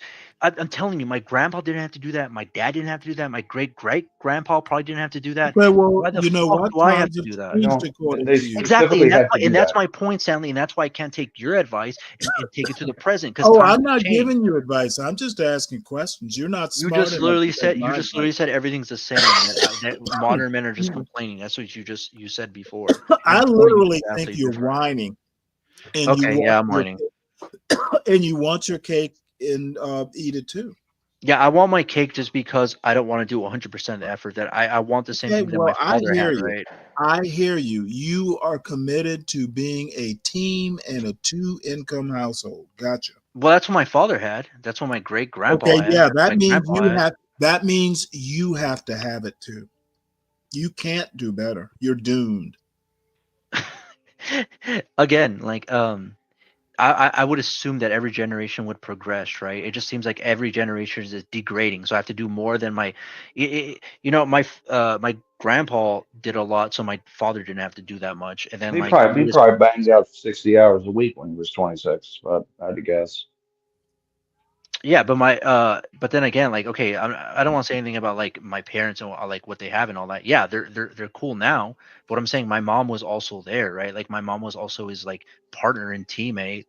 Like when she had to get a job, she got a job and she got a job at a school and she worked at it for like almost like 3 decades. And yeah, that's cool. My mom wasn't telling my dad like you need to make all the money, and if you don't make all the money, I'm gonna leave you. Like that's stupid as That's not shit. what they're saying. What you need, but in terms of you want to be able to provide some stability and security, retirement, and like a future like that. That's attractive to women. I don't think when my dad got married at Not 22, he like was thinking saying, about "Hey, I want to be providing a cool and smoke future. weed and play video games." Like that's not what Well, that means. They were 26. I'd rather do that than like have to work 80 hours a week just to like try to be like a suitor for a woman that doesn't really love me and she only loves me because I'm a security type of thing, right? That's where This we is have just it's convoluted. it's evolution, man. It's evolution. No, you don't know what you're It- it- talking it- about. You're coping. You're You're definitely fighting evolution, right? So, How am I fighting you know, evolution? What are you talking about? because women Hey, evolve can I to interject? look for a mate that will Okay, I don't provide care what security. women look for. That's what I'm saying. I don't care though. That's where you have it twisted. I'm not gonna just because a woman wants me to make $1 million, I'm not gonna kill myself to make $1 million. That's what you might do. That's not what I'm gonna do. And I think the majority of younger men realize this. I think the majority of younger men realize that the things that I realize. You see it through TikTok and all that, and they're not gonna slave away like you are, Ryan, just to be able to get one bitch. Like it's not that important. I don't do it for that. Well, obviously you do. I did it before that, and I'll do it after that. That's what I do. Okay, then why work so much? Like I told you, I work 3 days a week. I'm chilling, bro. Why would I want to work 100 hours a week I'm or putting 80 hours back a week into the or 60 hours fabric a of week? society. I don't care about society, bro. I'm gonna die one day. Do you think I care society? I'm gonna be dead. I'm not gonna even know if society Yeah, lived it's a on or very not. Like, selfish what the fuck? position to take, man. What are you talking about? You're just old, and that's sort of like now you're trying to find something else to grasp onto. I'm pretty sure you didn't care about society when you were in your fucking 20s. No, I was working then. I wasn't working Yeah, I'm 36 also working. hours. I'm also working, buddy. I'm just not like I have more common sense than you did when you were my age. It's a difference. That's it. That's why I'll we were I'll say, killing. when I was in my 20s, I was working over 100 hours a week, Yeah, just and hammering, right? I'm not telling anybody else what to do, but where I am now, those 100-hour weeks, those months, those years put in when I was just trying to build myself into being a worthy thing, Yeah. and creating some self-belief. Then when I moved on, like I don't have to work like that anymore Yeah, because me neither. I'm worth more to my family with the time that I get to spend with them, and I'm worth more to the job that I do to where they understand, hey, like we can ask this guy to do more and he'll do more. But when this guy leaves, he just knows the job is done. You know what I mean? Mm-hmm. Yeah. But you have to start from a foundation of hustle and brick building and internalization and But why? lessons and But education. why though? Intractable. Why? Well, because if you don't build your foundation, then you're just going to be floating along on the same bullshit you were raised on. You have to go out there and build your own foundation. Me and you are probably in the same position. Like you have a job, I have a job. Like I make enough to support myself. I'm chilling, right? Like what are you talking about? I'm talking about how secure our Whoa. position now, because positions change over years. Mm-hmm. Lasagna will be forced to work 100 hours in his 50s because of dumb decisions today. If I have to work 100 hours in my 50s, I'd rather just kill myself. There's no point. There you go. Well, I've already said that I'm going to work till I die. But Well, good for you, bro. Good for you. Like I again, like if that's what you enjoy, that's fine. But I'm talking about, I think most younger men do not want to work till they die. I don't think that's their goal, brother. Well, I have a bigger purpose than my work. I have a bigger purpose than getting pussy. I have a bigger purpose than that. But if I find something that I can do and I can keep doing it, I'm going to keep doing it for the reasons that I do it in the first place. You know what I mean? It's not just for me. It's not just for them. It's for the bigger purpose. And You Lasagna, what understand? I will say to you is that if you're only going to work 3 days a week now, you're going to be working in your 50s, bro. I promise you. Working in your 50s, you better That's get funny, to isn't work. it? You better get to work. John, most people work. Do you now. know what the average age of retirement is? I think it's like late 60s. Most people have to work past 50. Not do you really want to be most people though? Not everyone does. But I don't. To be honest, I don't think I'm gonna live past 60. I pray to God I don't live past 60. Well, yeah, the reason why I hopped on, I was just on the phone with my mother just a few minutes ago, and she was talking to me how the food prices and all this shit is expensive. And my mother hasn't worked in 20-something years. She retired when she was 50. And so I'm sitting here listening to her. I'm like, I mean, when you were able-bodied, you could have been working. You chose not to. When you had the energy, Even though you didn't have to, you chose not to work. And now the Social Security increases have not kept up with the cost of living. Yeah, but John, this is the problem. I don't want to live till 70. I pray to God that He takes me once my body is weak and I What if cannot he do the doesn't? things that I What want if to he do. doesn't? Do you plan to take yourself if he doesn't? Yeah. As soon as I can't fuck a bitch the way an escort the way I want to fuck her, as soon as I can't do the things that I want to do, John, I God left you take in the me out. back. God take me I out. agree There's with a untrackable. message. I'm Yeah, sorry, what? Sorry about this. Go ahead. Good morning. Salute to everybody. Did you see my message in the back chat? I ain't see it. I ain't see it. No, Sorry. no, I mean ignorant.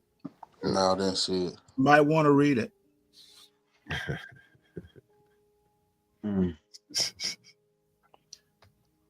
Guys, we're 8 hours in. Show some support for the channel. Stanley, you didn't post anything. It just says 43 Fahrenheit. No, I posted in Ignat's back chat. Okay. So them's the rules.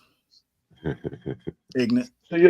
So what's most interesting about men is when they meet one another for the first time. You know, maybe it's through your wife or through a work thing, whatever it is. Hold on, Stanley. You ain't about to tone police me. You ain't my wife. So check it out. What they'll say is, what do you do? Like, what do you do? Hey, what do you do? Right. So like if she told me that, I would tell her that. Why are you even asking that? What business is that to you? Like, Maven had a thing for you. He's got a couple things for you. Employers need loyalty to reward you, dude, and that means doing more than the job description. Not really. I do the bare minimum, and I still have my job. I just like act like I like, you know what I mean? This is the thing. It's also about like interpersonal skills. You need to know how to like work it, and then also you need to know, you just need to like be like, I guess somewhat socially aware. Do you have any sort of metric you have to meet? Yeah, definitely. I have a metric, but like, let me tell you what happens in the real world, and you might already know this. Every now and again, companies have layoffs. At least Fortune 500 companies do, and when they go and they literally get together to choose who are their least productive, you might be meeting a standard, but if you're last in the pecking order, as far as metrics go, there could be consequences. Stanley, I don't know if you agree with this, but this is what I always tell people. Yes, if you get fired, that's fine, but context is the most important thing. Like, for example, from this job, I've met like I have like one or two friends that are like actual friends. You know, I have acquaintances at work. Like, you know, I talk to them, but they're not really my friends. I don't really fuck with them that way. But there are two people that I do fuck with.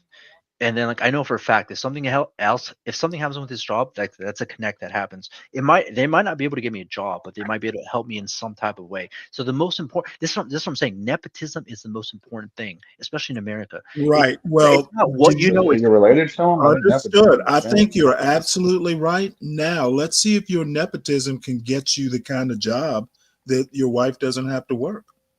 My wife needs to work. What are you talking about? Okay, just checking. Like, what do you, I don't want to. No, it's just a suggestion. Don't take it as anything you have to do or even have to listen to. These bitches need to be humble too. Why doesn't a woman Gotcha, need to work? gotcha, Like, what are you gotcha. talking about, Stanley? They're gonna respect you when you tell bitch. No. Okay, fine. No. That's not fine. That's look, Stanley. They don't have to be with me. That's fine. I'll be single the rest of my life, and I'll fuck escorts. I don't fucking care. Oh man. Okay. But you do it for you. Go out there and earn. It was build just life, a suggestion. Okay, Not for them, for Ronaldo. What do you mean for you. me? Okay, yeah. So I'm gonna work 100 hours a week for me. Myself does not want that. I want to chill most of the time. That's what I'm telling you. I want to wake up whenever I want to wake up. I want to like chill. That's a self-esteem issue. It sounds like you're trying to convince us. No, It's it's a not. self-esteem issue. No. What I'm saying is, no. I've heard you say it many times. Again, and I don't think anyone's telling you to go get an extra job, a second job. Everybody's No. cool with- Ronaldo was telling me that the reason why I'm going to stay broke is because, and you've also told me this, I'm going to have to work past 50 if I don't do this, and that. Well, you That's why probably I would. say that. If you're only working 3 hours, 3 days a week now, you know, unless you're making a hell of a lot of money, you probably will have to work beyond, assuming you live. But you know, the thing is, like, if you're happy with it, no one's going to tell you to do otherwise. But it seems to me that you may be a little concerned, you know, like you are seeking validation. No. Okay, no, John Gall. John, let me ask you a question. Like, let's say if you poll 1,000 men around my age, if you poll 1,000 men from the age of 21 to, let's say, 28, and if you tell them, okay, you need to work for the next 20 years, you need to work 60 to 100 hours a week to be able to be successful. Do you think do you think the majority of them are gonna say, yeah, I'm gonna do it? No, I think the majority of them would probably figure that they are the exception to the rule, and they're going to figure it out an exception, right? They're going to be a star content creator or a fucking running back for the Redskins or whoever. You know, most men in your age tend to have a little more aspiration. No, I think you're a little bit out of touch. I think most men know the truth, and they kind of know that you're. I think most young men know that they're kind of fucked, and the only thing you can kind of do is just have fun while you can. You very we're well all could fucked. You very well could be right. You know what I'm saying? It could be a generational thing. That you know, your generation. You know, again, like if you're thinking that way, you're gonna think it into existence. Well, John, well, let me ask you a question, John. How else can we think when we have a woman that's like 19 or 20, she's making $45 million a month on OnlyFans, probably doing like a couple of hours of work a month, and she's making that much money. How else could we think, right? When a young man, there are men that make 45 million. Do you worried about them too? Well, no, but not the way that she's making it, right? Yeah, these young men have to do something, right? They have to either create something. I would implore you to give me one man that's 20 years old that's making $45 million a month. And what I'm telling you is that when young men see, what I just told you right now is very popular on TikTok, social media. When young men see this, how do you think they feel? And when they go to their regular job, they have to slave away and make minimum wage. I hope the young men don't base their decision or make their feelings of one person. You know, or women in general. Women in general. There are a lot of people who don't get any money. There are a lot of women on the fan and don't even make enough to make a living. Right. But this is where it's again, like I think it's like a generational thing. Like I think older men, and I respect older men, but I just think that older men do not like try enough to like comprehend what younger men think. No, I think older. Look, I totally get it. If they have kids, if they have sons. No, I totally get it. I think because you're like my father. You're like older men are just like you're a pussy. Yeah, but do what I did. You know what I mean? Now you don't know him, and this is kind of a rhetorical question, so don't take offense. But I have an 18-year-old son. I often ask him what he thinks. So why do you think an old man like me can't understand? Well, Stanley, he might want to make you happy, so he might just be lying. Well, don't you want to make your father happy? Yeah, and I lie to my father all the time. You think I tell my father that I fucked escorts? But Lasagna, look, I get your point. You know what I'm saying about a lot of these things. You know, I don't disagree with you. Ryan Ronaldo also oftentimes talks about look how all the people want to be content creators and not necessarily careers. And I think part of that. No offense, Ronaldo, but he's old. Right, but I think part of that is that these young people are seeing the $45 million OnlyFans woman and they saying, shit, the hell I'm gonna go out here and slave for. But those are typically the minorities, I promise you, right? Most people out here like not looking to them and feeling down about where they are. And John, this is what I'm saying. I do agree with you. I think that I don't think young men are so stupid to think that like they could be millionaires. I think what they do see, they see the pattern and they see like, okay, if I'm not able to live this life, then there's really no point at all, right?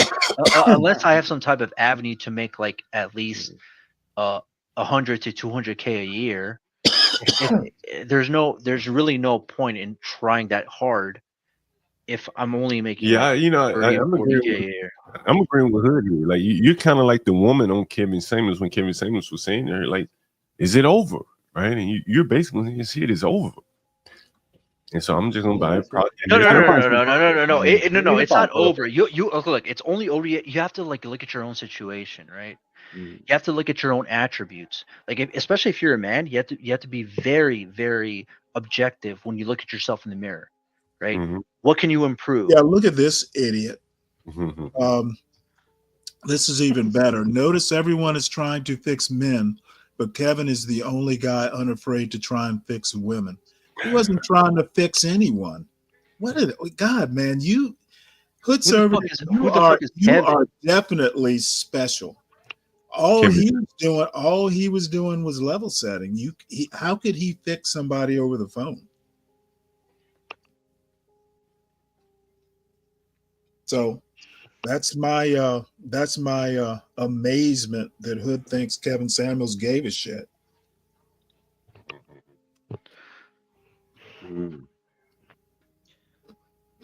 So I think you gotta find purpose in your life, man. Like you gotta find some purpose. Like if you are a firefighter, you feel and you embrace the idea that you are protecting people from fire and saving lives and helping people. If you're a police officer, it's the same.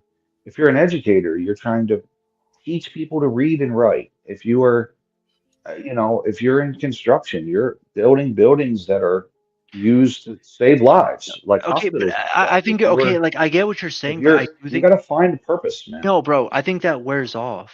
Like for example, when I had this job, right? Like for the first month or two, it was new because I didn't know the people, I didn't really know the job, so everything was new. But the problem with humans is that like we're really good at pattern recognition. So it just after a certain amount of time, it just becomes monotonous, right? Like Okay, so that's a selfish view, and you're going, "Oh, what's in it for me?" With no, them, it's not. It's not the and you're selfish. not thing, yeah, going it's like not if selfish. you're thing, I'm picking being- crops, okay. you're feeding people, man. But bro, This is nobody's what we need. listen. That's what I'm saying. Like, I don't know what your like. I don't even know what your situation is because that statement you just made is so crazy. So you're telling me the person that's picking crops 10 hours a day, every single day he's thinking, yeah, I'm doing this, and I'm gonna be thinking I'm picking crops for this. Bro, that's not how humans work. That's ultimately what he's doing. No, he's not. He's doing it for. He's doing in for an a paycheck. industry. He's doing Well, for of a course he's paycheck. doing it for a paycheck, but ultimately he's doing it and people are surviving. And if we have all these people collectively working like that, then we have a country. And if we have people going, what's in it for me? What's in it for me? What's in it for me all day? Then nothing works. But What we are you all need to talking put about? into What do these you? industries No. What are you talking about? and I these feel like that's jobs. no. You have to find what your purpose is. Okay. Wait, I what think if that's what you need to do. no, my purpose is to like Because not you have. obviously don't value your job or your career and think it's worth anything. What are you talking about? I So only did work. you- Wait. Let me ask you a question. Do you think the majority of Americans work their job because they value it or because they want the money? I think that I'm in a pretty cool industry myself. I'm not and talking I know about that I'm you. above. You're not answering my question. I'm not talking about you. I told you. I give you. Can a I preference. answer? We all do it for the money. Okay, We so all what work the for fuck are money. you talking Brian, about right please, now? Lasagna. Okay. I guess my answer is we don't know. We do know, Stanley. Okay, prove it. That statistic that said 60% of Americans are working. I mean, I can pull it up. The statistically Hold most. on. Let me finish. Are just working. That statistic you provided saying 60% of Americans are employed just means they're employed. It doesn't tell why. Yes. That's called the national. That's called the labor rate of the country. 61%. Yeah, the majority of them are. The majority of them are don't like their jobs, poll? Stanley. Is there some poll that says that tells us why people are working? Yes, for money. The majority of people work for money. I Okay, feel like so they work for what are you money. talking about? Who doesn't work for money? Well, according to Ryan, you need to like you love your job. Like most people do not love Well, their I'm job. not. Bro. No. What I'm saying is you don't love your job or like your job or think it provides any value to society at all. Okay, apparently, dude, no. because I you're never said not. no. You're putting words. Look, I know my job. If my job didn't provide value to society, I wouldn't have a job. Like your question is non sequitur. It doesn't make any sense.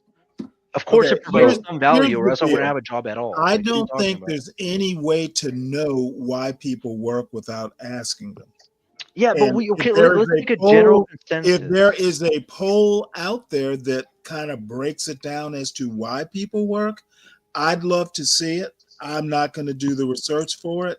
But your point about most people working just because of the money, that's your opinion. No, but that's a common fact, Stanley. That's No, not, I that's don't not, think it's a oh my common fact. God. I'm Okay, literally let me gonna get say, a stat. I'm Let me get a literally, stat. Let me get a my stat. response is Hold on. prove it. Can we welcome Ted to No. the- You hold on, Untrackable.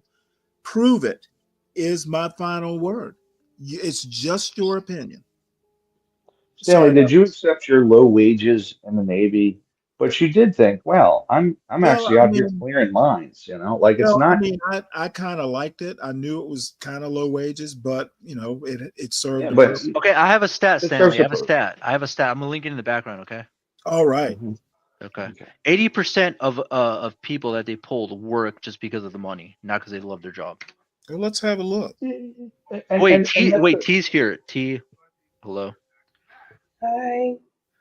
However, a whopping 8 out of 10. Okay, well, you proved it.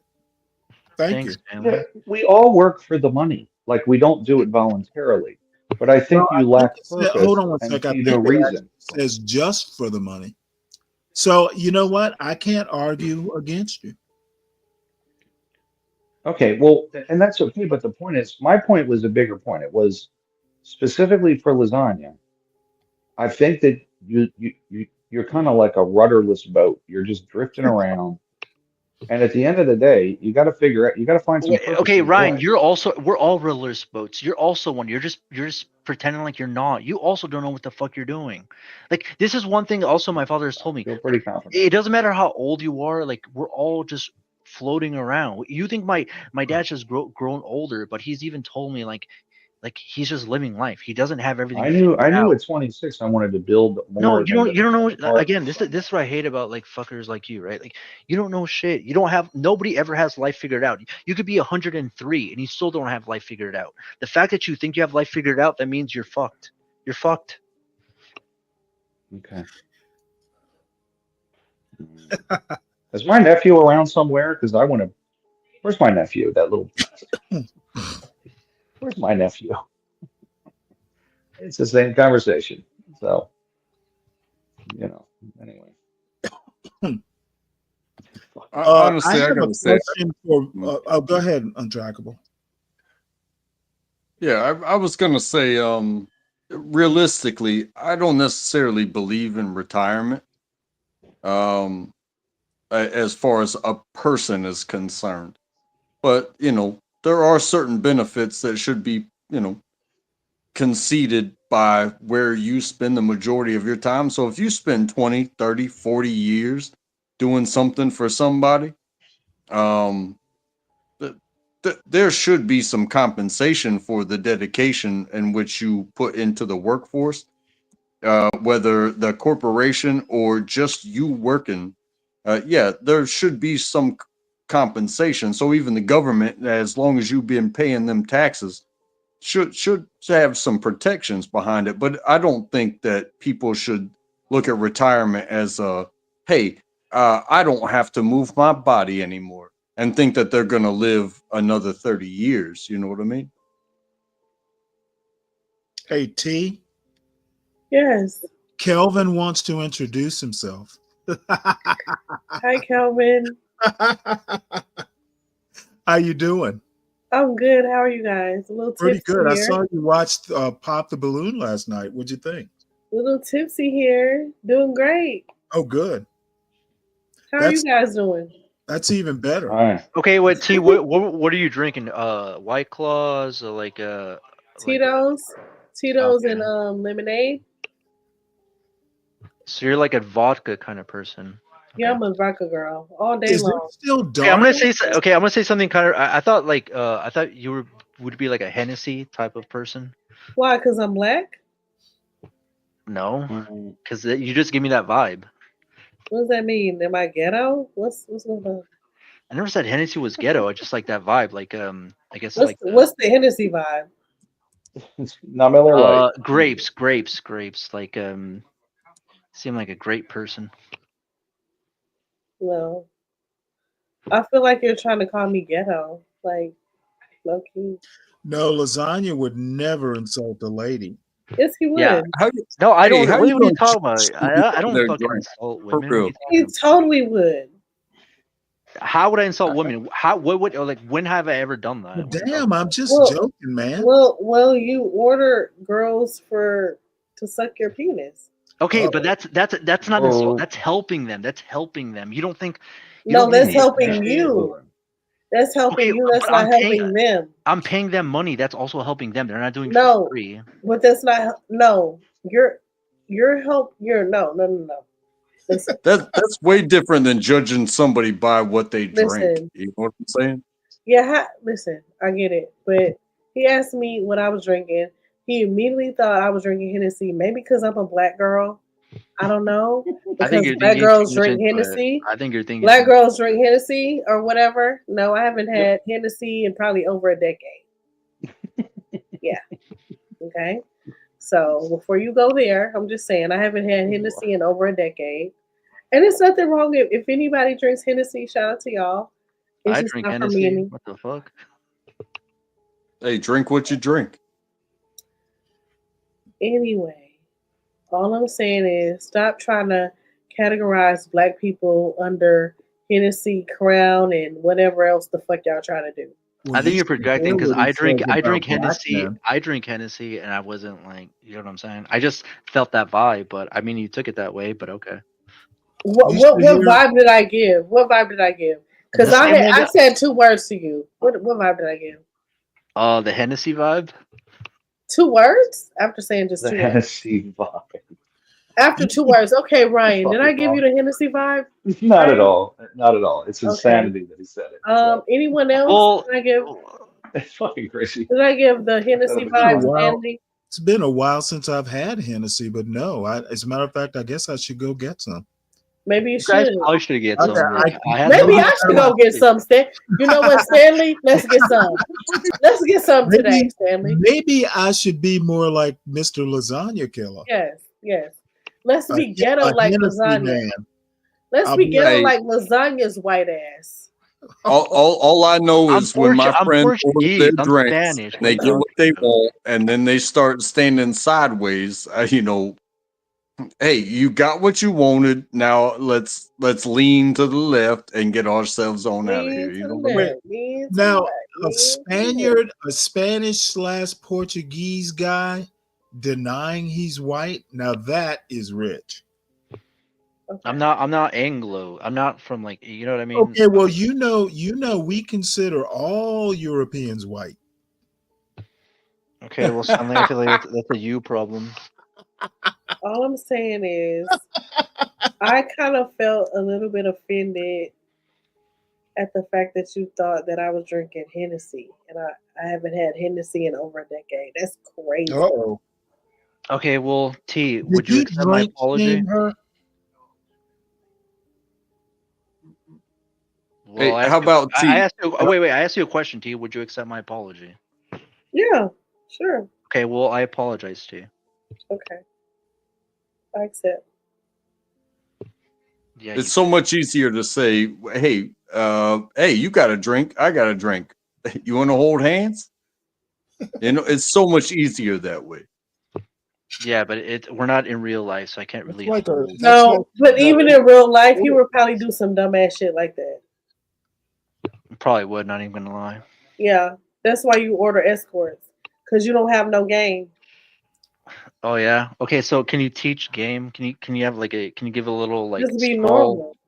Just be normal. Like he just said, hey, what are you drinking? It's simple shit like that. Hey, can I order you a drink? What are you drinking tonight? Boom. It's that fucking simple. That doesn't mean you have to order a fucking escort to go smash a bitch. Okay, but you could just order a couple of drinks and maybe you could get lucky at the end of the fucking night. yeah, you're probably right about that, T. But I don't think you understand, T. But like I don't know if I showed you the website. Sometimes I might feel like a Latina. Sometimes I feel like an Asian chick. Sometimes I might feel like a white chick or even a black chick. But like that's what I'm saying. Like if I go to a bar, I have to go to the chicks that are like kind of feeling me, right? Because there might be some chicks where like maybe they don't want to fuck at all that day, where it's gonna take something crazy. You know what I'm saying? This is why I do what I do. No, okay. So here's the thing. Sounds That's- absolutely weird. I'm insane, sorry right? if I talk That's over insane. anybody, but that sounds absolutely weird. That's insane. Well, I grew up in the city, untrackable. So you're my talking my about thing is based this. off of what you just perceive as your flavor of the day is going to be the part of town you go to. Exactly. So Oh, okay. let's just say, hey, you go to a bar, nobody's giving you flavor for that evening. You're gonna lose your fucking mind and just say, "Oh, let me get an escort." You can't just Exactly. wait. You can't just Exactly. wait until the next day or two and say, "Maybe I might get lucky the next day." You can't wait and No, just. I can't. So maybe you have a problem internally at the point to where you can't wait to just see if you get lucky the next day. Well, Maybe you I think it's easier to say that when you don't have a dick. no. I Well, mean, I then with don't have a penis, but I as feel far like as you should somebody be able with to control your penis. as Well, far as somebody with it's easy for you is to say. concerned, I would say Hold on, that you hold on. are Give me 1 second. Hold either on. joking or you Can are. Wait, can you yeah. can you can you okay, let's just say, hey, What I'm saying is, I think it's easier for you to can't say get coochie. control your dick when you don't have a dick. Okay, You right. don't know how it feels Okay, to have a dick. okay. So, So like, can what are you you talking say about? I don't know what it is to have a dick, but can Hey, you say, hey, untrackable, since he does fit that profile, has a response to lasagna. go ahead. Go ahead, untrackable. You're saying something. Oh yeah, I was gonna say.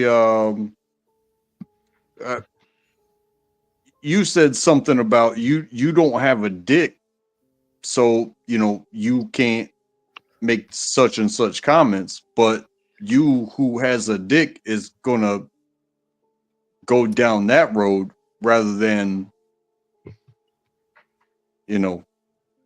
it's like, oh, it won't come reasonably and logically, so I'm just gonna go home and pay for it. Yeah. Oh, okay. So it's either the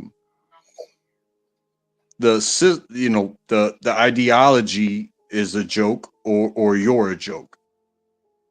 What is the ideology?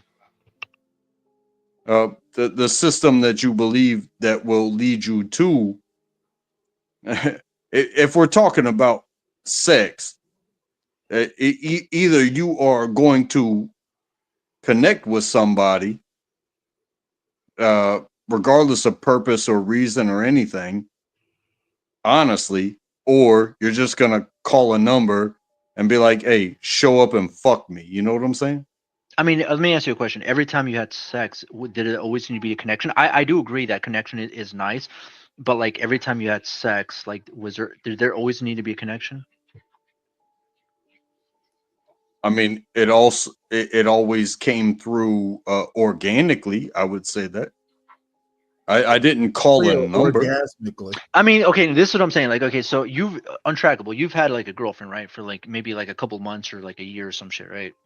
He's married. Even 2 years.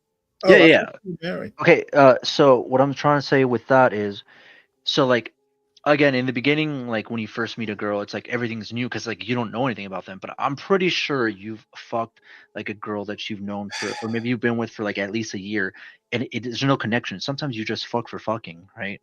Or do you think that every time you fuck, there needs to be a connection?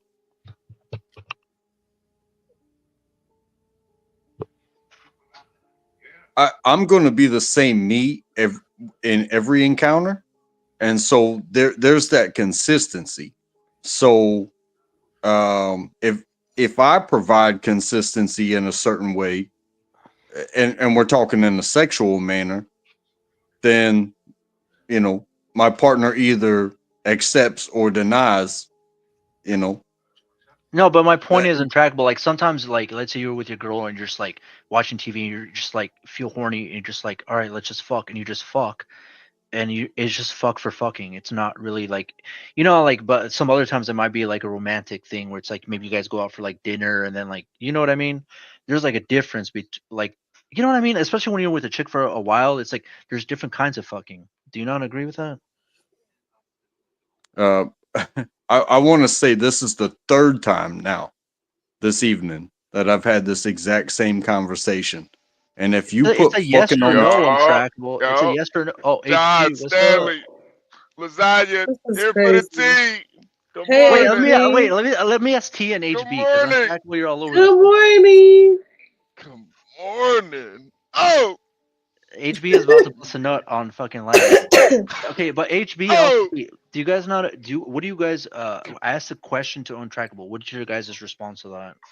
Like sometimes you just fuck like obviously like sometimes it's like special. Like if you take a girl out for like a dinner, it's like a different kind of fuck than when you're like maybe you're just like it's like you're just like Wait, a random fuck, let right? me ask you a question, lasagna, because a lot of your questions are kind of a little gay. He's What crazy. the fuck? He's insane. How do He's you insane. He's How is insane. it gay? How is that gay? Like what? I don't Because want you to talk to a are. man about how I fuck, man. How am I But gay if I fuck ask? Oh, okay, I don't want to whatever. talk. I just don't want to talk to a man about how I fuck. But do you think you're? I just Why want to not, ask dude? you. No, HB, I'm Oh, gonna tell you wait, something wait, right wait. now. That's Let me ask the you this. most. Let me ask you a question, lasagna. Do you think your 30s are gonna be better than your 20s, and your 40s are gonna be better than your 30s? Yeah, I'm gonna be 100% honest with you. I truly believe my 30s are gonna be goated because Okay. I like this is another thing like especially in this generation like guys in general they don't look their age like I think guys look a lot younger than they are. So like I really truly believe when you're like 30 you look like you're like 20. No, not looks wise. I'm talking about life wise. Do you think your 30s, in your Quality 30s, wise. do you think you're gonna be better off than in your 20s? I mean, okay, like I'm gonna be honest. Unless I get married, I'm probably gonna be doing the same thing. Cause I'm chilling. Like I'm like HB. I'm chilling, right? Like I have a job, right? Like I make enough to like cover my expenses, and then I chill most of the time.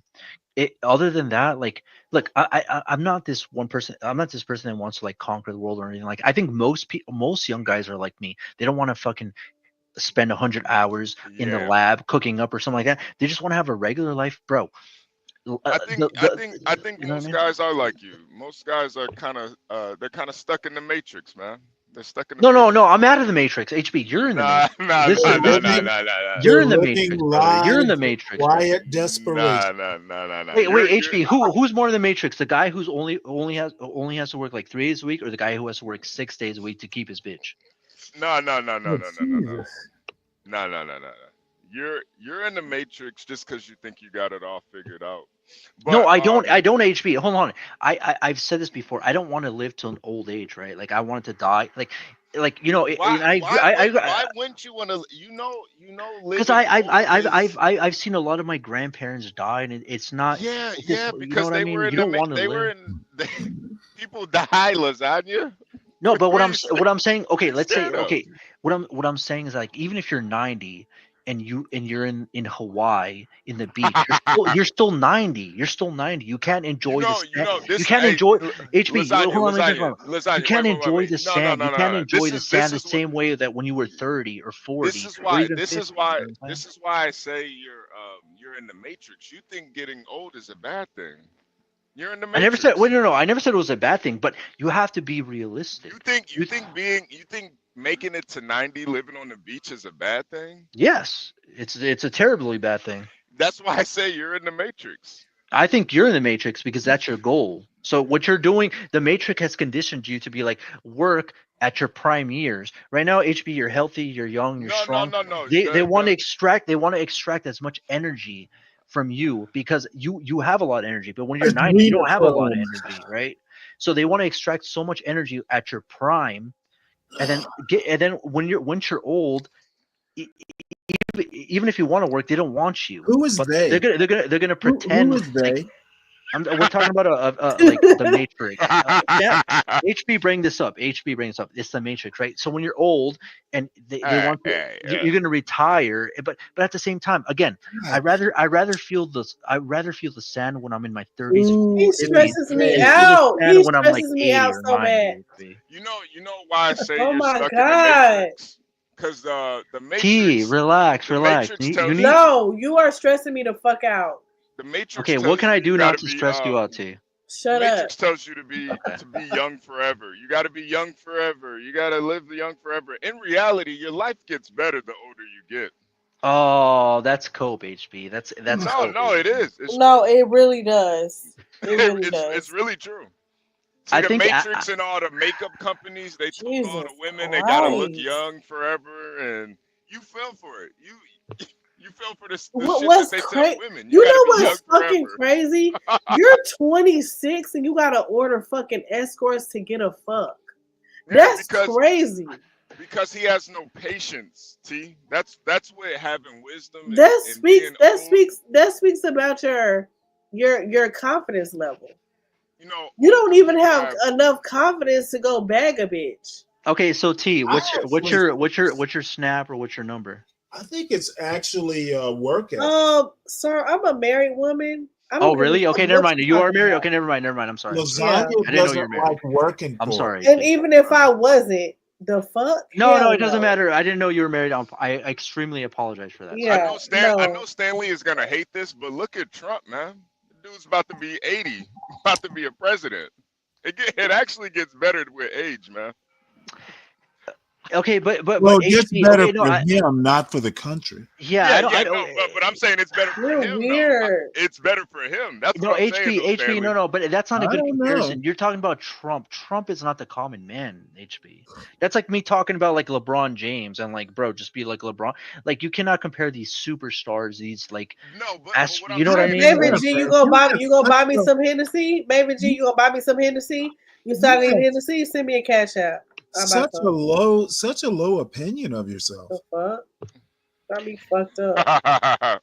To this bitch. I mean, I consider myself the common man, and yeah, I'm the common man as well. I'm not scared of none of the bullshit Yeah, but because you know, there's a I have comment- my I have my Wait, directives. Lasagna, why don't you ask the guys on the panel? Like, is your life better now?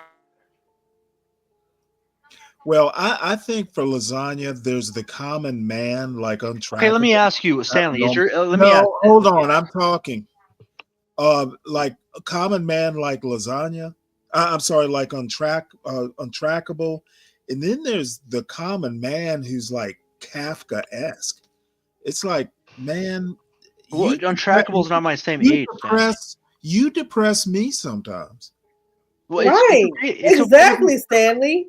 That means Exactly. that means I'm being real. Then that means I'm being. No, real. that means you're a fucking life is not- asshole. Life is not all doom and gloom, man. I'm not saying it's Right. doom and gloom. No. I'm not. I'm like, this is what I'm saying, Stanley. I'm not saying it. Look, this is what I'm saying You about should you. you should be making money and getting hoes at 26. What the fuck you doing buying hoes? My God. You're a No, weirdo. Okay, this is what You're I'm trying to weird. say. Okay. You're weird as fuck.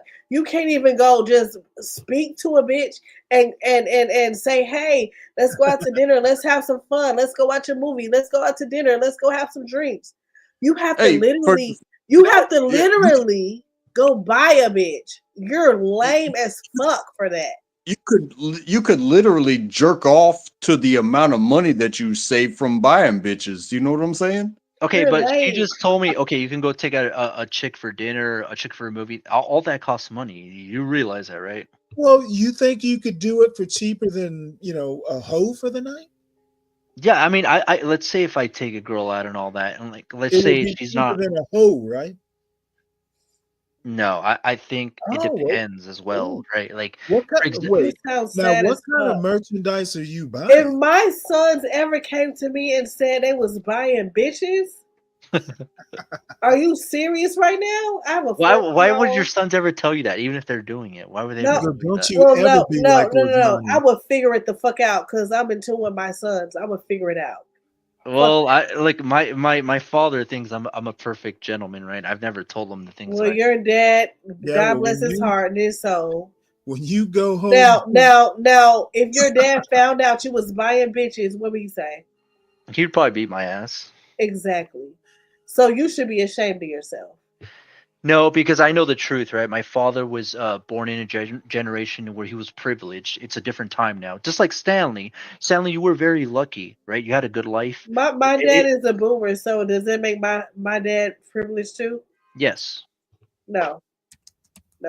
My dad got out there and got in them hoes' face and said, Yeah. "Hey, I like Yeah, you." but yeah. But your dad did not have like fucking Facebook, Tinder, It Instagram, doesn't Discord. matter. It Yeah, it does. doesn't matter. It does No, it definitely matter. It doesn't. does No, it definitely doesn't. matter. It doesn't matter if he had that or not. It My does. dad was still him. My dad was still him. Okay, I T, I'm don't gonna care tell you if something my right now. dad had any of I these could have apps bagged because my way dad more. was I could him. have My dad was him.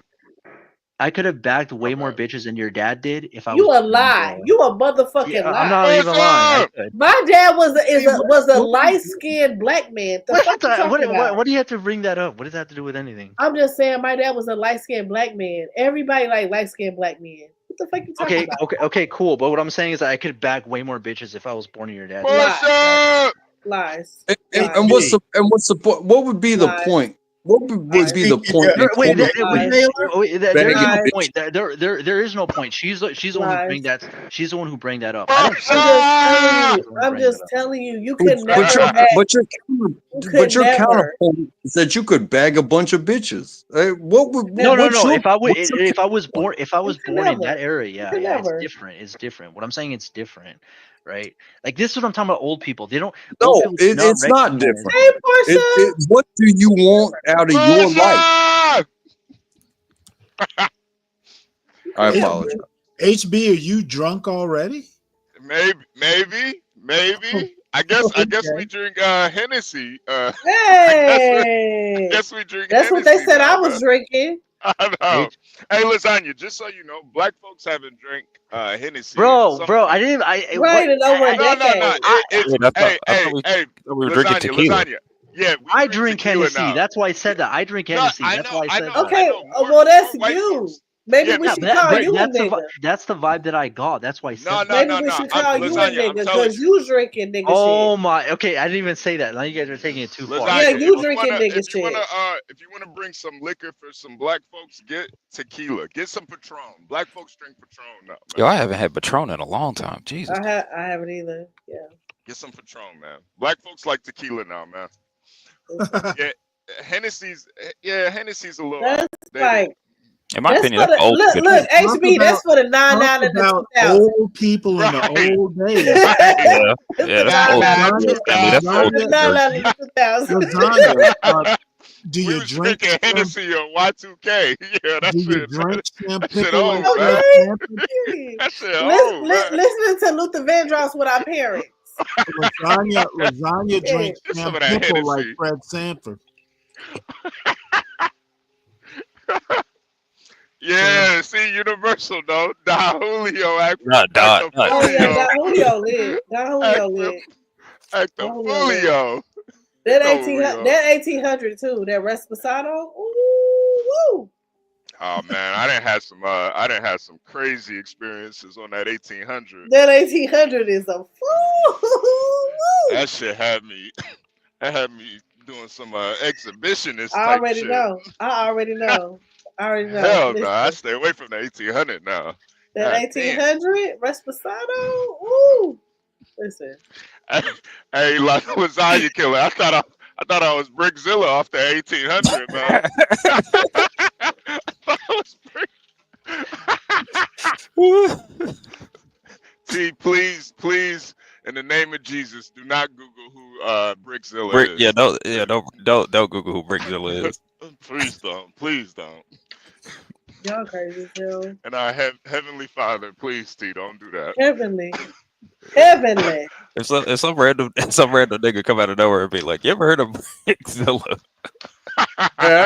Leave him alone. I got this link in the back. You guys might want to see it.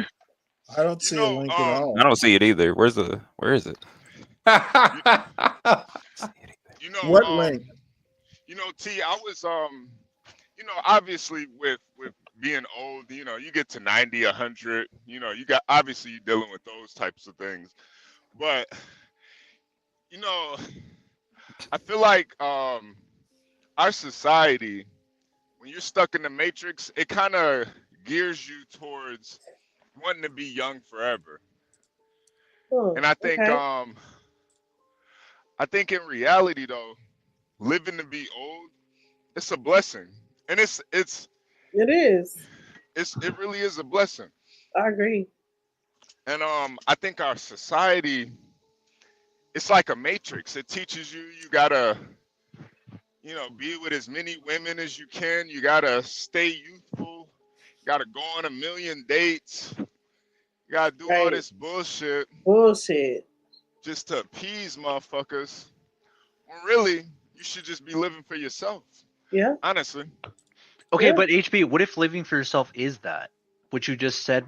What if living for yourself?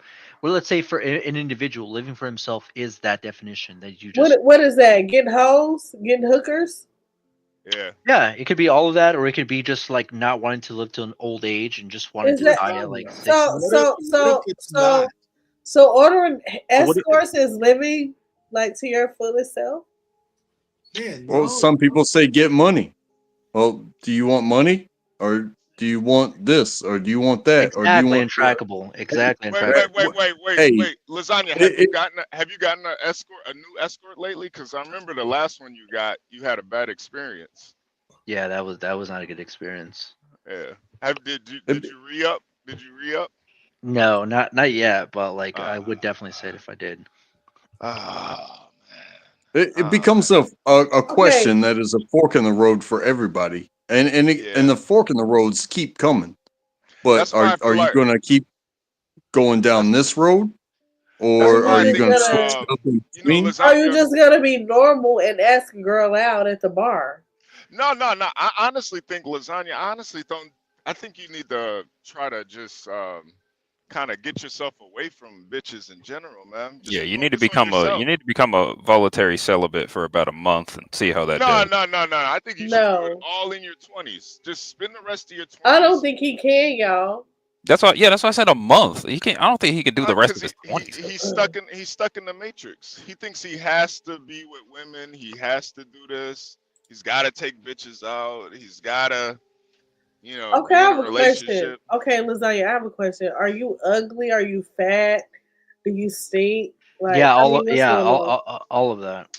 Probably all of it. Probably all of it. And you pay women to sleep with your funky, stinking fat ass? Yup. T.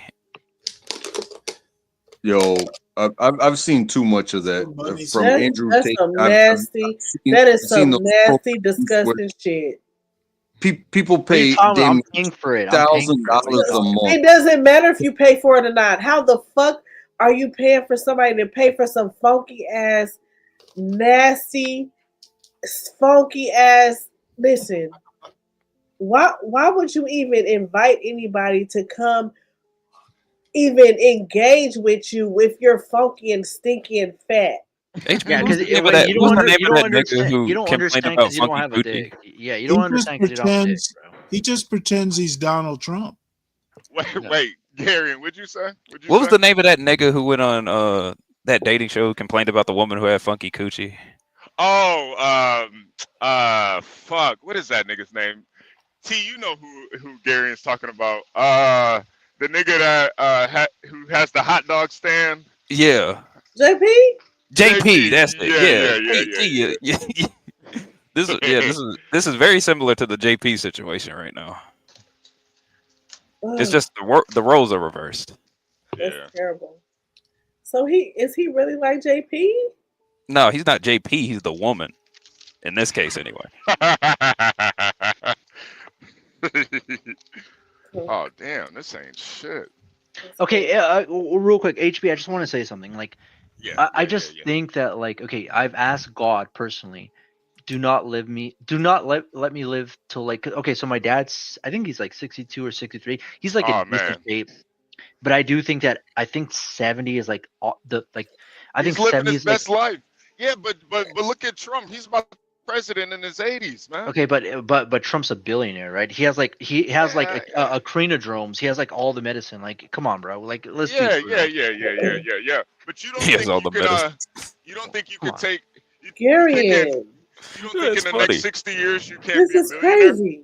Trump has all the meats. He got all the erectile dysfunction pills he could ask for. Bro, he has everything. He has all the stem cells. He has all the chromosomes. Like, come on, bro. Like, let's be for real. Wait, Lasagna, you think in 60 years you can't eventually become a billionaire?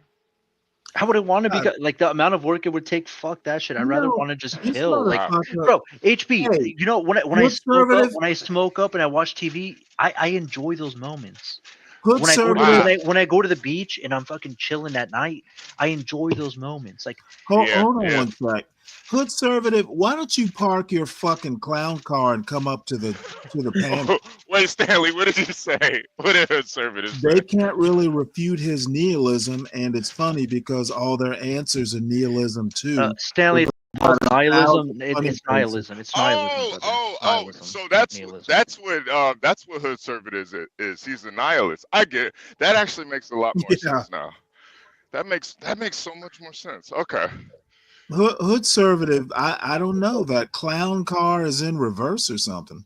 That makes so I can't figure out. Okay, can I just say one thing? I just would implore every young person. I don't think there's a lot of young people listening to this. Every young person, do not waste your youth slaving away for a company that does not care about you. Enjoy your youth. Do fun shit. Wow.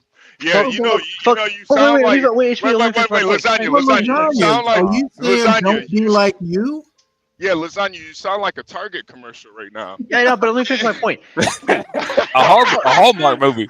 Yeah, you sound like a movie. This is why I say you're stuck in the Matrix, man. Enjoy your youth. Yeah, enjoy it. Enjoy it.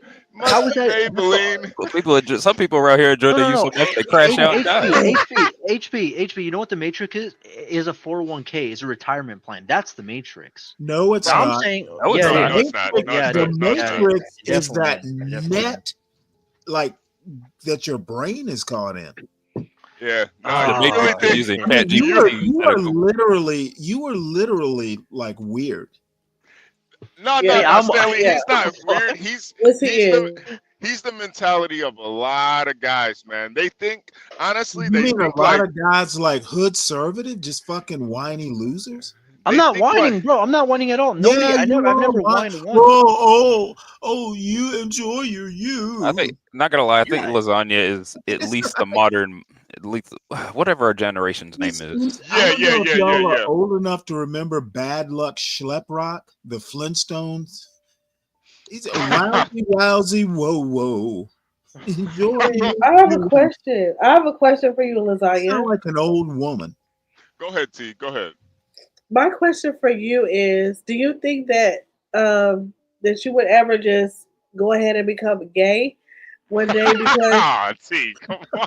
Come on.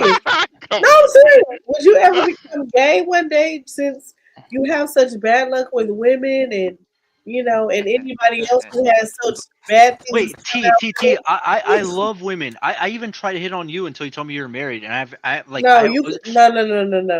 Hold on, wait, what? What was this? He had a chance. Don't do that. Hold on, what? Don't do that. Yeah, but this is what I'm saying, T. I grew up with like good parents, so I'm like, okay, once you said that, I'm like, I'm sorry for the disrespect. I didn't know. I can't tell. I'm sorry. Don't do it. I can't tell you grew up with good parents. Hey, lasagna. You know why I keep saying that you're stuck in the Matrix? That whole youth thing. I really think you should be gay. That was lasagna. Honestly, that would actually be easier. I wish I was born that way. I think it would be easier, but unfortunately, I'm not. But you could still go that way. Hold on, you're born. No, I can't. I just told you, I'm not gonna fight my nature. I do what I feel. That's why I think the way I do, and this is why, you know what I mean? I've ever heard. Yeah, dude, if I was gay, I would suck a dick right now. But unfortunately, I'm not. I'm not. You know what I'm saying? Jesus. What? The way I was born, my biology is I love puss. I love bitches, right? So I love puss. Watch out, nigga. Yeah, Gary, this is why you're one of the only young people I even talk to. Seriously, because most young people, they're stuck in the Matrix, man. Dude, I'm being on HB. I'm being honest. What are you even talking? Dude, you're stuck. I know. Dude, you're stuck in the Matrix. We're not saying you're lying. We know you're being. You're stuck in the Matrix. You're stuck in the Matrix. Look, for me to be able to. You're stuck in the Matrix, old man. You don't get it. That's what I'm saying. Dude, I have no prerogative. I have no agenda. Bro, I'm just telling you exactly how I feel and how most young people feel. What your prerogative is to pull everybody down with you. Wait. So you think me pulling down everybody with me is telling young people not to waste your youth trying to build a 401k or a retirement plan when statistically the majority of people do not live past 60. No, my prerogative is telling the youth to enjoy their life and not spend it on trying to be young forever. Don't think going on Wait, dates or paying that's a for paradox. hookers, Wait, that's a paradox, HB. You paying just for said, hookers and going on dates is a fucking waste of time. Trying dude. to I've remain told you. youthful I've for the told rest you. of their lives. I've told you. I've been in love. Like this is what I've said. Obviously if a young guy. Yeah, that's a problem. You were in your 20s and you were already in No. love. What Like I'm telling you. you're stuck in the matrix, bro. No, HB. If I'm telling you, Live your life, man. What are you doing? and I Getting am in living love in my your life. 20s? Yeah, I was I gonna am say, living my lasagna. life. Have you ever been outside the country? Why the fuck would I be outside the country? Yeah, this man ain't living his life. Jesus Christ. You gotta explore more, man. You're I in your live in. little bubble. Wait, have you ever been to California, Gary? No, fuck California. Exactly. I've So been you to know what the fuck you're California talking about. a lot of times, man. I've been to California a lot of Okay, times. have you been to all the beaches? Have you been to Big Bear? Yeah, Have you been I've to been to Tennessee. Have you been to Been to Oregon? Texas. Tennessee is not even close to No, California. I don't even know why no. you're saying that shit. I've been Have to you been? Japan. Okay, I'm cool. a foreigner at first, so I've been to the United States. What So I'm yeah, saying is that why do you think most people? Why do you think like the property is so expensive in California? Because everybody wants to move to California. Like California is a very goated state, and like yeah, I've gone to like other countries for like vacation shit like that, like small ones where I grew up, like not where I grew up, but where my parents were from. But like I've lived in California all my life. Like California is the most goated state in all of the. in the Okay, I have whole a country. question. When was the last time you had sex with a woman without paying for her? I think it's been like 5 years, right, Lasagna? Damn. It's been a while. What? Damn. No, it's more like 4. Yeah. That's still a lot. makes That's it still a better. lot. No. That is I still a feel lot. better now. 5. What? You know, in 4 years, people get their like PhD. So it's been 4 Man, how years? much money could you have like put in some That's mutual crazy. Yo, Hold on. in That 4 is years, crazy. you know how much you could have done in that 4 years? Wow. We're gonna have to ask Portia to bust out a spreadsheet so we can put this Okay, stuff on paper. Jesus. he needs to send everybody up here a cash out right now. Why the fuck would I? Okay, again, like Yeah, because okay. you're playing with our fucking time. Okay, if I were to show you my messages, I'd be like, okay, I could have I could have fucked like a lot of like semi chubby chicks, but I just don't. Like you would.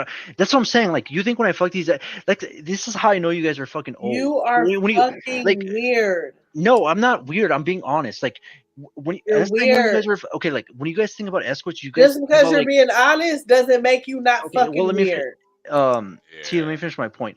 When you guys think about escorts, you guys think about like fucking crack whores. No, dude. Like what? The chicks that I'm fucking are like beyond the chicks that you guys could even like. These are not chicks that like. These are chicks you would have to like fucking court for like months at a time. Like I don't think you guys know what I'm talking about. Like I'm not just fucking. I'm not fucking crack whores. I'm fucking women that are like 8s, 9s, and 10s. Like I don't know what you guys are talking about. It doesn't matter. It doesn't matter. Yeah, you're a woman. That's why it doesn't matter to you. Have you ever had a No. dick? Have you ever T? Have you ever had a dick? Damn it. Okay, then exactly. That's why it doesn't matter to you. That's why you can wait so long. What kind of question is What that? type of question is that? She's married. She's got kids. What the fuck? You talking? Right. Exactly. So why are you trying to like think like a What do you man mean? does? So I don't No. understand what you're trying to say. It all comes. dumbass question. It all comes together that you I hate don't I got have friends a like this, career. man. Jesus and you Christ. spend the majority of your income on overpriced pussy. Okay, like if I could show you the pussy that I fucked, like again, like listen, I could have. Oh my god. Okay, there's no point even me saying this. Yeah. Okay, you guys are right. Do you know how crazy you sound? Yeah. I don't even I think- mean, I you don't guys. even I think think I wish you guys could know the actual reality, but yeah, you He guys. doesn't. He doesn't sound too crazy. He just. Yeah, he's You know, you could be a normal dude just He living don't. He your don't life. what? Wanna Hold know. on. Hold on. He don't I what? honestly don't want to know, so I'm glad you're not telling me. No, T. He's just to me. He's just caught in the matrix. It's all. There's a whole system that's geared to making Lasagna feel the way that he feels. Feel like he has to have sex with. Okay, so HB, do you know why? Okay, do you know why I feel? Okay. Yeah. I'm not You know convinced. why I feel the way I I'm feel not right now? It's a whole. Why do you think that they promote like sex workers so much? Oh my god. It's Okay. to make people like Lasagna feel like they gotta pay for it. No. HB. I'm gonna say something right now. Like, okay, the problem is that like, I do talk to chicks like regularly, but the amount of work that I would have to put in All you have to to talk do to is these be chicks. normal and regular. I think the Normal. Yeah, manosphere, but I don't manosphere, care about that. Like that's the the thing. What I'm like, manosphere has basically told men that no, women it's are not. making Oh you my work fucking for god. their affection, and No. it's made y'all bitter No, because it's you not. have to work a little bit. No, it's not If about what that. if what No, he's it's not. saying is real, then he's a Hold, fucking clown. He puts no. makeup on his face to. No, it's not promote- real. What I'm He's been He's a fucking clown. he's been conditioned by the same Black Knight bullshit, salute. by the same bullshit philosophy that people like Hood Conservative in his Oh ilk. man, not. No, not, what not I'm- what I'm- Stanley. I all think this, Stanley. no, I think let it's. me I finish, think it's bigger. please. Than, go ahead. Let me Go ahead, finish, Stanley. please. My bad. The same bullshit that Hood Conservative is serving in the chat is the same shit that Lasagna's doing. Unfortunately, No. I let me probably finish, mog. please. I probably Let me mog. finish, please. You gotta work a little bit like men have been doing since the dawn of time. You gotta work to get your woman. You can't just order her to suck your cock. Sometimes you gotta put a little work into it. And Wait, Stanley. y'all are Okay. fucking bitter little boys. Okay, that's the difference between me and you. No, Like again, motherfucker, don't you interrupt me when I'm talking. I'll let you know when to speak. You know, This Stanley, is how you should be talking to your woman, but you Hey, don't have enough balls. Okay, Hey Stanley, I remember somebody was trying to Where's shame you for And I getting generally married don't at talk like that, but every now and again you got to get. Stanley, that was very rude. Like Stanley, I love that. No, obviously I no, don't. Stanley, I love it. Keep going, Stanley. Obviously, I don't give a fuck. Hey Stanley, I was thinking about somebody was trying to shame you about getting married at 40, but I really sat no, Stanley, I was really thinking about it, and I'm like, yo, this guy Stanley built himself up, lived his life, and well, let me put it to you experienced this things, way. went all around the world, traveled, and then he decided to settle down at 40. But he wasn't you know like what's one of these better than that? goofballs who did it When I in their got fucking- married, right? When I got married, my wife didn't have to work. Come on now. And Stanley, She that's had the to- benefit. She could have worked, but I told her you don't have to. I mean, I would Stanley, that's the benefit of being patient and having wisdom. Yeah, Come on now. You know what? Come on. Who do you think had my son reading on an 8th grade level in 1st grade? And I'm not bullshitting you.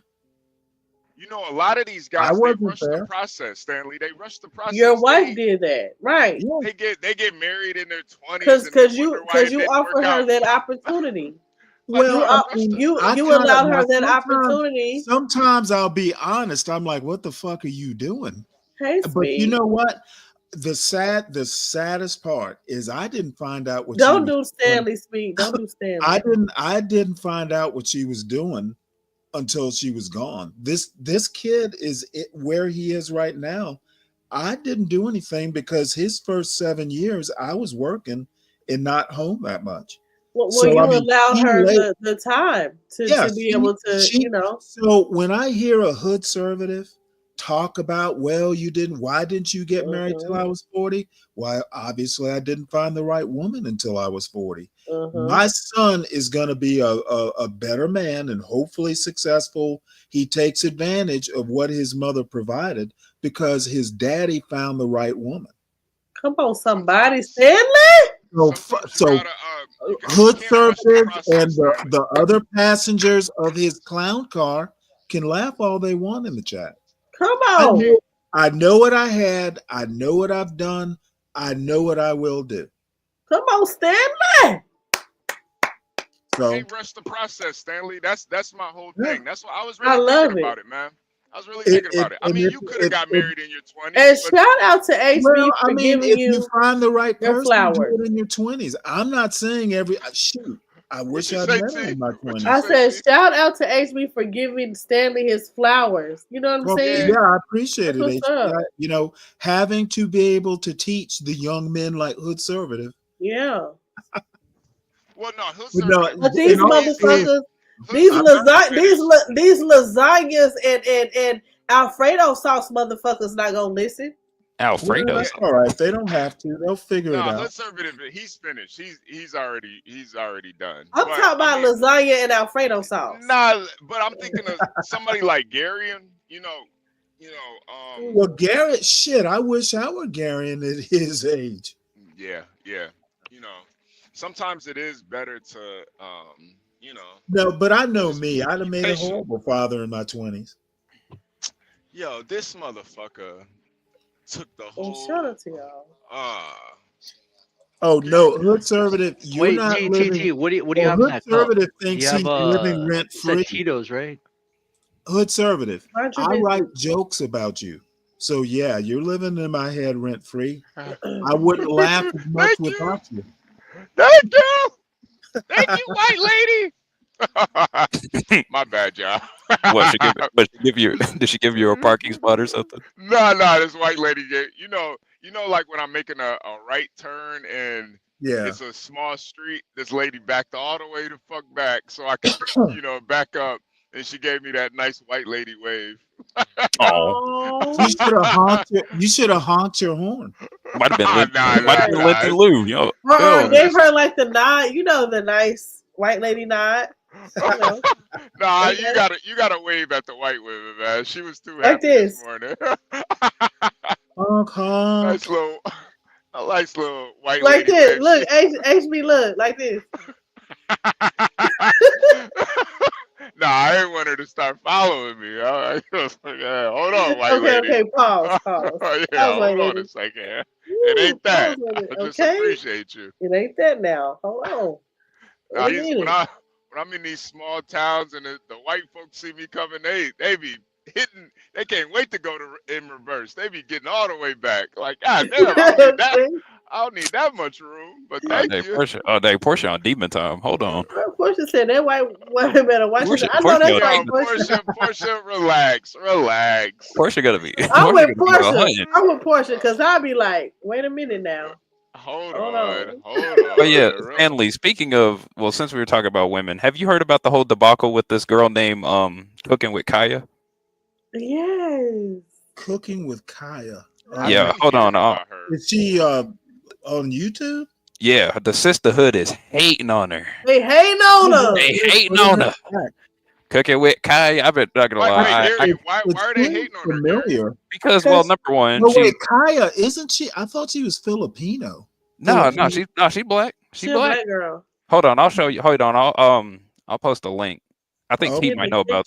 He might know a little bit more about this. I know about her from TikTok. Because she cooking, she attractive, and people and a lot of black men are feeding on her. Yep. She makes some good food too. Some good food. She got a nice body. She be in there, in her little crop top, her little gym wear. She be whipping them pots. Telling you, this is the reset. You're seeing the reset happen as we speak. Now, mind you, she's probably still a sex worker, but in reality, this is. Come on now, HB. No, wait, HB. Listen, what do you mean? What do you mean by the reset? What do you mean by that? I think that's old man's hope. No, women are starting to value their feminine nature. Oh my, no, dude, no. Women. Again, you're talking about. I think you might be talking about women in their like 30s, like young women. They know what they have, right? Oh wow, no, Lasagna. What I'm saying is, women are starting to. They're starting to, No, I have never seen her before. Oh, don't worry. Yeah, I wanted you to review her cooking. That's the main reason I wanted to. Yeah, I can do that. What's a video I haven't seen? Roles, like cooking, cleaning, and they're monetizing off of it. Yeah. So it's still sex work. They're just being right.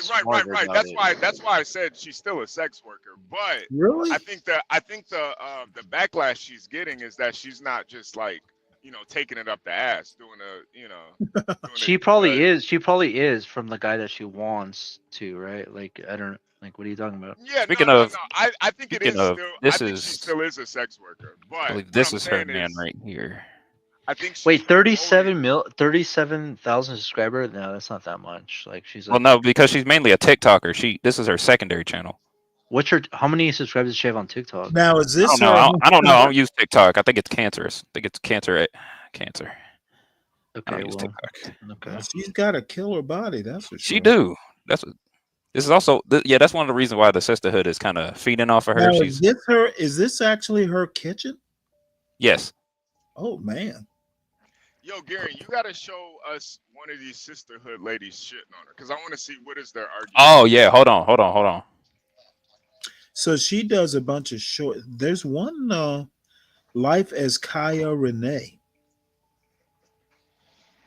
Yeah, I need Tell to you see what, what the argument against her I is. see with what is it? Show me what you're cooking with.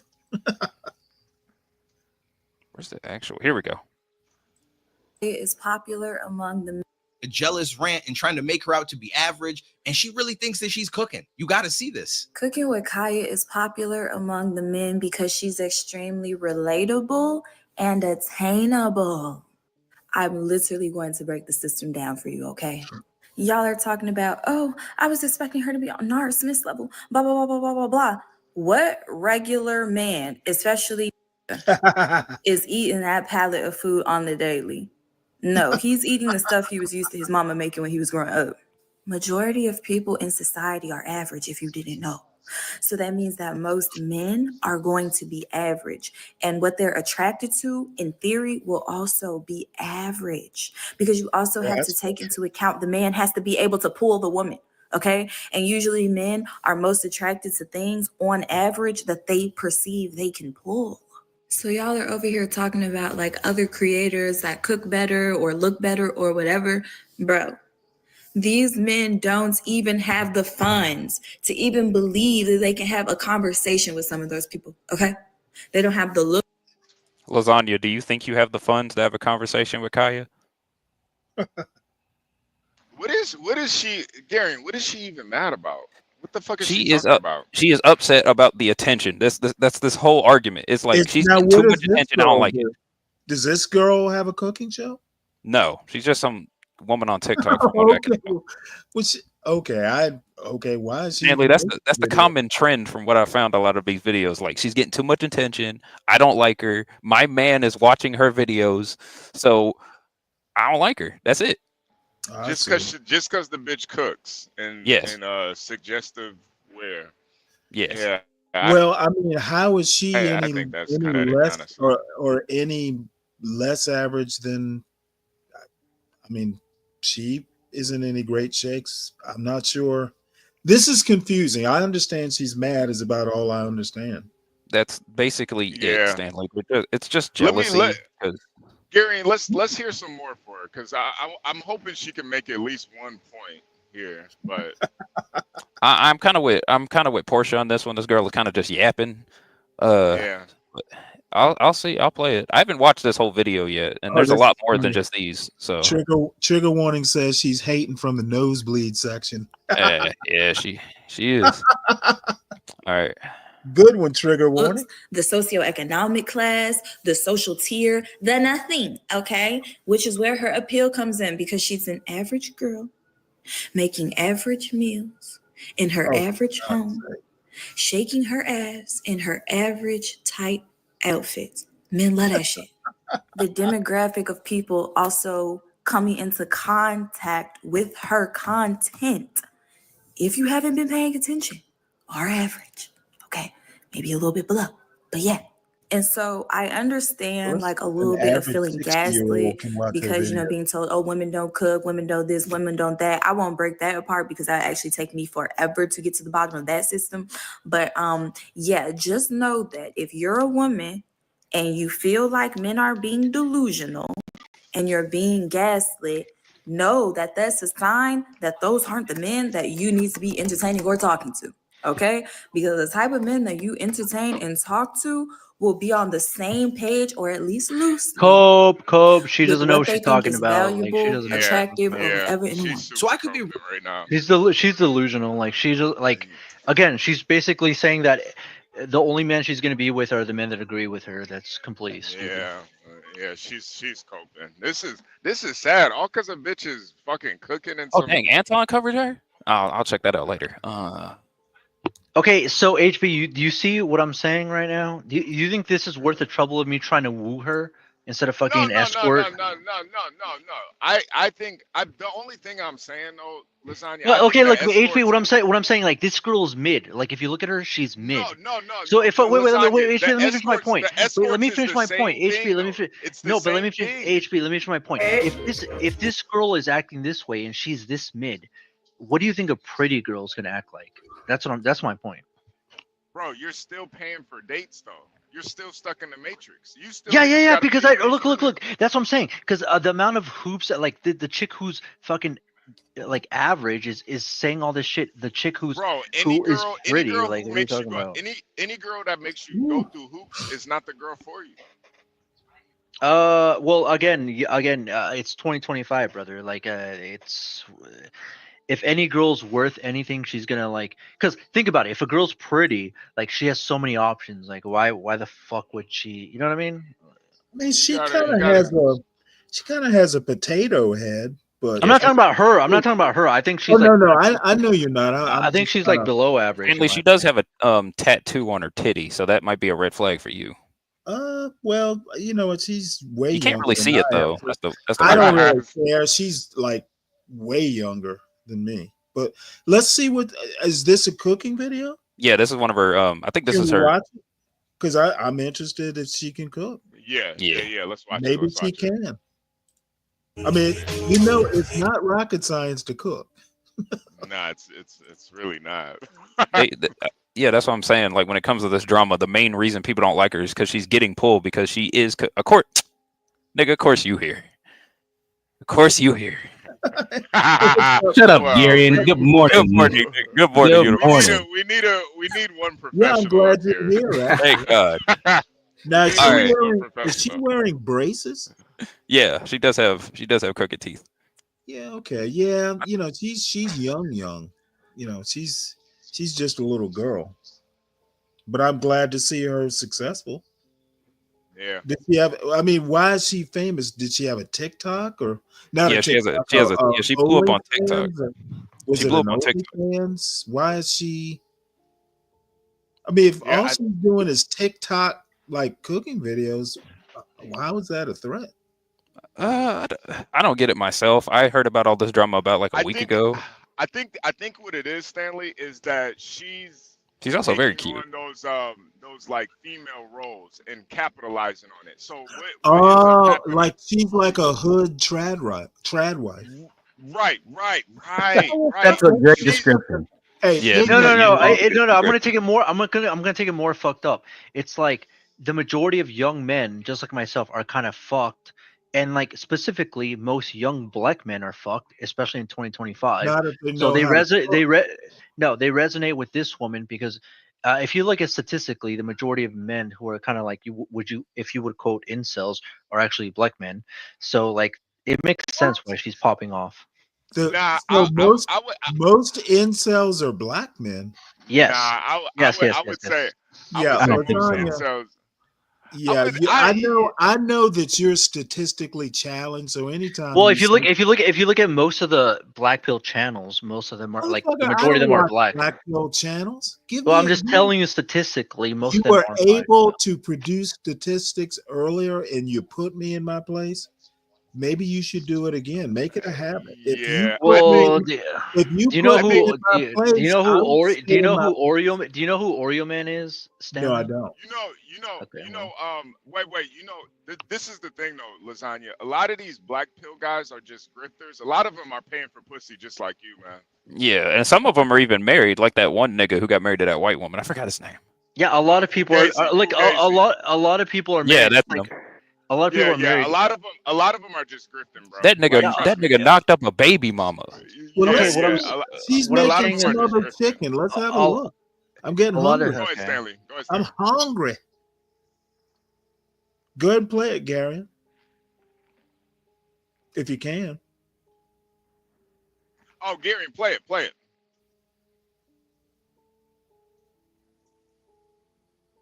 Either that or I'll find it. Garion, where you at, man? You there, Garion? We lost Garion. God The damn it, Matrix got Garion. unplugged. Wait, what? I'm here. Oh, play it. Play the video. Play the video. All right. It's a nice kitchen if it's hers. Yeah, nice little. No, wait. Oh shit. Comment down below. Would y'all prefer Hawaiian rolls or cornbread with this dinner? All right, y'all. So we finna get started. Y'all finna see the whole process. Y'all know usually I only post a reel on my Instagram. This is my first time making a video by myself, a full-blown cooking tutorial. Like I'm explaining the whole process. And I know a lot of y'all girls be having questions. Y'all actually be wanting to remake the food. So today's gonna be that day. Okay, first things first, we're gonna start off by rinsing off our meat. We got 2 pounds of chicken from Stater Brothers drumsticks. So yeah, we're gonna clean the meat. And then y'all see the rest. So we just got done rinsing off the meat. So now we're about to start the seasoning process. So the first thing that I like to do is add some olive oil onto the chicken. Not too much. Okay. Well, I'm gonna tell you, she's already starting off wrong.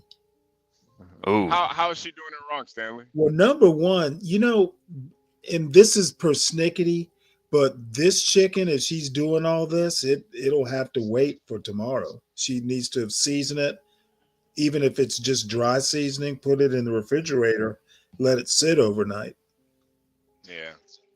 But anyway, I mean, not a lot of people know that, but if she knew how to cook, she'd know that. All right, let's go, Gary. All right. Wait, what are you about to say, Gary? What are you about to say? Oh, no, nothing. I'll save it for the end of the video because it's only like 20 minutes. Okay. A little goes a long way. Then we're gonna go in with the Lori's. Oh no. The more the merrier. I know some people be talking about it look like I overseason my food, but y'all don't realize once the heat touches it, half that seasoning is gone into the grease or into the sauce or whatever you're making. Like that's gone. Stanley's having a heart attack right now. The more the merrier. No, not really. I mean, come Then on. we got the garlic She's powder. a little girl.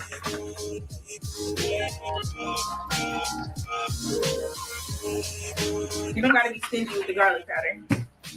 Pepper, of course.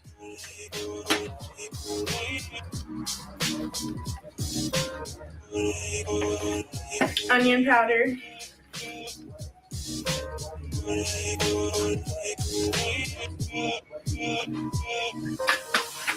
And lastly, the smoked paprika. Because she doesn't shit. need that seasoned salt. Let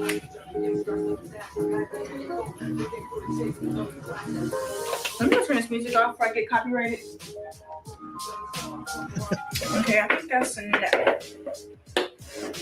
So once you season it, you mix it around, of course, spread the seasoning, make sure all of it's covered.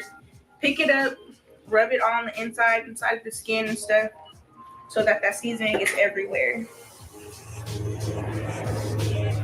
Now I can tell she's cooked before. And as y'all can tell, I don't measure my stuff. I just pour. Like you're just gonna have to eye it because I don't measure. You want your chicken to look like this, all the way around, inside and out. It smells so good already, y'all. I'm not lying. It smells so good. After I'm done with that, I'm gonna place the bowl in the refrigerator and let the meat marinate for a little bit. Stanley? Yeah. She took your advice, letting it marinate. Okay, well then she knows how to cook. No. Seriously, if she knows to do that, then she knows what she's doing. Most people don't do that. Most people just season and then let it sit. How long did she say? For an hour or two? Yeah, she said for an hour or two. Did she say or overnight is even better? Because it would be. I don't know. I don't know. I haven't seen this video yet. All I'm saying is if she's going to do it for an hour or two, I'm okay with that. I think it should be longer, but a young lady knowing how to do that, I don't have a problem with it. Yeah.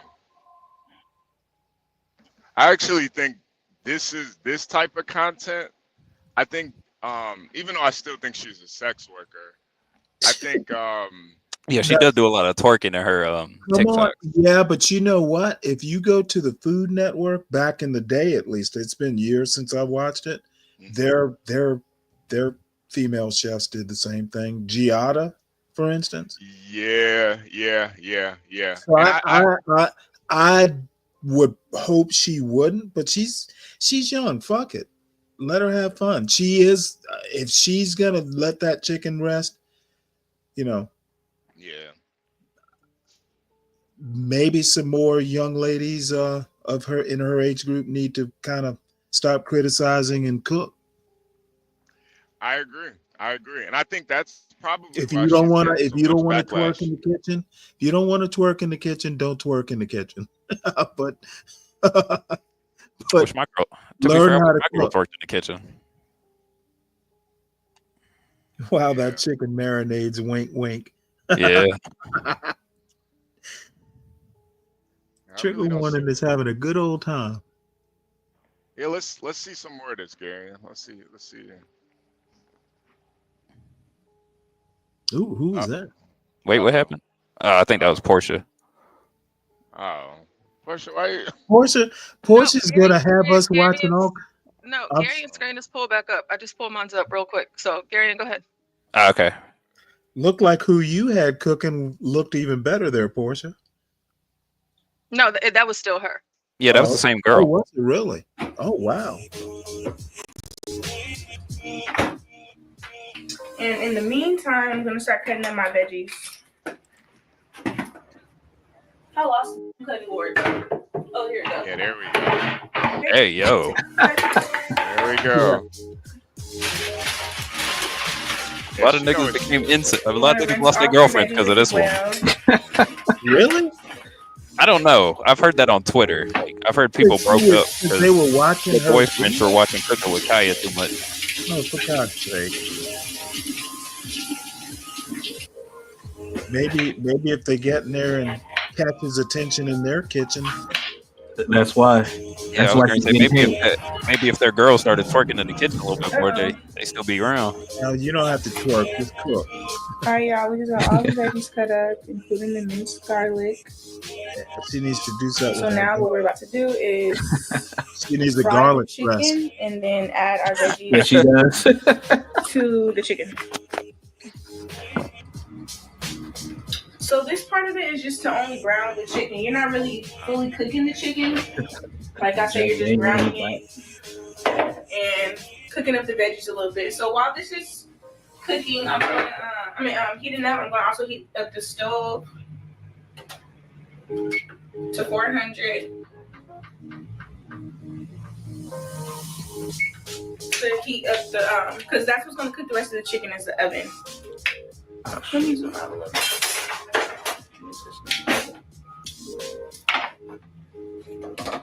Yeah, don't forget to clean up as you go.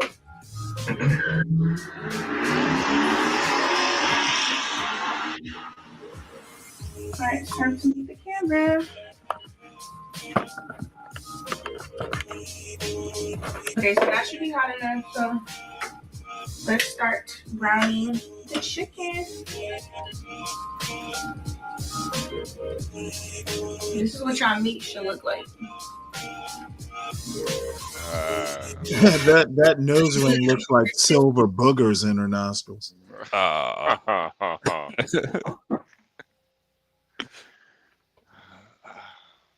Yeah, I really don't even see. I don't see too much of a problem here.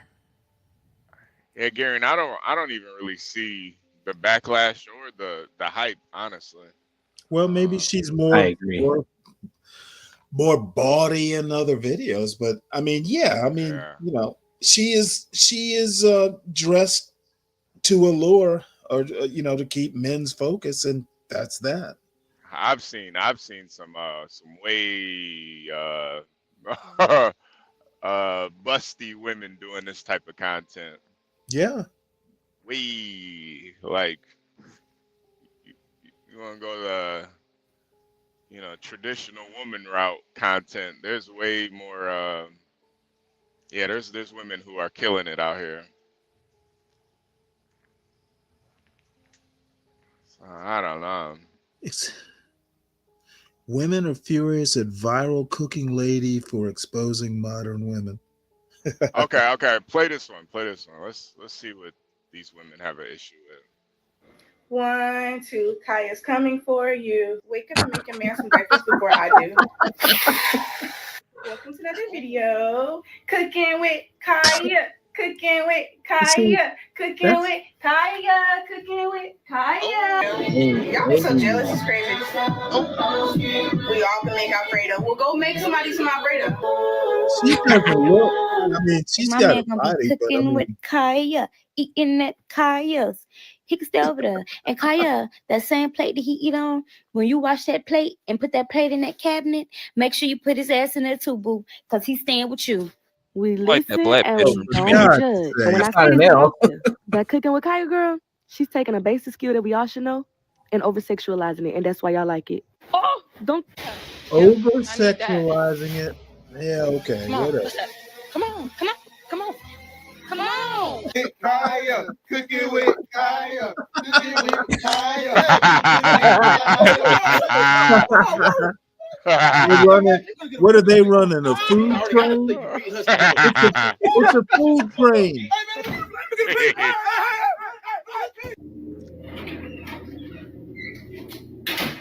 Another video.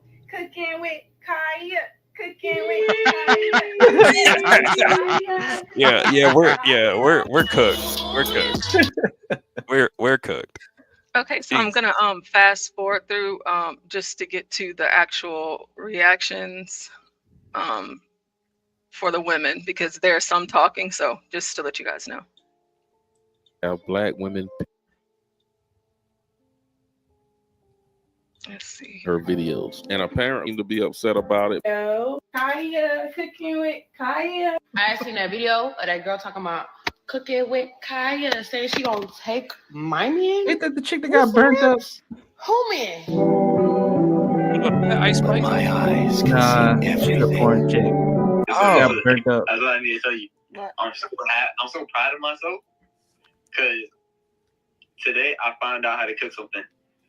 How? Did you use one of my recipes? Nah, I watched a video on somebody showing me how to cook pasta. The video I sent you? No, I watched Cooking with Kaya actually. And she showed me how to make pasta. And that pasta was great. Oh my God. So now I know how to make pasta. Tomorrow I was thinking about making steak, but She hurt. You watched too? She about to cry. Yeah, she hurt. Oh, to find out how to make pasta. black tears are thick in this one. You got a girlfriend that know how to cook. I'm on this surprise. You have a girlfriend that know how to cook. Oh. Good. Now she's inspired. You have a girlfriend that know how to cook. Why are you watching another shitty video how to cook when you got me? Oh, jeez. I want to surprise you. She started off the video with Cooking with Kaya. Cooking I with don't give Kaya. a fuck. Nigga, she your light skinned ass up. There go. Video off with. He burning. You have a girlfriend that know how to cook. Then why are you cooking, bitch? I thought you would be happy. Well, I'm not. Right, Stanley? Why she ain't cooking there? Why? Why you on Because FaceTime? I'm not. Come on Get now. off the phone. Get off the phone. Why you Stop like? talking. There's like Pop 50 the balloon other or shorties in find this the world. Not even 50, stove. a million other shorties in this world that can cook, including your All girlfriend. 2025. If you wanted to know Pop how the to make balloon and pasta, find you the stuff. Not can ask oh, your not that girl with the grandma. honor. Can ask your grandma. You know what? It's cool. Did you It's see cool. the title, We got Universe? cookie with Duke. I thought Yeah, it I was. see it. It's cool. It's amazing. Goodbye. Good night. Cooking with Kaya, cooking with Kaya, turn around and pound some ass. Cooking with Kaya, cooking with Man, she Kaya, looks like cooking she's with Kaya. disabled. Is she in a The wheelchair? food probably nasty anyways. It look probably look good, but it probably look nasty anyways. You put it all, girl. We're not hating. It's just like why you showing the food and why you shaking your ass at the same time. Every time you show a plate, every Dude, she time can you turn barely on speak toilet. English. Like, are you showing us the food? Like, I just want some No food. food. I don't want to look at the ass. I just want some You're that food. Christian ass chick out And here. if y'all boys falling for that, y'all know y'all easy. Y'all just easy. Just wanna. I thought I was the foreigner. God God dang. Y'all just so easy.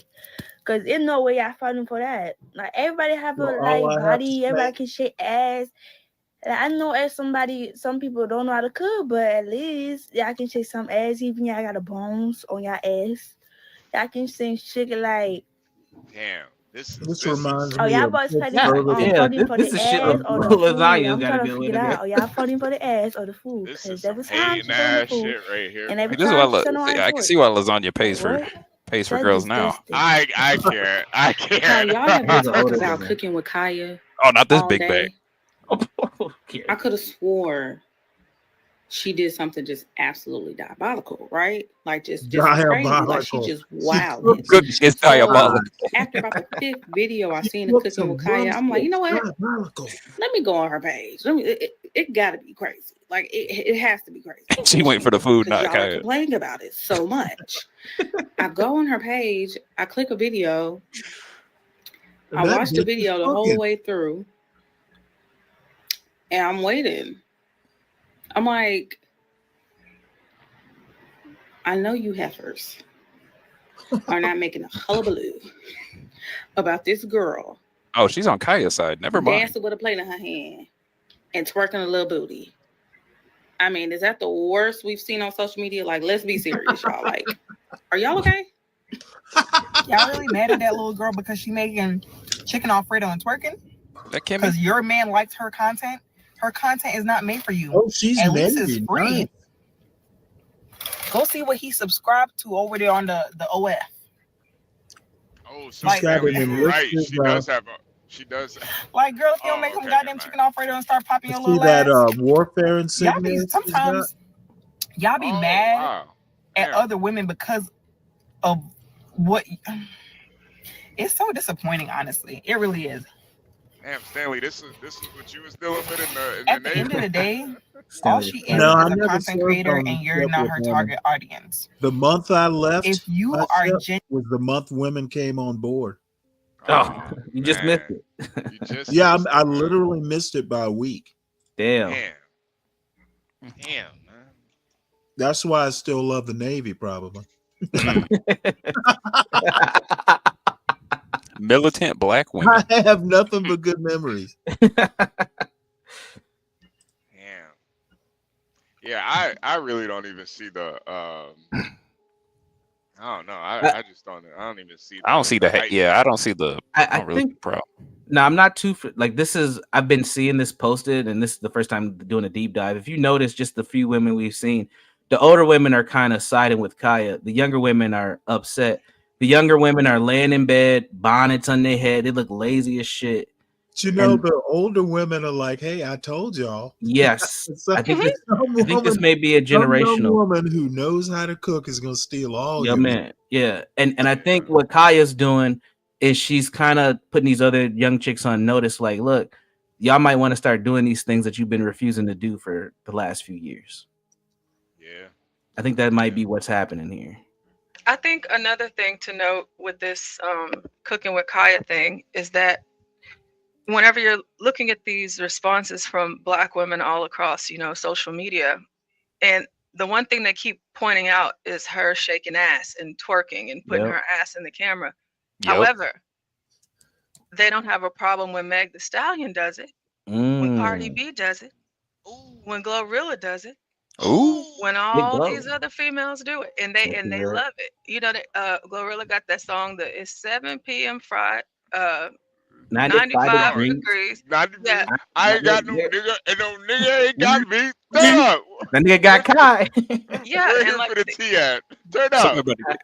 those Better girls, get Kaya. they go off and they love and they cheer and they celebrate these women twerking. I mean, they ain't cooking while they twerking, but Glorilla is, because Glorilla can cook. Yeah. But Glorilla can actually cook. That's what's kind of crazy. Yo, I That wonder if bitch- I wonder if there's a response for her about this. Hold on. I'm gonna- Glorilla can cook. Yo, Yeah. Stanley, Glorilla can cook. Like not Yeah. even like no like. Does she have a show? Because I mean, she is a show. Look up. There we go. See. Hey. I'll pull it up. Glorilla, she cooked for Kai. Is it Kai Cenat? Kai Cenat? Cenat. Yeah. Really? Yeah. She. Now that you kind of could- shocks me. It does, but if you know, you know Well, where she's she from came from? Texas or somewhere, right? No, she's from Memphis. Memphis. But She's from Memphis. Yeah, Oh, okay. Well, that's not so surprising. She knows how to cook. yeah, right. That's the thing. Like those down south girls, you know, respectfully, they do know how to cook. You know, it's And do. all right. I think Kaya actually cooked. Actually, I think Kaya cooked with Kai Cenat as well.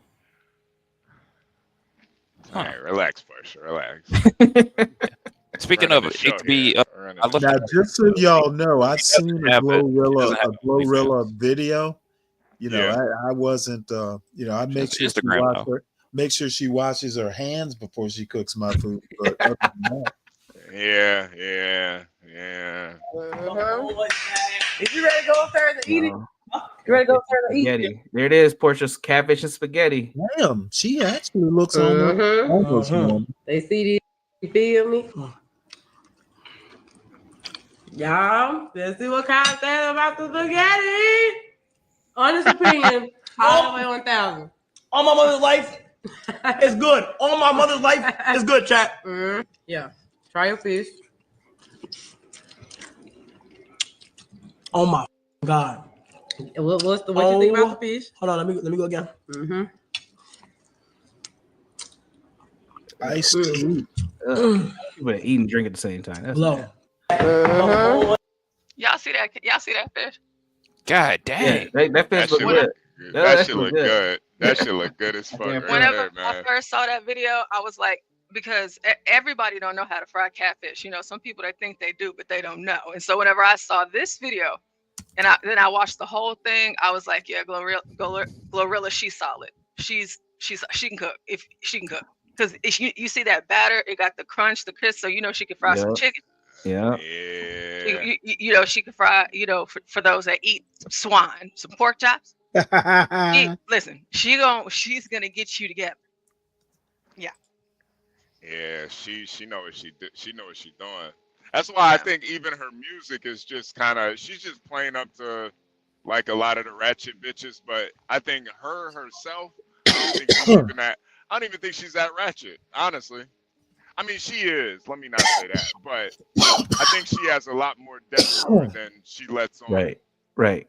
She plays stupid, but yeah, when she around men, she cooking them, you know, fish and spaghetti. Like she ain't fuck nigga free like she let y'all bitches think.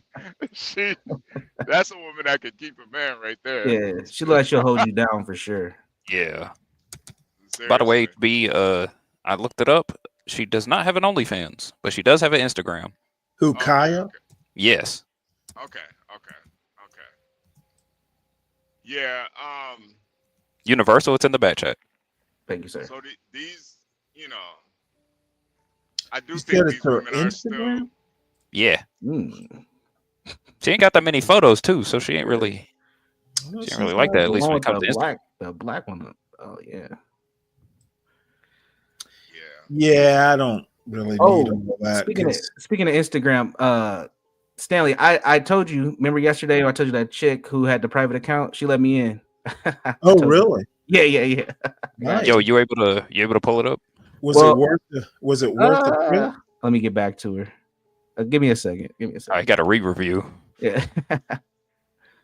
Yeah, she's okay, but yeah, she needs to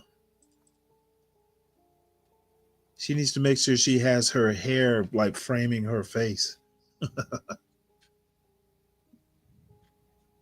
I'll play one more reaction for y'all from another lady. Yeah, sadly, your man has left without Kaya's. Bro. It sounds good on paper, but Megan, we will not be eating with you today. Sorry. Cooking with Kaya is just another example that y'all ain't really girls. Oh. And I just love how y'all keep exposing y'allself that the girls thing ain't real. I've been saying the girls thing wasn't real for a long time, and everybody thought that I was just being mean. But now everybody's finally getting to see that I wasn't being mean. I was being honest. It's not real. Y'all are mad, and I'm going to say jealous at the fact that there's a bunch of men making videos talking about how attractive this Cooking with Kaya girl is. And she is a nice looking girl with a nice natural body. And y'all are sitting up talking about, I don't get the hype. let me sit you down and look you in your face when I tell you this. It's not for you to get the hype. It's not for you, right? Right. If men are getting online and saying that they find her to be attractive, you questioning why they find her attractive is weird. These men keep telling y'all that they like natural women. They want a naturally attractive girl with a nice fit body. She fits all of that. She got a nice natural face. She got a nice natural body, right? But y'all are so hung up and so brainwashed by these BBL outrageous proportioned bodies that you just find it so hard to believe that men could just like a natural fit body. Like you can't fathom that because you're so brainwashed that you think that out of proportion body is what everybody want because that's what you want. That's what you think look good, right? You think all that makeup with them bust down wigs is what everybody want because that's what you like, right? You like that Jada way to look. You like that. It ain't even look. Sunday. So you assume that that's what every man must fantasize about. No, it's not. It's not. There They are keep a lot telling of y'all hood that. candidates But out again, because y'all are still so silly and stupid that you keep mixing in what men like to sleep with, what men lust after versus what men actually like. Because you still can't separate that in 2024, you still keep defaulting to this BBL bust down Instagram baddie look as being every man's dream. It's and easier. It's not, it's your dream. You want to look like those girls. You want to be those girls, and you're projecting it onto men. My sentiments exactly. But let me. Where is that accent from? Kentucky? Man. She might be from Chicago. I don't Yeah. know where that accent- I was getting Chicago vibes. Really? With that accent? Yeah, them Chicago is real. Chicago people, like everybody from Chicago kind of migrated from Mississippi, Alabama, Yep. so they have that real southern draw. Damn, she did not. Wow. And that inner city aggression, man. She's attractive herself. Yeah. She is. Yeah, I don't really get the hate, but you know, it's that whole Matrix thing. You know, a lot of these women, they've taken the blue pill too, where they think, you know, they can be all, you know, the feminist bullshit. Now what it is she is adding an extra dimension. She's not just twerking, you know, she's cooking. No. Yeah. So that means, you know, women need to learn how to cook if they're men or, you know, looking at her.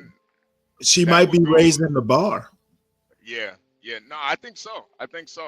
Especially for sex workers, you know. See, what Lasagna is, he's not realizing is that he's actually paying too much. Like Right. if I'm gonna pay $250, if I'm gonna pay $250 This for a would be whore, meals included. exactly. Yeah, Like, he's bro, a victim of inflation. you not catered. Yeah, right. That whole shit suck you up and give you a hot meal, man. Yeah, you should be eating some premium gourmet food while she's getting your topping.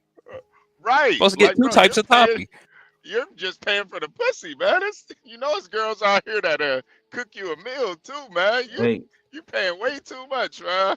Yeah, he's calling them escorts or giving them that 30-minute top of five. If he had any business sense, he would he'd take advantage of that and, you know, become a pimp chef. Yeah, Hey, you bro, think I would- lasagna can pull off pimping? I would, if I'm gonna pay for a horse, I'm gonna have to fuck. She's gonna have to give me a massage and And clean up. and a meal and Yeah. clean up. The business will be called the fucking gourmet. Right.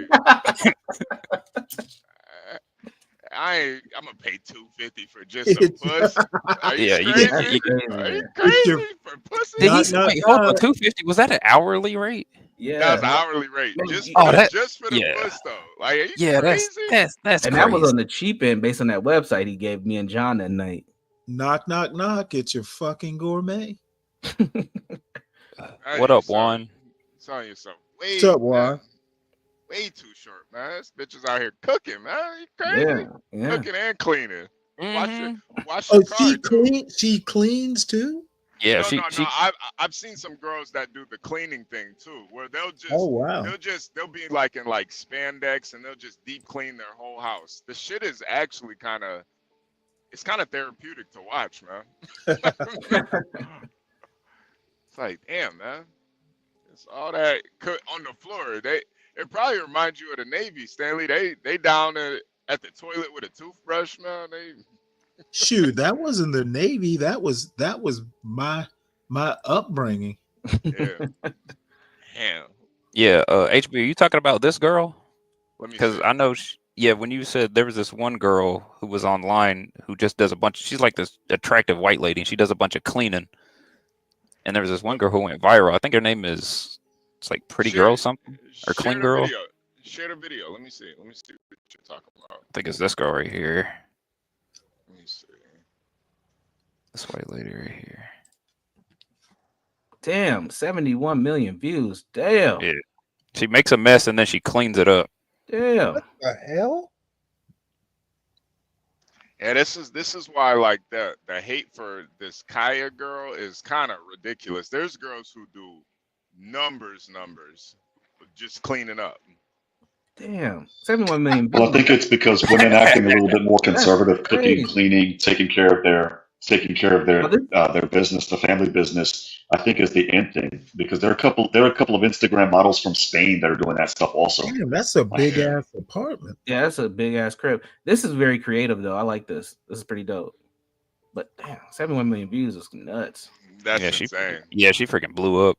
Damn. 10 in months? 10 months too. 71. Damn. Oh my That's what I'm lord. saying, man. This one's 7 months. Yeah, man. 25. Shout out to Cooking with Kaya, man. You can't hate on shit like that. Like when the people Yeah. getting 71 million views, man. Off of just cooking, you know? Who Yeah. would have thought? Who would have thought, Universal? A Man, bitch doing see, this is why, man. her womanly duties gets all Man, god damn. HB, man. This is the shit that makes me want to just like tap out, bro. Like, let's just do something else. Look at her fine ass. God. Well, not only that, but the food that she's cooking, HB, looks good as hell. Like there was I think a YouTube short that she had that she was like, "I'm gonna steal your man with this," and I saw the plate and I'm like, "Oh shit, this is the first time where I'm actually thinking about dating black women." Oh shit. Juan, was it the one? Was it the one with the chicken and gravy and the asparagus? I saw that. Yes. That was Here it is. When I saw insane. that, I'm like, Hover over the video so we can see what this is talking about. Okay, cleaning up messy room. Okay. we don't gotta listen to what she's got to say. No, I don't want to Yeah. hear it. I just was trying to see what she. No, it's what why, the- yeah, it's why I muted her topic because was. she talks a bit before she actually starts yeah. cleaning. Get to the cleaning. Yeah, get to Here the it cleaning. is. There we go. Here we go. There we go. Just me. There It's we just go. me. Like if I'm trying to pick an outfit or something, I'm gonna Man, put that mute outfit this. on. Gary, mute But when this it's bitch, time to man. take Yeah, we don't. Trying to hear it. Wow. Let's see if it can work. Well, how Look at all that work. Get This that is what, work? this is what John, this is what John be doing. This is what John be doing. John be throwing shit out the fucking, put it in the garbage bag, that's out the door. Where's the piss bottle? Yeah. She blurted it out. She blurted it out because of YouTube guidelines. Yeah, So, honestly, like a Universal, if I was managing a pretty lady, this is the type of content I would Hey. tell her to get into. Yeah, I'm working on it already, man. I'm already working on that. This Yo, John should advertise his rooms with having Low clean them. I know. no, he should have Low making those blankets, man. Ah, come on, Juan. We gotta. I was trying to have Universal read between the lines. Yeah, no, I caught it. We cooking up something. We cooking up something. Yeah. Try to be her manager, you know? Yeah.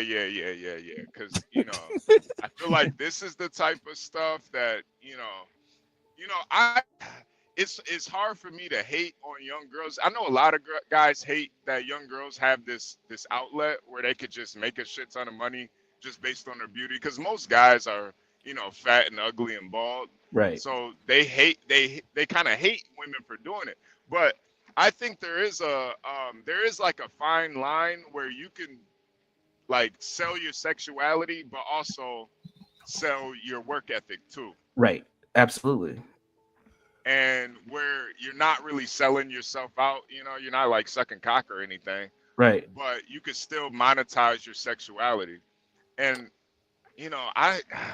You know, I don't think Well, it's because you're not being ratchet. You're doing something else with your sexuality. You're not just out there shaking ass and talking about BBLs and shit. You're actually talking about something that, believe it or not, we could all take notes on and use in society. Cooking, cleaning, even like there are some women that look hot while repairing computers on YouTube. Believe it or not.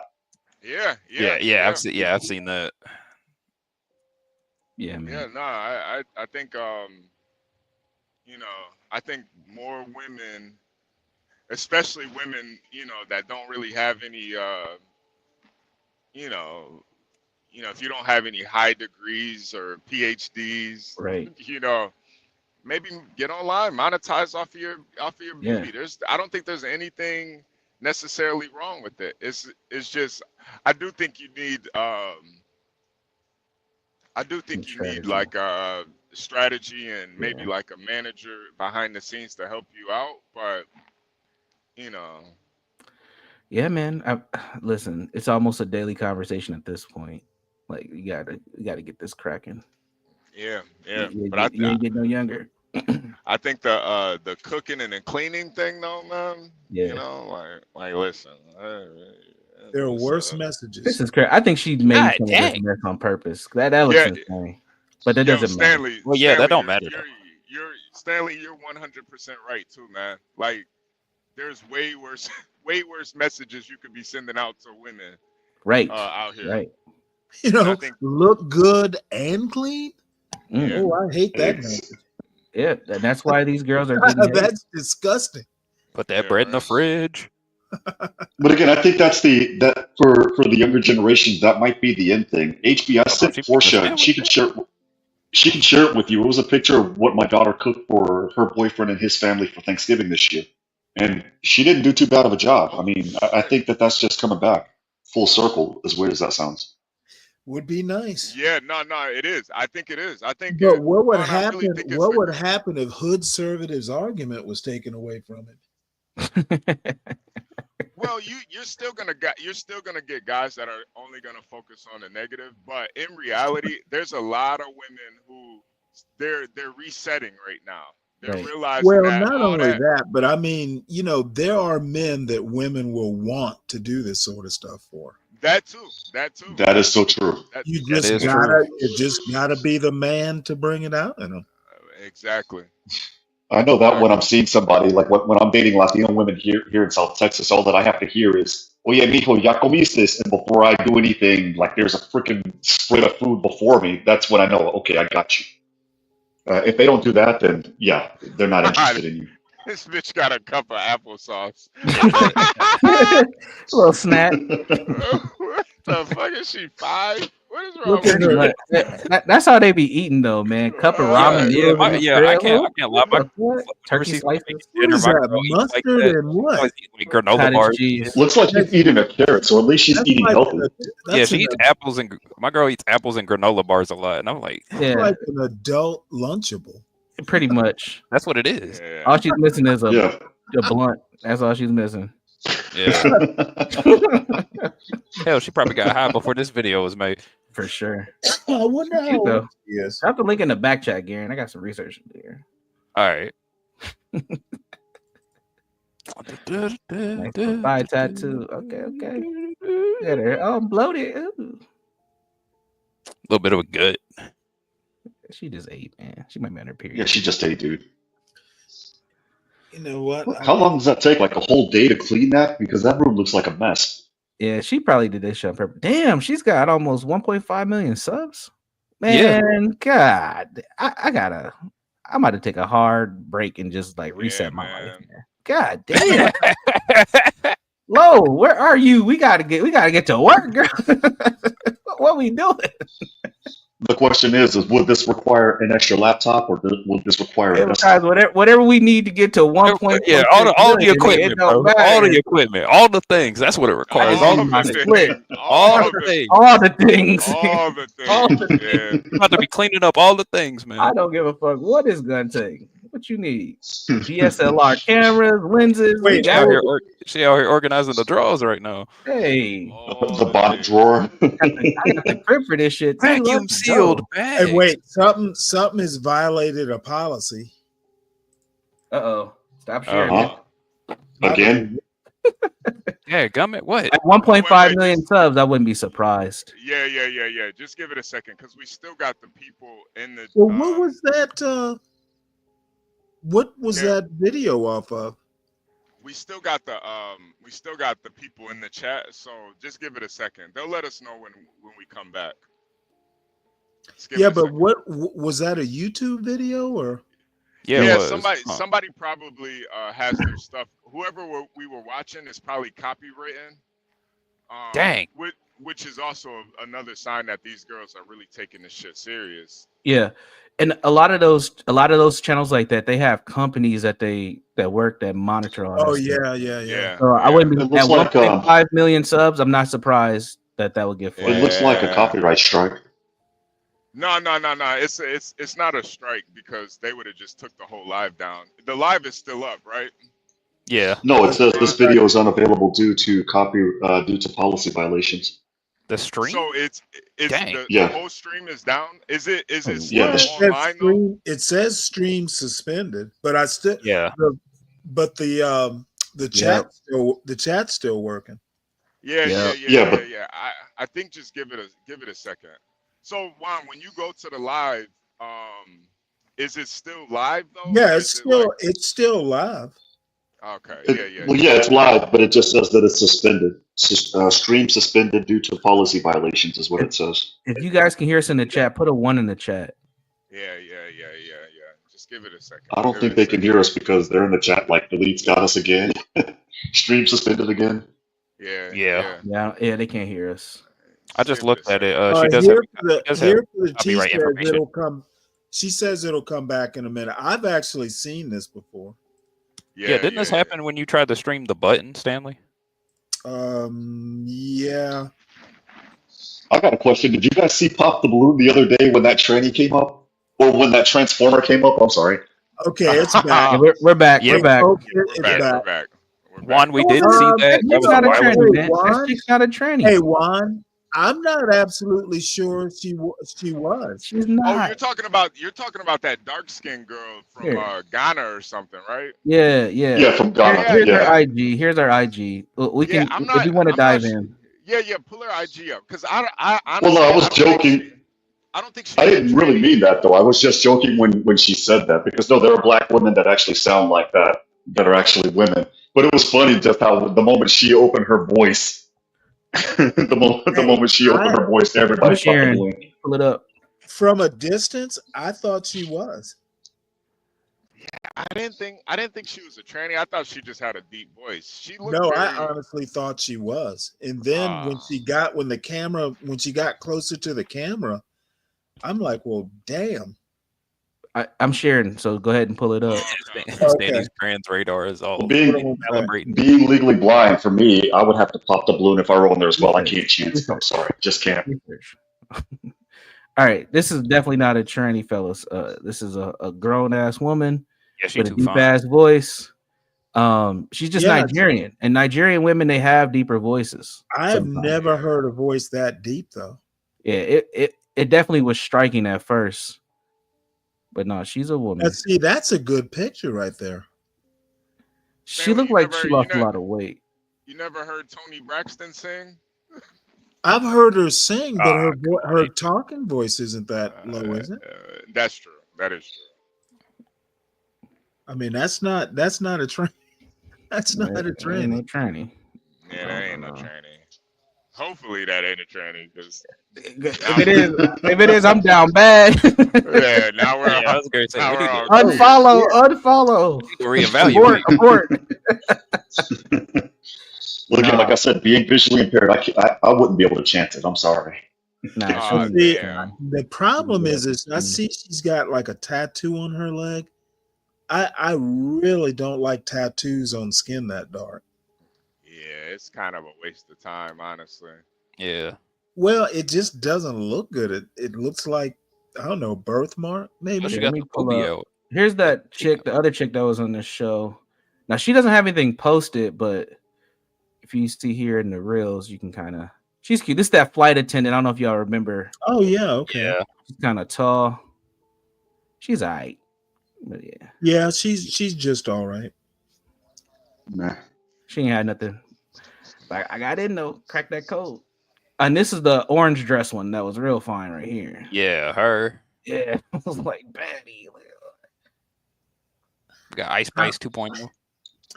I Can don't she know though. cook? There is something Can she not cook? quite, I don't know. Let's find out. Let's see if she's got something it. not quite right with her.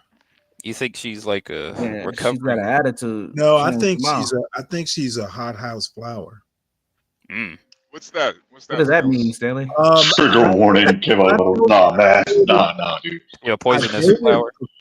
She's just not into sex, basically. Oh yeah. You were saying that yesterday. Yeah, she probably now I could be wrong, but she just reminds me of that type. Very prissy, very, Oh shit, they know each other. That's Oh no. that's deep voice right there. no, it's not. Yes, it is. That is that girl. No, it's not. You sure? Yeah. Yeah, HB, you're right, man. Listen, if they got it, go ahead and monetize it. You can't be mad at it, man. It is what it is. It's a double standard, but hell, it's one that works for women, so why not? Fuck it. Yeah, Again, they're doing something productive with their sexuality. So Yeah. what's the right. problem? That's why I think girls like this, you're literally just wasting your time posting all these IGs. Does she have anything connected to her IG? No, she's got a talent agency. Look like she's trying to get into acting. Yeah, see, and that's the thing. Monetize your own shit. Don't wait for the white man to do it. That is her, Stanley. It is. Dude, acting is Yeah, that's the acting. with the dark deep voice. So this is all those No, chicks it's from the not. show. They all showing their nails. Don't ask me why I know that, but this is from the show. You gotta tell. Acting like in Hollywood and things like that, that shit's over with. I mean, you could basically Yeah. do your own Start your thing. own. You have YouTube, you have Rumble, you have all of these other channels. Well, And you know what? She's You in Atlanta with Tyler Perry, and all that stuff. So Tyler Perry. Yeah, but she you Stanley, know what though? Tyler Perry is not to be sneezed at. No. Tyler Perry, you get in that racket, you're gonna be set. He's a billionaire in and of himself. He is. He really is. Yeah, he But is. That's why I don't really like dating And he girls that have definitely came from nothing. But the thing is you can do this on your own. And where I was going to get at real quick is the time for things like YouTube and Rumble and that, they're running out because the big boys, since nobody wants to listen to regular TV anymore, they're going to come for this specific space. So Well, for me, it's Ron- like, okay, it's the Wild Wild West. Go ahead and get in right now before it's too late. Shit. Right. What's stopping you? Hey Juan, but would she make any decent money? Yeah, she would. Yeah, she could. Stanley, There are people that are making like $10,000 a week on YouTube. Yeah, if that girl was just doing videos of herself cleaning up and stuff and cooking, she'd make a lot of money. But she's waiting for, Tyler Perry or the white man to put her in a movie. Like, those days are over, man. You got to monetize yourself. Got to go get it yourself. Yeah, I mean, sometimes I guess doing that stuff yourself can still lead to Exactly. Hollywood. Yep. It'll probably be quicker that way. So many guys ended up in movies because they got big on Vine, and that was like an old app, Vine. I remember Vine. Yeah, I remember it. That crap was annoying. Yeah. It's like you gotta put yourself out there. Black Knight, Roger that. Hiring a talent agent, man, that shit is over, man. Them days is over, man. This creates hoflation. Honestly, I don't think hoflation matters. think it does, There's though. too many incels now. I think I don't he think it stole matters. that from Hood Servative. Oh, okay. I mean, listen, if you're in the market for hoes, that's on you. But I'm just looking at the monetizing. Yeah, we're gonna have to get Hood With the nature of capitalism, there's a market for everything, so it don't even matter. Hoflation don't really matter. Well, I don't think it's hoflation anyway, because you're doing something else. You're shaking ass, but you're cooking. You're shaking ass, but you're cleaning. Yeah. It's not like these dummies that are like, I am the table, and that's all they do. They don't cook, they don't clean, they don't do shit. They just sit there and look pretty. And it's like, dude, okay, that's hoflation in my opinion, because you don't have anything in exchange for the money coming in. You're not giving anything that's productive or of value in exchange for the money coming in.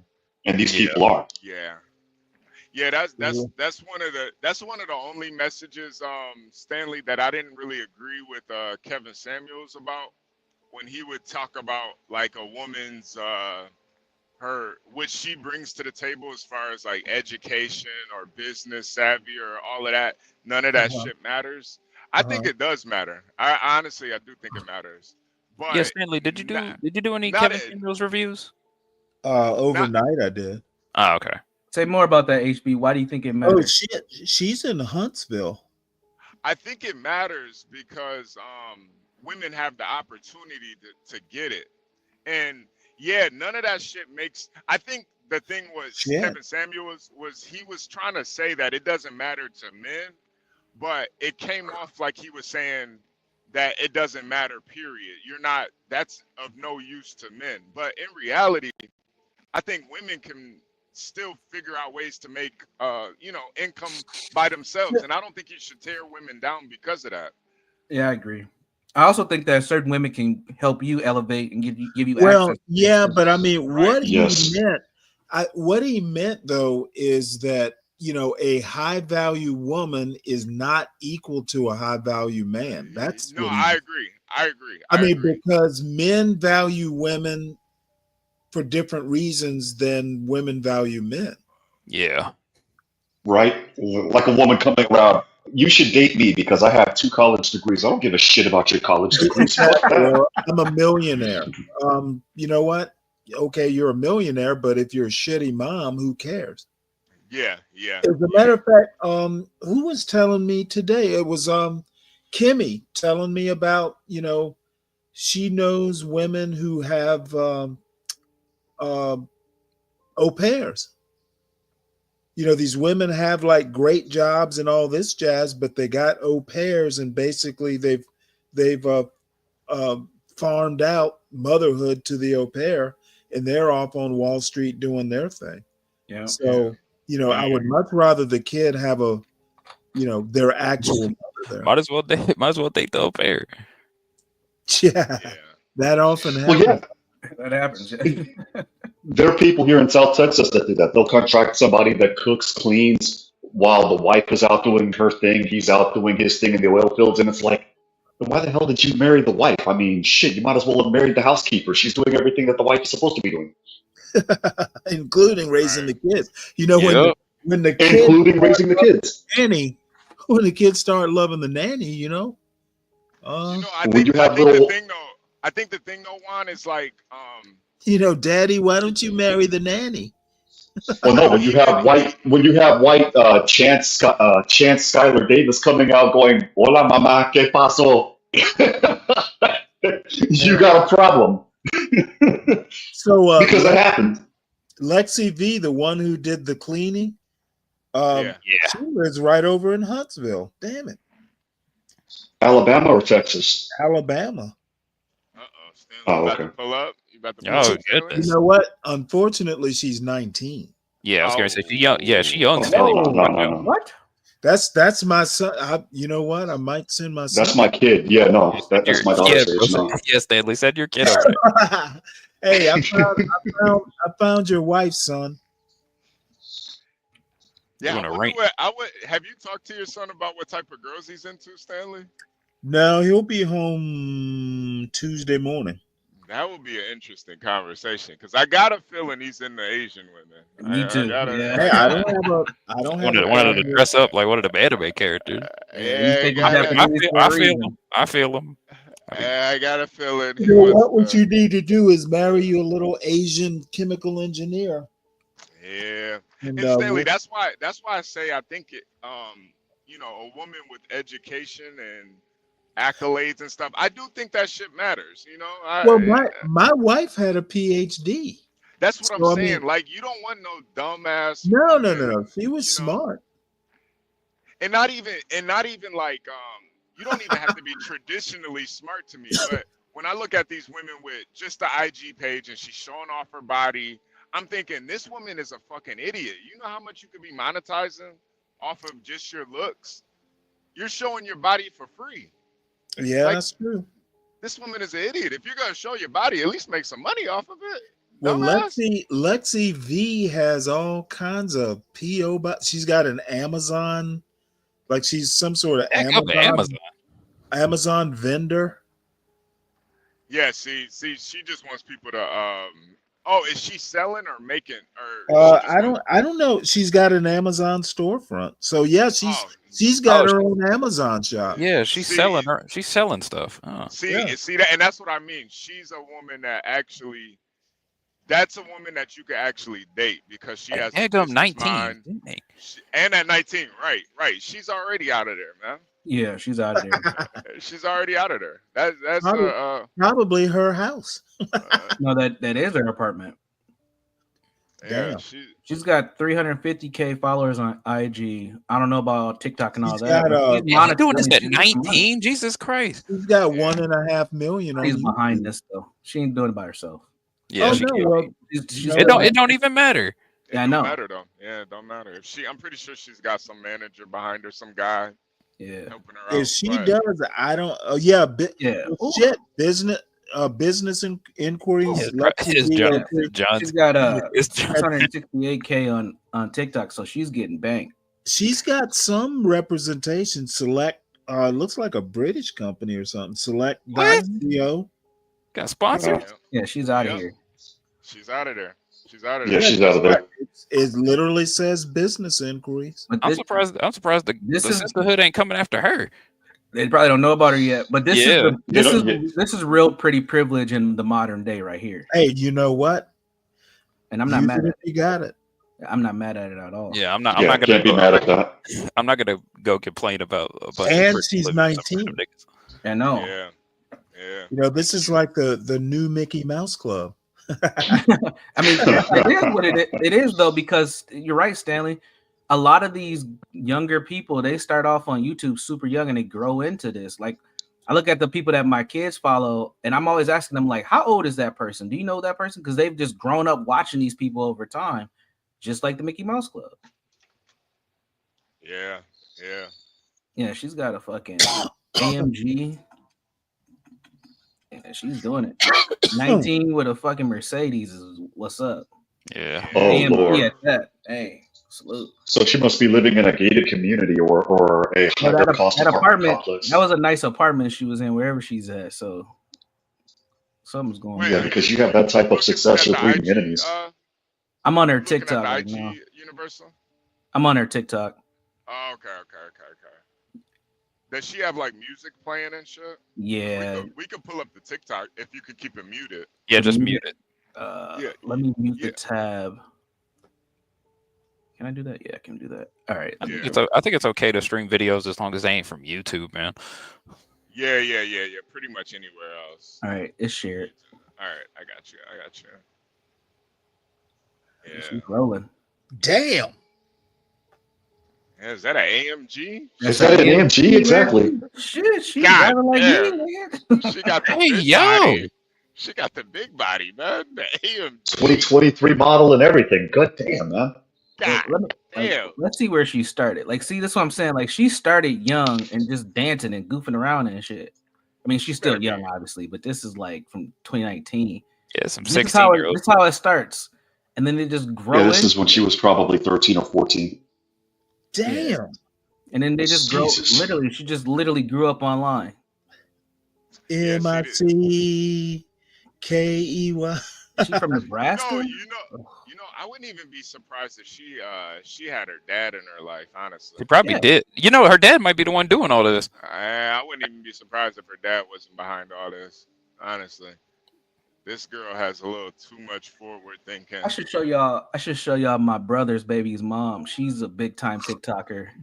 And another pretty privileged type thing. Yeah. She just grew into it. Just grew into it. Now she's kind of big. But she's fucking nuts though. Yeah. I mean, there's pros and cons with Yeah. She's not like that TikToker in Florida that deleted her boyfriend, is she?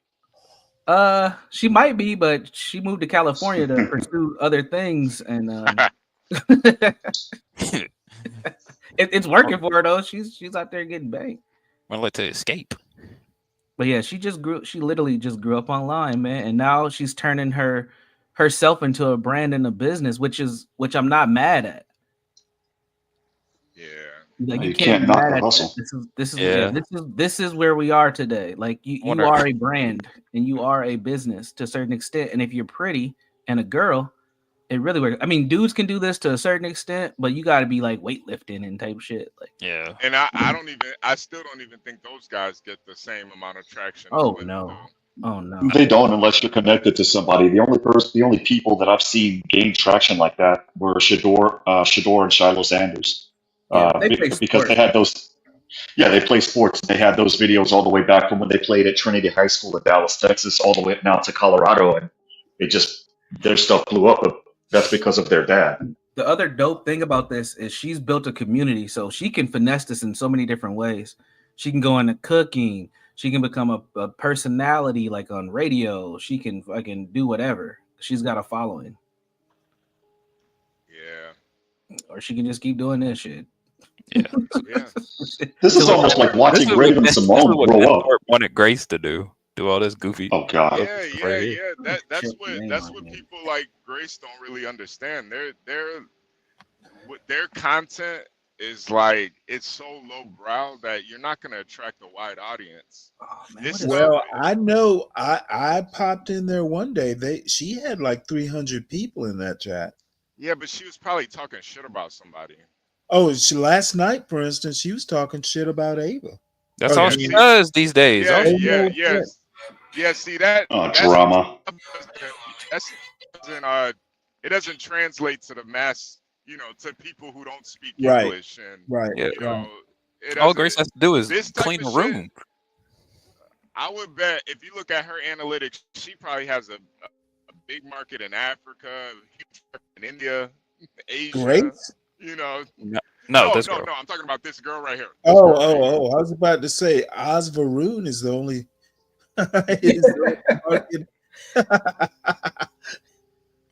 She's got an audience of one in India. I found her. All right, let me see. Virgo. Yeah, you gotta have universal appeal. If you really want to make it big. How's your husband, Virgo? Oh, what's wrong with her husband? Yeah, what happened to her husband? I don't know. He wasn't feeling well. Oh man, well I hope he feels better.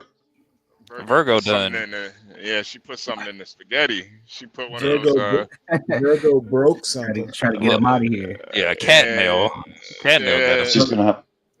If he's sick, eye, she's gonna have to break out the raw egg. Spent the night coughing up hairball. She was cooking with some of that Haitian bag water. Yeah, Did you- she puts an Ayanu in his spaghetti. Who we're looking at right here. This is my brother's baby mama. And she literally just turned her life into a fucking business. That's all she How does. old is your brother? My brother's 30, 32, 33. Really? How old is she? Oh, she's like 27, 28 maybe. Oh, Wow, she's like, she looks younger than that. Yeah, Yeah, yeah. she Hey does. man, hey man, we know how to pick them, man. yeah. Hey Virgo, how you doing? Well, there's definitely a I'm time. okay. How's the husband? Hey, we're Minnesota boys, man. It is what it is. Like, yeah. How's the husband, He's not. Virgo? He's. Let's put it like this. He's My ex-wife biggest wasn't a baby. light-skinned woman though. She was dark-skinned. She's probably in here somewhere too. He is my biggest I ain't baby. gonna show. Should I I'll show say her? I that ain't gonna much. show her. But yeah. Yeah, he wasn't feeling well last night, so Did you break out the raw egg and rub it on his back? no, I just let him sleep it out, and now he's Give him- up and Yeah, some Doing cat, like some those cat Haitian- claw tea. Oh, come on, man. oh come Oh my God. Speaking of women, Jesus Christ. on. No, but I had to. Wait, what? I just got a text message. It's nothing. All right. They're looking for a one of those, laptop. Hey, she kind of is. She's looking for a software update, and I ain't the one to help her with it. I'm Ooh, done. send her my way. I can update her software. Gary, you about to get married. Yeah, that's not what I meant, but okay. You keep going the course you're going, sir. I'm not gonna ruin your life. Yeah, I'm messing. Insurance update. I am tired. Hi, tired. I'm Juan. Mavid G. Big body. Hey, Juan. Means she's got the AMG. She's got Yeah. the big body model. Yeah, she's got the good bins. Yeah, she ain't got a C class, man. Right. she got the. Yeah, I've seen people It's at funny Walmart how- the C class. It's funny how so many people. It's funny how so many people think that they're flexing. They're driving around in a Mercedes C300. I'm like, dude, this is basically the rich man's equivalent of a Toyota Corolla. Right. No, I think it's more like I think it's a little bit more like a Honda Accord now with inflation. It is, yeah. Or a Honda Civic Sport. They've been going up too. Yeah. I hope you appreciate that, Mavid. That Honda Civic Sport is kind of tight. I'm not gonna lie. The newest ones? Yeah, they're kind of tight. I don't have. Have you seen the price of cars recently? I was looking at a Ford F-150, stripped down. It is $54,000. Like, dude, I don't. I was about to say 60 The base grand. model? Yeah, the base model again, stripped down. No radio or basic AM/FM bullshit. Like 54 grand, and that's Dang. after the $13,000 off MSRP. I'm like, so this thing is $65,000, $66,000 without the discount. You For a guys have brand lost new- your mind. for a brand new stripped down car. Dang. Yeah, Yeah, because 20 I used to work for Ford as well, and they're like 60 now. To be fair, Ford is stupid expensive anyway because of how they build their cars. We probably have to look at something. I Cheaper. wouldn't invest into a Ford, but the Ford F-150, Ford trucks are pretty good. Not a new one. Yeah. I got a new one. Hell no. I still got my Crown Probably a Vic. 2014. I still got Oh, my really? Crown Vic. I've had that thing for about 5 years now. Yeah, I wouldn't. What year is it? I gotta look at it. I can't remember. Like off the top of my head. I'm not paying 30 grand for a Ford Focus. Like, get out of here. It's a defunct cop car when they started getting Jacksonville when they started getting their Chargers and they put them all in the recycling center. So I just got one off of him. He was like, "Hey man, we're about to scrap these. They still run. Do you want one?" I was like, "Yeah, sure. Just take the siren off and all that. Keep the bumper on." So you got like a 2004 to 2006 model. I believe so. Yes. Nice.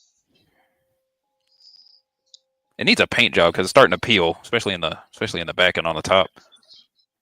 Here's what we do: we paint it white with the black doors. We get a general leaf. If you want a car that holds its value and you want to buy it used, get a Lexus or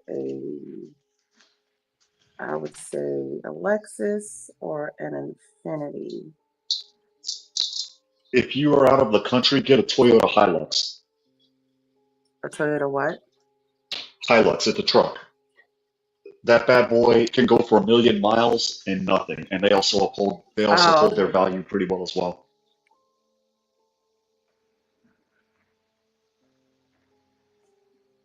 Where's I'm trying to find me. I have a Yeah, did he crash out? Who? 12th man?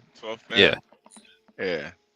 Yeah, Stanley, how was the live stream last night? Anything wild Quiet. happen?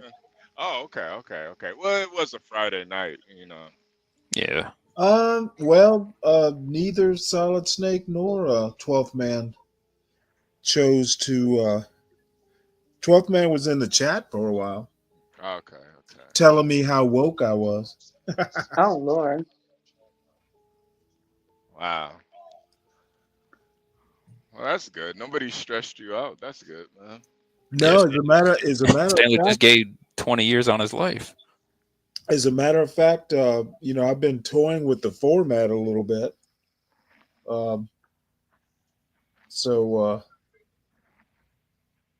Basically start out serious, then in the middle, kind of do kind of the weird stuff I'm interested in, and then end with the entertainment. Yeah. I'm surprised Hood Conservative didn't pull up. Well, we did, as a matter of fact, HB. I looked at a video by forget the dude's name, the richest black man in America, Mr. Stewart. Yeah. Richest black man, Robert Smith. Yeah. Basically starting out the show with with news, and then moving on to Black excellence, then moving on to my wanderings. What is his name? Robert Stewart or something? Isn't that his name? No, I forgot his name. I have the article. Let me show it to you right quick. I know he owns like a lot of. It's basically he's got government contracts. It's technology. Yeah. It kind So of it's fair to say surprised that me. He's not that much richer than Robert Smith, actually. So it's fair to say that he could be the black version of Elon Musk. No. Nah. He's only worth 10 billion. Yeah. And I got a funny feeling Elon Musk. I'm not sure he's as I don't know. He might be just like a face. I'm not sure. I'm not 100% sure. Well, he just surpassed like the richest man of all times or something, like 200 billion. Like some ungodly number. Elon Musk. Yeah. I think it was 400 million. I think I think. Is it 400? Yeah. It's more than anyone has ever had in history. Oh shit! That tax bill is going to be ridiculous next year. You're gonna have the highest taxes. I'm sure he's going to pay taxes. Wink, wink. Come on, Stanley. Well, he paid 11 billion this year. Believe it or not, he went to the IRS building in Austin and was like, "Can you give me a cookie?"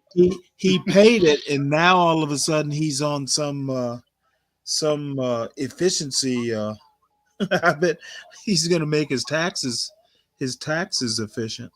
Come on, man. Hey Stanley, did you cover that psychosis article yesterday? I did. I did read it. You want to? What did you think of it? I haven't read it yet. I just remembered when you were going over what you covered that I was supposed to look I'll put at it in the back if you want. I have the link still. I saved it. Here's what I think though. I think while it's probably something to it, I'm afraid it's going to be used much like affirmative action was if people aren't careful. You'll see what I mean when you read it. Yeah, I'm gonna read it. I'm gonna read it here in a second.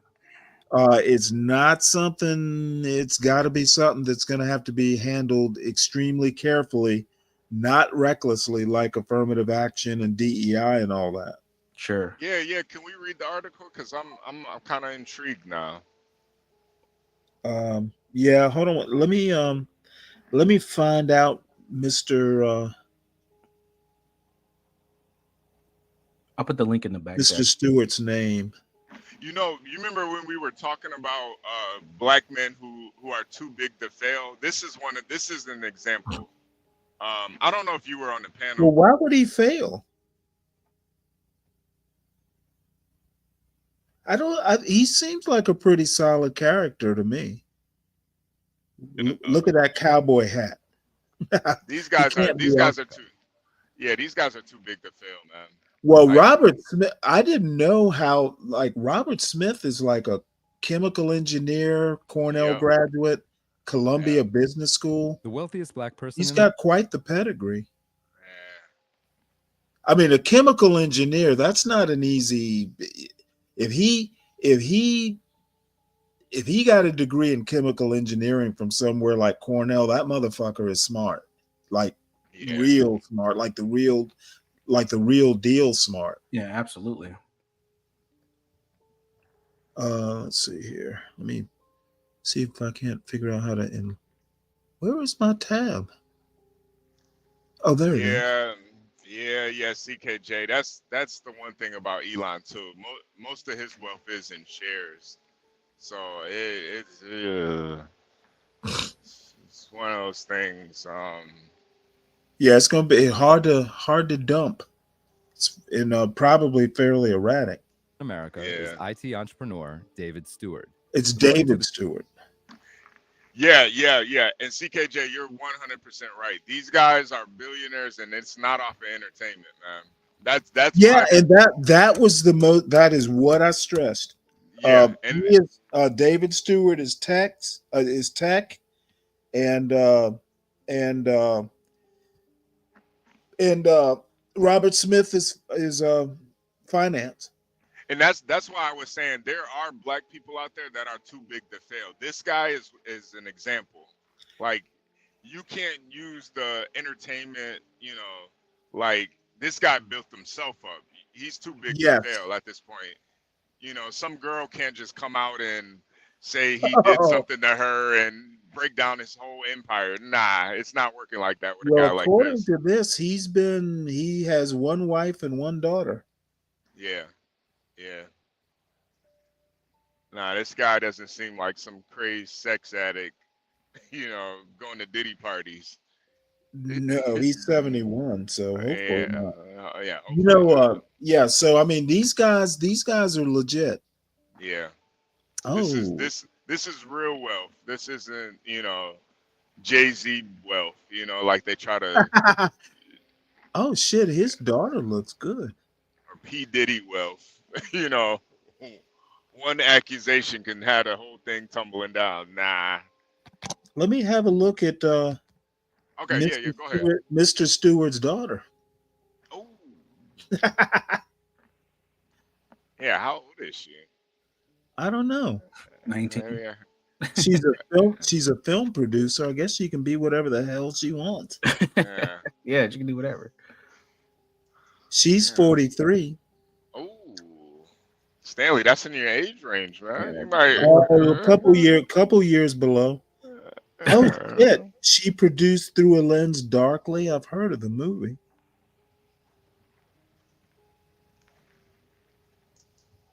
Yeah, she's pretty nice. Wow. So David Stewart,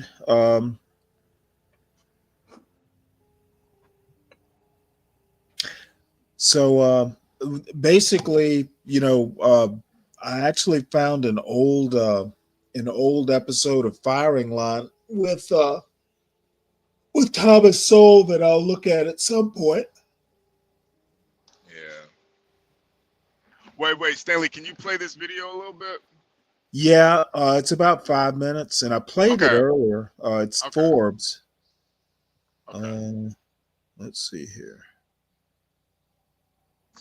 The 2024 Forbes 400 list of wealthiest Americans. Last week, on October 1st, Forbes revealed its annual ranking, which estimated the Missouri resident's net worth at a record $11.4 billion, up from $7.6 billion last year and $6 billion the year before that. Stewart, who resides in St. Louis, tops private equity billionaire Robert Smith, who is the second richest, with an estimated net worth of $10.8 billion. They're two of just 4 black members on the 2024 ranking, which required a minimum net worth of $3.3 billion, the most ever. That means just 1% of the list members are black entrepreneurs or executives.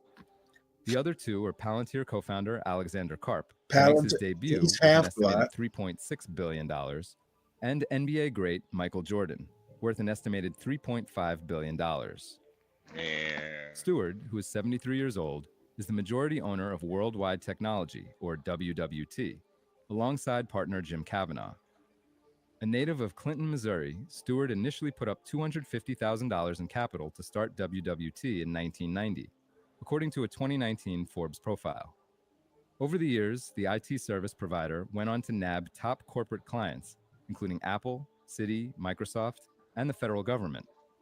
In 2023, WWT had sales of $17 billion. Damn.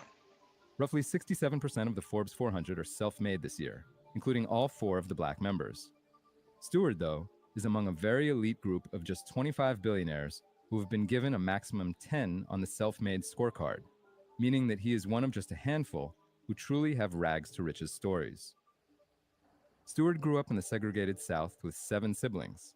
His father worked as a mechanic, janitor, and trash collector.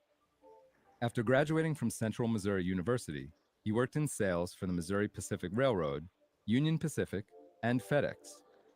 In 1983, Stewart purchased his first business, an auditing company called Transportation Business Specialists. Sure kind of using hat, loans right, from HB? community banks throughout Missouri. In the early days of Worldwide Technology, which, as we said, he co-founded in 1990, Stewart sometimes went without a paycheck and once watched his car get repossessed from the office parking lot. Damn. During a lecture in 2013 at the Optical Fiber Communication Conference, Stewart told the crowd, quote, "You know what it takes to get into business and what it takes to be an entrepreneur? It takes a little risk. It takes getting past your fears. It's having much faith of the possibilities as well. And being able to put everything on the line because you know you've been called upon to do something very special. It doesn't take a whole lot of money." Overall, Stewart ranks number 84 on the 400 list in 2024, up from number 121 in 2023, and from number 155 in 2022. Damn, 84. Smith, He's in the the top CEO of 100. private equity firm Vista Equity Partners, is ranked number 88, up one spot from last year when he was worth $9.2 billion. Karp, meanwhile, is one of 23 newcomers to the list. The trio of Stewart, Smith, and Karp made their wealth in the two most common industries for the 400 wealthiest Americans, Tech and finance finance. and tech. Jordan made his fortune in sports, but mainly after transitioning from NBA player to NBA team owner. Jordan, who ranks number 385 with a net worth of $3.5 billion, first debuted a year ago after selling his majority stake in the Charlotte Hornets for $3 billion. Several other black billionaires are part of the 415 Americans who are worth 10 figures, but are still simply not rich enough to make the Forbes 400. That includes Oprah Winfrey at $3 billion, Sean Jay-Z Carter at $2.5 billion, Tope Awatana at $1.4 billion, Tyler Perry at $1.4 billion, Rihanna at $1.4 billion, Tiger Woods at $1.3 billion, LeBron James at $1.2 billion, Magic Johnson at $1.2 billion, and Sheila Johnson at $1 billion. For full coverage and to see the whole 2024 Forbes 400 list, check out Jabari Young's piece on Forbes.com. This is Kieran Meadows from Forbes. Thanks for tuning in. Wow. So if you have children, tech and finance. Tech Yep. and finance. Yeah, you can't really go You know, Lupin, can't think of his last name.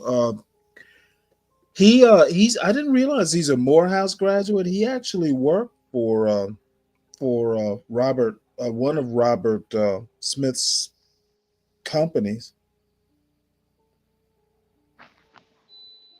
Wow, that's pretty amazing though. Yeah, pretty nice. Yeah. HB and Stanley Portia left you both a message in the chat. Uh-oh. What's she fussing? It's not bad. It's she's just letting y'all know she's getting things to. She's got y'all straight. Okay, yeah. Thank you, Portia. Okay.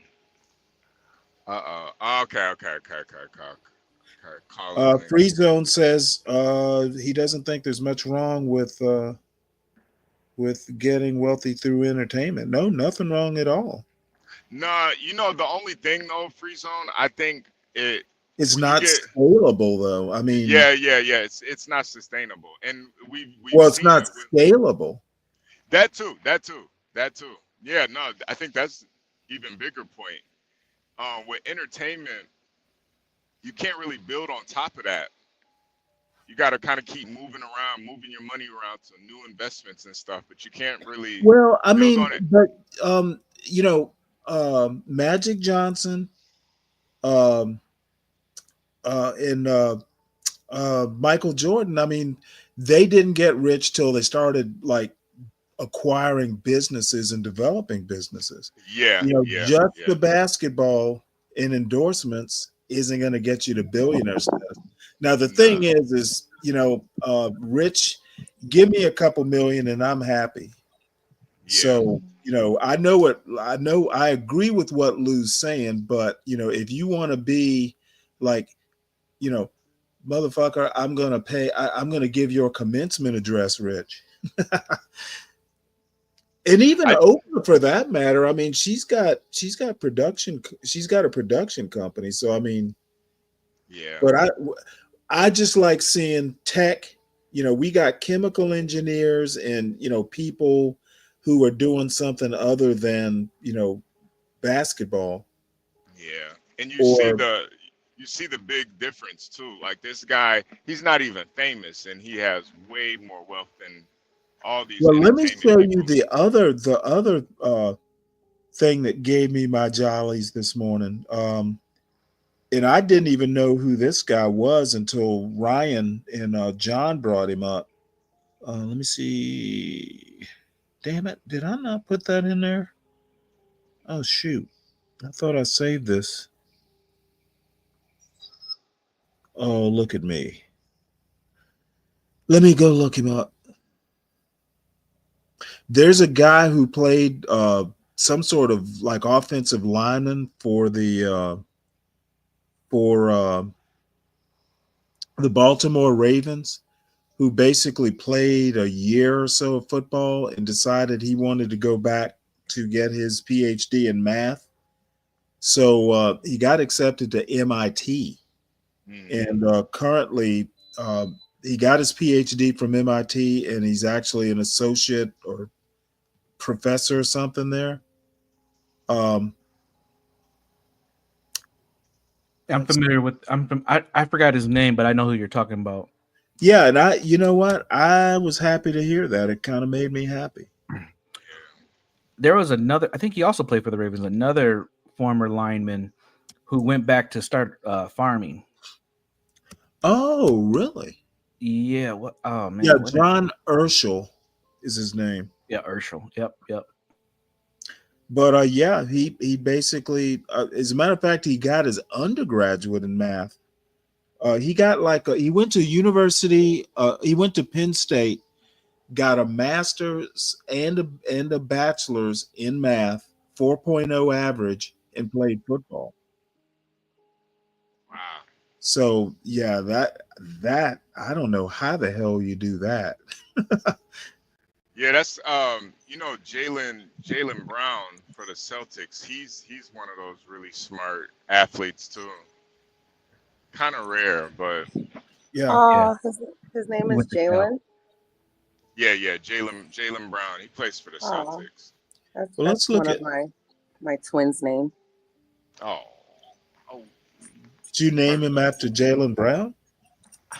Well, everybody thought I named him after Jalen Rose, who was popular around my era. But no, I just wanted a name to rhyme with my other son. Did they say, "Oh, is that his daddy?" No, his last name's definitely not Rose, but no, but I named one of my twins after my great grandfather. I didn't. Jaylen Brown went to Berkeley. Fuck. Yeah. He's kind of like a freaking genius. Which one? Cali or New York? No, he went to the University of California at Berkeley. He's from Marietta. One of my twins went to Berkeley of New York. Oh, the LEE. Mm-hmm. Stanley, I put that link of the football player who went from the NFL to farming in the back if you want to check it out. Oh yeah, I definitely want to do that. His name is Jason Brown. Also a former Raven. Apparently they picked smart linemen. It's kind of weird. Now, did he have a scholarship for sports? No, I think he had. I think Jaylen Brown actually had an academic scholarship and a sports Did he scholarship. really? Yeah. Oh yeah. Right, because I was so against. What did he make? I was so against my sons, because both of my sons played football, and the other one of them did track, and both of them did wrestling as well. And I didn't want them having a sports scholarship. Yeah, because honestly, Virgo, the athletes, they do not go to classes, man. No, they don't. Especially if they're at a big school. Like these guys are getting passed on along. It's really, honestly, it's kind of fucked up, but I get it because they bring in so much revenue. But these guys are basically getting pushed along. Exactly, and that's what because they were smart kids, so I pulled them out in the 10th grade and put them into like a college in the 10th grade, and they did well, and they got academic scholarships because I warned them. I was like, you get a sports scholarship, and anything that happens to you, that's it. That scholarship is done. You're done. Yeah. And if you're like at a school that's like, $50,000 a year, I ain't got the money to pay for that. Will be the CTE twins. Right? Uh, For real. Jaylen Brown, he majored in technology and education or something. He did graduate. Forward-thinking leaders who are all, in ways both big and small, dedicated to organic gardening and farming, lightening our footprint, conserving vital resources, protecting natural Yeah, an habitats, infomercial? making a tangible difference for Pretty us. much. It They're sound real. like the They're Lolo passionate. blanket commercial. They're all around us. They're the game changers who are literally Now, do growing they a green fart in it too? and inspiring Yes. the rest of No, us. but I bet they're growing. I bet they're growing the finest Eastern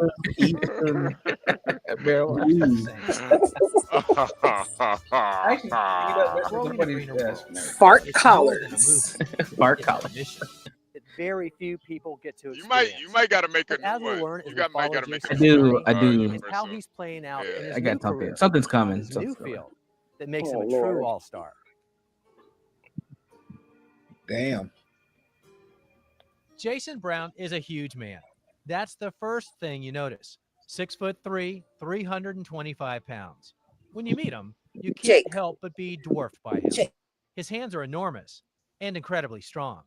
You think to yourself, this guy could play football, and you'd be right.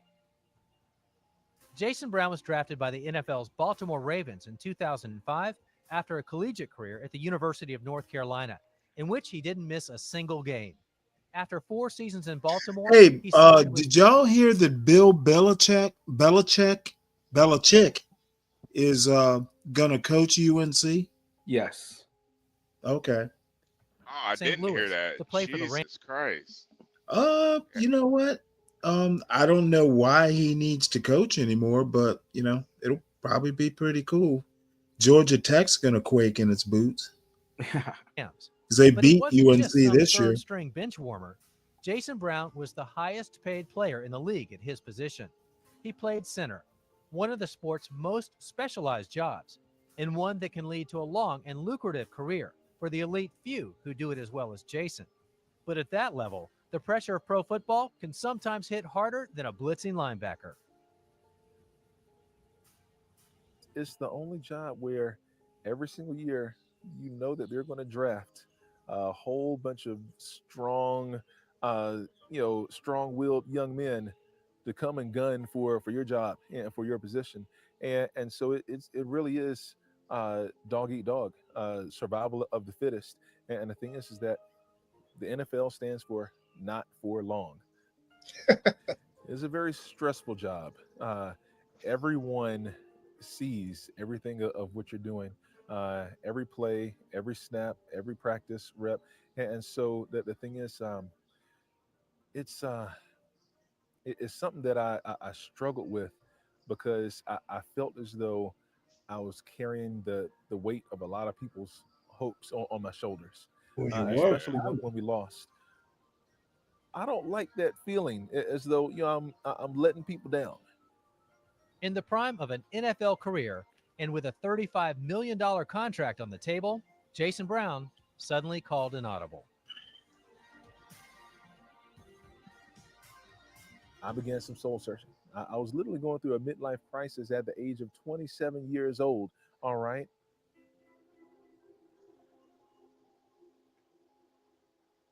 And this deeply religious man found himself wondering if perhaps his true calling lay down a very different path.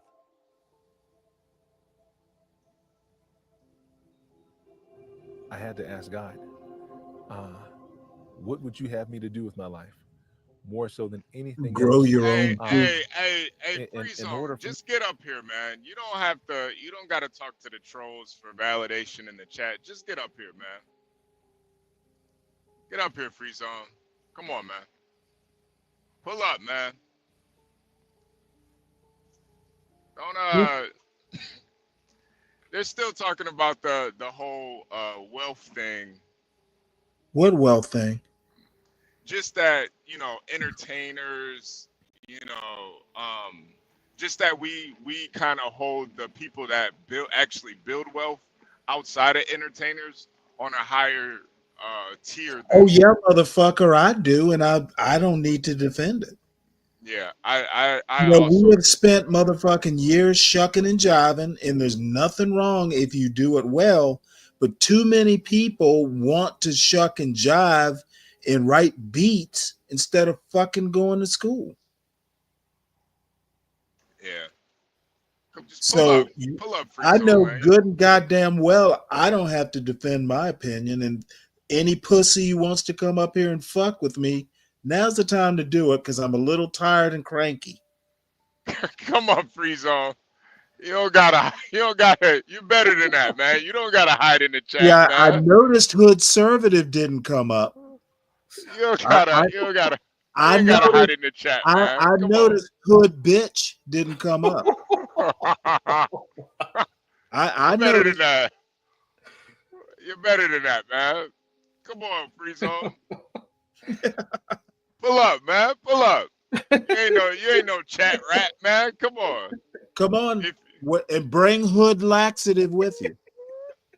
Keyboard you warrior. have a Pull up, fulfilling life. pull up, Free All Zone. right? Even beyond football, what would you have me to do with my life to make sure that I'm being a good servant, to make sure I'm being a good What do you father? say? A good conservative? I'm being a who would you have me to do with my life? Stanley. To make sure that I'm being a good servant, to make sure I'm No, he must have being a said good father. servant. Yeah. He said servant. And I was about to turn on him. God pointed me to they really wanted me to be a farmer. I was knew like, you were. "Whoa." Like really, like that's Hey, it. no, I don't have a problem with My being a agent, conservative farmer. doesn't like for me to recollect it like this. But a he said that good conservative. I I don't believe know. in I don't like how that sounds. I'm a good little young kid conservative. is going to tell a head coach in Nice the pat on the NFL, head. "No, coach, I don't want to come and play for you, a winning team, and make millions of dollars. I've got to turn all of that away."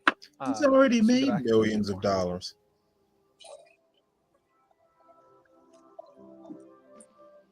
That's a lot of land. Did, There was did just one Stanley minor say problem. hood laxity? I did. Yeah. That is barbaric. I love it. Well, he likes that chocolate X-Lax. All right, Oh, Free Zone. Lord. I appreciate you, man. You ain't gotta be in the chat, man. We can pull up, man. Don't let these chat rats gas you up, man. These chat rats chew you up.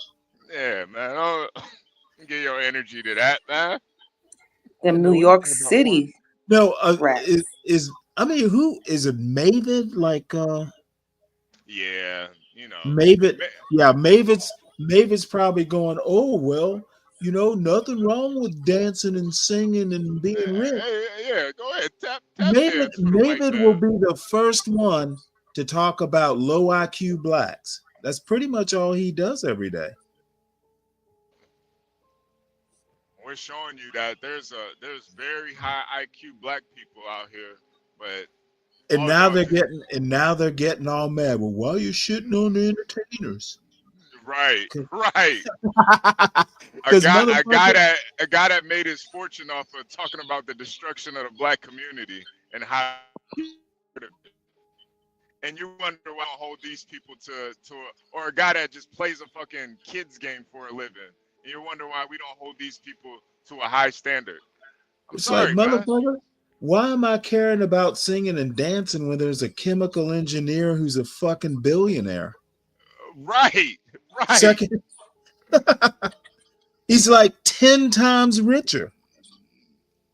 and that should show you something. As great as Michael Jordan was and how much money he has, think about how much money everybody else made off of him. Oh, If he's Nike worth 3 for it. billion, Nike yeah, for it. if he's worth 3 billion, how much you think the Bulls and Nike made off of him? And you know, again, nobody can do what Michael Jordan did. But all I'm saying is that, you know, kids should know there's more, you know, like what's her name said, there's more to shut up and dribble. Yeah. Yeah, I grew up with a little bit of a green thumb. Did a little bit of landscaping with my father, as far as planting shrubs and trees and flowers here and there. But as far as doing it on a large scale, This motherfucker isn't speaking Ebonics. No, he's not. So Jason did what most of us do these days when we need a little how-to help. He started looking for videos on the internet. when I share with people that I started learning farming by watching the videos on YouTube, I get a lot of laughs and chuckles, but it's true. He's watching And the Urban that's actually Landlord. what works best for me He probably did watch because, John. in my football career, we watched a lot of film and like hours and hours of film every single day. And what I would do is I would emulate what I saw. I would be able to dissect it, break it down, and then transfer that right over to the football field. Well, the farming, I can watch a video, I can break it down, I can dissect it, and then transfer it over to the farm field. I mean, so it was very natural. But it was still an uphill battle because even though God told him to be a farmer and YouTube taught him to be a farmer, Jason and his wife Tay still didn't have a place I to can't actually believe he be learned a all farmer. that from YouTube. Yeah, that is pretty crazy. We're still looking for land. The Garden of And Galt. the most acres that came about was maybe 100 acres or a couple of hundred acres, here and there.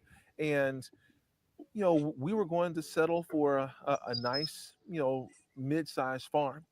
And then all of a sudden, a large tract of land became available on the way to go travel and look at that farm. We drove past this farm right here.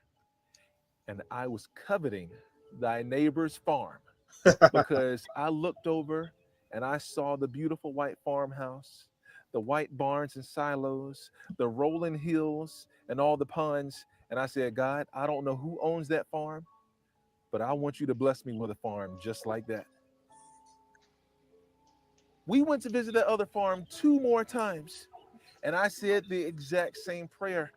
Our third visit, visiting the other farm, I'm sure the real estate agent thought that, it's a done deal. Third time's a charm. They're going to buy this property. But my wife and I, we came together and just to let them know that, hey, this place is just not right for us. We don't want to settle. We're going to have to go and look at some other land. And then he said, well, hold on a second. I know that you guys are interested buyers. You know what? There's another tract of land that I have. It is not for sale, but I'm sure the owner would be willing to entertain offers. I'm pretty sure I know what farm you're talking about. And miraculously, Jason Brown suddenly owned the 1,000-acre farm he'd prayed for 1,000 when it acres? hadn't even been for sale. That's- And here, that's in an Lewisburg, North old-style Carolina, plantation. the former NFL star would start a new career as a first-time farmer. The story would be amazing enough if it ended there, but it doesn't, because what Jason decided to do next is completely unheard of.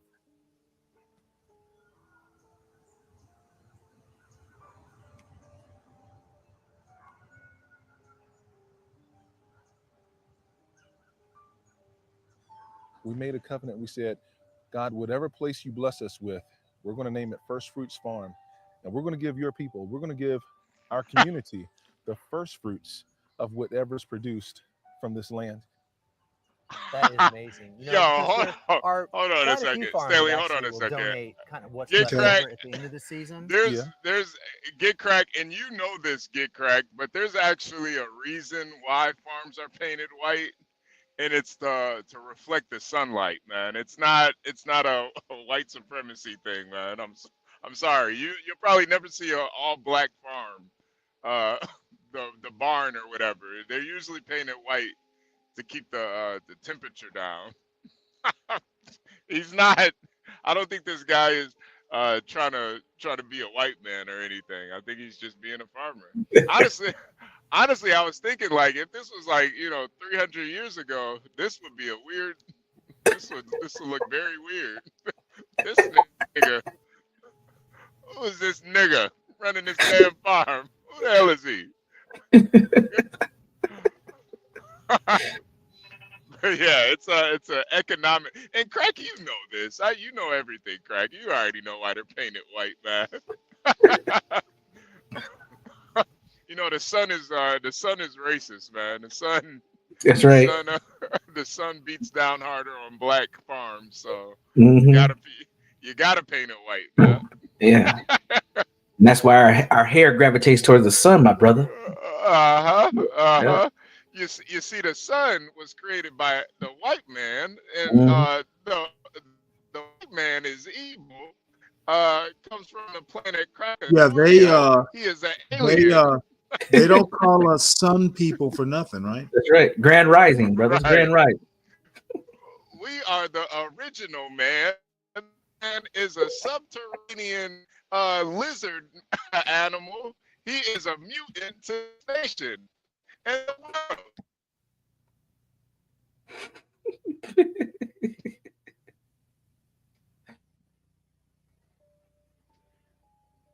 world. Give me 1 sec here. Gary's crazy.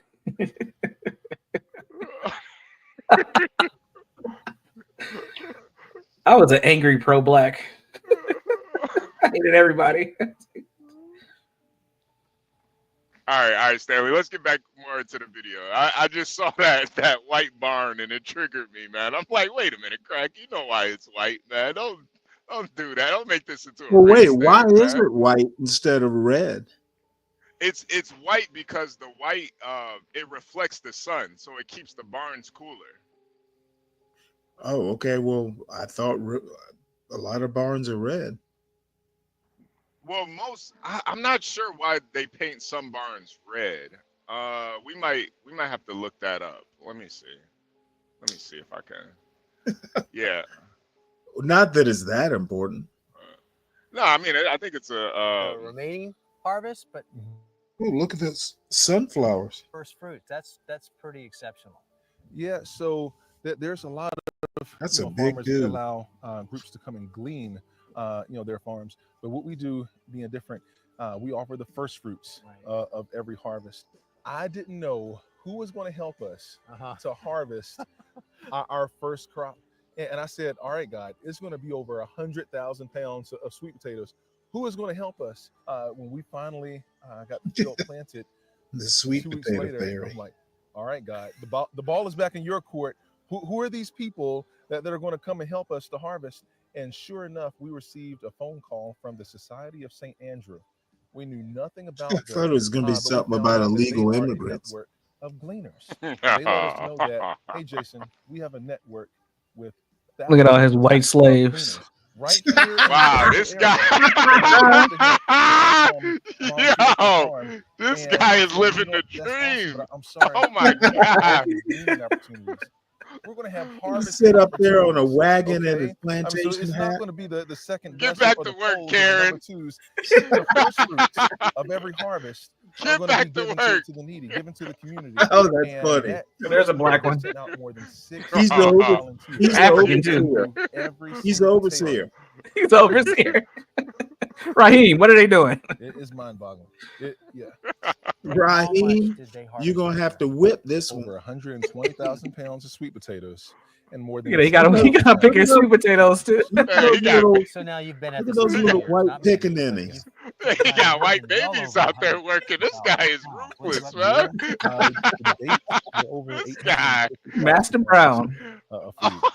And how much of that have you donated? Well, what's the truth there, Hong Kong French I toast? get it from, What's the from truth? the standpoint that you wanted to donate the first fruits, and your accounts are probably cringing a little bit, but they're going, But when we look at the business model, Oh, and is this it's like not just pick the your first own? fruits, They it's just come all and the pick their fruits. potatoes and pay for them on Hey. the all way. the fruits. 850,000 pounds. Is You that know, you Hong okay with Kong that French business toast. model? Wait, pause it real quick, Stanley. Here's Pause the it real thing. quick. There are people that have come up to us. I've actually delivered to farms, and this is what the farmers told me. So I'm not, I'm talking to actual farmers. I'm not talking to, I'm not Googling it or finding. This is what actual farmers have told me. I've delivered to farms maybe like 4 or 5 times. So, you know, they're usually farm people are really, Oh, they're really talkative because they don't get too much, well, wait. you know. Crack. Wait. What does that mean? So what? Blacks brought white paint with them, or what? I think Crack is trolling It right now. wouldn't surprise me that there was some pigment technology or something. So I mean, remember, indigo came over from what was I think a crop that was originally African. Before in the past, and they said, we want to purchase some food from your farm, and God What's up, put it on my Roz? heart to not sell anything. Hey, Roz, and girl. at least for those seasons, because it's kind of for us, we were paying it forward. There are some markets that we're going to be looking into, possibly fulfilling to help make sure the farm is sustainable. And that we're able to bring in enough to help sustain all of those overhead costs, for the farm. But when God tells you to give it away, I mean, I can't argue with that. All right. Has he told you to change the name from First Fruits Farm to All Fruits Farm? No, it's still First Fruits Farm, because in the First Fruits, we know that we're giving our Wait, best. pause it real quick, Stanley. Pause it real quick. Right. Maybe no. What it was I don't know if you guys ever been up to these barns before, but when you get really close to these all white barns, that shit is hard to look at. That shit, like, it literally reflects the sun. So when you get so close to it, and I was talking to the guy, I was like, man, how do you even work around this? It's so bright. And that's when he told me the reason why they paint it white is to reflect the sun. So yeah, I wasn't asking him why is it white for race issues. It was just like, God damn, I can't even see shit. And this guy didn't even have any glasses on. Like, But shit. now that you mention it, David. Yeah, right. Yeah. And that's what Hey, Ross, girl. You're racist. That is what it's all about. Yeah. Yeah, Mavitt is racist, yeah. Unfortunately. Don't let Jason's easy demeanor fool you into thinking it's been easy. On a farm of any size, there are always challenges. Yes, he got a Every football. farmer always has stories about the Fucking latest thing to fail, break, or Fucking die. douchebag. Every time Jason throws up a Hail Mary pass on these fields, there always seems to be a miracle finish. Ah, what an We had asshole. purchased a flock of dwarf Nigerian goats in the hopes of, just raising some awesome goats, making some good milk. And my wife, she wants to make some goat milk ice cream, right? Well, the probably very tastes first pretty night we good. brought those goats back here and put them in our pasture, we were devastated by coyotes. And that very first night, You like your they ice cream killed one gamey. of our goats. The second night, they came back and they killed Oh. 2 goats. I was heartbroken because I didn't know what I was going to do. shit. And so that Wednesday night, I went to church and just defeat all over my face. And one of my country church members, whose name is Donald Ray came up to me and put his arm around my shoulder. He said, Jason Brown, I want to give you a donkey. I was like, really? Now, don't ride him. Like, really? Like, that's the most weird and random gift that you can offer anyone, okay? Nah, How many the times donkeys have you been offered a donkey, okay? And literally when he said that, I was feeling like a jackass myself. But little did I know is that a donkey is the perfect pasture protection animal to have out there and protect my goats, all right? Yep. And so I can't make this up. They kick the shit out of predators. No, the donkeys will literally bite the shit out of pretty much anything, but especially a coyote. Good Friday. Let me tell you how good Good Friday truly was for us on First Fruits Farm.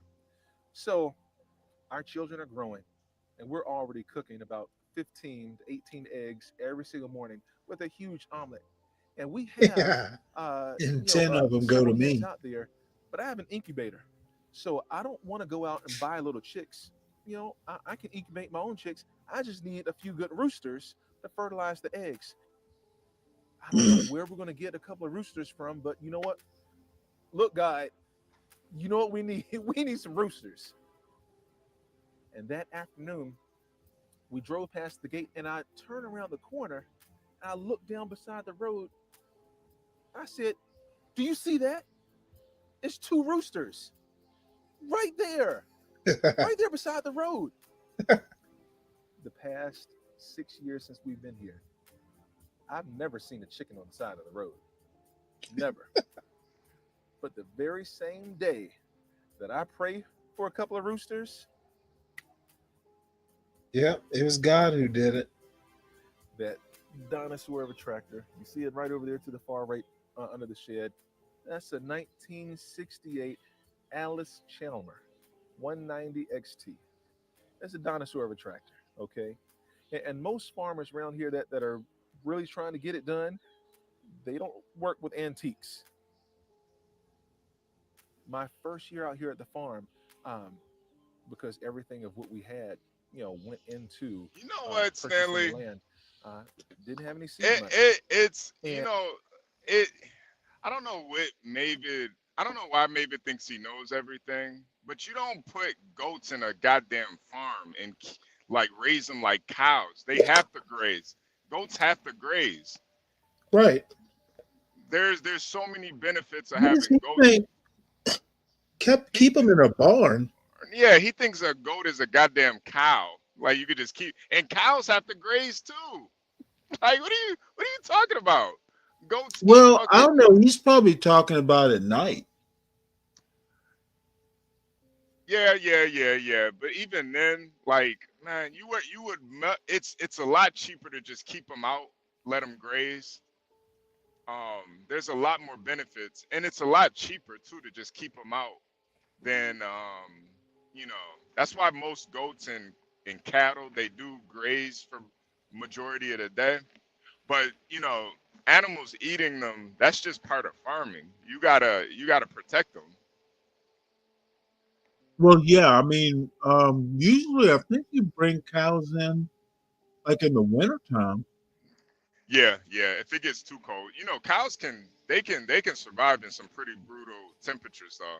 Yeah, but I mean, usually people have like farm dogs and stuff. Yeah, and that's what you need. You need donkeys and dogs to protect them, because there's all types of critters out there that'll eat a goat,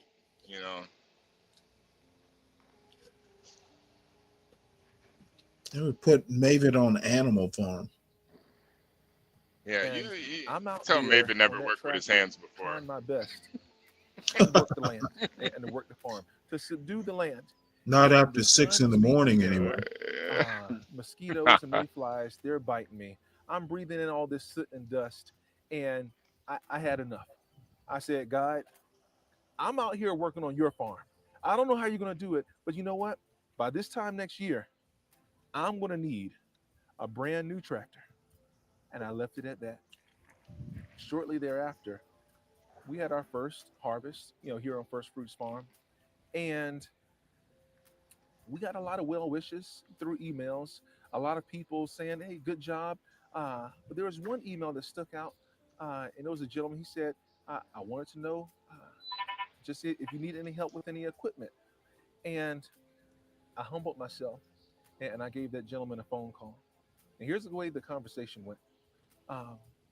He said that God told him to reach out to me and ask if I need any help with any equipment. He sold I said, you a "Yes, sir. tractor. I have been praying for a tractor."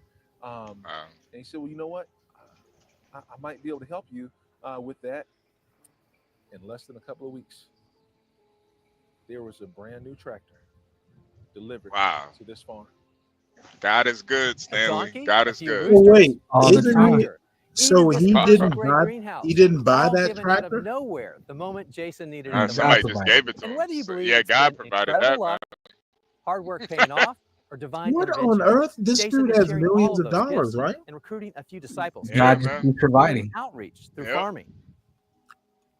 God is good, We Stanley. get countless youth to come out to our farm that have never stepped Man, I foot can only imagine into a what farm You might have guys. been a Ravens fan, and man. You never when know. they get off of the school bus, they're looking around You like, might I thought we were supposed to, pick some sweet potatoes today. Where are the sweet potatoes? And they're looking up in the trees. They're looking out there on the ground. Well, And they apparently have no Maven knows idea about where goats. sweet potatoes come from. Hey, And I'll get probably into my tractor probably sucked and right from the plow a teeth. couple of rows. And when the sweet potatoes start jumping up out of the ground, they're It like, looks Maven, like that's a look at that. Look at that. Maven, that's a guy. That's a I'm guy like, goat. yeah, Maven, kid. it's not a Like, girl. that food was right down there the whole time. You mean there's sweet potatoes under all the ground out here? Yeah, kid. There's thousands of pounds of sweet potatoes out here. And the thing is that after they pick those sweet potatoes and they get their hands dirty, it's such a real and tangible experience. Whereas it's something that they haven't done before. Because in today's age, all of the youth are engulfed with video games, tablets, cell phones, computers, and so they haven't seen a real farm before. They think I'm that food wondering where just the automatically white pops into the slave dollar menu quarters is. or it just automatically pops into the grocery store. No, all food comes from We'll farms. put them in the barn with the goats. You give a man a fish, he'll eat for a day. What's up, Lou? You teach a man how to fish, he'll eat for a lifetime. Man, what's good, everybody? Do I sound good? You have Yes. learning and teaching Oh, opportunities here at the farm It's a little where cracking, but we're you good. teaching the youth. Yeah, all right. Give me a second. About agriculture. We're teaching them how to sow seeds You in so a that they can dungeon start or to something? develop and Free build these zone? life What's going on? skills that they're like, hey, this is Who You said got the plantation. turn if that dumb into jock over ad there can do it, homs because I I can was do it right too. again? You weren't right. Why don't you hit the link, goat boy? From sold out stadiums on game day to one-on-one personal connections over rusty tractors and sweet potatoes on a now successful farm that was started with no experience whatsoever. It's an improbable story, but it's one that Jason says he wouldn't rewrite for anything. I can say wholeheartedly that I have zero regrets. Zero regrets. In my football career, I was living a life of entertainment and entertaining folks. Now it's a life of service. Before when someone would meet me in the grocery store and they say, "Hey, good game, Jason," or bad game, per se, that people would let me know. The effect that I have now and what I'm doing through service, I'll meet someone in Walmart and this will happen so random, but I remember there was a time when a lady ran up to me and just gave me a hug and embraced me. And she said, "Thank you, Jason Brown. Thank you so much." And I was like, awkward. I was like, "Oh, lady, I don't know you." She said, "I know you don't know me, but my family was going through a hard time last year. I was laid off of my job. I didn't know how I was going to I feed like my that family. house. And when I went to the local food bank, the only thing See, it they looks had like North was sweet Carolina. potatoes from your farm. And let me tell you what, I took them home and I prepared them about 5 or 6 different ways. My kids, they were tired of eating sweet potatoes, but guess what? They didn't miss a meal, and it made all the difference in the world. And I There's just want to let fried you know, sweet potatoes, thank you for boiled sweet potatoes, roasted sweet potatoes, sauteed sweet potatoes. and that's the power of agriculture. You can do that with agriculture. With football and competition, it's like you're working against one another. But out here on the farm, we all have the shared common goal of feeding a growing nation. And not getting eaten by so mosquitoes. right now, that goal is being met. As long as there's a starving child out there, a child that is food insecure, that goal isn't met. And so Kind of makes if me you want to ask move me, out to a farm. there's a lot Yeah, of work nah, to be done. seriously, this shit is fucking beautiful, man. Wow. Well, after spending several days with Jason Brown and his family and the staff of First Fruits Farm, this has got to be one of the biggest highlights of my career.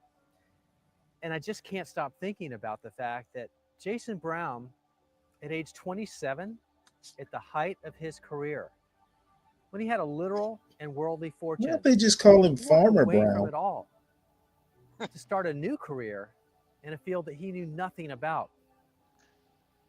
You know what? I'm Now, getting that's tired of huge this courage and a this rock guy's solid faith puns. that's bigger than any farm. Well, But look this at the one, shirt he's wearing. and I'm Yeah, reminded that as you fucking That's a walk down corny the shirt. path of your life's journey, it's Straight out of never a too Kohl's late ad. to follow your passions and dreams. And it's always a good time to start growing a greener world.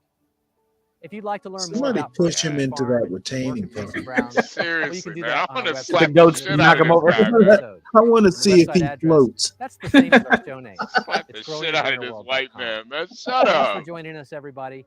I'm Joe Lample, and we'll see you back here next time for more Growing a Greener World. Wow. Come on, play football. That's all you know.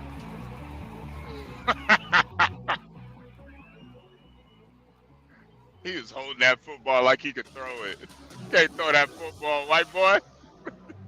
Get out of here. Don't quit your day job, Joe. We don't play football. We play farm.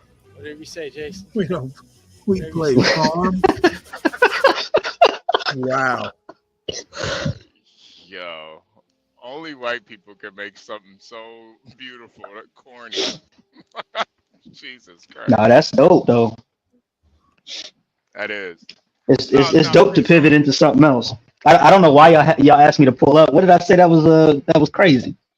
No, you were alluding to that we were trying to hate on people that make money and shit, or hate on people that are rich. It's not about that. Hold on, I can't hear you. The chick on the screen going crazy. Yeah. Oh, I'm sorry. It wasn't. You were making it seem like we're hating on people that have wealth and stuff, when we were literally doing the opposite. We're highlighting a guy who had a degree in chemical something. You know, like we're highlighting that you don't have to just be an entertainer to have wealth. No, I agree with that. I think me and Mavid were just having a different conversation that was kind of different from what y'all were having. Yeah, I don't think we were. Mavid is a contrarian, and he's a half a homo that's scared to hit the panel. Uh-oh. So Uh-oh. Not half a homo. Yeah, you know I ain't afraid, bro. I'm on a cruise. I'm on a cruise right now, and like that's what I'm saying. I'm on a cruise right now. Like an But like a Royal Caribbean cruise. Oh, really? Yeah, I don't know if you can see it, but like right there. Oh shit! Put him on the main screen, Stanley. So right there, that's the perfect day at Coco Cay, the island, the private island they got. But it's just the wind is crazy and it's like raining and stuff. So there's really no purpose of getting off the boat. So I'm chilling, man. Are you wearing pajamas? Hell yeah. Yeah, man. I get off the boat tomorrow and man, I hear them yeah, motherfuckers man. cruising, bro. Hey, them motherfuckers Say ghetto cruise. Say ghetto What's going on, John? What's the ghetto cruise, man? What's the ghetto and shit? Damn, Royal Caribbean is ghetto. I didn't know that. There's not that many of them folks on this cruise, bro. You must went I think on you got- for 4 or 5 days. Yeah, Nah, I did. during the winter season. You know, black folks only do stuff during the summer, so he might. Yeah, I hear that motherfucker ghetto. Oh wait a minute, is it, somebody says Carnival? Which one? Is Yeah, the ghetto? it's Carnival, bro. It's Carnival. It's yeah. Carnival. Yeah, That's Walmart of the seas right there, bro. You gotta go on the Norwegian. We should goddamn. You're on Target. Target We of should the sponsor somebody to go on the ghetto cruise, man, and get pictures and shit. Shit, I'll do that shit, man. I'll go on the ghetto cruise, man. I'll You know, go on the ghetto cruise. What's that, Carnival cruise? I'll go on that ghetto ass shit, man. Yeah, make sure you go on the ghetto cruise. I Take love a it. video of you doing the electric slide. Bunch of stage players on that motherfucker. Yeah. Standing a bunch of space. The craziest, I would say the craziest thing I've probably seen on the boat so far is like older white dudes by the pool doing like they have like I guess it's like the sexiest man competition or some craziness like that, and they be dancing and it's nasty work. It's nasty work, but that's as close to it as I've seen. It's not really. This cruise ain't really ghetto. It ain't really ghetto at all. It's trailer park. Yeah, I'm with my wife. I'm with my kid, my parents, my grandparents are all. It's a whole family ordeal. Yep. Yeah, I definitely got a book. I get off tomorrow. I've been on the cruise all week. So yeah, that's why I kind of been MIA. On the cruise, how's the food been? It's okay. It's okay. I'm not a really big. It's kind of like right in the middle. It's sustenance. I would say that the specialty dining options are a lot better. That's when you get like your lobsters, your actual, your prime cut steaks and stuff like that. But if you're just eating at like the regular dining hall or like the Windjammer, I think it's called the Windjammer. It's pretty bland. I'm gonna be real, but it's okay, man. What about the entertainment? How's that been? Some of the entertainment got canceled because it's been raining and windy on the boat. But from the entertainment I did see, they had like an ice skating show that was dope. We played laser tag, that was fun. They played like country music. We did some drinking, that was great. They had like a jazz quartet. That was good. I have not heard a single piece of like hip hop or any of that stuff on the boat. Not a single piece. The closest I heard was like some Jamaicans playing not Afro beats, but reggaetonish kind of music. So there was no Like a Boy? No Destiny's Child, no Beyonce, no none of that. No Kanye, no none of that. No like Drizzy. Flogging. You remember flogging? What happened? No, I was just thinking it's a dumb joke. I was thinking of the that Navy movie. Oh. Where they the flogging. The flogging. I got you. Okay, I got you. It took me a minute. I'll be slow. Has anybody got like arrested or anything? You see anything crazy like that? I think so. I think some people. There's been a couple medical emergencies. But I haven't seen anybody get arrested personally. I haven't seen it. Damn.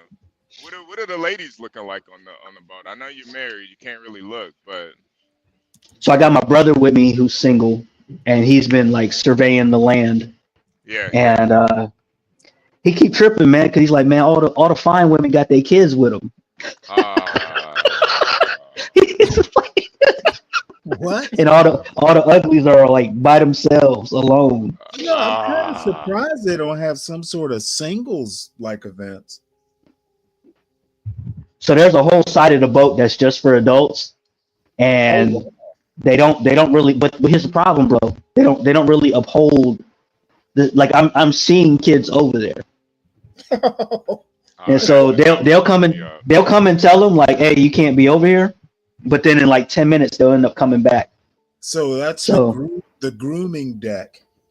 Yeah, it's the OVO deck, the OVO side of the ship. Whoa. So. Oh man. Damn, and then it doesn't help that most of them barely speak English. So if you have like a question or something, they just go no, yes, yes, yeah, yes, no, yes. And it's just like, they Mexican or something? Nah, they're from all over, bro. There's people here from India. The people on the ship, they're from India, take your pick, Mexico, Colombia. They're from all over. I'm not gonna lie, that would kind of ruin my trip if I saw a bunch of Indians on board. It's an avenue for illegal immigration. Yeah, I guess so. Yeah. Well, yeah, because the way the cruises are set up, they're technically their jurisdiction is like international, so they can hire from different places at a reduced rate. So I haven't really seen anybody on staff that's like American. I haven't really seen it. Even the medical facility people, because I had to go downstairs and get some Tylenol. None of them. You getting seasick? No, my wife had like a issue, so we went and got some Tylenol. Now it's looking But, at courses that I've never, believe it or not, have never been on a cruise, and would probably never think of going on one. Stanley, Yeah. you never been on a cruise? I thought you. Well, I've been on a cruise, but not a luxury cruise. Like a voyage kind of cruise, multiple days. Oh yeah, months at a time. Stanley, you might need to go on one, man. You know what? I can't. It's a decent experience. I can't imagine having fun on the ship. You'd be trying to be in the captain's room. What are you guys doing in here? I'd be on the bridge the whole time. What are you guys doing in here? Let's have a look at your plot. Stanley you will take the wheel. Stanley will take the wheel, start spinning that motherfucker. Where we going, man? I said left full rudder. Motherfucker.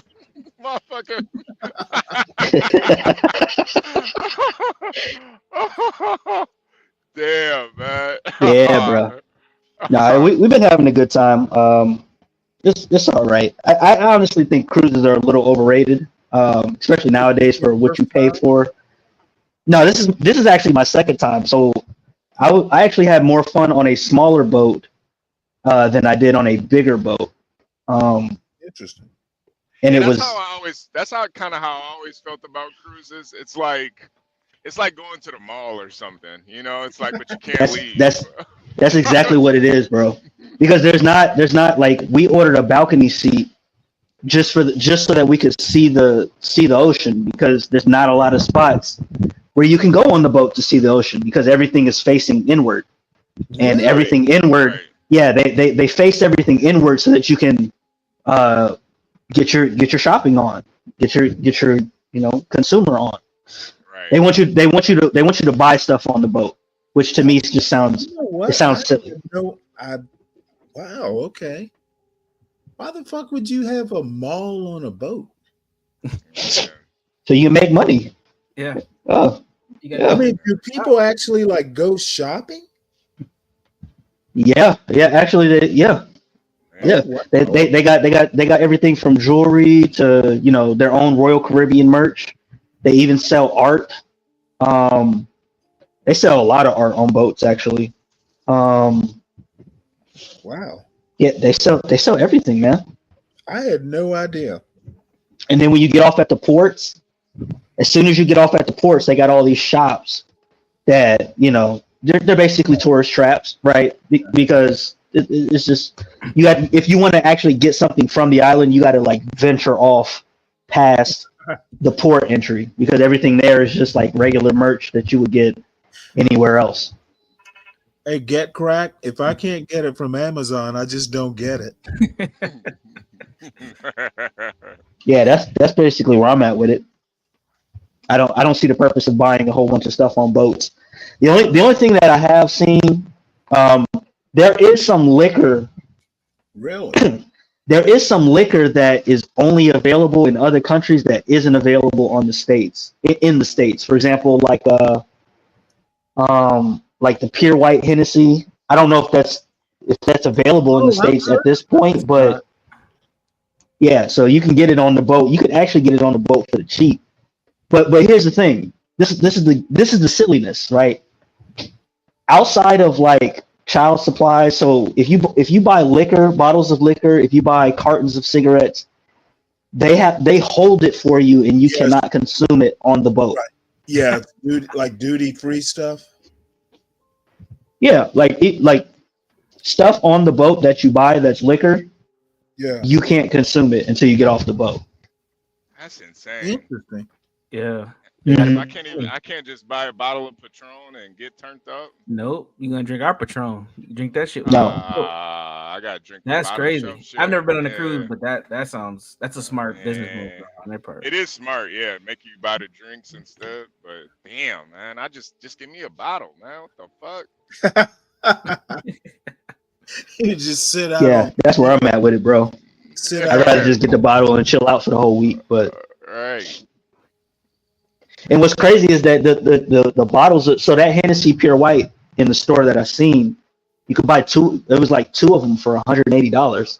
Yeah. Now I don't know if that's a reasonable price because I've never seen what it's priced like. But to me, that sounds. I've tasted Hennessy Pure White, and I would buy two of them for $180 personally. Wow. I've seen a bottle of it for $100, so that's kind of a deal. But I There think you that- go. You can't get it here, but yeah, Is it that good? it's good, but I think it's just overhyped because you can't get it. Yeah, pretty It is- much. Stanley, I put a link in the back of a Okay. video of just a Carnival cruise. Okay. You about to show some ghetto shit? Thank you, Portia. Thank you. Yeah, I would show Thank me, you. but Carnival Cruise Brawl. There's so many of these, man. Can you imagine being on a boat? Is it like one ship boards the other ship? you know, so there's a whole segment for Carnival cruises and Black people, and they also have a different segment for Carnival cruises and white people. Really? And, oh yeah, I mean Like, it is. now these are different boats? Play the clip. Yeah, Hold on it's one second. it's the same cruise line, Carnival, but they have different boats. You know, like they have different shipments. Oh, but They segregate it's always separate, but it is crazy, and they have like these brawls, right? And it'll be like 60 to 100 people. You know, it's crazy. And it's anywhere. Like it could be in the game room, it'll be in the gym, like the basketball court. It'll be at the pool. People pushing each other in the pool. They throwing food at each other. But this is a news clip about one of them. But if you if you type in your YouTube search bar, Black people fighting Carnival cruise, and then redneck Oh, they fighting. had to bring in the Coast Guard? Okay, I'm gonna help y'all now, y'all. Motherfucker. By now, you may have seen that viral video showing a wild scene on a Carnival cruise ship, an all-out brawl. If you haven't seen it, you're gonna. That violent fight involving dozens of people, and this morning we are now learning why cruise goers came to blows. Ileana Diaz is joining us live with the latest, Ileana. Hey, good morning, Mitch. Right now, that Carnival Magic is out to sea on another 8-day cruise, stopping in Puerto Rico and Turks and Caicos. But you just mentioned it. It's what happened on its last cruise that's taking a lot of people really for shock. Take a look at this video. This is what happened. Police say this dance floor fight started between two people, then others quickly joined in. By the time the brawl was broken up, anywhere from 40 to 60 people were involved. Yeah, I remember this. Passengers who witnessed You the were fight in say it? it started over. No, I remember seeing it. Tuesday morning on the final leg of the ship's 8-day cruise. Passengers punched and shoved 12 each other, man versus while an Carnival outnumbered ship Cruise. security guard tried to break it all up. Cruise officials called the U.S. Coast Guard for an escort back to the dock. And Damn. New York police and paramedics were there when the ship arrived. Carnival Magic released a statement saying a number of guests were involved in an altercation in a nightclub. Thankfully, no serious injuries were reported, and our onboard security team intervened. Meanwhile, in the Pacific Ocean, another cruise ship incident. This time, this one forcing an early return to Seattle after hitting an iceberg on an Alaskan cruise. I was just surprised on the sheer size of it. Like it started really small. I'm like, oh, it's just a little one, and it just got bigger and bigger and bigger as it went past. Is that It started to roll lasagna? over and really just huge. So when I say, oh my god, I was like, oh my god, it's huge. Spirit of the Titanic. Holy shit, it's Godzilla. He said, "Is that lasagna?" I was about to give a girl 100 for the night, and all of a sudden, the iceberg hit the. She ran off with my money. watching. Go to newsnationnow.com It's to an find emergency. News Nation on your television provider. And don't There you go, forget to click Stanley. the red subscribe button below to Wow. get more of News Nation's fact-driven. You gotta get that name. Stanley's like, what's her IG? Yeah, she's cute. Yeah, she's all right. Nice red lips. Uh-oh. Yeah, where is she working at? Oh, Man, you can't take Negro. Eyewitness News. yeah, seriously, I got a That boy, headline. Universal's on it. Yeah, I'll get it for you, Stanley. I'll find her. But you already did they? Man, I don't even know how you see the IGs. I didn't even notice it. Google, man. Just put the name in. Yeah. Oh, okay.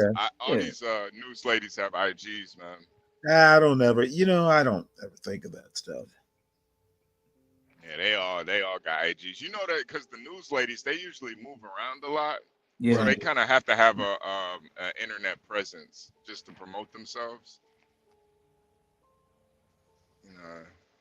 She's really cute.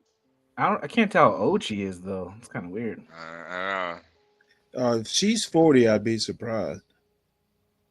That makeup really makes girls look old, man. She actually doesn't. Well, she probably does have IG. She doesn't have a news one though. She's on. Did you say a nude one? News. Oh, she just has like a personal IG. Yeah. Well, I haven't found the IG, but I found Facebook and X. We'll find her. Yeah, in Chicago, I used to. I don't want to say who, but I actually used to date a lady that was on the news, like a news anchor. If I say her race, you guys would probably figure it out. But yeah, She's got a couple IGs. she's in Chicago, and yeah, she did like special type of segments on scene segments. Stanley, your link's in the back chat. Okay.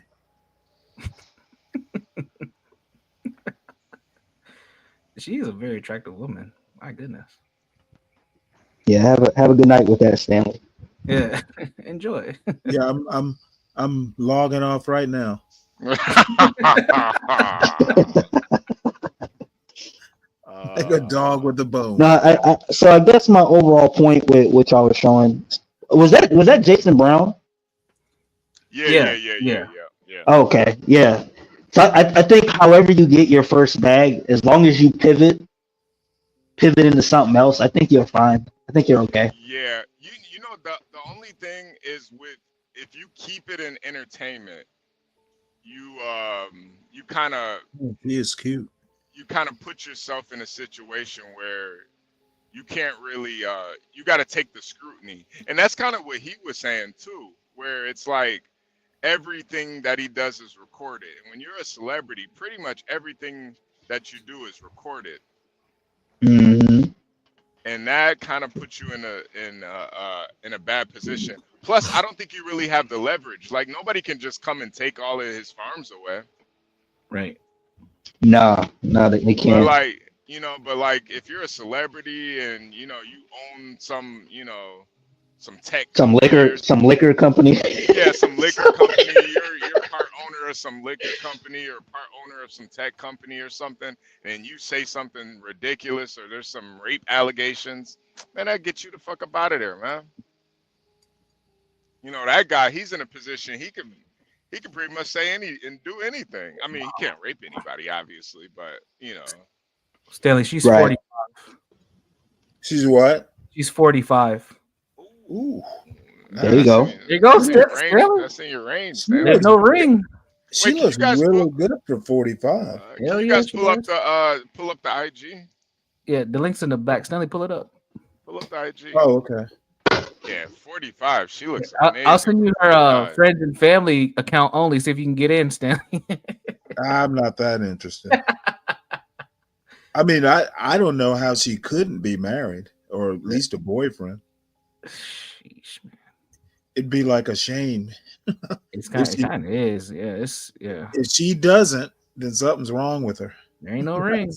That's even worse. Fine and crazy. Maybe she's waiting for you, Stanley. That's You right. know what? Yeah. I want to hear that. She's holding out Thank for you. Thank you, Jesus. holding out for Stanley. The years of drought are over. Oh wow.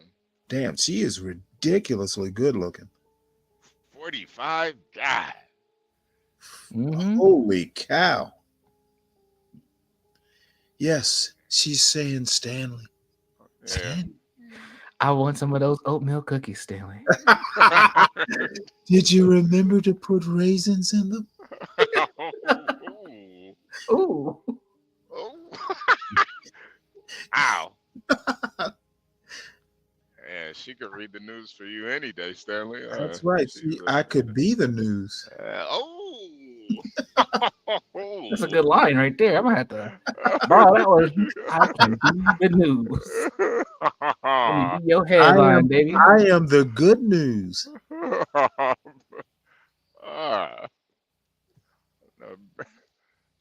Give her some breaking news. I got something to break it. When news breaks, I'm gonna fix it. All right. I got too many now. I don't even want to say it now. Breaking news at 8:30. Oh. Damn. Yeah, she's pretty fine. She looks mighty serious. Yeah. Ooh. let me zoom out. Uh-oh. That's you all day, Stanley. You got it, bro. Yeah, she really is good looking. Makes me sorry I never learned Spanish really well. Why is that? Might be time. You don't speak Spanish? Not good enough. Not good enough to tell her like really what I really want to say.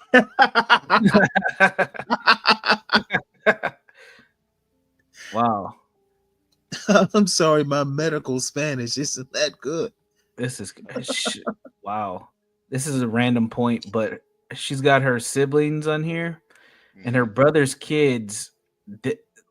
I mean, they're obviously this woman and her family's mixed, but her nieces and nephews are like they look straight white. The black is completely gone. Yeah, that's crazy. Wow, it's been weeded out of them. Yeah, pretty much. It's like all gone.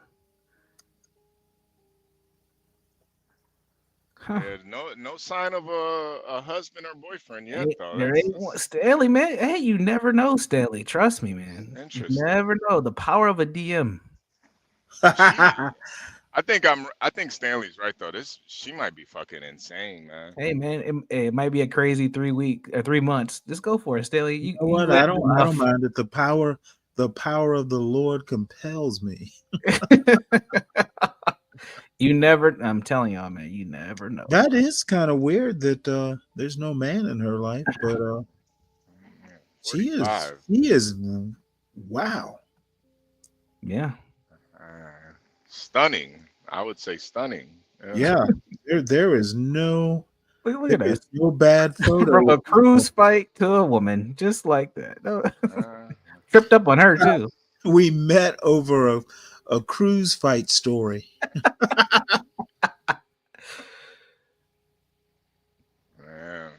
Yeah, there's she got nothing. She got the baby pictures too. Wow. This is a cute little kid. Man. Ooh. Yeah, man. She's bad. Yeah, she is. I think she's an anchor in Chicago. It looks a lot of her stuff's in Chicago. Yeah, I think what I'm thinking too is she's probably got a fat ass. That's why she's not showing it. For your eyes only, Stan. Yeah, she probably got a. For your eyes only. Probably. Yeah. And she looks really in shape. I definitely think she got vaccinated. Oh well, yeah. Yeah, I got her inoculation. She does not have a fatty, but she has a nice body though. The body's real nice. She probably, I'm sure she spends time in the gym. She looks so I'm like really deep down. Pause. Whoa, that sounds crazy. I'm like really far down her Instagram. She looks older the younger that you get. It's kind of weird. I'm far down her rabbit hole. Yeah, pretty much. Yeah, that's why that whole idea where there's a wall for women. It is true to a certain extent, but some women's walls are a lot farther apart than others. Yeah. Like Yeah. she's probably got a good another 10 years before she hits that wall. Well, I've actually known women who look better like in their 30s and 40s than they did in their teens and 20s. Yeah, I do too. I met a white woman that was like 60 that looked 30, man. It was insane. She's a grandma and everything. It's like, hell nah, man. And she was white. That shit blew my mind. Stanley, this woman's an author too. Oh, is she? Ooh, Stanley, it's getting better. Your I hidden wonder what she wrote. her book is titled "Your Hidden Superpower," Stanley. Can we read the description of it? Let me find it. I'm still in the ID. Let me find it. Okay. Yeah, I wonder. Wow. Your hidden superpower. Wow. I didn't know I had a hidden superpower. Wow. Swimming. I was hoping it was called Unzip Your Superpower.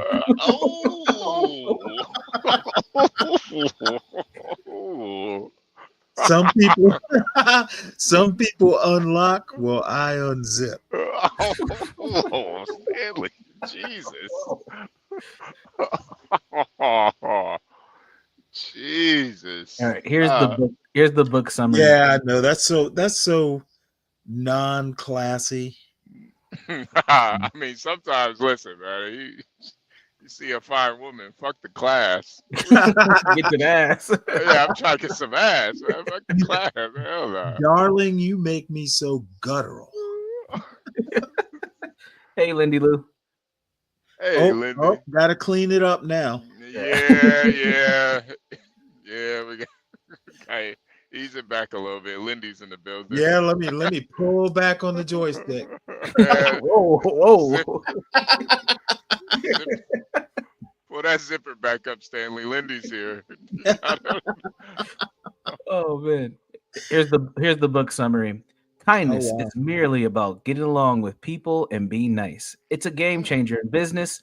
The door. Kindness. Yeah, kindness. Yes. Do you really think I want kindness from you, dear? Yeah, she's crazy. I need you at your most guttural. She says that kindness is a game changer in business. It's the door opener to fulfillment and the key to authenticity and confidence. It's also a superpower that can be honored through developing a daily practice of kindness as a lifestyle, and especially important in these divisive times. See, I'm always glad to be on a panel with HB. He gets blamed for the spicy. Yeah. No. It could be Stanley. He would never. No. You know, he barely said anything. I know. I take the arrows with pride, man. Just blame me, Lindy. I don't. Black Knight says if she's got a tat, I gotta pass her to him. Uh-oh, Stanley. Wait a minute. Is News Nation a conservative channel? I think it is. Uh-oh, wait, no. I don't think it. Oh. Hold on. Isn't Chris Cuomo there? Chris Cuomo's there, yes. I think it might. Uh-oh. I don't think it's Uh-oh. That's where she's working, Stanley. Stanley. I don't know. Is it conservative? I don't know. I don't know. I thought it was. I think it's pretty center. It's Actually. center? Okay, all right, Stanley. Yeah. Phew. Yeah, center is kind She'll be of on tonight at between nowadays, 4 and bro. 6, Stanley. You would need a conservative batting. Because usually, somebody like Harris Faulkner, where cruelty is the point.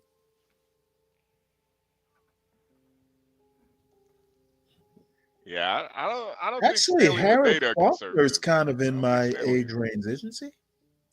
Harris Faulkner. Yeah, I'm pretty sure she's old.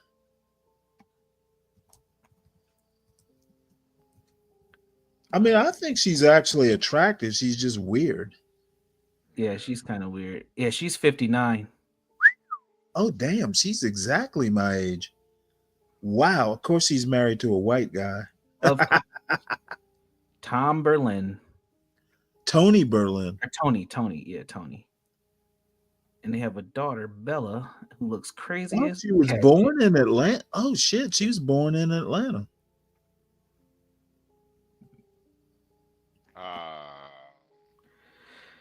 Yeah. Man, happily married, huh, Lindy? Happily married to a white man, huh? Mm-hmm. Is that what Lindy said? Yeah, she said Harris is happily married to a white man. Oh, wow. What she's stealing from you? Oh. How do you know this? Oh, Lindy. Why does she have to go LOL after that? I think Lindy's gonna end up dating a black guy soon. I don't know. Yeah, well, you know Old what? Detroit players. Apparently, she doesn't want me dating Harris Faulkner.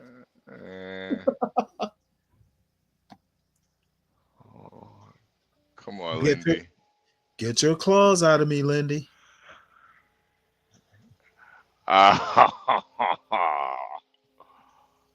Lindy Lou. It is actually almost 12 hours here, 11:48. Yeah. Shut it down to. Yeah. Then So I guess I'm gonna HB go start the next one. I'll shut this one down. Yeah, I'm gonna start. Oh, let me. get the next one started. We got to put the new link. Let me find the new link. Your hidden superpower. I know she's probably got the chat set up to go over.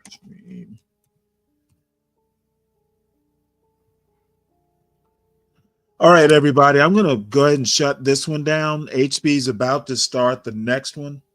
So I'm going to wait for him to start it. That way, everybody in the chat will just kind of go over there, I guess, automatically. I think that's how that works. Because you were laughing, Stanley. Oh, it's all right, Lindy. Harris Faulkner is kind of cute in her own little weird way. I think you should go after Adrian Staley. No, I'm going to Might be be okay. I'm not going all the way up to Chicago. I think she might be conservative, man. I'm looking down her timeline and what she's sharing. She might be. That might be fun for you, Staley. Add some spice into your life. I don't have a problem with conservative women. I mean, we don't have to talk politics. And I mean, I'm probably, families, socially, or, I think we would be conservative in the same places, probably the same ideas on family and stuff. Yeah. Well, she's single. Just try it out, Stanley. You never know, man. Has she ever been married? Well, I don't see any evidence of that, but wow, that would be strange. Yeah, I would. I mean, it would be perfect because I'm not into having more kids. Yeah, I don't think she's interested in that. But damn, she looks good. It is a shame to the human genome that she never had kids. That's for sure. Yeah. She is gorgeous. All right, gentlemen. I'll see you guys on the next stream. Okay. I'm waiting for HB because I want everybody to just kind of automatically go over there. I think that's how it works. I think so. All right. See you, Stanley. All right.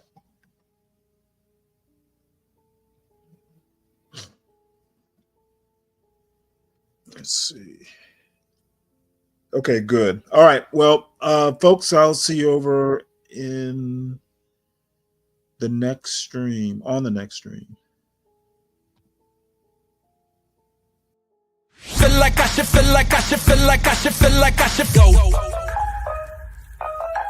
Go. Feel like I should go. Feel like I should, feel like I should, feel like I should, feel like I should go.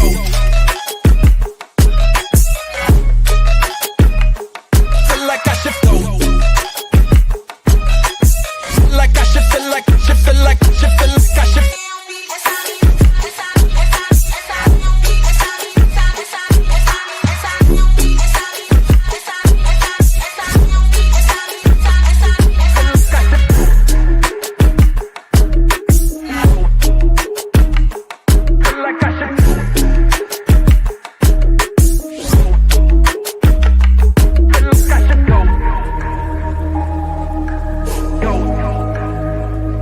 Feel like I should go.